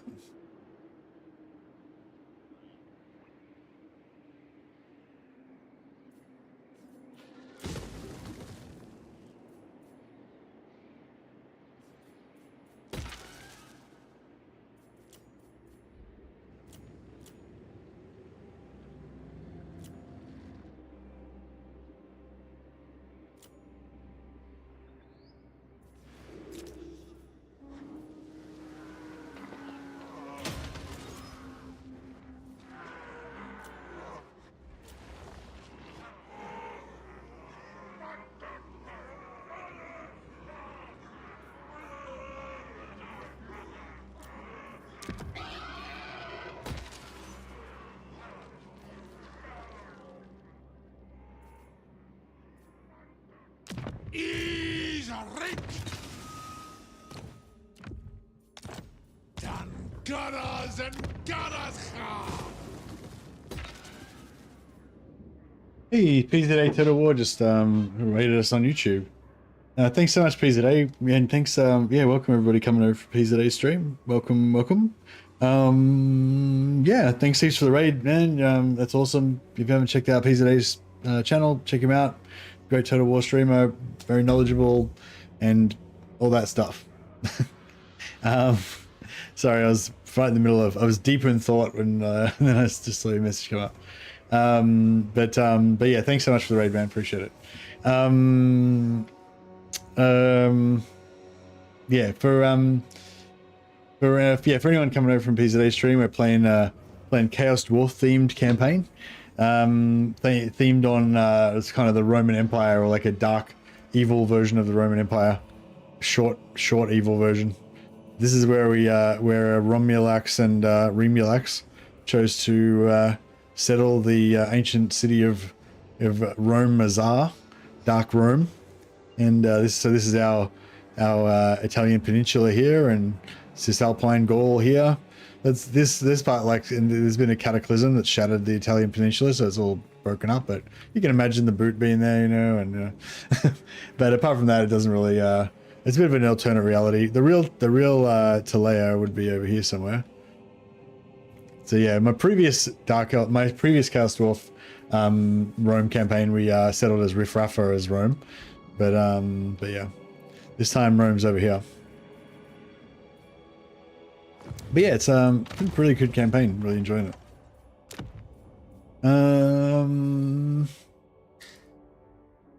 Yeah, everywhere's pretty dangerous. We could send one to the Haunted Forest.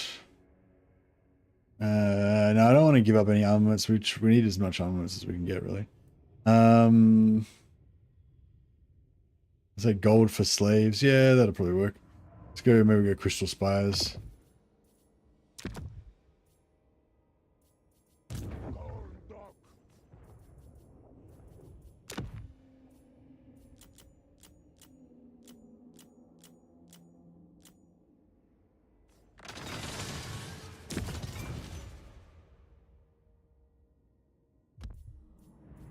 Alright, nice. We've got another 300 influence, so we could hit one of these. Upkeep from military would be nice. Or magic capacity. We've got a fair few, maybe not. We've got 2. So we 2% reduced military upkeep. Or 1, 2, 3, 5. Or 15.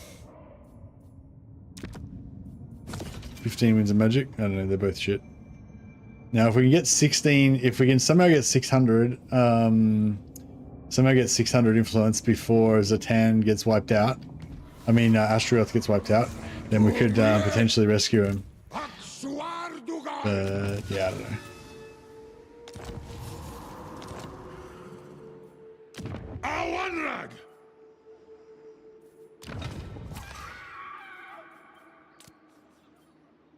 All right.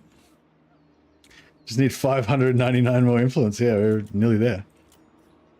Smashing it.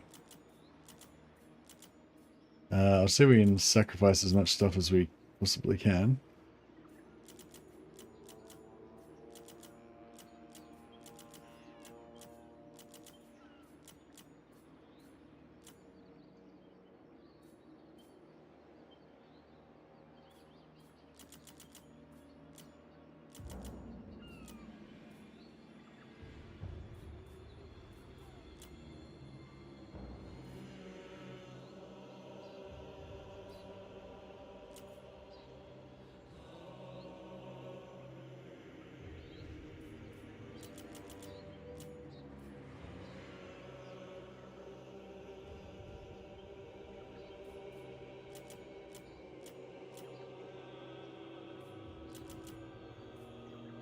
I got 56.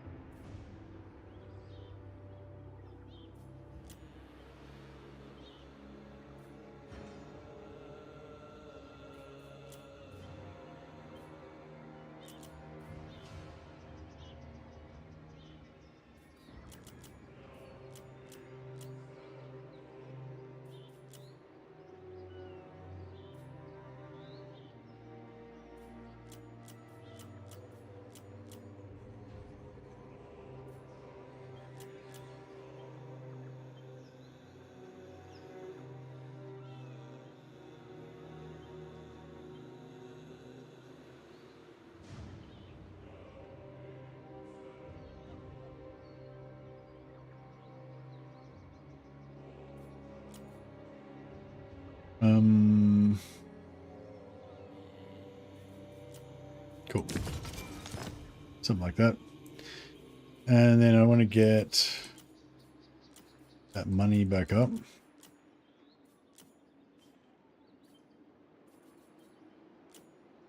think I might have sacrificed some of the wrong ones.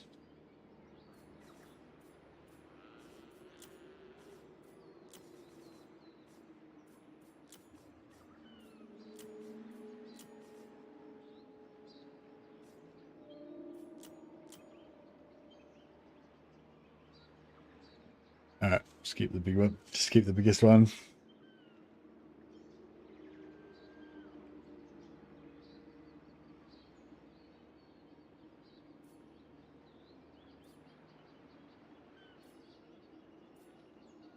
Something like that. Alright, so it's back up to 80,000. I'm just trying to keep it at 80,000 until to make sure we don't run out of money during this war. Hopefully all will be well.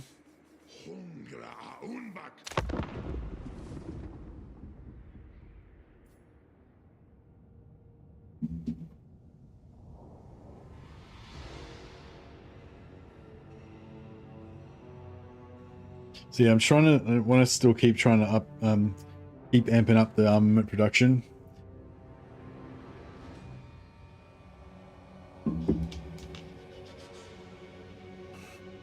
Fizancharas ekital. Uz ekus haskala ekus ankor.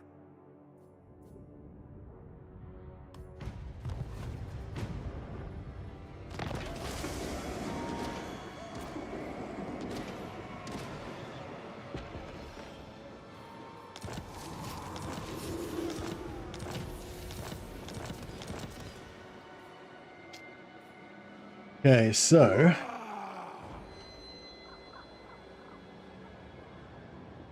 Don't think so. Longbeards. What's he got up here? Oh, we don't know what he's got up there. Rip Astrogel? Oh, he got destroyed. Okay, yeah, all of his seats still stay in play though, so we can still confederate his seats. 1, 2, 224, 3, 4, 411, 636.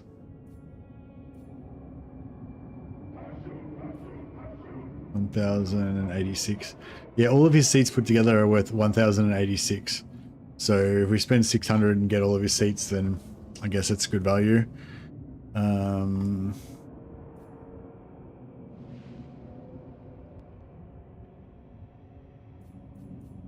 Dreadquake I want. Don't care about that. Yeah, whatever. Yeah, that's okay, I guess. Yeah, I don't know. He hasn't really got anything that I really want, but that's okay. Probably want to more go back and steal some of these seats off of Oh, motherfucker. He stole one of my best seats. Melee missile infantry unit. Yeah, we want that.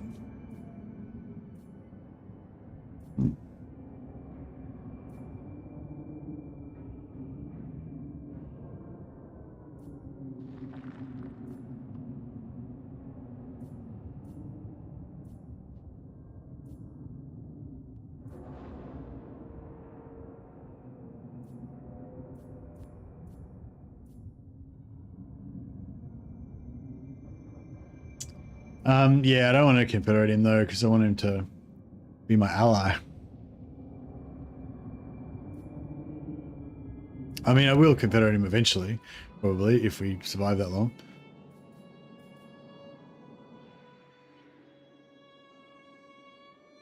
Not possible. Abdarnu Tabarag!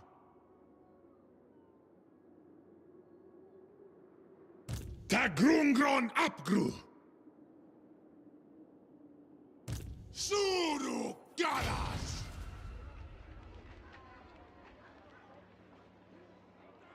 Ut Damas, Unut Anadzad!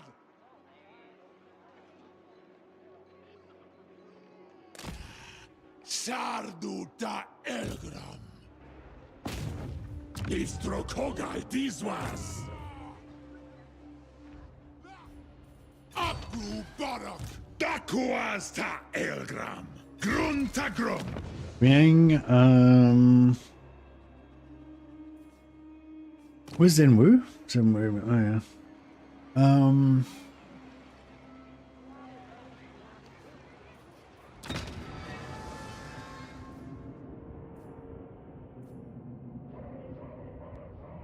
Yeah, I don't really want to confederate the servants of the Conclave either. I kind of want to keep them as a sort of a buffer. Hey, Evan. Welcome. Yeah, I don't really want to confederate any of them, really, at the moment.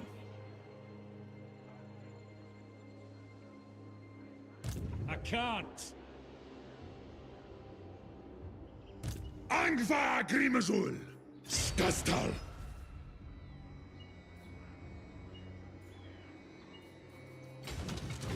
Dev Agalut Hadrath! Maybe we have to just forget about that. Let's leave him out. Bartholomew. Audio. Alright, maybe we'll Domitation. Not possible. Unachievable. A dragon does not forget. And Xiaoming does not forgive.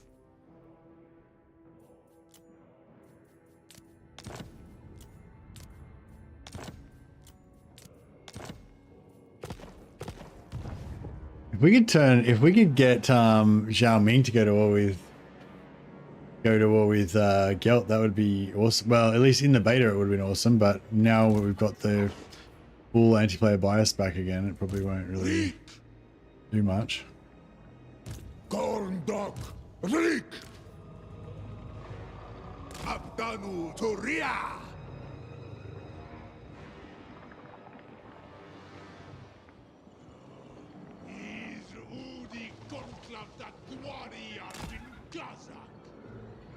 Hier, Dabratu Aadochai. Genit dort. Unbakagalo. Impossible. No. Daleth Castellan.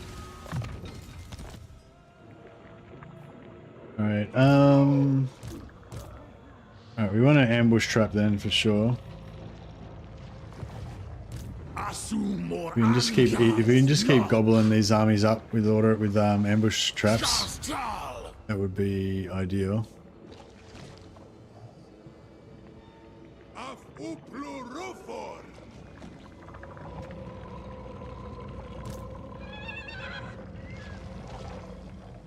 Gumleth. Akazak. Awamrag. Aklu Asaterji. Zibatu Ta Fleg. Haplu. Doomskulki. Zishorim.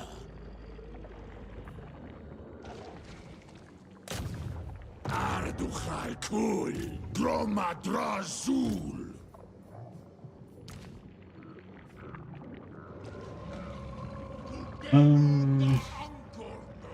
Sabarartun. Cool, alright. Yeah, alright, we're gonna put this guy in force march there. Hopefully that'll pull the first guy in. Subjugatas. Katatu. Ardugaltak. Aksuardugal. Hapru.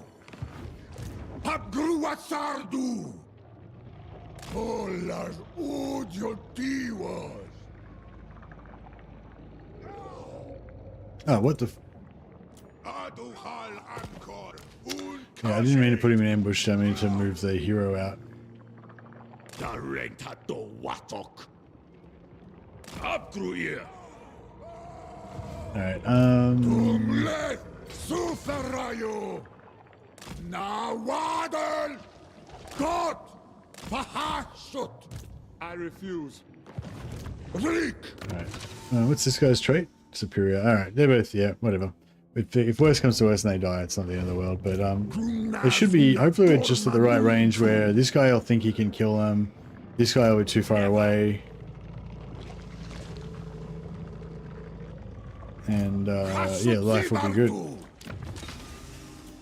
Maybe I'll just change this guy out just to make sure. Just to be a bit more careful. Dum Thaumancy. Demnin Magas.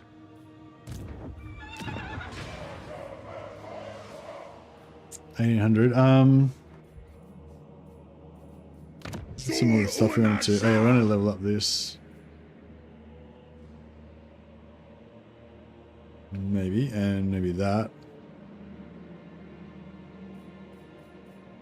Draj da Baratu.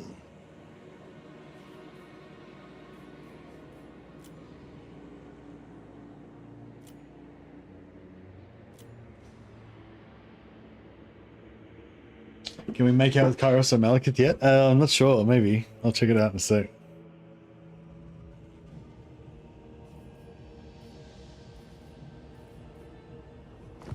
I think this is pretty core now. Sort of.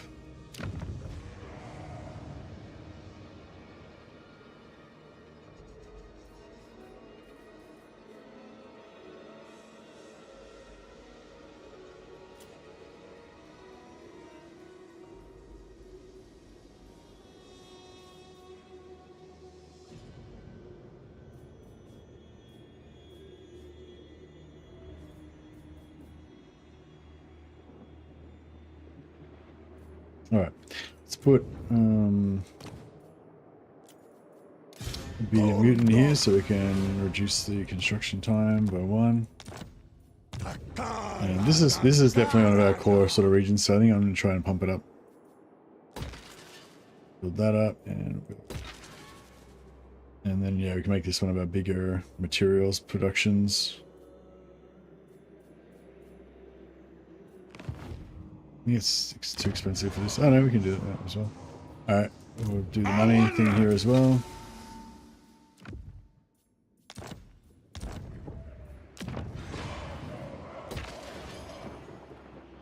Alright. Yeah, the others are pretty much set.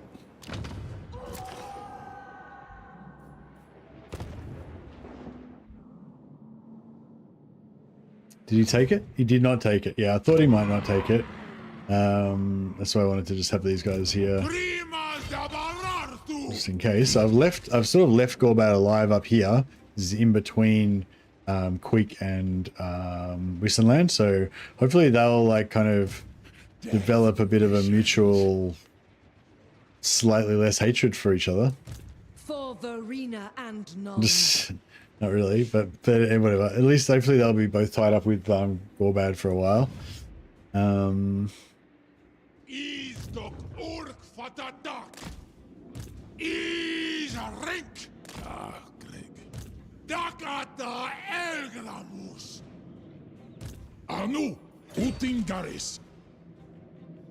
Try to get Elspeth and Queek to fall for each other. Yeah, that's it. Alright, so this is tier 3, so we're going to knock it down to tier 2, and then we'll knock it down to tier 1. Alright, I feel like we should not have to take any fucking damage from this, but I bet we will, because it's a walled settlement. So yeah, I might just manually fight it. Interesting challenge, no hobgoblins? Yeah, no hobgoblins, which is the big one, because normally you just rely heavily on rushing early with lots of armies of gold, lots of slaves, and lots of hobgoblins. So that's the big one. But I feel like also the flying mounts, like I feel like the Chaos Dwarves have got so much cool stuff, but because cheap hobgoblins are so effective and their lords are so powerful, especially on their flying mounts, all you really need is just lords, even just solo lords with nothing else. Or just lords and hobgoblins, and that's pretty much all you need. So yeah, it is a fun challenge to just go no hobgoblins, and well, I've got no hobgoblins, but also no monstrous units, which means no monstrous mounts, no bull centaur Taurox, and yeah, it makes it totally different. But yeah, I think yeah, if you only want to try part of that, then yeah, the hobgoblins is the main thing. Yeah.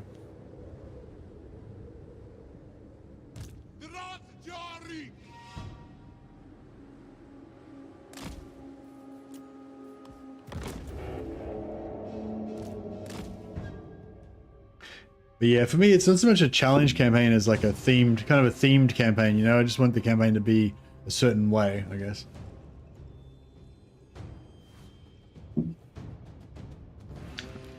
It definitely takes a lot longer to get rolling than you would if you were playing with hobgoblins, but yeah, the Chaos Dwarves are still a strong faction, so it's not like it's you know, super challenge campaign or anything. You just got to rush armaments at the start, which is kind of the opposite of what you want to do. But yeah, you just got to do it. Otherwise you don't have any armies.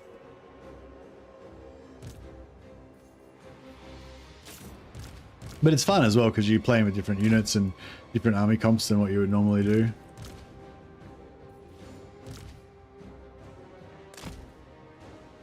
You normally play Chaos Dwarfs with no Hobgoblins? Oh, why is that? No, you just hate Hobgoblins?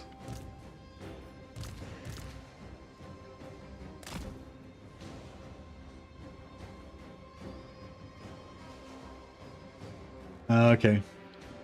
Yeah, it slows you down a lot, makes you a lot weaker than the other factions if you go armaments first, I reckon. But yeah, as you can see, it definitely can be. It can definitely work.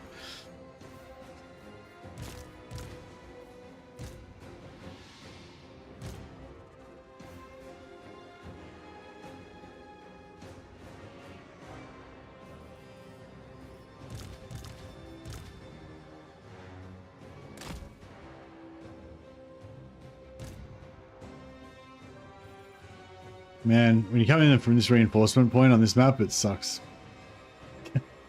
Looks so far away. We'll get there. We'll get there eventually. We'll get in there. We got this.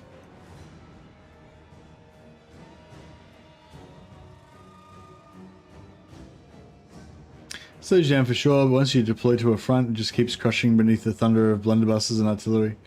Yeah, nice. Yeah, blunderbusses and artillery are fun.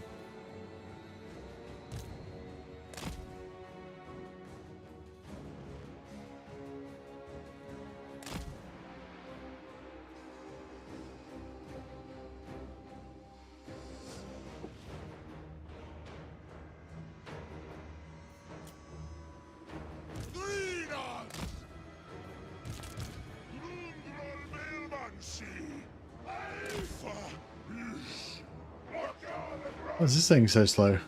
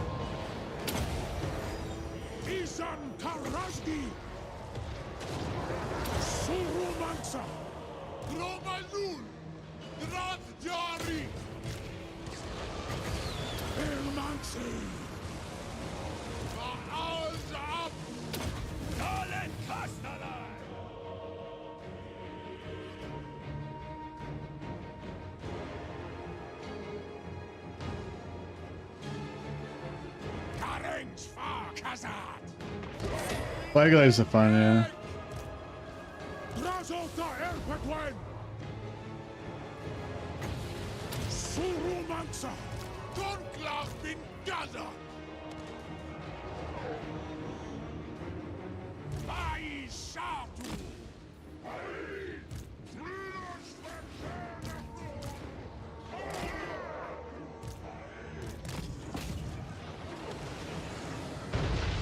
Nine seconds.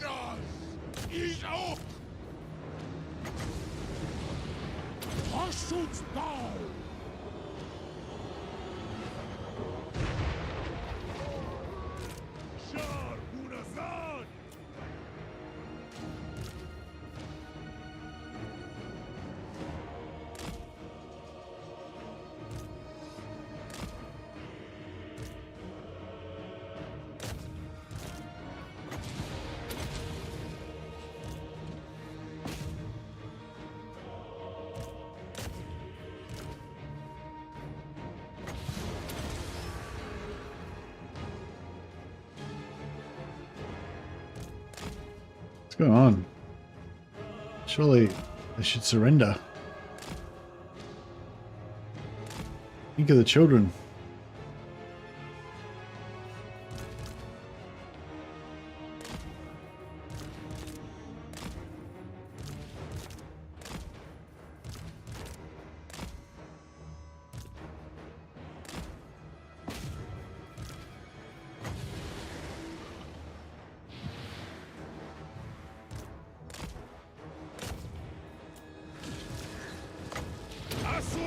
Mahasut!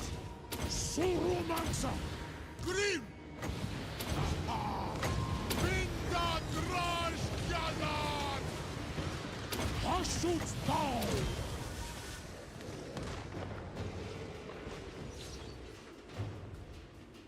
Smash them. Romanun! Surumansa! Drachjari!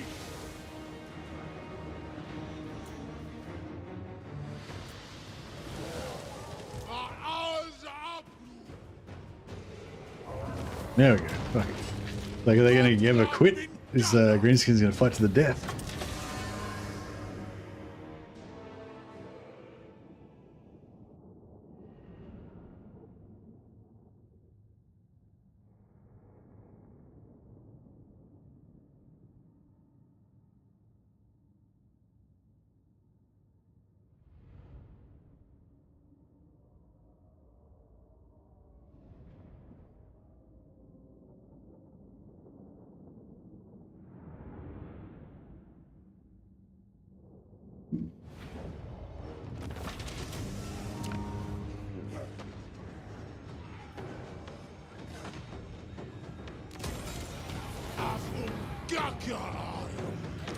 Lucky arrow, channeling staff, very nice.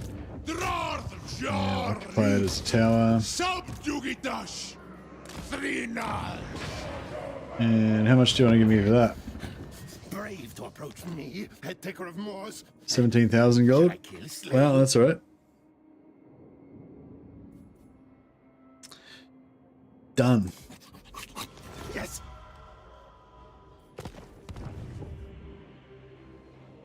Drazov is Victraza. Drazov da Erbetwen.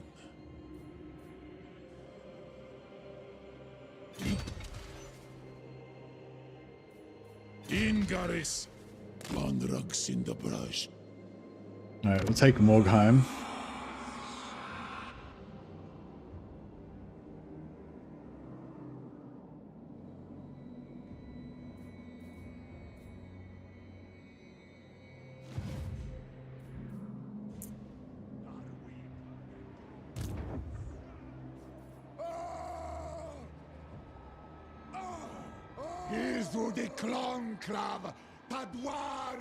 Alright, let's see if we can take this. Alright,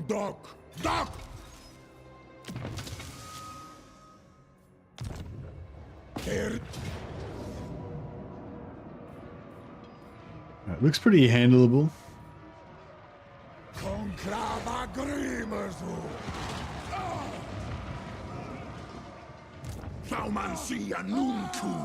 I think we've still got our endless ammo and all that. Oh, this guy's flying, got a flying mount. Get rid of that.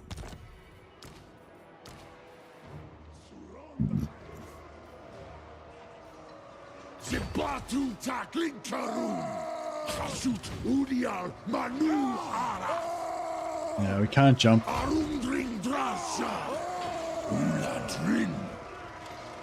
Yeah, it looks like we could almost jump, but yeah, just can't quite. Can't quite do it.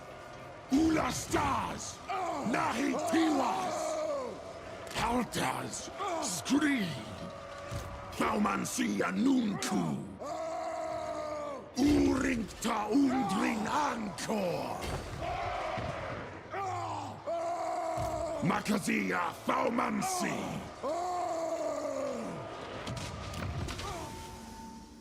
Okay, you're in the mirror shield.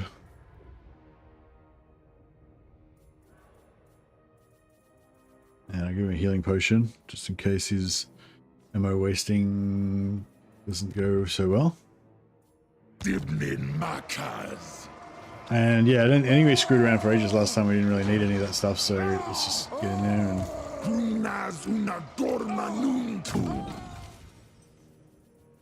Some more health. More health, I think, gives him more barrier? Or no, just less health gives him less barrier. Ah, yeah. Yeah, I think if his health goes down, his barrier goes down by the same percentage. But if you give him more health, it doesn't make him go up. But I think with at least with Zeech with natural barrier factions, I think sometimes when you increase their health, it does actually increase their barrier as well. But yeah, I don't know. Maybe it's only if they've got like natural barrier, or yeah, I don't know.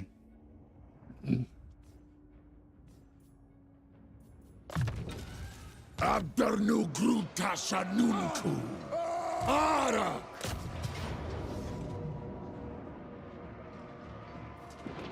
I have to fight it manually.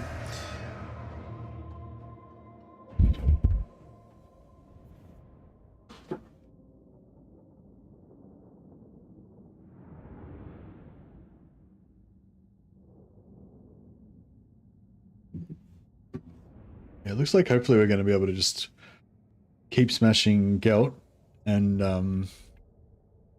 yeah, I don't know how much of, yeah, I don't know. Like, I want to smash Gelt and then GIF and then keep like Zatan and maybe, yeah, keep Zatan and maybe Village as allies. And then eventually we want to confederate Zatan, but I think at the moment it's nice to have him as an ally kind of blocking that side. Oh, fuck. I was like, where's my other army? Do I not have my other army? That's cool. But yeah, but I guess we don't really need to give them any territory. Like, I mean, I kind of wanted to help prop them up so that they could help us fight Gelt and Jaming. But if I basically wipe out Gelt and Jaming, then there's no, I may as well just keep all the territory for myself. There's no other threats there. There's no point giving it to them. And we don't have any supply lines. Like, you know, with supply lines factions, in a way, you know, it can be good to give stuff to your allies because then they can support more armies, and, you know, you maybe don't want to have, you know, there's a certain point where every time you create a new army, it makes all your other armies more expensive, and, you know, it's a lot better now that it's supply lines at 4% rather than 15%. With 15% of supply lines, it was crippling having even more than like one army, basically. But yeah, but still, but we don't have supply lines, right? So, you know, we may as well just conquer everything ourselves. Although, if we're planning on confederating Zatan, we could give everything to Zatan, let him spend his resources to build it up, and then, well, not everything, but, you know, give a lot of the stuff to Zatan, let him spend his resources to build it up, while we're also spending all our resources to build up the other half, and then just confederate it. Yeah, 15 supply lines was a bit, yeah, it made the game too, like, it's sort of, I feel like it skewed the game too much towards, you know, that certain side of style.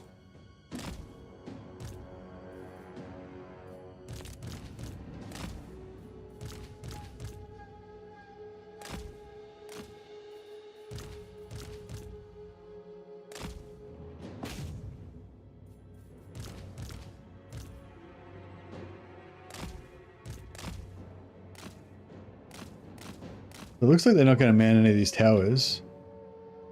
Oh no, they've got the towers up. Oh shit, alright. I thought they didn't have them up.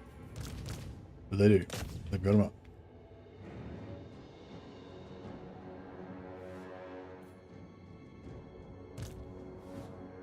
Alright, they're not so up anymore. They're less up.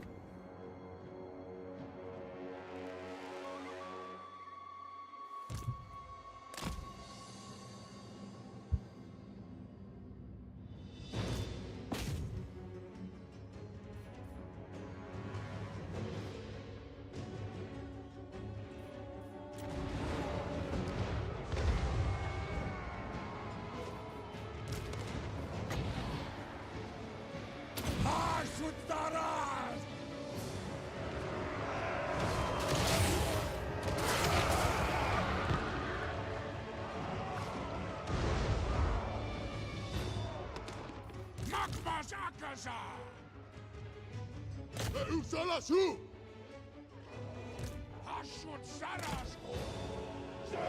if I can shoot through the gap a little bit.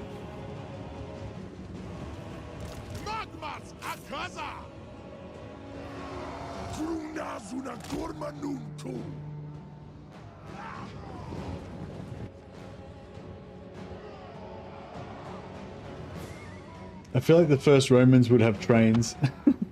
That's your main problem with this rule set. Not enough trains. One rack. Chasut Anfaek. So be it. Ansanu. Ecteria. Yeah, no, I don't know. I just feel like for my my vision of like Romazar, I just felt like having trains and yeah, all like big demon engines just cruising around like slow chariots running over dudes and bombing everything from your like dreadnought, armored dreadnought kind of thing. It just doesn't really suit the Roman style so much, I reckon. Not that they didn't have war machines, but yeah, I just want mine to be based on just having infantry and artillery basically, and then try to get auxiliary troops from other factions to fill out the rest. That's that's just my my vision of what I wanted the campaign to be like. But obviously, if you get inspired to do a similar campaign, you can change the rules however you like. Obviously, it's just a personal preference.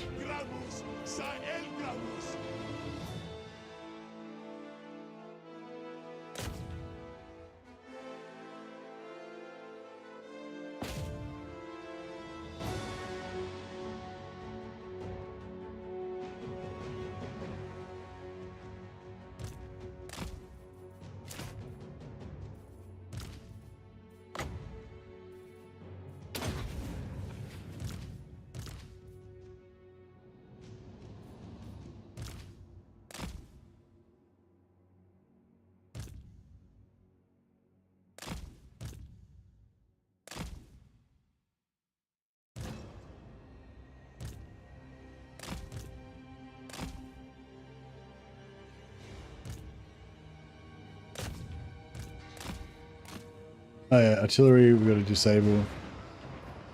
And the summons.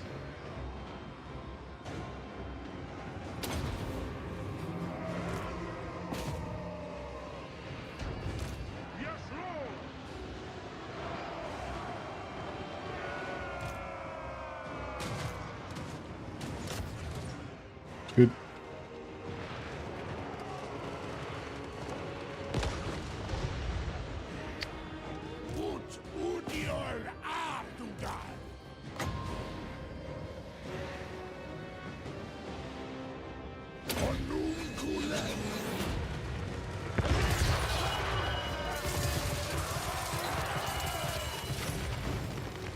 It's not about hit.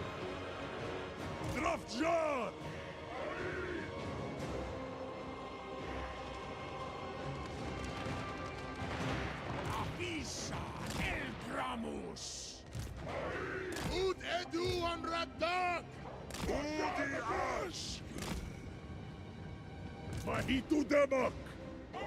Hashut mahitu ut. Mahitu demak. Azgorh ulawaku.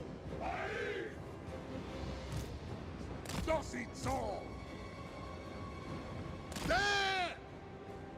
All right. Magmas barak. Utmos sautdos. No, it's just yeah. I re-upped the ammo on the wrong unit. Dumbass.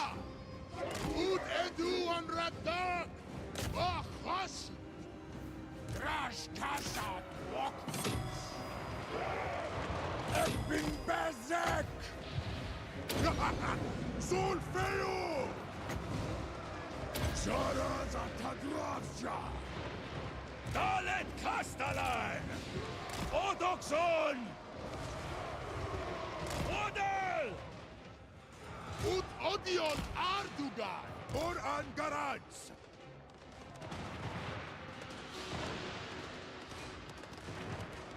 Wahi Shaftu! Ashut Saragor! Azgorh! Ulawaku! Hey! Hey! Dalet Castellan! Barat Achashut! Magmat Barak! There!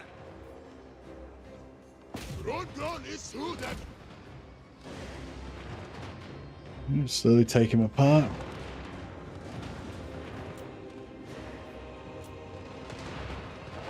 Taktalas! Roots! Drumgron Velmansi! Uttak alla Brignatu!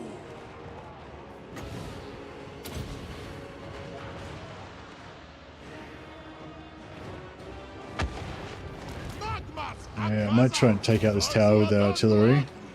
Should we get a direct line through there?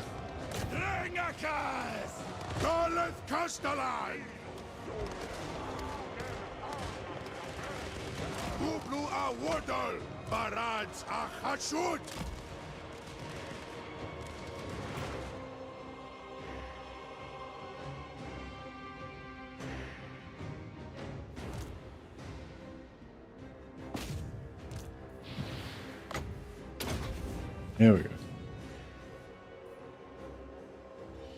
It's nice, such a nice crossfire here. Just can't get to us. Oh, Lord just went down there too. I didn't even notice him.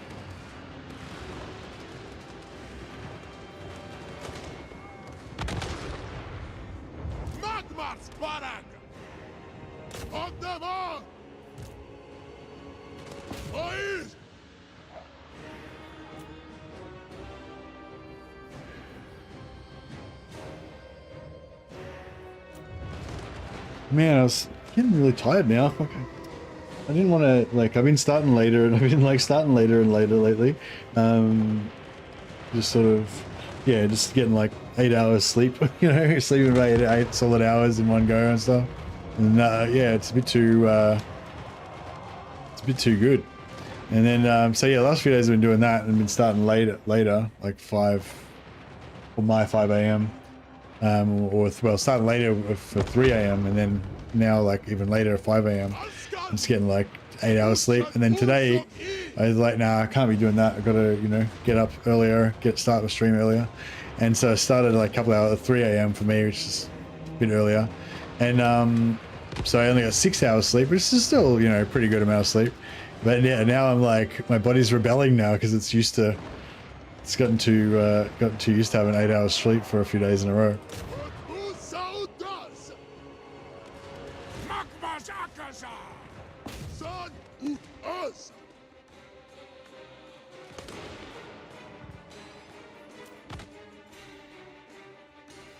All right, doesn't look like we're.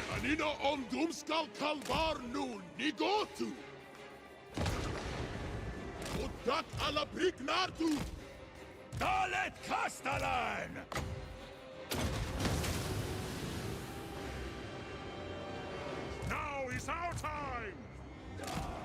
Ashkazan, Waku! Ud Edu and Ratak!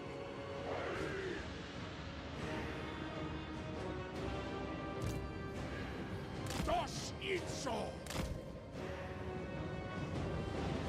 Yes! Charge! Marauder horsemen! Yes, Lord! Run! Alright, well. Let's see if we can blow up this barricade.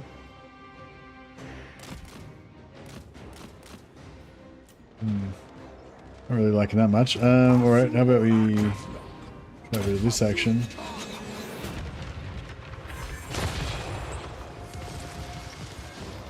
There we go.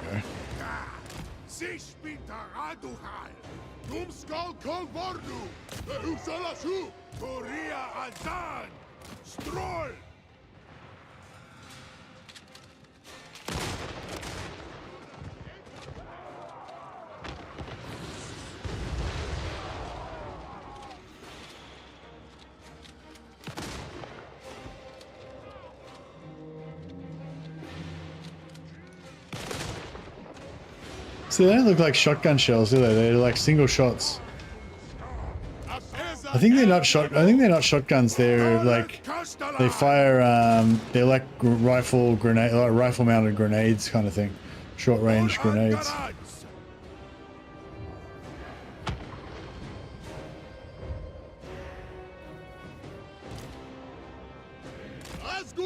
Ulawaku! Harshuchibato! Gremashkor! Dumskarki! Warpa!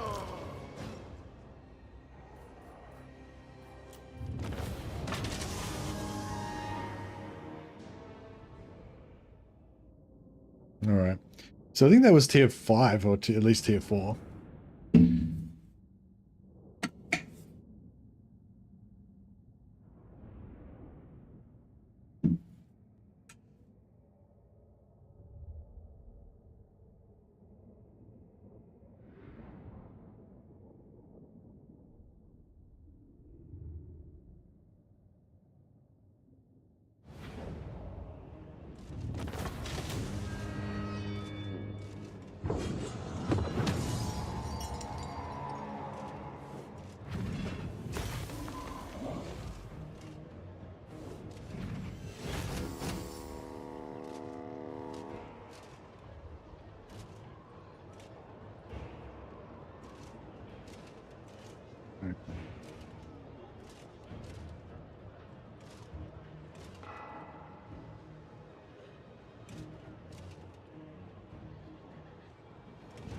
Excuse me.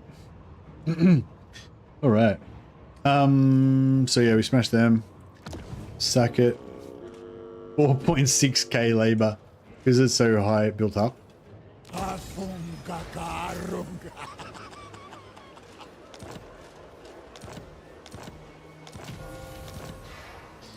Gorndok!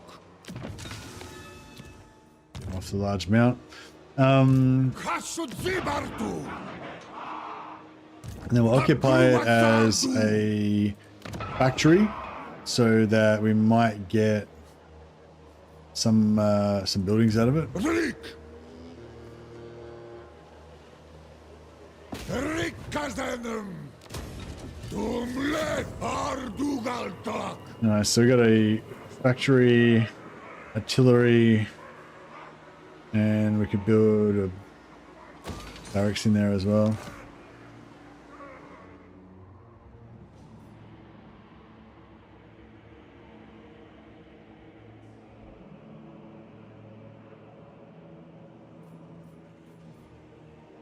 You are a nuisance. Cease. Hmm.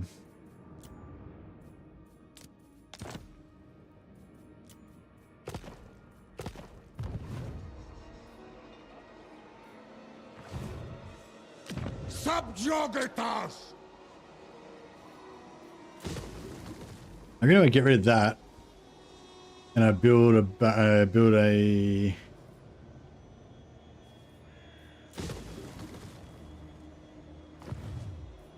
Zishorim! Thaumansia Nunku! yeah. So we get rid of that, Aksuardugal!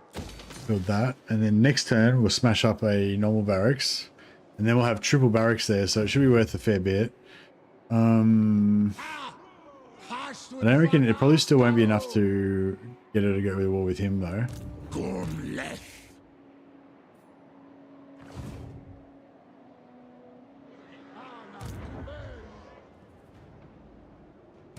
Drarth Jarik! Suru Garas! All right. Kind of all up in his grill now.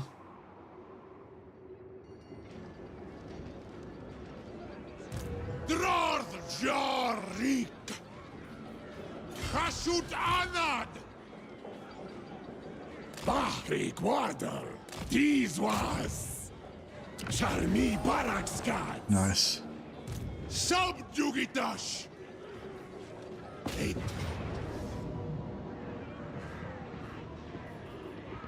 Takum Karu! Zekrom Tathrintrongol Ajar Nakron! You're having no luck here at all. I'm reckoning in maybe when his lord is ready to. Is a rink. Let's move right away just to make sure that we're definitely not like blocking him in any way or anything. I don't think we are, but yeah.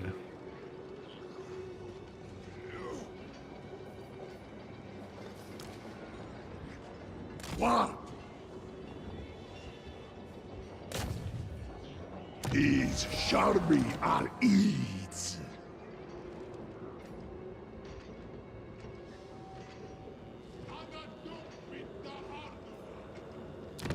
What landmark do the Thief of Karakadran? Death blow for Infernal Guard and Iron Swarm units. I mean, it's pretty cool, but it's not really like it's cool. It's cool to think that they've got death blow, but it doesn't really do much probably. There's 20% health. Oh, actually no, it's 20% health for the unit, isn't it? Not for the entity.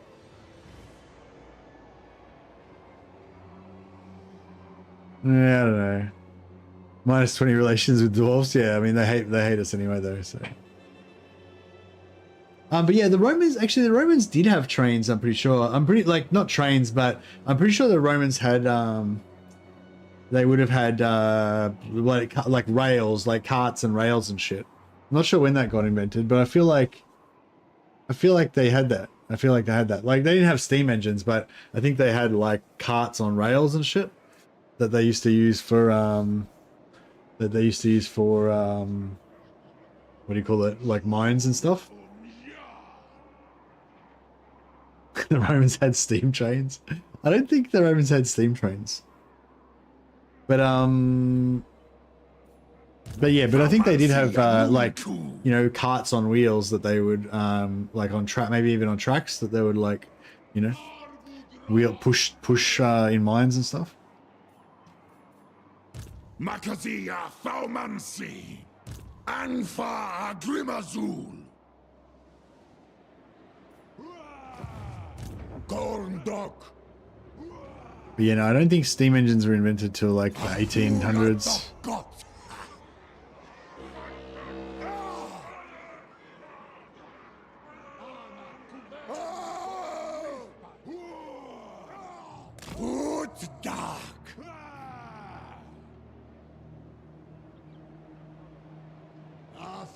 They had ruts that held the chariots in a rail on the road. Oh, okay.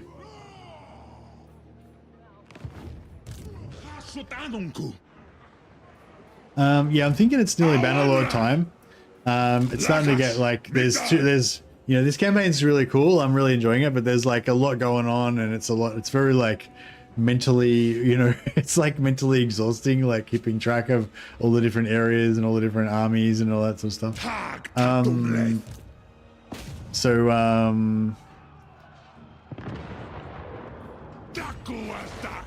I might I'll do this bit first. I just want him to be as far away as possible. I'll just quickly fight this one. Yeah, I'll just fight this battle, and then will there be more Roman Chorf streams? Yeah, I think so. I mean, I think today's stream is the most popular stream, like the most people, not the most views, but the most concurrent viewers, like the highest number of concurrent viewers today. So yeah, I mean, as long as you guys are still enjoying it and watching it, and I'm still enjoying it, then you know, I'm happy to keep playing. I'm really liking this campaign. So yeah, I do like get bored with campaigns sometimes, or you know, whatever, or like the main thing is if there's no challenge, like if you feel like yeah, the main thing is if like you feel like you've already won and there's nothing that's going to challenge you or whatever. The good thing about this one is like it keeps feeling like we've got pressure from all sides, and you know, we could get rolled and stuff. So it's like, yeah, as long as it stays kind of scary, I guess, I think it'll be I think it's good. Anyway, yeah, I just want to fight this one manually just so we're ready for that second army. And then I'm probably going to put this army back into ambush stance so that we'll take the settlement. They'll be like, fuck you, took my settlement. And then they'll just go into the settlement, and then we'll smash them. Then hopefully they'll be trapped inside the settlement. So I'll probably sack it, because it's going to get knocked down anyway then when they retake it. You think it's because of the AI changes or because of the restrictions? Because of the restrictions. Both. I think the AI, I think the fact that what the fuck is that? Oh man. We've got a monstrous unit snuck in. That's right, we'll retreat him off the battlefield. It's hard to stick to the restriction of having no monstrous units because every time my characters level up, they just get Lamassus and shit without me actually controlling it. Monster spotted. No monster. I don't know what you're talking about. There's no monsters here. But yeah, so it's pretty hard to keep track of it, but I've been trying my best. But yeah, it's a combination. So because we went for no hobgoblins, that meant we had to rush armaments first, which means that we couldn't like focus on materials, which means that we basically slowed down our everything. Like our faction got slowed down massively. So, you know, I was not able to, like, ideally you want to kind of just blitz everyone at the start so that no one gets a chance to do anything and you can kind of just dominate your whole region. And it's not until kind of mid to late game you actually run into factions that haven't been steamrolled by you know. Yeah, whereas with this one, because we were slowed down so much, it gave all the other factions around us a chance to get rolling. And you know, by like, I never even play this long. Whatever turn we're on now, like turn 75 or something. Like by turn 75, you'd be like fucking, you'd have wiped out the entire fucking map nearly, you know? Like it's like very, that's very late in the campaign. Turn 81, yeah. Like by turn 81, normally you would just be like a massive unstoppable fucking, you know, like thing, you know. So, and then, you know, I would have got bored before that already. So yeah, so it's a combination of me being slowed down by the restrictions, and also I think the AI is a bit bigger than they normally would be, but I don't know how much. It's hard to say, like, because campaigns are all random, you know. It's hard to say how much difference the AI made, but it feels like the AI has formed bigger factions. It feels like the AI has formed bigger empires in this one than it does normally, so that's pretty cool.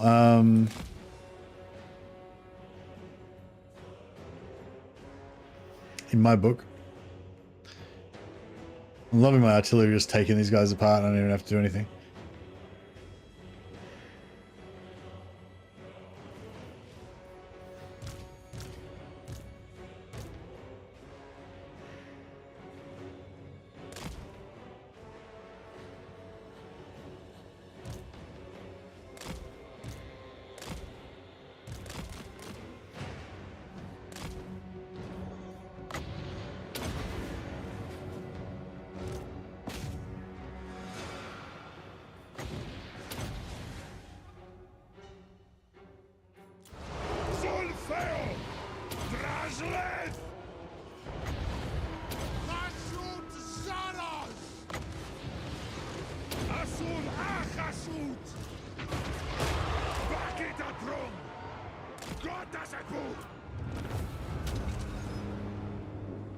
Huzzah.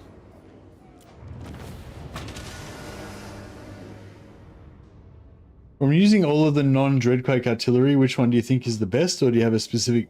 Do you think a specific mix is better? Ooh, that's a hard one. I do really like the fire swirlies, but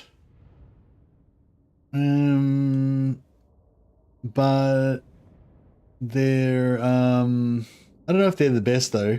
Like, they're fun, but the fire swirlies, this one.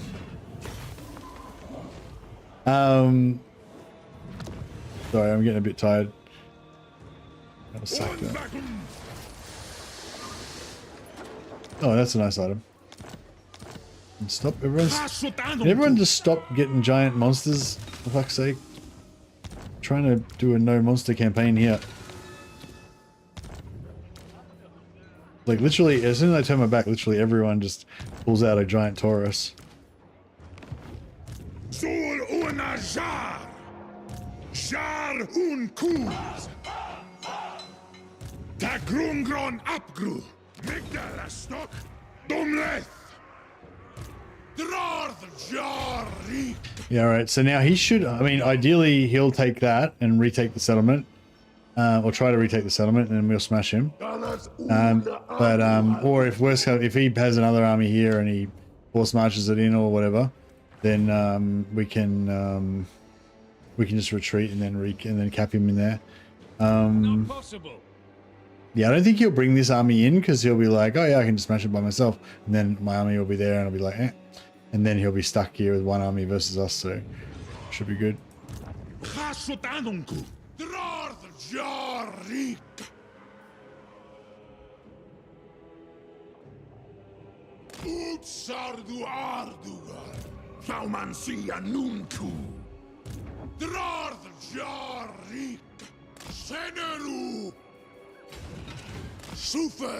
Oh yeah, sorry. So this is the link to the new Bannerlord stream that I'm about to start in just a second.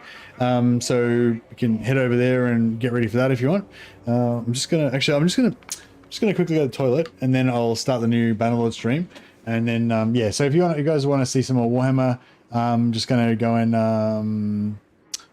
yeah, I'll be back in a sec. I'll answer your question when I get back. But yeah, I'll be back with more of this campaign tomorrow. But right now, I'm going to go and play some Bannerlord. So you're welcome to come and hang out with that. You can keep talking about Warhammer if you want. But yeah, well, right now I'm going to go to the toilet. Then I'm going to come back, fuck around with this for another few minutes. Then we're going to go play Bannerlord. Back in a sec.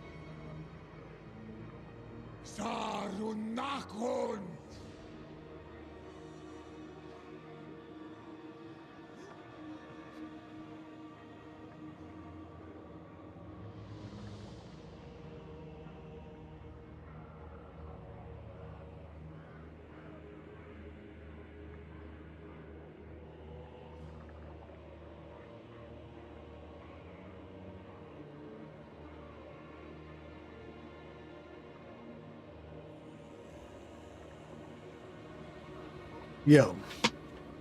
All right. So, what do I think of the basic artilleries? So,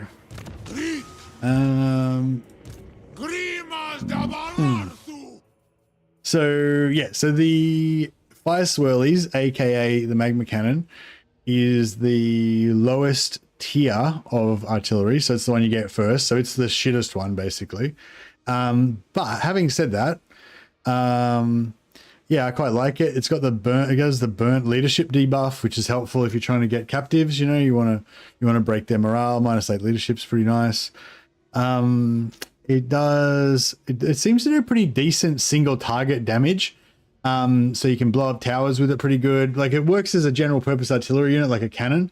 I'm not sure if it's quite as devastating to single targets and large as a cannon, but it sort of does the cannon job. Like you can shoot at single target, you can shoot at single entities and stuff, and towers and shit, and it does all right. And but it also puts down the fire on the ground, which burns infantry. So it's sort of like got a good AOE. You know, it seems to smash infantry and it seems to smash non-infantry as well, you know? So it's pretty good. But it's very flat. So it's not very good for sieges. You know, it's good for taking out the towers for the sieges, but then you need to use your other weapons to actually do the siege. Whereas, so then when you go up a tier and get the higher tier artillery, then you get the hell cannons and the Death Streak. So both of these can lob over the walls.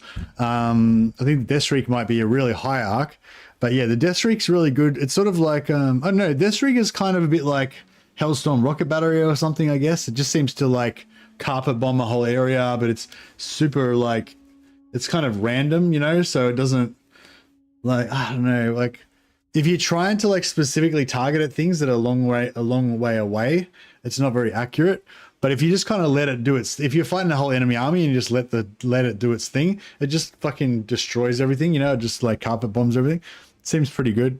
But it's also got a good single target, so you can switch fire modes. You've got the, this is the big artillery thing, and then you've got this single target, bonus versus large 500. So, wow, so pretty good for sniping out single targets. But yeah, but and Hellcannon's really good too. Hellcannons are homing as well. So we showed them in that siege before. The Hellcannons were just really good against the enemy armored infantry and non-armored infantry. Because it just homes in on them and just blap takes out like 30% of their health. So like 2 or 3 shots from this will pretty much wreck an infantry unit. It doesn't matter whether they're like, because it's you know, it's like majority armor piercing, like what's it, like 3/4 armor piercing. So, or at least 2/3, it's somewhere between 2/3 and 3/4 armor piercing. Plus it's got explosive armor piercing. So yeah, just, you know, fucks up units. It's good. The Shriek is also good because it knocks people down so your army can catch up to them. Yeah, nice. I always thought the Hell Cannon was shit. See how it goes. Yeah, the Hell Cannon, it's really good for like sniping units, kind of like, yeah, like if I had the enemy in a big blob, like if I had like 10 heroes and I just send the 10 heroes forward and I get the whole enemy to blob around them, and then I'm just dropping like spells and shit, then you don't even really need artillery. You could probably just blow them up with a couple of Azgorhs, Flames of Azgorhs. But, you know, if you didn't have Flames of Azgorh, probably a couple of Death Shriekers would just carpet bomb that area and, you know. Whereas the Hell Cannon's like a bit more, like it doesn't hit as many targets, but it's like more lethal to the targets. It's kind of like, I don't know. Yeah, I don't know. Do you ever insert on Hell Cannon to better target? Nah, I haven't got time for that shit. Yeah, I got like, if there's a very specific situation where I had extremely limited ammunition and I had to be extremely careful with my ammunition conservation, and I had to make sure I took out certain targets, then maybe if I even thought of it, I would go manual fire. But no, normally you're microing others, you know, you've got like, you're trying to move your infantry out, trying to move trying to move your cavalry, trying to get your heroes in, casting spells, you know, you got 2 seconds to re-target your artillery. It's like, oh, that target's dead, change to a new target, boom, you're back onto the heroes, moving those guys, retarget artillery, back on the heroes, back on the infantry, move your cavalry, retarget artillery. Like, you only got like 1 second for retargeting your artillery. You don't have time to be fucking pressing insert and aiming shit. Fuck that.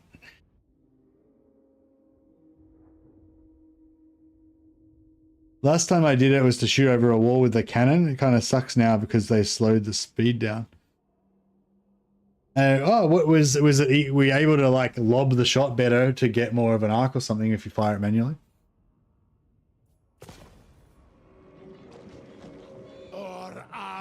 Last time I remember doing manual fire was when I was like playing High Elves and I was trying to like shoot the fucking eagle bolt thrower through the door through the door at enemy infantry.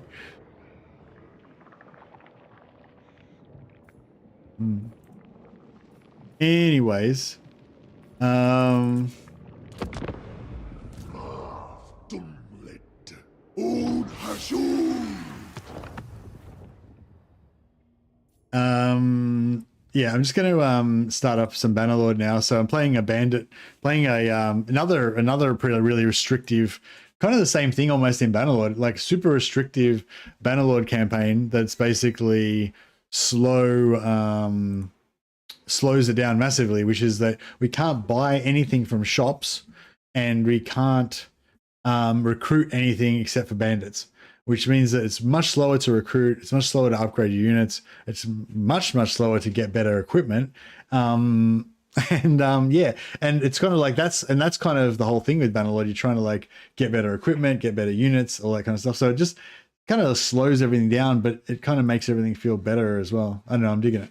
Anyway, so yeah, so click on that link and you can pop over to the new stream of Bannerlord, and I will see you over there.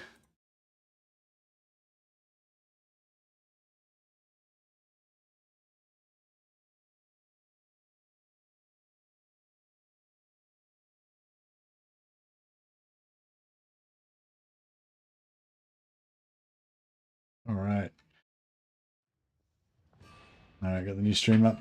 All right, cool. I'll just end the old stream.